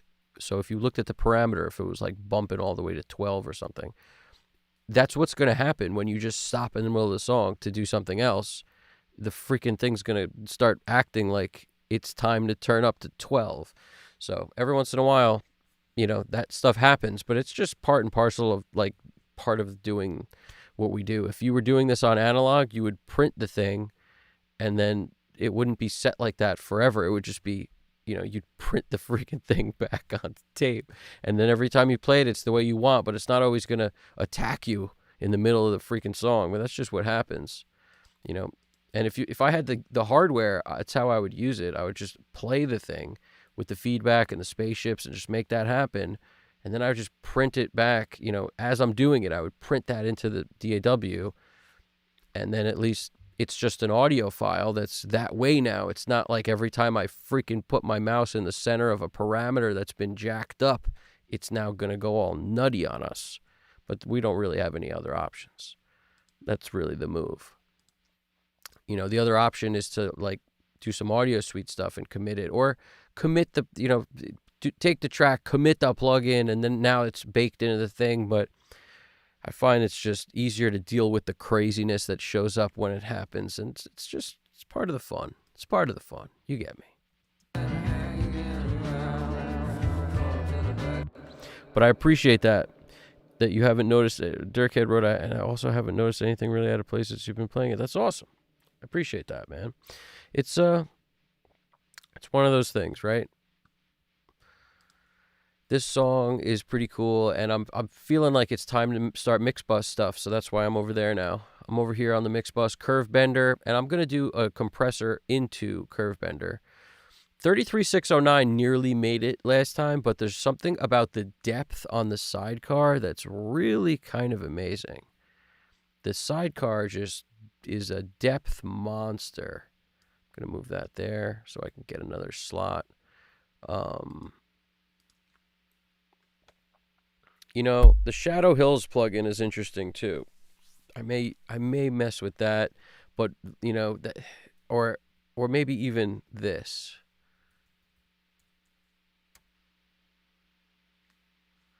SPL Iron. This is an interesting one because it's got width and a bunch of stuff all built in. And what was, you know, we could dial this in, but a really good starting point for people who want to just kind of get there without dialing. But like if you, where was it? I think it was this one. It's just the mix bus setting. The general mix bus setting, if I'm not mistaken. Where's this set to? If I'm not mistaken, one of the presets that was pretty sweet was like, this was set to like 110 or 120 out the gate. So this is one of these, like, really does a lot in one plugins. There's a bunch of these. The Master Desk by Brainworks is another one. Like, there's several that do a ton. This is interesting, though. I always kind of liked, I gravitated towards this because I like the stereo width control on it. Like, it has a particularly interesting natural kind of width.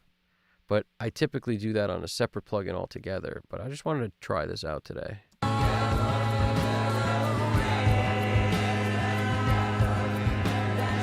Just be aware of the output. It's cranking 6 dB and it knows it. So if you see how this says, like, you know, you could set it at 0 and then it's not cranking. That kind of helps with the level match a bit.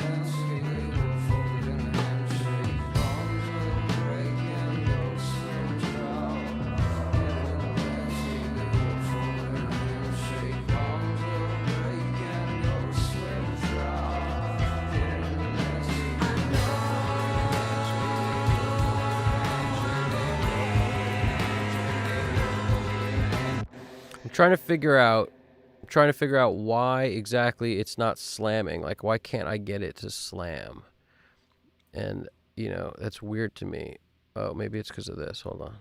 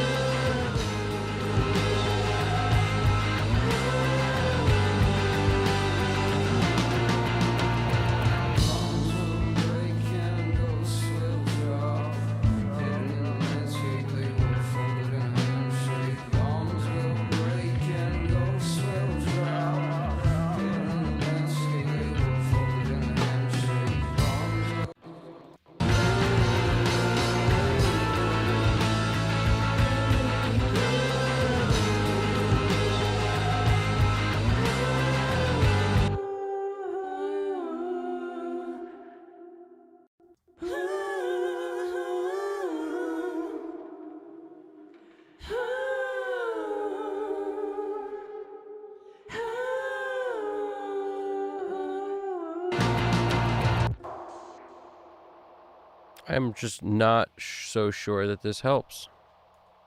That part.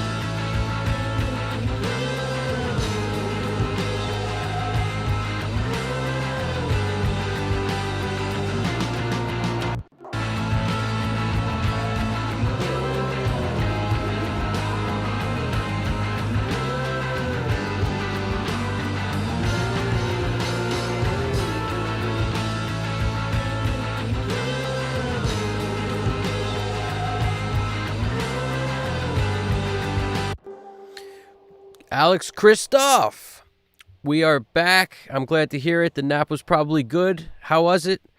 Hope you took one for me too. While you're at it, I hope you went to the bathroom for me too. Somehow, no bathroom breaks as of yet. 5 sips of water. No cookies. No chips. No burgers. Making myself hungry just talking about food. And I come in here and I go, we're basically automated. We're right on the mix bus, like figuring out what to do with the mix bus. That's where we're at.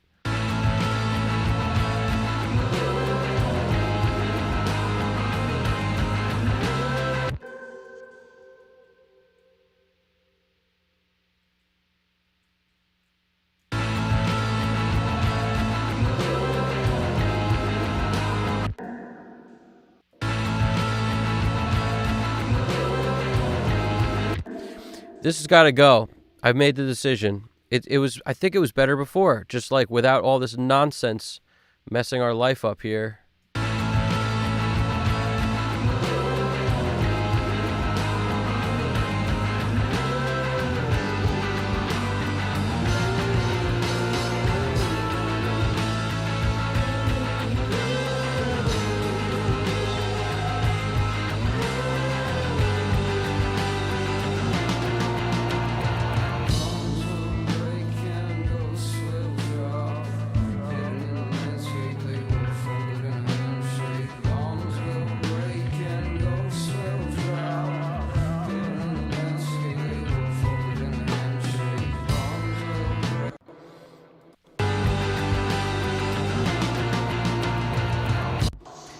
You already know what I'm going to do with that. We need more of the freaking toms in there.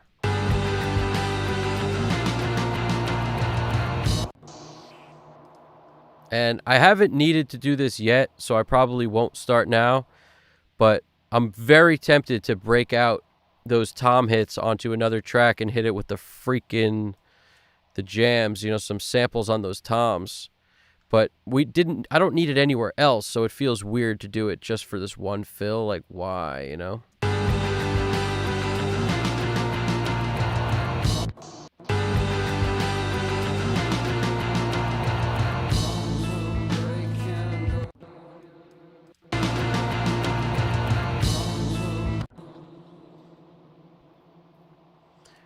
But I might do it just to show people what I did, because that's helpful with the tom things.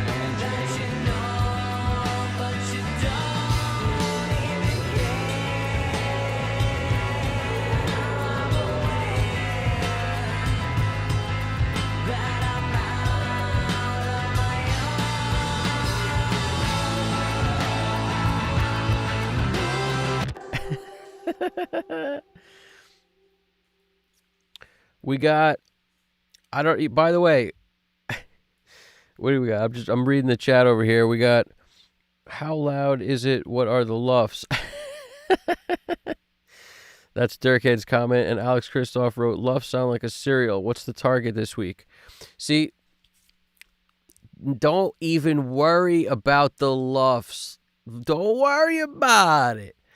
The reason you shouldn't worry about it, a couple reasons. Number one is I'm meticulously level matching stuff like my mix bus compressor to make sure it's actually helping. So when you start taking down your output by 4 dB, you have a significant amount to go up if you want. But that's the only way to really tell if this is the right mix bus compressor for this freaking thing. So we got our S bus the SPL iron or a bus comp, and maybe I'll potentially audition maybe one more, maybe the 33609, but bottom line is the SPL iron's doing more than just compression, so it's sort of an unfair test when we use that one. Whereas if I added the SSL Fusion, and once we start getting there, it's like, all right, we could use a bus comp and an EQ, and then just the stereo imager from the Fusion. We don't need an all-in-one kind of a package like this. But I do generally, sometimes I do favor that SPL iron. It's a worthwhile test.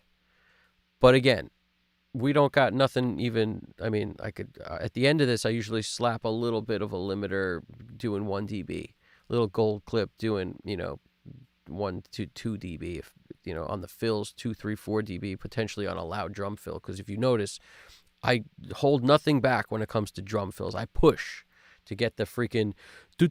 I want those toms to come up, and all we got is 2 freaking room mics. So that's where I was going to do that other thing, the other option I do sometimes. But I'm going to see if I can just be satisfied without it for now.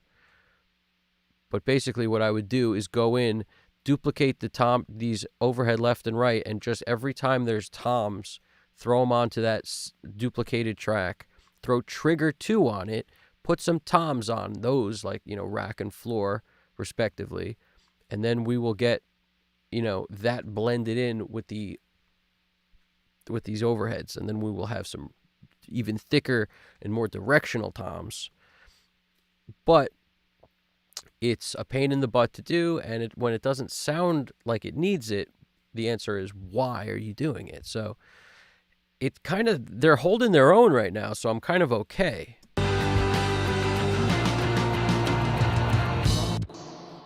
Those are the natural toms recorded into an M-Box 2 Pro, and the freaking overheads were like Octava MK219s probably, because I had 2 of them. So we're talking about baseline, I don't know, $200 overheads or something each, Like it's not world beater microphones, but they sound pretty decent, so I'm okay. Like, I'm feeling okay.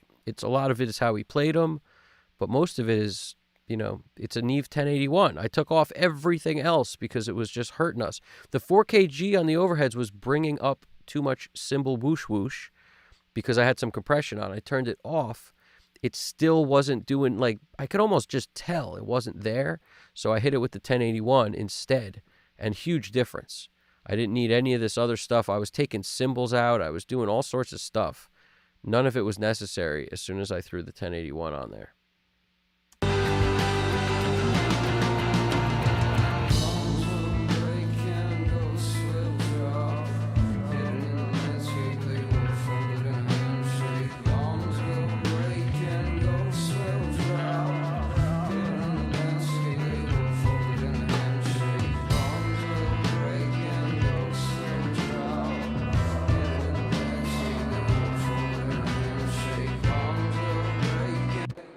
Frosted Loves. I saw that cereal comment. What's Loves? It sounds like a cereal. Sounds like a cereal. What's the target this week? 864. That's hilarious.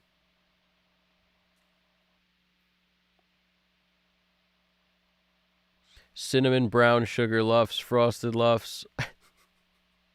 Alex Christoph, you're hilarious. All right, never mind. Getting serious. I'm just aware of the time. I've got about an hour to wrap this up before we start getting nervous. When me and GDP start getting nervous, it's not good. It's not good for nobody. So we gotta be thorough over here. Gots to be thorough. And a bathroom break is imminent. It's on the horizon.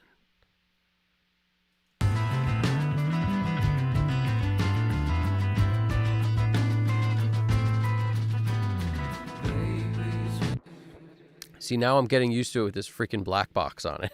It's crazy. This thing is a little insane, I tell you. It's so hardcore that, like, I find myself lowering everything all the time, just like more and more as I listen more and more.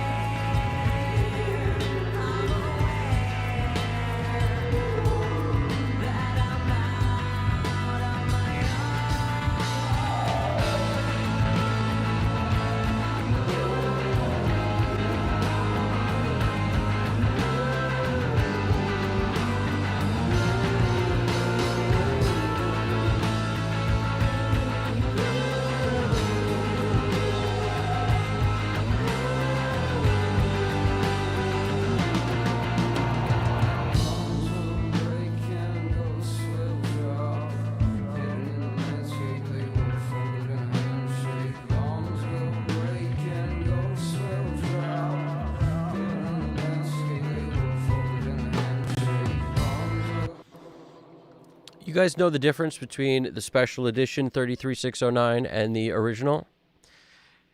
Throw it in the comments. Let me know.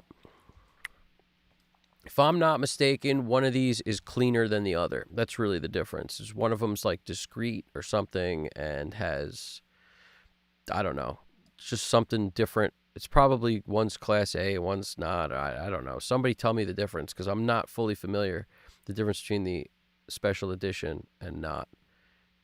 If I'm like, there's something about the hardware tells me like one was cleaner than the other. I don't know why I'm getting that. That's what my brain keeps trying to remind me that it was cleaner. I don't get why. Somebody tell me the answer. That's one thing I don't know.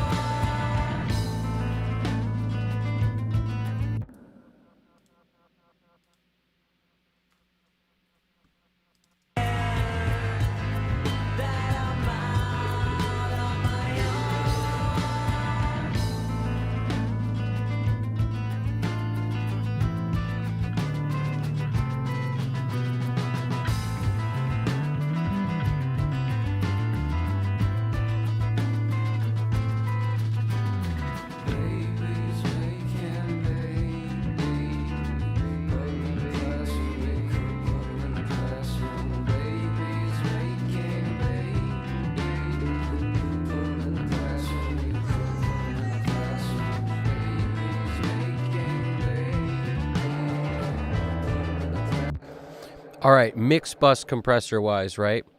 I don't hate this 33609. I actually am liking it. I'm not sure what the difference is between the special edition version and the blue one. That's the regular one, what they call C. I'm not sure. One might be transformerless. That's where I might be thinking like cleaner. I don't know where I remember that, but there's some difference. But what I could tell you is this. I, for some reason, have been falling in love with this other plug-in here called the freaking P455, the sidecar, this thing. We have to do a comparison because I'm getting kind of settled in now to what that sounded like, and I'm okay with it. But let's see if the depth is just crazy different. And I'll transition between this and the other one, and we'll see what happens.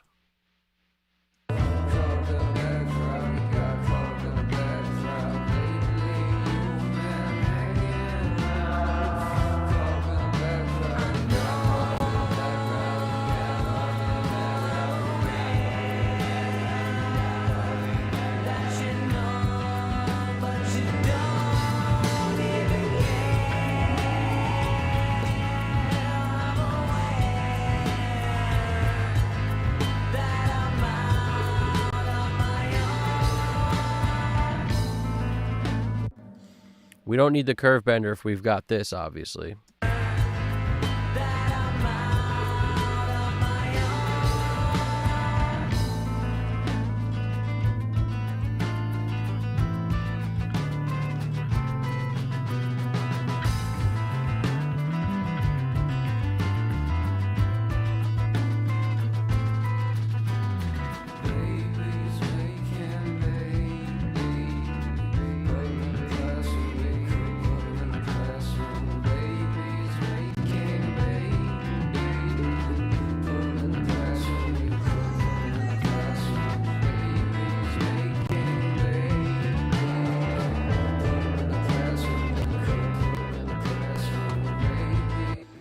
See what I did there? To try to make myself happier, this is a good tip. Once you think you like one better than the other, make that one, whatever your choice is, lower. Make it quieter than the one that you think is not your pick. And that's what I did here, thinking I was going to like the P455. It sounded just now in the first back and forth like it was better. Then I raised the gain a notch.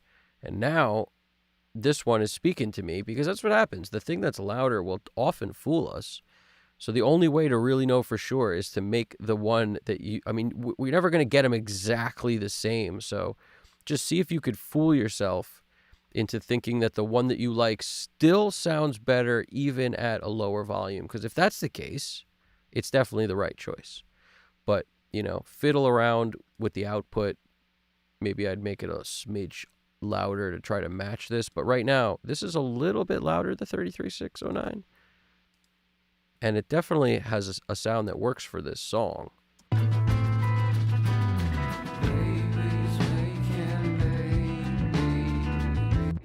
And it's on the gentlest compression setting there is, 1.5 to 1. Typically, that's like on the bus comp. I like 1.5, I like 2 to 1. I like it really easy, and attack being slow means more transient, so less aggressive of a compressor in general.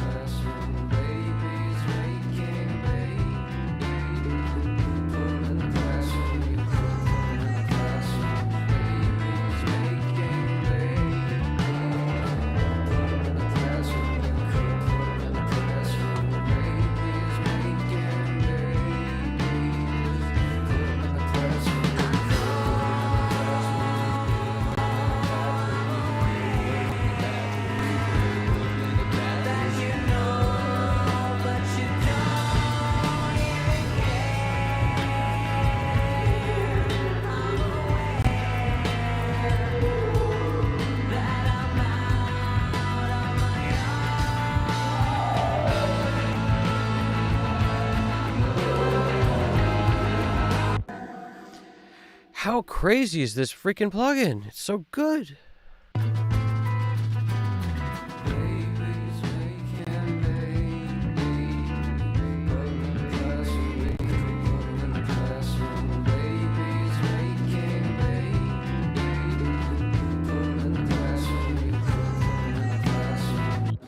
I'm curious what you guys think is better. Do you like the 33609 with the curve bender, or do you like the sidecar instead of those two? Because I'm very curious about these. Let's say, the 3348 tape that I have prior to this stuff is just sort of rounding things off a little bit. It's not that destructive, so I find like it's okay. Whereas if I put the ATR 102 on, I'd have to really tweak the thing to get it to not like boost the bottom really a lot. And it doesn't need the bottom boosted, so ATR 102 out of there. But, who doesn't need the bottom boosted? Let's face it, sometimes we need the bottom boosted, and not just in mixing either. But let's just say we got 3348 tape rocking on there, and then what do we do next? 33609 and the curve bender, or the P45? What is it? P455. It's the Mark Daniel Nelson special right here.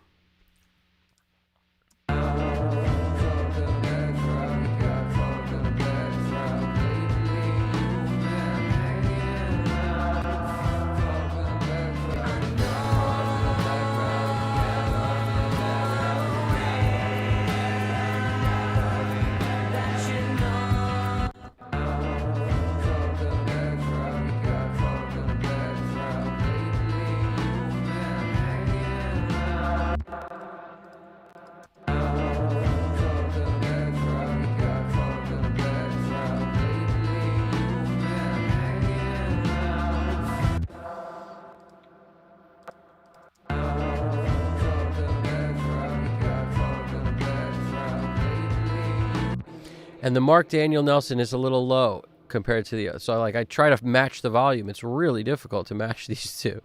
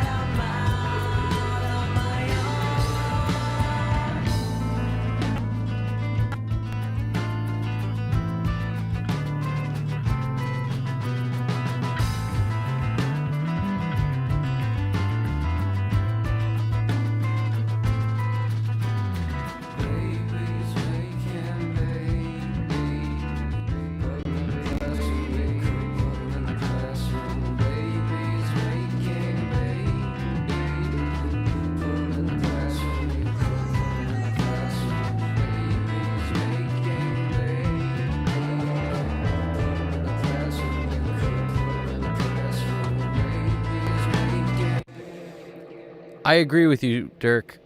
Dirkhead, you're the man. I agree with that. Anybody else who wants to chime in, I'm curious what your opinion is too. But there's something about the sidecar that has more depth by a little bit, and I have no idea what this magic is of the 2-channel, 8-channel. Like, you can bias this thing. It's really interesting with this. It's supposed to simulate some sort of, summing depth, and it really does a good job, because one thing we know is it's subtle, but it's there. And if it's lower, it still feels somehow a little bit better, which is the weird part. Really, it's the weird part.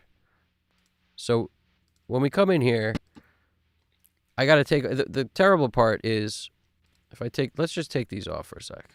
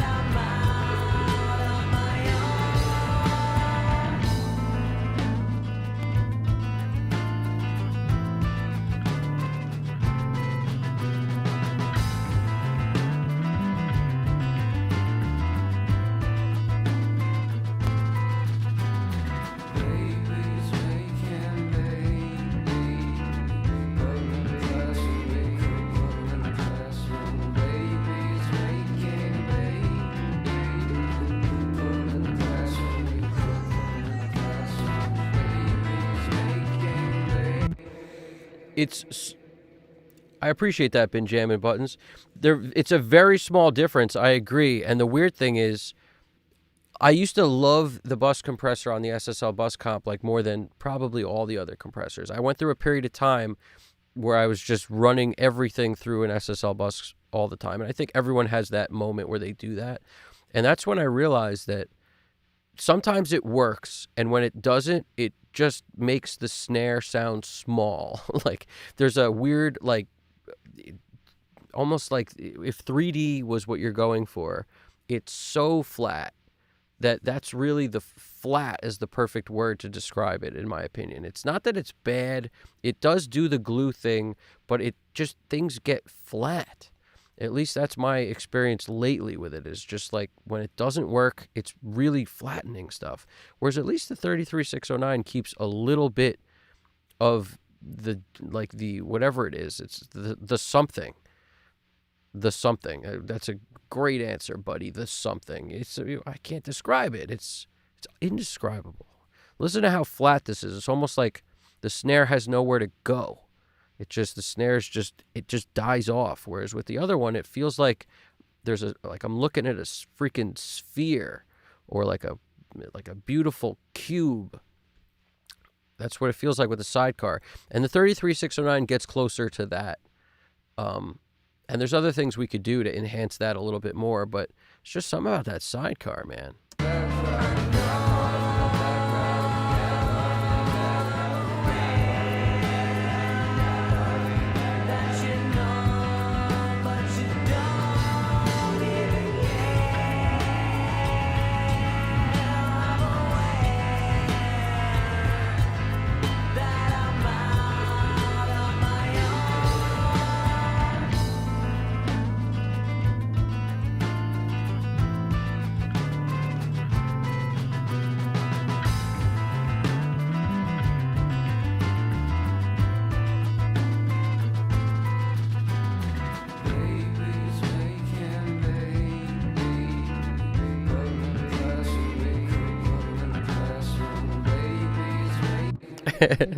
If it were Dirkhead, he would turn them both on.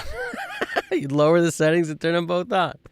I like it. It's I hear you loud and clear, man. There's nothing wrong with that. Some people use multiple stages of compression on their mix bus.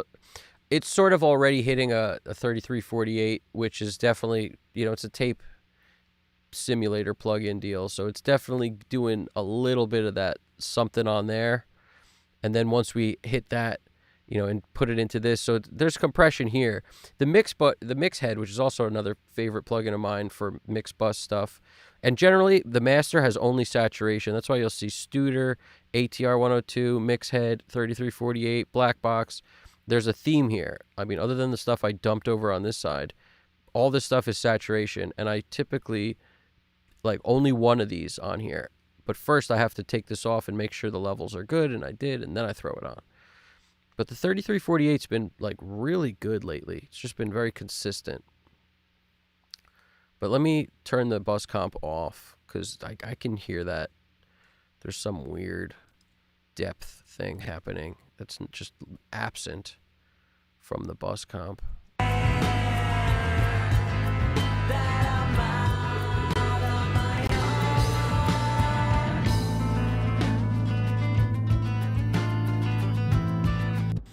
And sometimes that more in-your-face sound is good, like, or flatter sound, or whatever you want to call it.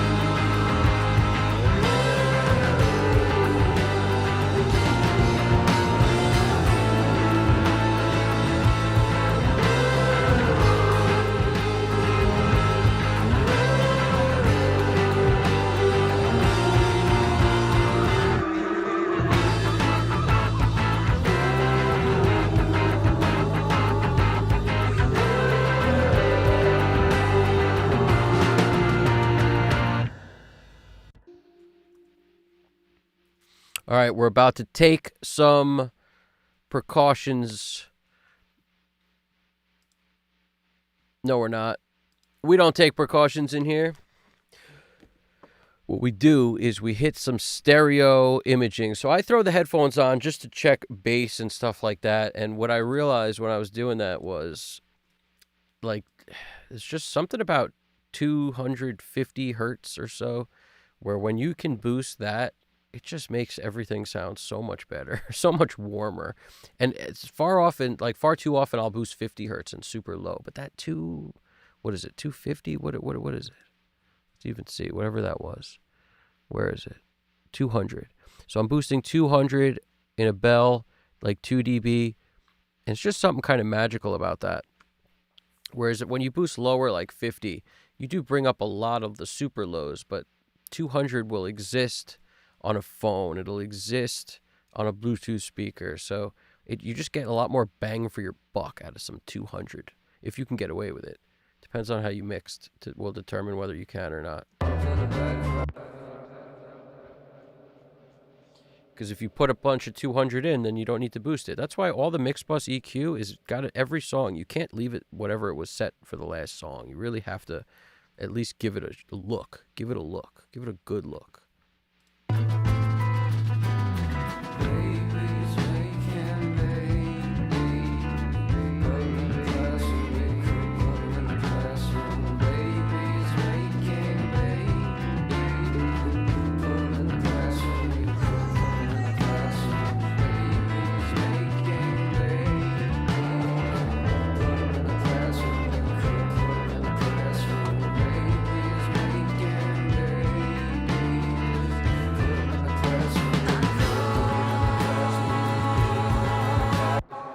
If you want to curious what I'm doing right now, check out the stereo imager and watch how, because the bypass is in the automation lane, watch this thing pop on. And it's just giving us a little bit of a boost in the choruses where we get even wider yet. So my goal is to put this only in the choruses. So if you see, it's off here. So when the verse ends, it pops on. Let's make sure this side is right.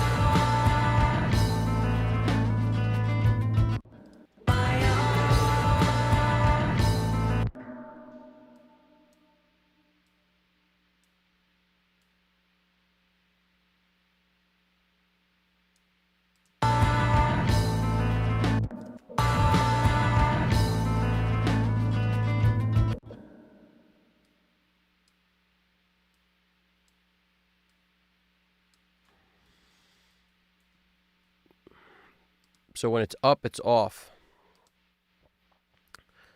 So where's the first chorus? Somewhere here.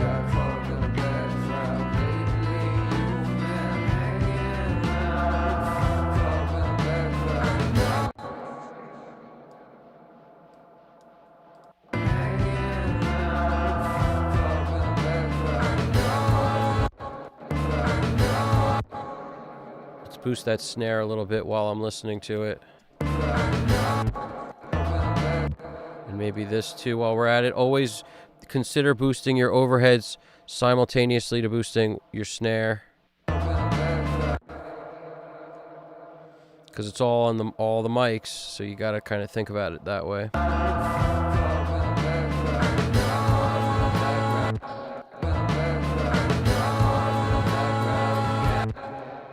Just make sure you kind of come down and keep your volume nice and low so you'll know if you boosted it out of control.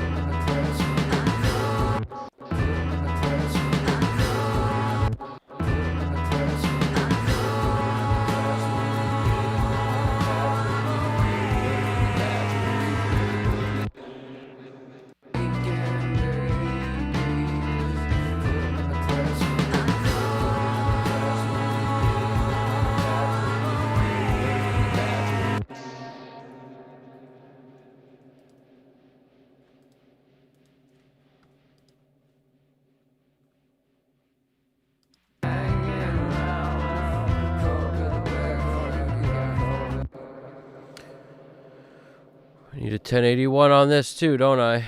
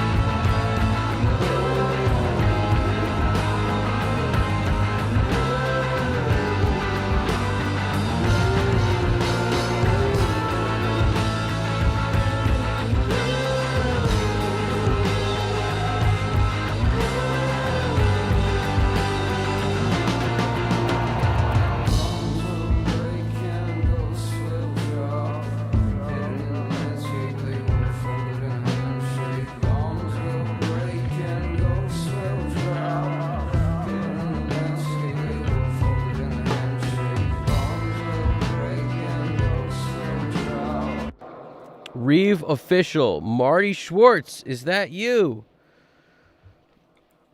Marty Schwartz? May the Schwartz be with you. Who's Marty Schwartz? Who am I missing? I should know who that is, probably. Who is that?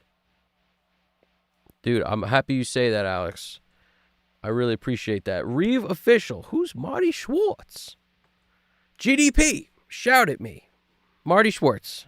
Full biography. I'm just kidding. Who is that guy? Is he somebody I should know? Does he look like me? Did he play Goldberg in the Mighty Ducks? Who's Marty Schwartz? Somebody, tell me. Martin Schwartz? The Martin Schwartz? I still don't know who it is. I just figured I'd try to trick my own brain into telling me who it is, but didn't work out.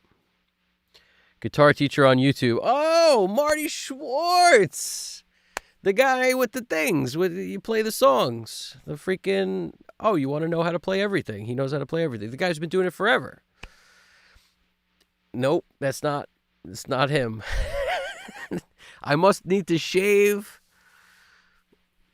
my head, my face, the beard is coming at us strong these days. But it's not a beauty contest. That's the beautiful thing about this thing. We what are we doing here? We're mixing a song. It ain't a beauty contest. It doesn't matter what I'm wearing.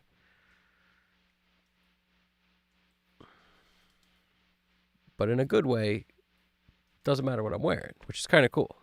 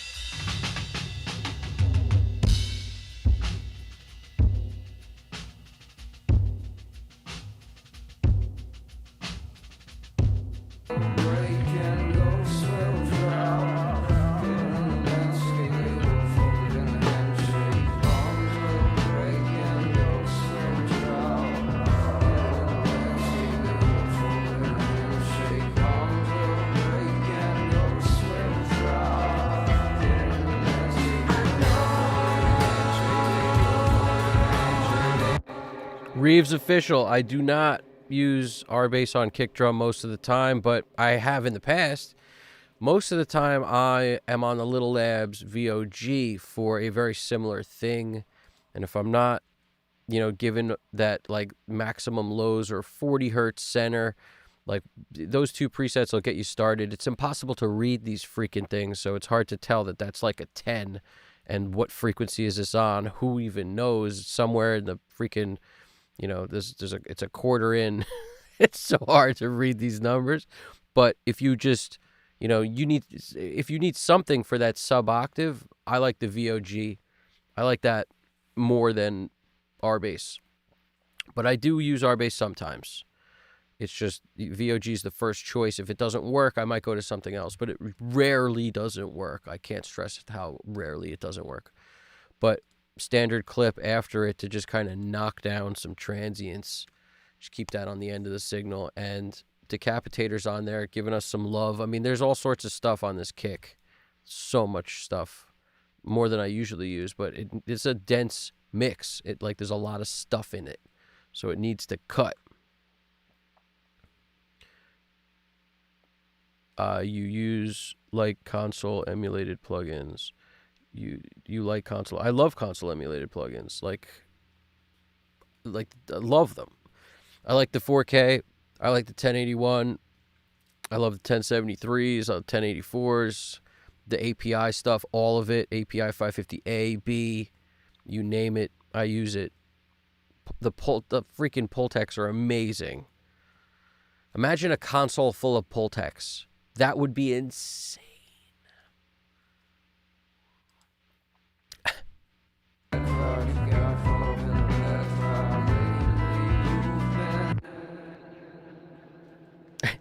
He's got a face for the studio. Marty has only 4 million subscribers. Marty's doing very well. He's so easy to watch. He's a very great teacher. And I definitely, who doesn't know Marty Schwartz? The name is a very familiar, it's like too common of a name. If his name was like Urkel Schwarkensveen, I'd be like, oh, I know exactly who that is. But his name's Marty Schwartz. It could be an actor. He could be anything, he could be an astronaut.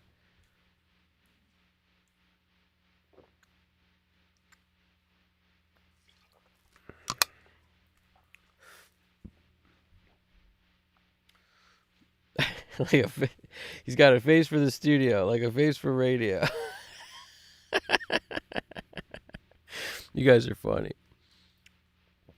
How's Alex Christoph drums dropping it? Would you also suggest to use Virtual Studio plugins on the master channel? Depends. Pultec EQP, the 1A is like everybody's go-to mix bus chain. Not everybody, but I say that with a grain of salt. I used to use the Pultec all the time. The question for Mixbus is usually where to use it. Like compression and then EQ, in my opinion, works particularly well on the Mixbus. That's why in my hybrid workflow, I always ran the MBP into the Fusion. Like I like that order. I want the Fusion last so I can boost lows into a clipper or to get it back into the computer. It's basically hitting a converter, which is clipping. So that's when I say into a clipper, but it's really just hitting a converter pretty hard. But the point is, I like that order. Same on the Mixbus in plugin form. I usually like the order of compression and then EQ. The thing with the Mark Daniel Nelson plugin that I like so much, this sidecar, I haven't used this so much that I can really even tell you what order this is in. Like the way it looks, I should read the freaking manual. Honestly, I should do it. But the way this looks with the compressor on the bottom, you would expect this to be almost after. But I don't think it is, because something tells me that this is compression first, then EQ, and the EQ is after. It's just the way the EQ works. It's my guess that that's what it is. I'm just guessing. And then when I see ratio A and B, I don't know what these ratios even are. I know if I click the side chain, it's going to throw me a side chain at 80 hertz or something, but I haven't needed it on most songs, which is interesting. But like in this one, I'll try it. I'll hit it on and see if it's better or worse. But I typically don't even mess with that. But I think if we hit this on, you see how it says 80 hertz? Boom. So you got your 80 hertz. You may even be able to drag that and move it. I'm not sure. Let's see. Nope. 80 hertz or no 80 hertz. So I like that's fixed. Just like on the MBP, it was fixed, but it was a much higher number. So it's kind of interesting being at 80. But I like compression, then EQ on the mix bus, and most other places I like the opposite. Not always. Sometimes vocals actually benefits from doing the same kind of do your compression first, then EQ. Not always, but I do find that every once in a while, if vocals just aren't working, I'll flip the order in like an SSL plugin, like where you have your channel strip. It's easy, very easy to route that however you want, so you can change up how it's being, what's being sent to where. Like if you go in here, just show you for a second, like any of these, right? If you come in here and you see EQ, filters, dynamics, you can change this stuff and put dynamics, EQ, you could put it whatever order you want just by clicking this arrow and it'll send it up. So there's basically, you could use these things many different ways, but if it's not working EQ into compression, which is the way it works on, I'd say, the majority of things, try it the other way. Like, especially, give vocals a try that way. It's interesting. It's interesting because once things are smoothed out, you can then boost the areas you want on a vocal. It sounds very different than like the snappiness you get, the spank of taking an EQ and driving it into a compressor. It's a very different sound. And that's kind of what I like about it on the mix bus. The EQ just seems more kind of round and natural in a way, less spanky when I put the EQ after the compression. So that's the theory behind it anyway.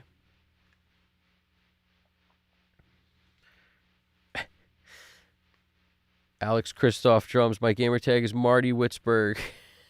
I don't know why that's so funny to me, but it is. All this Marty talk.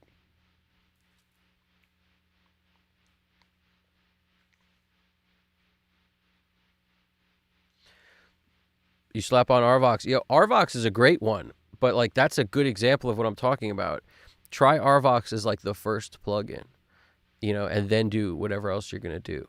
So if that's what you do already, that's a good way to use it, because Arvox specifically like sounds pretty good in the beginning. The first thing on the chain, it just brings the vocal to the front, and then it becomes very easy to decide what else you want to do with it at that point. But Arvox also works well after some kind of EQ. Just drive the EQ into Arvox. Arvox is a very cool compressor. It's definitely on the top of my list. The Renaissance stuff is all up there with like, among the favorite things I like to use. I really like a lot of the Renaissance plugins, like R-Bass. The R-Vox is another one of my favorite. The RDSer is still really good. There's a bunch of them.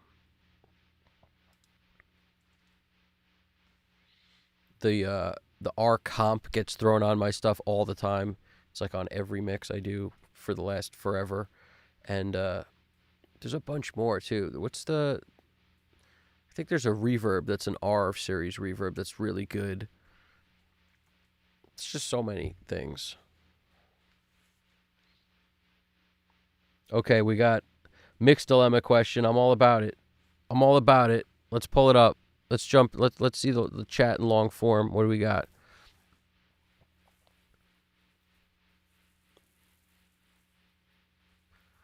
What do we got? Oh, virtual room simulators. I don't typically use those. I don't even use a Trinov anymore. The speakers are just playing at me. And I throw on headphones, and I don't use room simulators in either one. As far as I'm concerned, I know these headphones. So if I were to put them in a room, I don't really know what that would do. Like I've tried Sound ID. I used to, I thought I was going to get that. I tested it about a year ago, I think.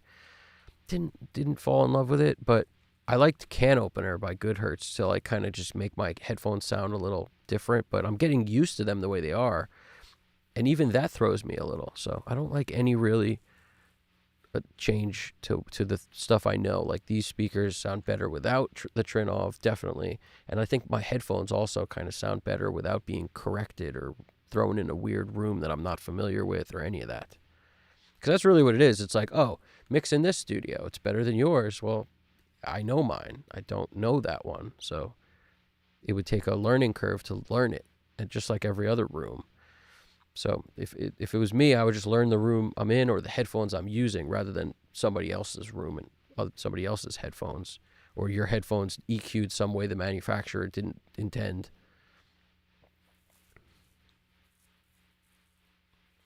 Question on my mix dilemma. Okay, bin jamming buttons. I have mixing for some friends. So, question on a mix dilemma. We got bin jamming. Mixing for some friends. It's way more of a favor than a job. The rapper has very deep gravel voice, but also has sleep issue, and is a very big guy. These are a lot of issues. I don't know if this is all mixing related. He's got a sleep issue, so his breathing suffers. Oh, and can be heard in his performance, a few snorts, etc. You got to lean into those. I would start the track with the snorts, the sniffles, the breathing issues. Like, it should lean into it. That's what I would do. I would, rather than get rid of it, make it like that's his sound. He sounds this way, and we're going with it. You know, he may not love that at first, but who cares? If people, you know, if that's, in my opinion, when you have a problem like that, especially if it exists between every line and stuff like that, it's part of who you are. Like, you know, ODB sounded a little crazy. Like, people sound, some rappers have a sound that's built in to the fact that they, you know, been puffing, 5 blunts a day for the last 30 years or whatever. So it's like part of their sound is the fact that they hock a loogie up every 5 minutes. It's like part of it. And I know it sounds crazy, but, you know, start the track with some crazy coughing and whatever he does, and then just, you know, use it to your advantage is what I'm saying. It becomes an effect. And hopefully he does it with the beat. I don't know. I didn't keep reading because I got very into my answer. Yeah, don't worry about it. The snorts could help. You know, like, imagine if Michael Jackson, who, you know, we're going to compare him to Michael Jackson right now, but imagine if Michael Jackson was told, hey, you know, don't do those, like, you know, don't do that. Like, just sing the words. Wouldn't be Michael Jackson. And, you know, those sounds are deadlocked to the beat. He's so in the groove when he does every sound he makes. It's pretty cool that it just makes the freaking song sound good. So this is the case on all levels, by the way. It's doesn't matter if it's a snorter or whatever. Honestly, you could go about it multiple ways too. The other way is, if you want how to edit it quick, you go into Audio Suite, you just pull up a plugin that will allow you to basically take the gain down, ideally something with an EQ on it too. And then you could either roll off the annoying part, like if there's some low end rumble because he's joking or whatever, just like wipe off to like 200 and below or 3, just pick a number that works, and then just grab those spots and render. Grab the spots and render. You know, you could literally just, every time you hear one, just highlight it, you know, break the clip, render. And that's it. And then batch fade the whole thing every time you did that. I do the same thing for breaths. You just take it down 10 dB, 15, whatever. Sometimes you got to take a breath down 20, 30 dB if you're compressing it like crazy so you can, you know, really slam it. You're going to bring the breaths up a crazy amount.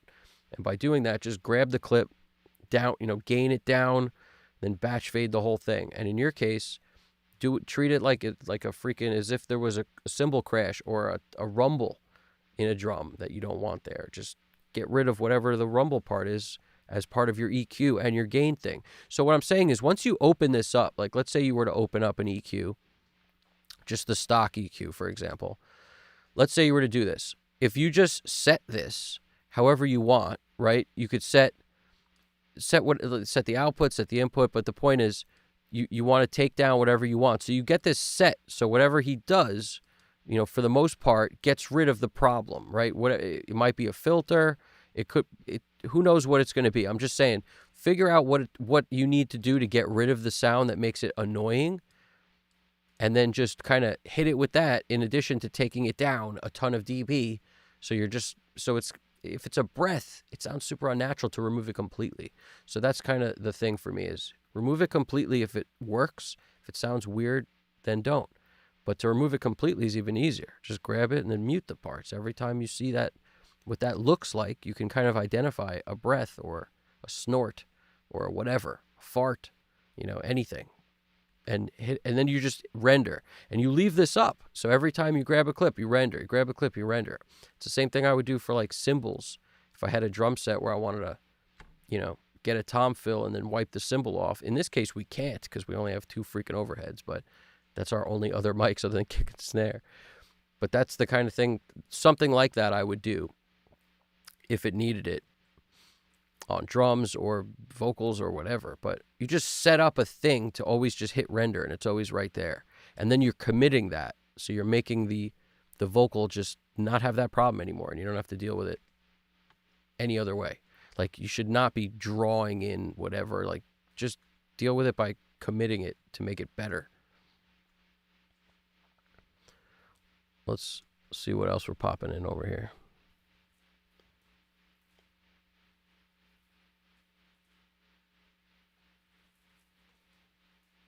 Yeah, exactly. Removing them is too noticeable.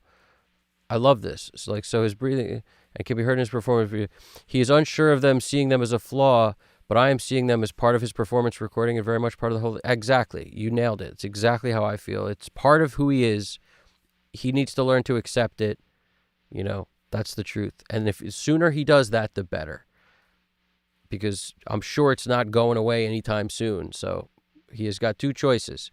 He could pretend it's not there and pretend he's everybody else who doesn't have that problem and try to hide it, which is not going to go well. Or he just, because what happens when he performs live? Who's going to cut him out then? Who's going to take his freaking snorts away then? Nobody. So you might as well get used to it. If ultimately he is really against, should I go back in and cut his breaths and snorts out? Whatever you want. That's up to you. That's the biggest problem about, like, doing work for friends and stuff, is that sometimes if you're not careful, they'll just, keep having you just keep running you around the freaking ring just constantly. So you just got to watch out for that. Just, do whatever you feel is right. I can't tell you what that is. I feel like it being in the recording, it should stay in there. Definitely. I've removed mouth clicks, but I feel like removing breaths, however snorty there, is going too far. Yeah. Only you know the answer, because you're dealing with the audio files. So you really know what you can do and what will sound unnatural. Like you said, if it's in the middle, it's going to be whack.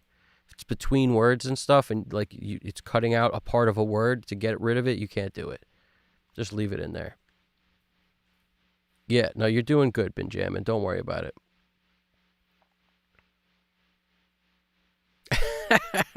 Dirkhead with the amazing answers that everybody needs to hear. Cut them all out and then put them at the end as a compilation. That's, honestly, Dirkhead's got the answer. Don't do that. But I like that idea. Just put them all at the beginning or the end. Like, I'm telling you, start the track with it. Like, make some swirling, spaceship noises out of it. That's what I would do. I think we all know what I would do with that. Yeah, here we go. See, look at that. That MJ analogy is great. Yeah, I appreciate that. But that's how I feel about it. No way, bro. I love breathing noise. This is Alex Christoph replying with, no way, bro. I love breathing noise, string noise, all that noise. It's character, even if I agree. Sometimes you leave that stuff in and it definitely makes it feel more real and more raw. I'm telling you, the first time I heard 36 Chambers, the Wu, listen to Wu-Tang, that thing has got, I forget which track, but Method Man definitely starts by just, there's a bunch of snorting and coughing and freaking phlegm and stuff. That album's amazing. Nothing ruins that album. It's great. So I think the secret to headphone caliber, what do we got here? I'll be honest, I even left with some plosive on one track because I felt like it works. Yeah, sometimes plosives are fine. If it's not fine, just fade it in. That's the best way to deal with a freaking plosive. You get to the moment where the obnoxious jump happens because the air hitting the mic, and just break the clip right there and give it a fade.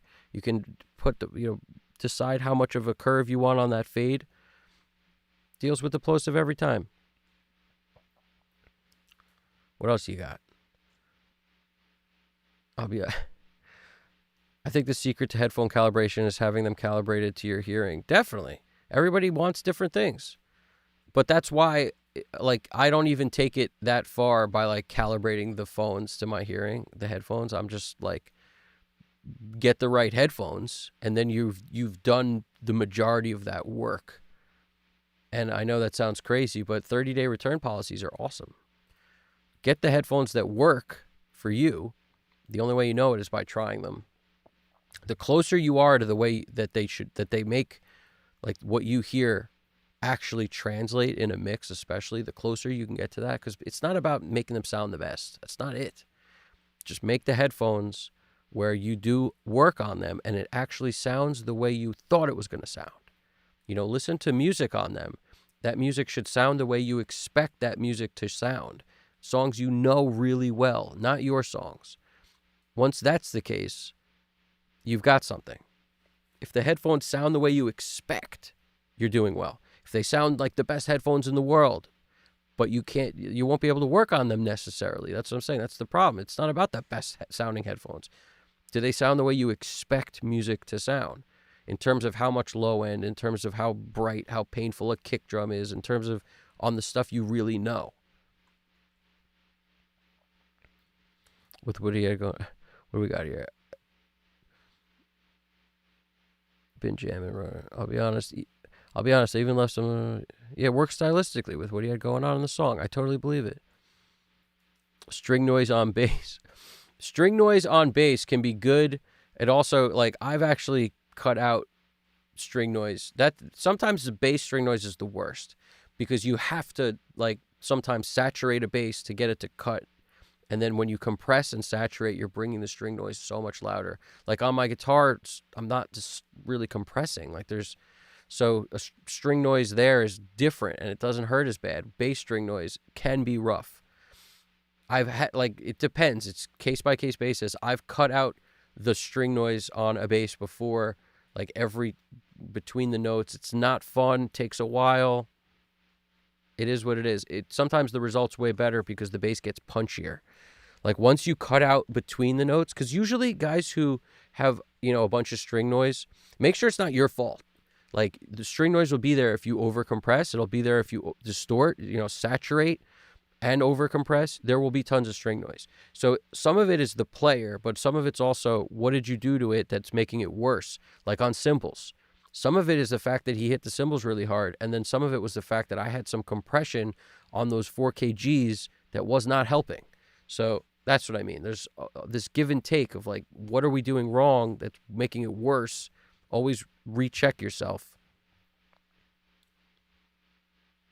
Listen to Paleface Swiss. It's like all just heavy breathing. Exactly. Their kid's got it. Been jamming buttons. Thanks. Nice. I'm going to say no then because I've already printed through the analog. Wow. Okay. We are at the 10-hour mark. That's what that jam is. And that's a good moment because I got to keep it moving because we already know that we've got a hard cutoff because we cannot lose this stream. It would be too destructive to the world to lose this stream. We can't let that happen. So we don't know exactly when it gets cut, but I got to start rapping relatively soon. So we're going to keep it moving right now. It's committed. Nice. If it's committed, keep it moving. Laughing at that. Yeah, make the press a compilation. That's actually the best idea I've heard this side of freaking forever.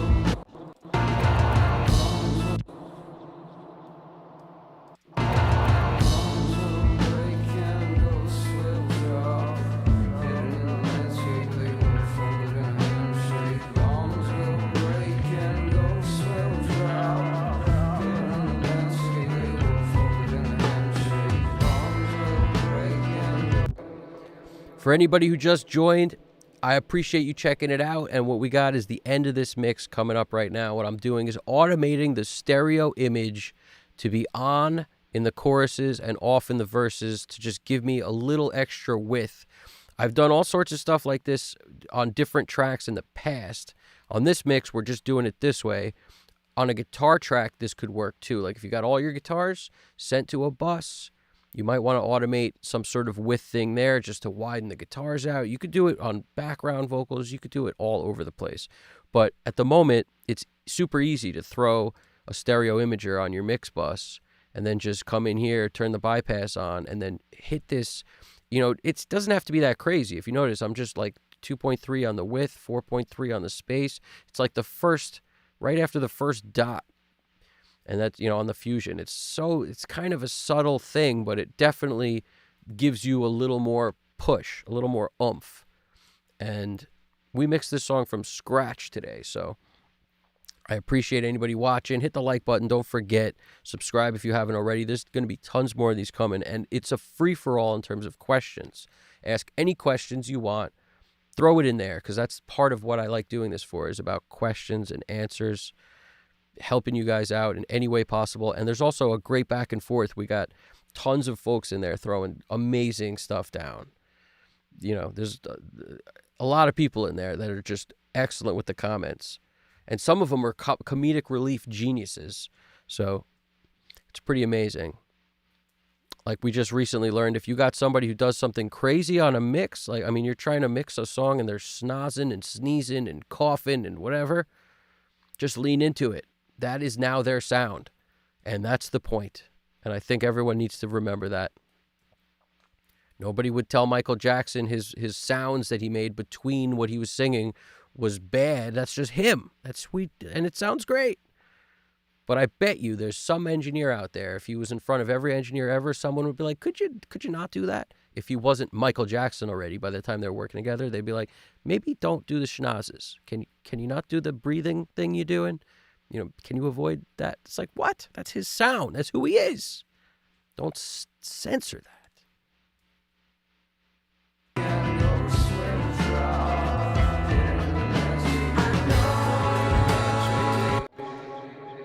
All right, nice. This is the last one of these. So I'm just putting it exactly where the change is.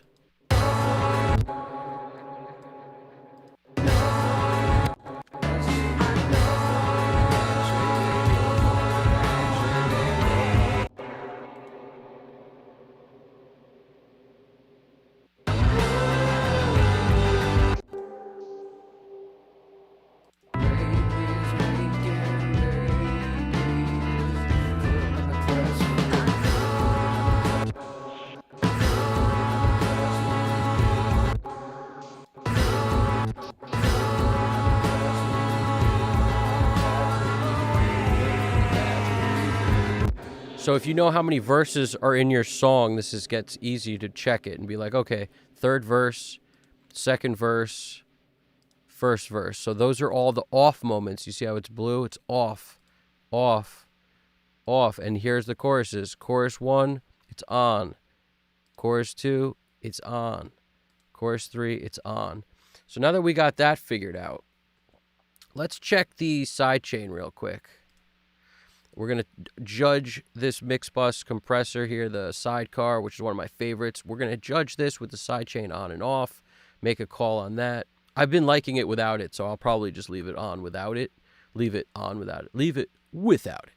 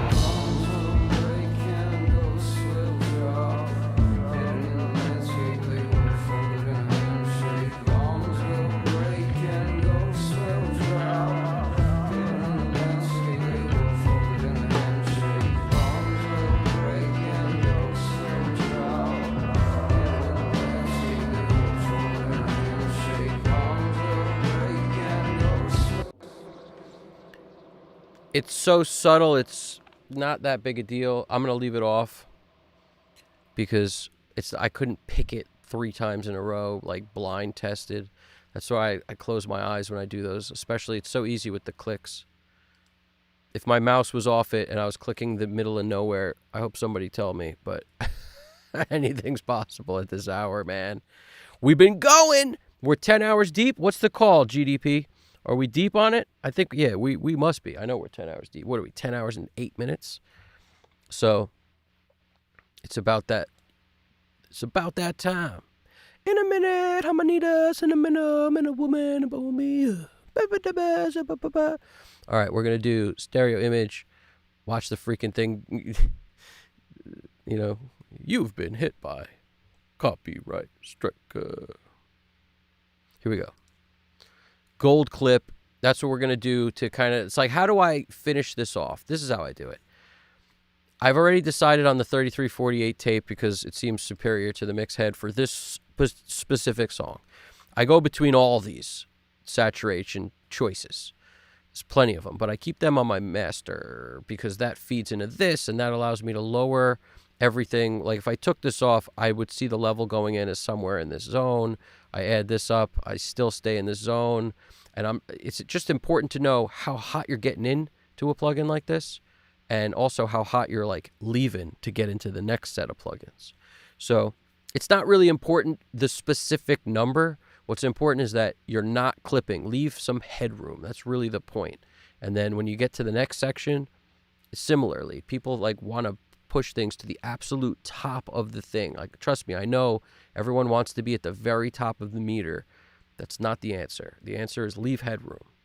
And then once you get your master, basically, I've lowered it by 10 dB to get into this plugin at the right level.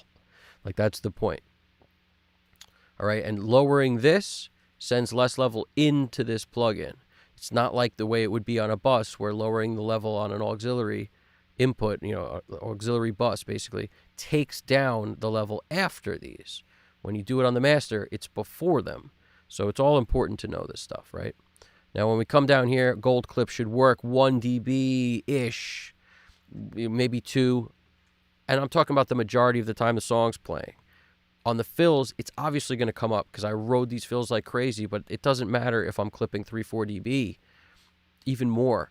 On the fills, it really doesn't matter. It matters if I can hear the clipping and it sounds bad in some way. But when those transients poke out, they happen so quick that you can't tell the difference between the clip and a punch, like the punch of the drum, the snap of the skin. You can't tell the difference. So, people think they can, but they can sometimes in some circumstances. But mostly, like, watch where the level of everything is and watch where the level of where it clips is. If where it's clipping is on the snare hit, if it's on the fills of the toms, it's okay. If it's on if it's when the song is playing and it's just like the meat of the song and it's clipping that entire time, that's no good.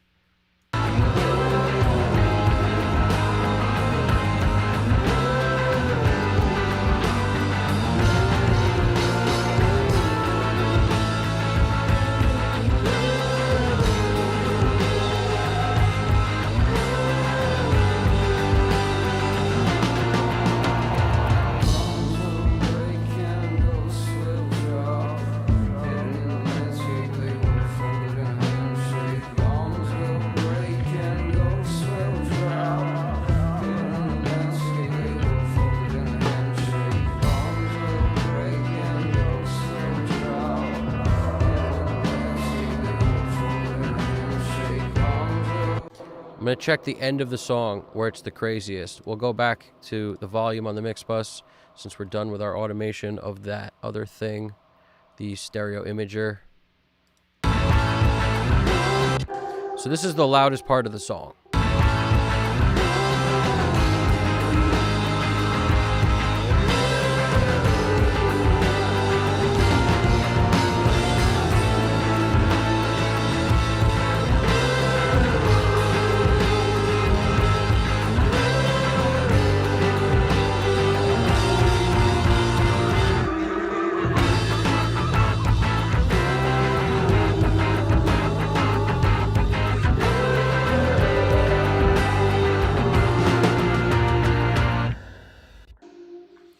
That was awesome. So if you noticed, on the end fill, it came up to 2.9, and everything else, it was staying, 2 dB or below. Most of the time, it's way short of that. It's just the fills that every once in a while, when I raised the volume for a snare or something, is when it gets crazy. Totally acceptable numbers. Bottom line, totally acceptable. What else we got? Pro L2. Let's hit it with marginal compression. We're talking about like 1 dB. And the reason I finish off with this kind of thing is because the gold clip helps this work better. If I turn the gold clip off, this now has to do, like, instead of 1 dB of compression, it does 2 or more. And even if it's doing like 2, if I took gold clip off, it'd be doing 3 or more, so 4 or more, or whatever it is. So the point is to make your limiter work as little as possible in order to make it not sound as bad as it probably does. Because I just hate the sound of limiters. But when I can barely hear them, I don't mind it. The brick wall thing, bugs me. It rubs me the wrong way.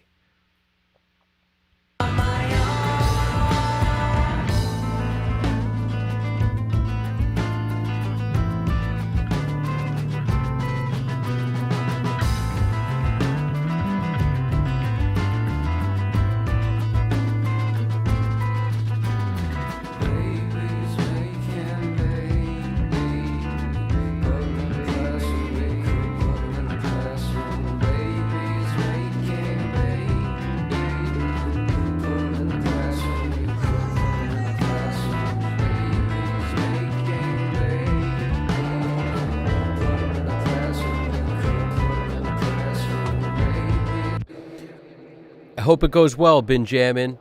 You said the dude just called you and you're going to drop the analogy. Go for it, man. My analogies are your analogies. Make that happen, man. It's all. Most of life is not even what you say, it's how you say it, honestly. If you come at the guy all nutty, it's not going to work. And if you come at him the right way, it'll work fine, because bottom line is you have his best interest at heart. The best interest, his best interest, whether he realizes it or not, is if he's actually himself. Like, you promoting him as himself is the best thing you could do, rather than you trying to make him something that he might think he wants, but that's not even him. He just hasn't gotten there yet. Why do you think Rick Rubin's so good? Because he's so good at telling people who they really are. Like, dude, this is you. Do that. You guys do this thing. Why are you doing this? This should be this. That's what you guys do. Like, that's his whole thing. It's not this magic. It's just he gets people to be who they really are. And then all of a sudden, the music's great. I wonder why. It's so much simpler, I think, than people realize. Like, his magic is simpler than people realize, not the art of doing what he does. It's an amazing art to communicate on that level. It's breathtakingly amazing to even understand. Like, putting him down is so crazy, because to get where he got, he had to communicate with so many people. And you know how hard it is to communicate with people? It's really hard. So for me, understanding, the fact that all he really does is get people to just shine their best freaking light. Just, this is your, like, he figures out what it is. That's his talent. Then he convinces them to put that forward. And that's amazing. But figuring out what it is, like, some people don't want to actually be vulnerable and be who they really are. They want to hide it. They want to pretend. They want to be who they, wish they were. Well, that ain't who you are, man.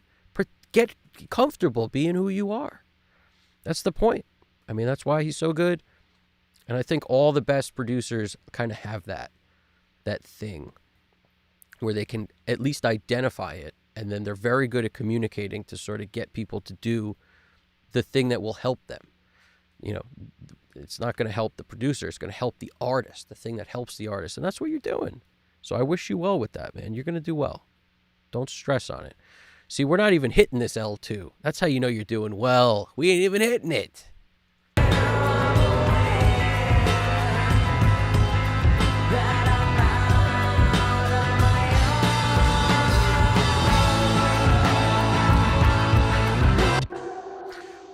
Why'd this thing stop taking measurements? Are we just about to fry the whole system? Are we just about to fall off the deep end? Nope, we're back.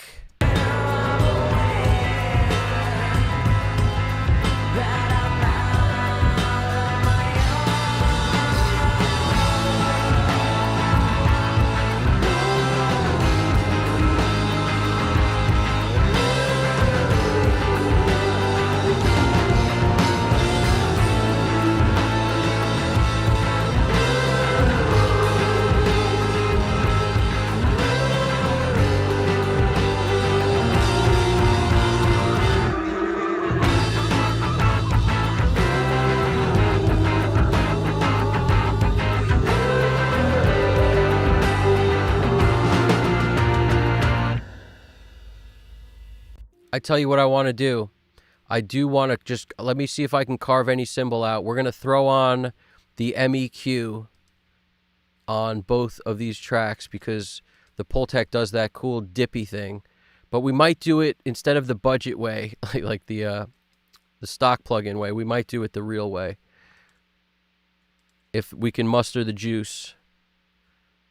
Can we muster the juice? Let's see. We will find out. I don't have a stream deck, so instead of having a stream deck, I just create my own theme songs constantly. It's kind of what we do here. If you like it, hit the like button. If you hate it, hit the like button. All right, Pultex, UAD, MEQ5. Let's go. We want to take some mid-range out. That's why I'm going with this one, because the other choices, we get 100 hertz and then 3K and up. The 3K and up might do it, actually, now that I think about it. Let's see. We'll try both.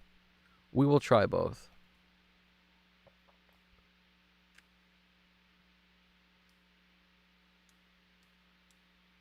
So 5K is the money. Let's take out some 5K. How much of it? A lot of it.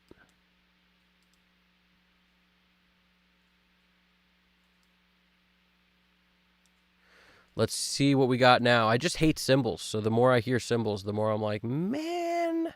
And it only bothers me at the end of the freaking song.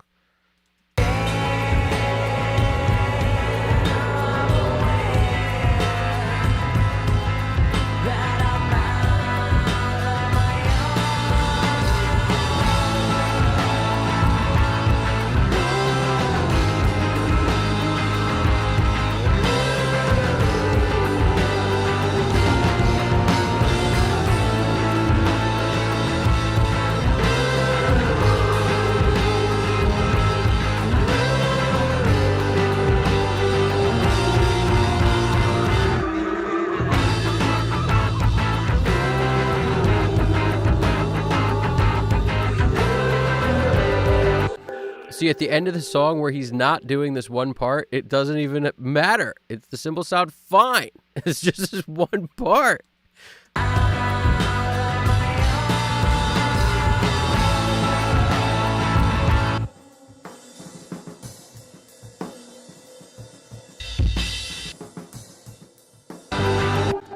Guys, I just found the culprit. It's not on the freaking overheads, and wouldn't you know it, it's on the kick drum. Because we are being too aggressive with something, probably compression. We're not even compressing. We're going to have to take down, maybe it's some of the EQ on this 4K thing. Yeah, it's probably this 3K is killing us. Let's see.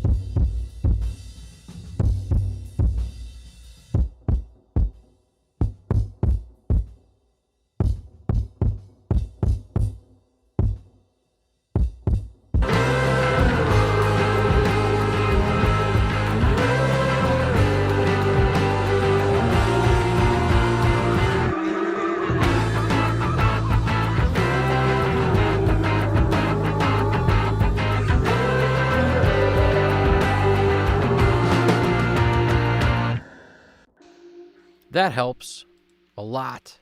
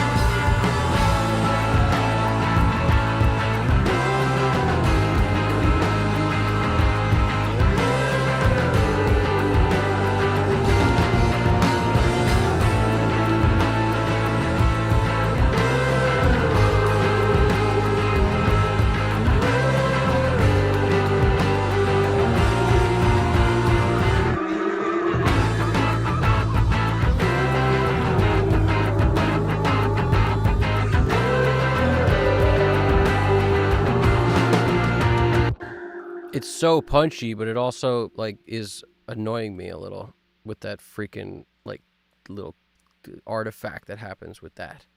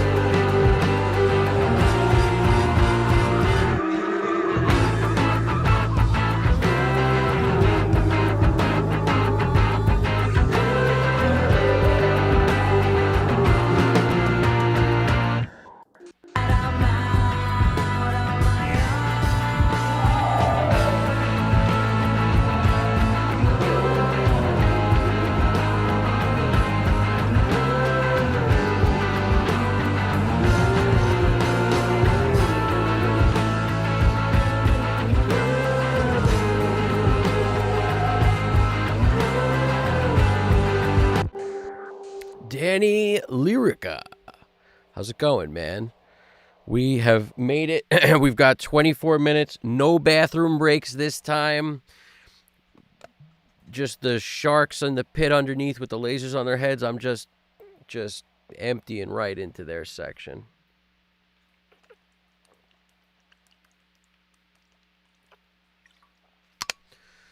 I don't know how we did it, but I'm feeling pretty good about this thing, guys. Let's run one, print it, and let's hear it. I'm just dialed in that snare at the moment. I just wanted a little more push. And Gold Clip, the track version, which I think comes with the Gold Clip, it wasn't a separate purchase. It's just to use it on a track. It's like a simplified version for the CPU ease. The ease on the CPU. And now we're down here, basically going to print one. And I'm pretty satisfied, honestly. Pretty satisfied. Let's see.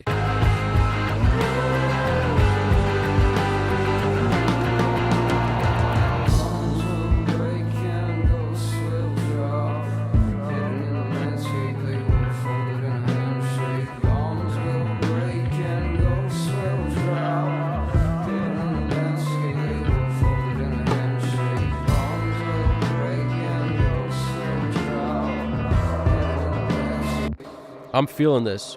I'm going to run one while I get the fresh feels. I got the feels. Something on down feels in my motion.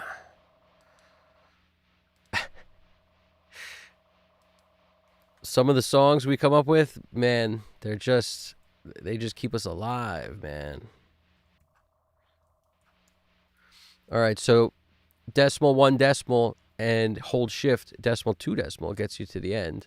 And then you can just arrow around, dance around back and forth if you want. And then we're going to come down here. We're going to go file save. Let's also save this as what it is. What is it? It's M1. Beautiful. We've done all there is to do. Let's run this through. And I might take a quick bathroom break. So if you don't see me, don't think I ain't coming back. I'm coming right back. Maybe I'll sit here through it. I actually want to hear it, and I don't think I need the bathroom that bad right now. I'm going to do it. Is he going to do it? I'm going to do it. Let's see. We're going to sit through this thing. Let's do it. M1. I got to switch this, as always. Interleave 2496, add MP3, good. Import, where are we putting it? Right there. Oh, wait, okay, good. 24-bit, good. So we're good to go here. Bada bing. I gotta mute this freaking thing over here because I'm pretty sure the mic stays live if I don't. Just pretty sure about that. So I'm just going to sit here and listen to this thing real quick to make sure it's fire, because I'm pretty sure it's fire. I think we're there at this point.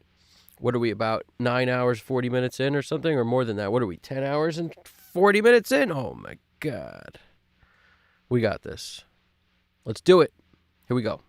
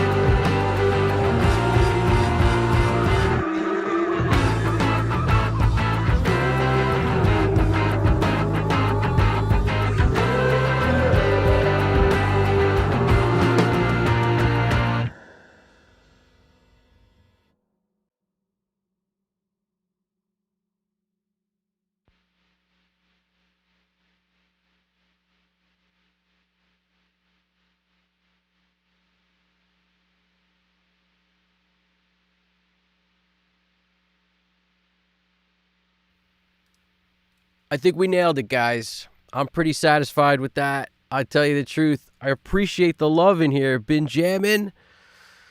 That's some pretty amazing compliments right there, man. I appreciate the W from CQ1BQ. Ostrich. I appreciate it. Top end so nicely rolled off. Honestly, I appreciate that. That's nice. This is all fire compliments here. AIM AI Energy, 10 hours. That is correct. If you dug this giant session, everything sits where it needs to go to. I appreciate that. Honestly, I appreciate that. This was a fun one. And we got there. And overall, I'm stoked with the way this sounds. It's kind of amazing to think that it's only freaking 4 tracks of drums, and it was recorded through such a poor interface, like in terms of quality. You know, at the time, it was best I could afford, and that's the thing. That's what you guys do. You use what we use what we can at the time, and we make the best out of it. And it's nice to know it's all salvageable. I'm so happy about that because these drums, they sound pretty good. Those fills sound great, you know, and most of it is volume automation, honestly. That's the majority of it, because when you compress too much, you bring up all the bad stuff. So like every recording that's not made perfectly, and there are no perfect recordings, every time you compress, you're going to bring up all the bad parts of that recording. So it could be like 60% good, 40%, you know, you wish the mic was placed better or further away from whatever or closer to whatever. And you just make that 40% like take over more than the 60 when you hit it with too much compression and stuff. So, and I'm really referring to the tracks themselves, but also like the whole way down, you know, and some of that, like using some kind of saturation plugin, when they're done right, in my opinion, you're basically using them to soften the top a little bit. That's like one of the huge benefits of them.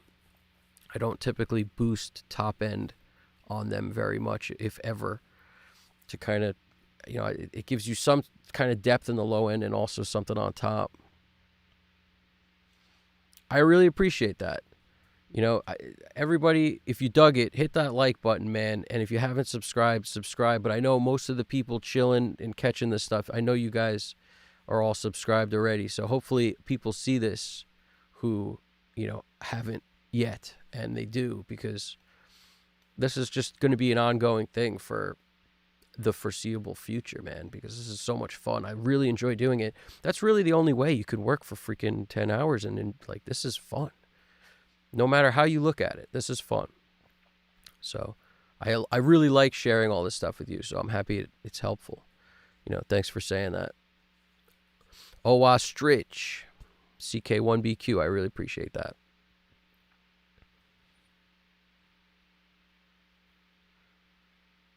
That's awesome. And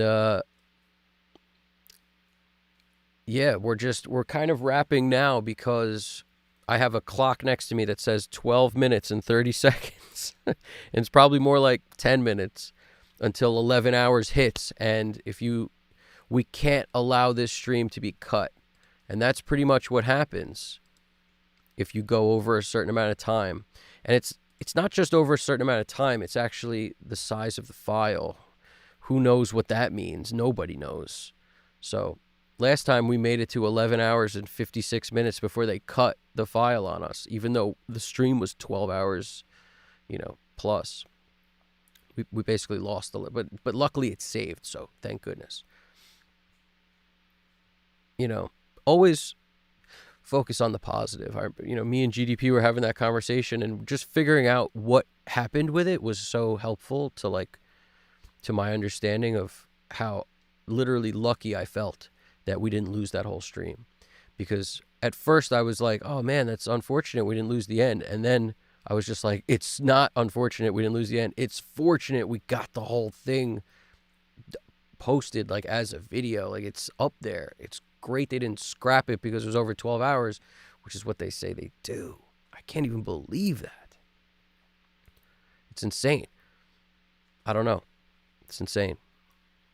But I really do hope you guys dug it, and I appreciated all your questions and everything you added to this awesome experience. Shikiono Music, thank you. I really appreciate it. Been jamming buttons, Dirk Head, Alex Christoph, drums. We got Reeve official, who came through and was, everybody who was a part of this was awesome. Reeve official. Thank GDP too, man. GDP is awesome. I thank you, GDP. You hold it down like no other, and all the stuff I can't figure out, you know how to do. And every time there's a question, you're on it. And every time there's an issue of any kind, you're on it. Honestly, this plane wouldn't be in the sky without GDP holding it down. So I want to thank GDP from the bottom of my heart, and everybody else who was chilling. I really appreciate it. And it's Amin. Can't forget about Amin. And everybody who helped make this awesome, and I know some people, probably watch and don't feel like they want to chat or whatever, but I just hope everybody knows, if you catch these, you have just as much of a place here to chat and be part of this community as anybody. Because that's the point here. This is an all-inclusive thing for engineers. We are such a small group of people that if you decide you want to be an engineer, ask all the questions you want, come through. No one's going to, ever look down on you for asking any questions of any kind. That's the only way to learn. And that's how I look at this, man. It's like all of us, we're just constantly learning. Everyone who knows the most is constantly learning. I guarantee you, in his time off, CLA is researching, learning more stuff to do, figuring out what other people are using, what the latest this is or that. That's what do you think Andrew Sheps does in his off time? I bet you all these guys, they live and breathe it. And I think that's part of, we have no choice because we love it. It's pretty amazing. I feel so lucky to sit here and be able to do this and share it with you guys. It's awesome. Technology is amazing for that. The information age on YouTube is absolutely fantastic. So I really, it was awesome. Oh, A6. Can't forget about A6. I'm just kind of scrolling through here. I hope I'm pronouncing that right. Oh, and Braxel, our dear friend Braxel, holding it down. I appreciate all you guys checking it out. And, till 542. Mixed by XE Wave. All you guys are awesome, man. I really appreciate it. I know I said Alex Christoph already, and, Dirk Head, of course. Some of the comic relief provided by Dirk Head is just unmatched. And it's always been like that. I mean, he's one of the OGs who's been commenting since the dawn of time on my channel when I started 2 years ago. And the dude is awesome. Some of the stuff he lays down is just take all the snorts and snots and put them as a compilation at the end. I love that. I love it. It's great stuff. Yeah, this was a lot of fun. So I hope I didn't forget anybody, and if I did, just keep in mind there's going to be tons of these. There's going to be another one as soon as my voice recovers a little bit, because every time I do this, it's like, oh, you just talked for 6 hours straight. Or, a lot of these streams, there was I feel like I should time it somehow. I should figure out how to, I wish there was an AI app that would tell me what the breakdown is between, chat and mixing, because that would be an interesting thing to know. Because I know it's about half and half is what it feels like anyway, and it's actually what keeps me fresh. It's the only reason I can mix for this long. It's just, I stay fresh. And I stay fresh because I'm able to kind of break and talk to you guys and get my head out of it. Danny Lyrica, all you guys, man. Yeah, man. Shigiono music, man. Great stuff. So been jamming, all you guys. I just want to say it's been a pleasure. And we're going to do this again as soon as possible. As soon as I can talk GDP into another one. I'm just kidding. This is great stuff. It's great stuff. So, did I forget anything?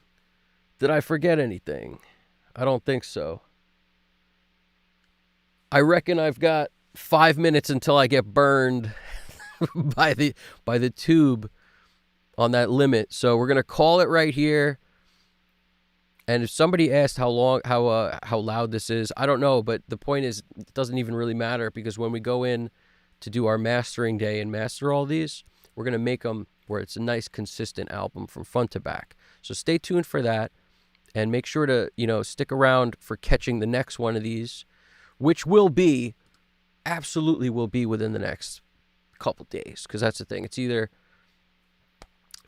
what happens is, I've been up for like, I don't know, 2 days straight. Usually when these things end, I'm like up for about 2 days straight. And then I go to sleep.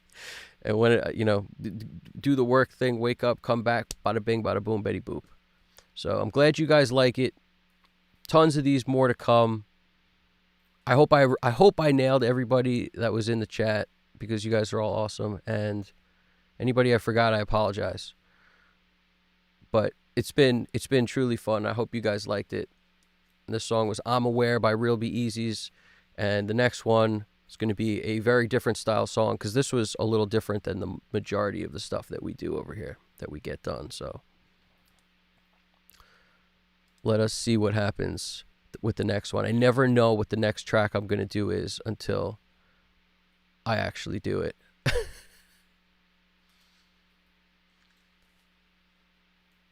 I'm figuring out how to judge when this thing is actually over. Like, there's always a lag between when I'm done and when I'm actually done, like when the stream should end. So right there, I scratched my head. That means we're caught up. It's like a 5 or 10 second delay. We build it as we fly it, folks. I hope you dug it. Evan Jaffe, this is Custom Cut Studios. Everybody keep in mind, you guys got this. And also, everybody can make music that sounds great. Just keep being you. Work on being yourself, and the music will be better for it, all right? You guys got this. Talk to you guys soon. Take it easy.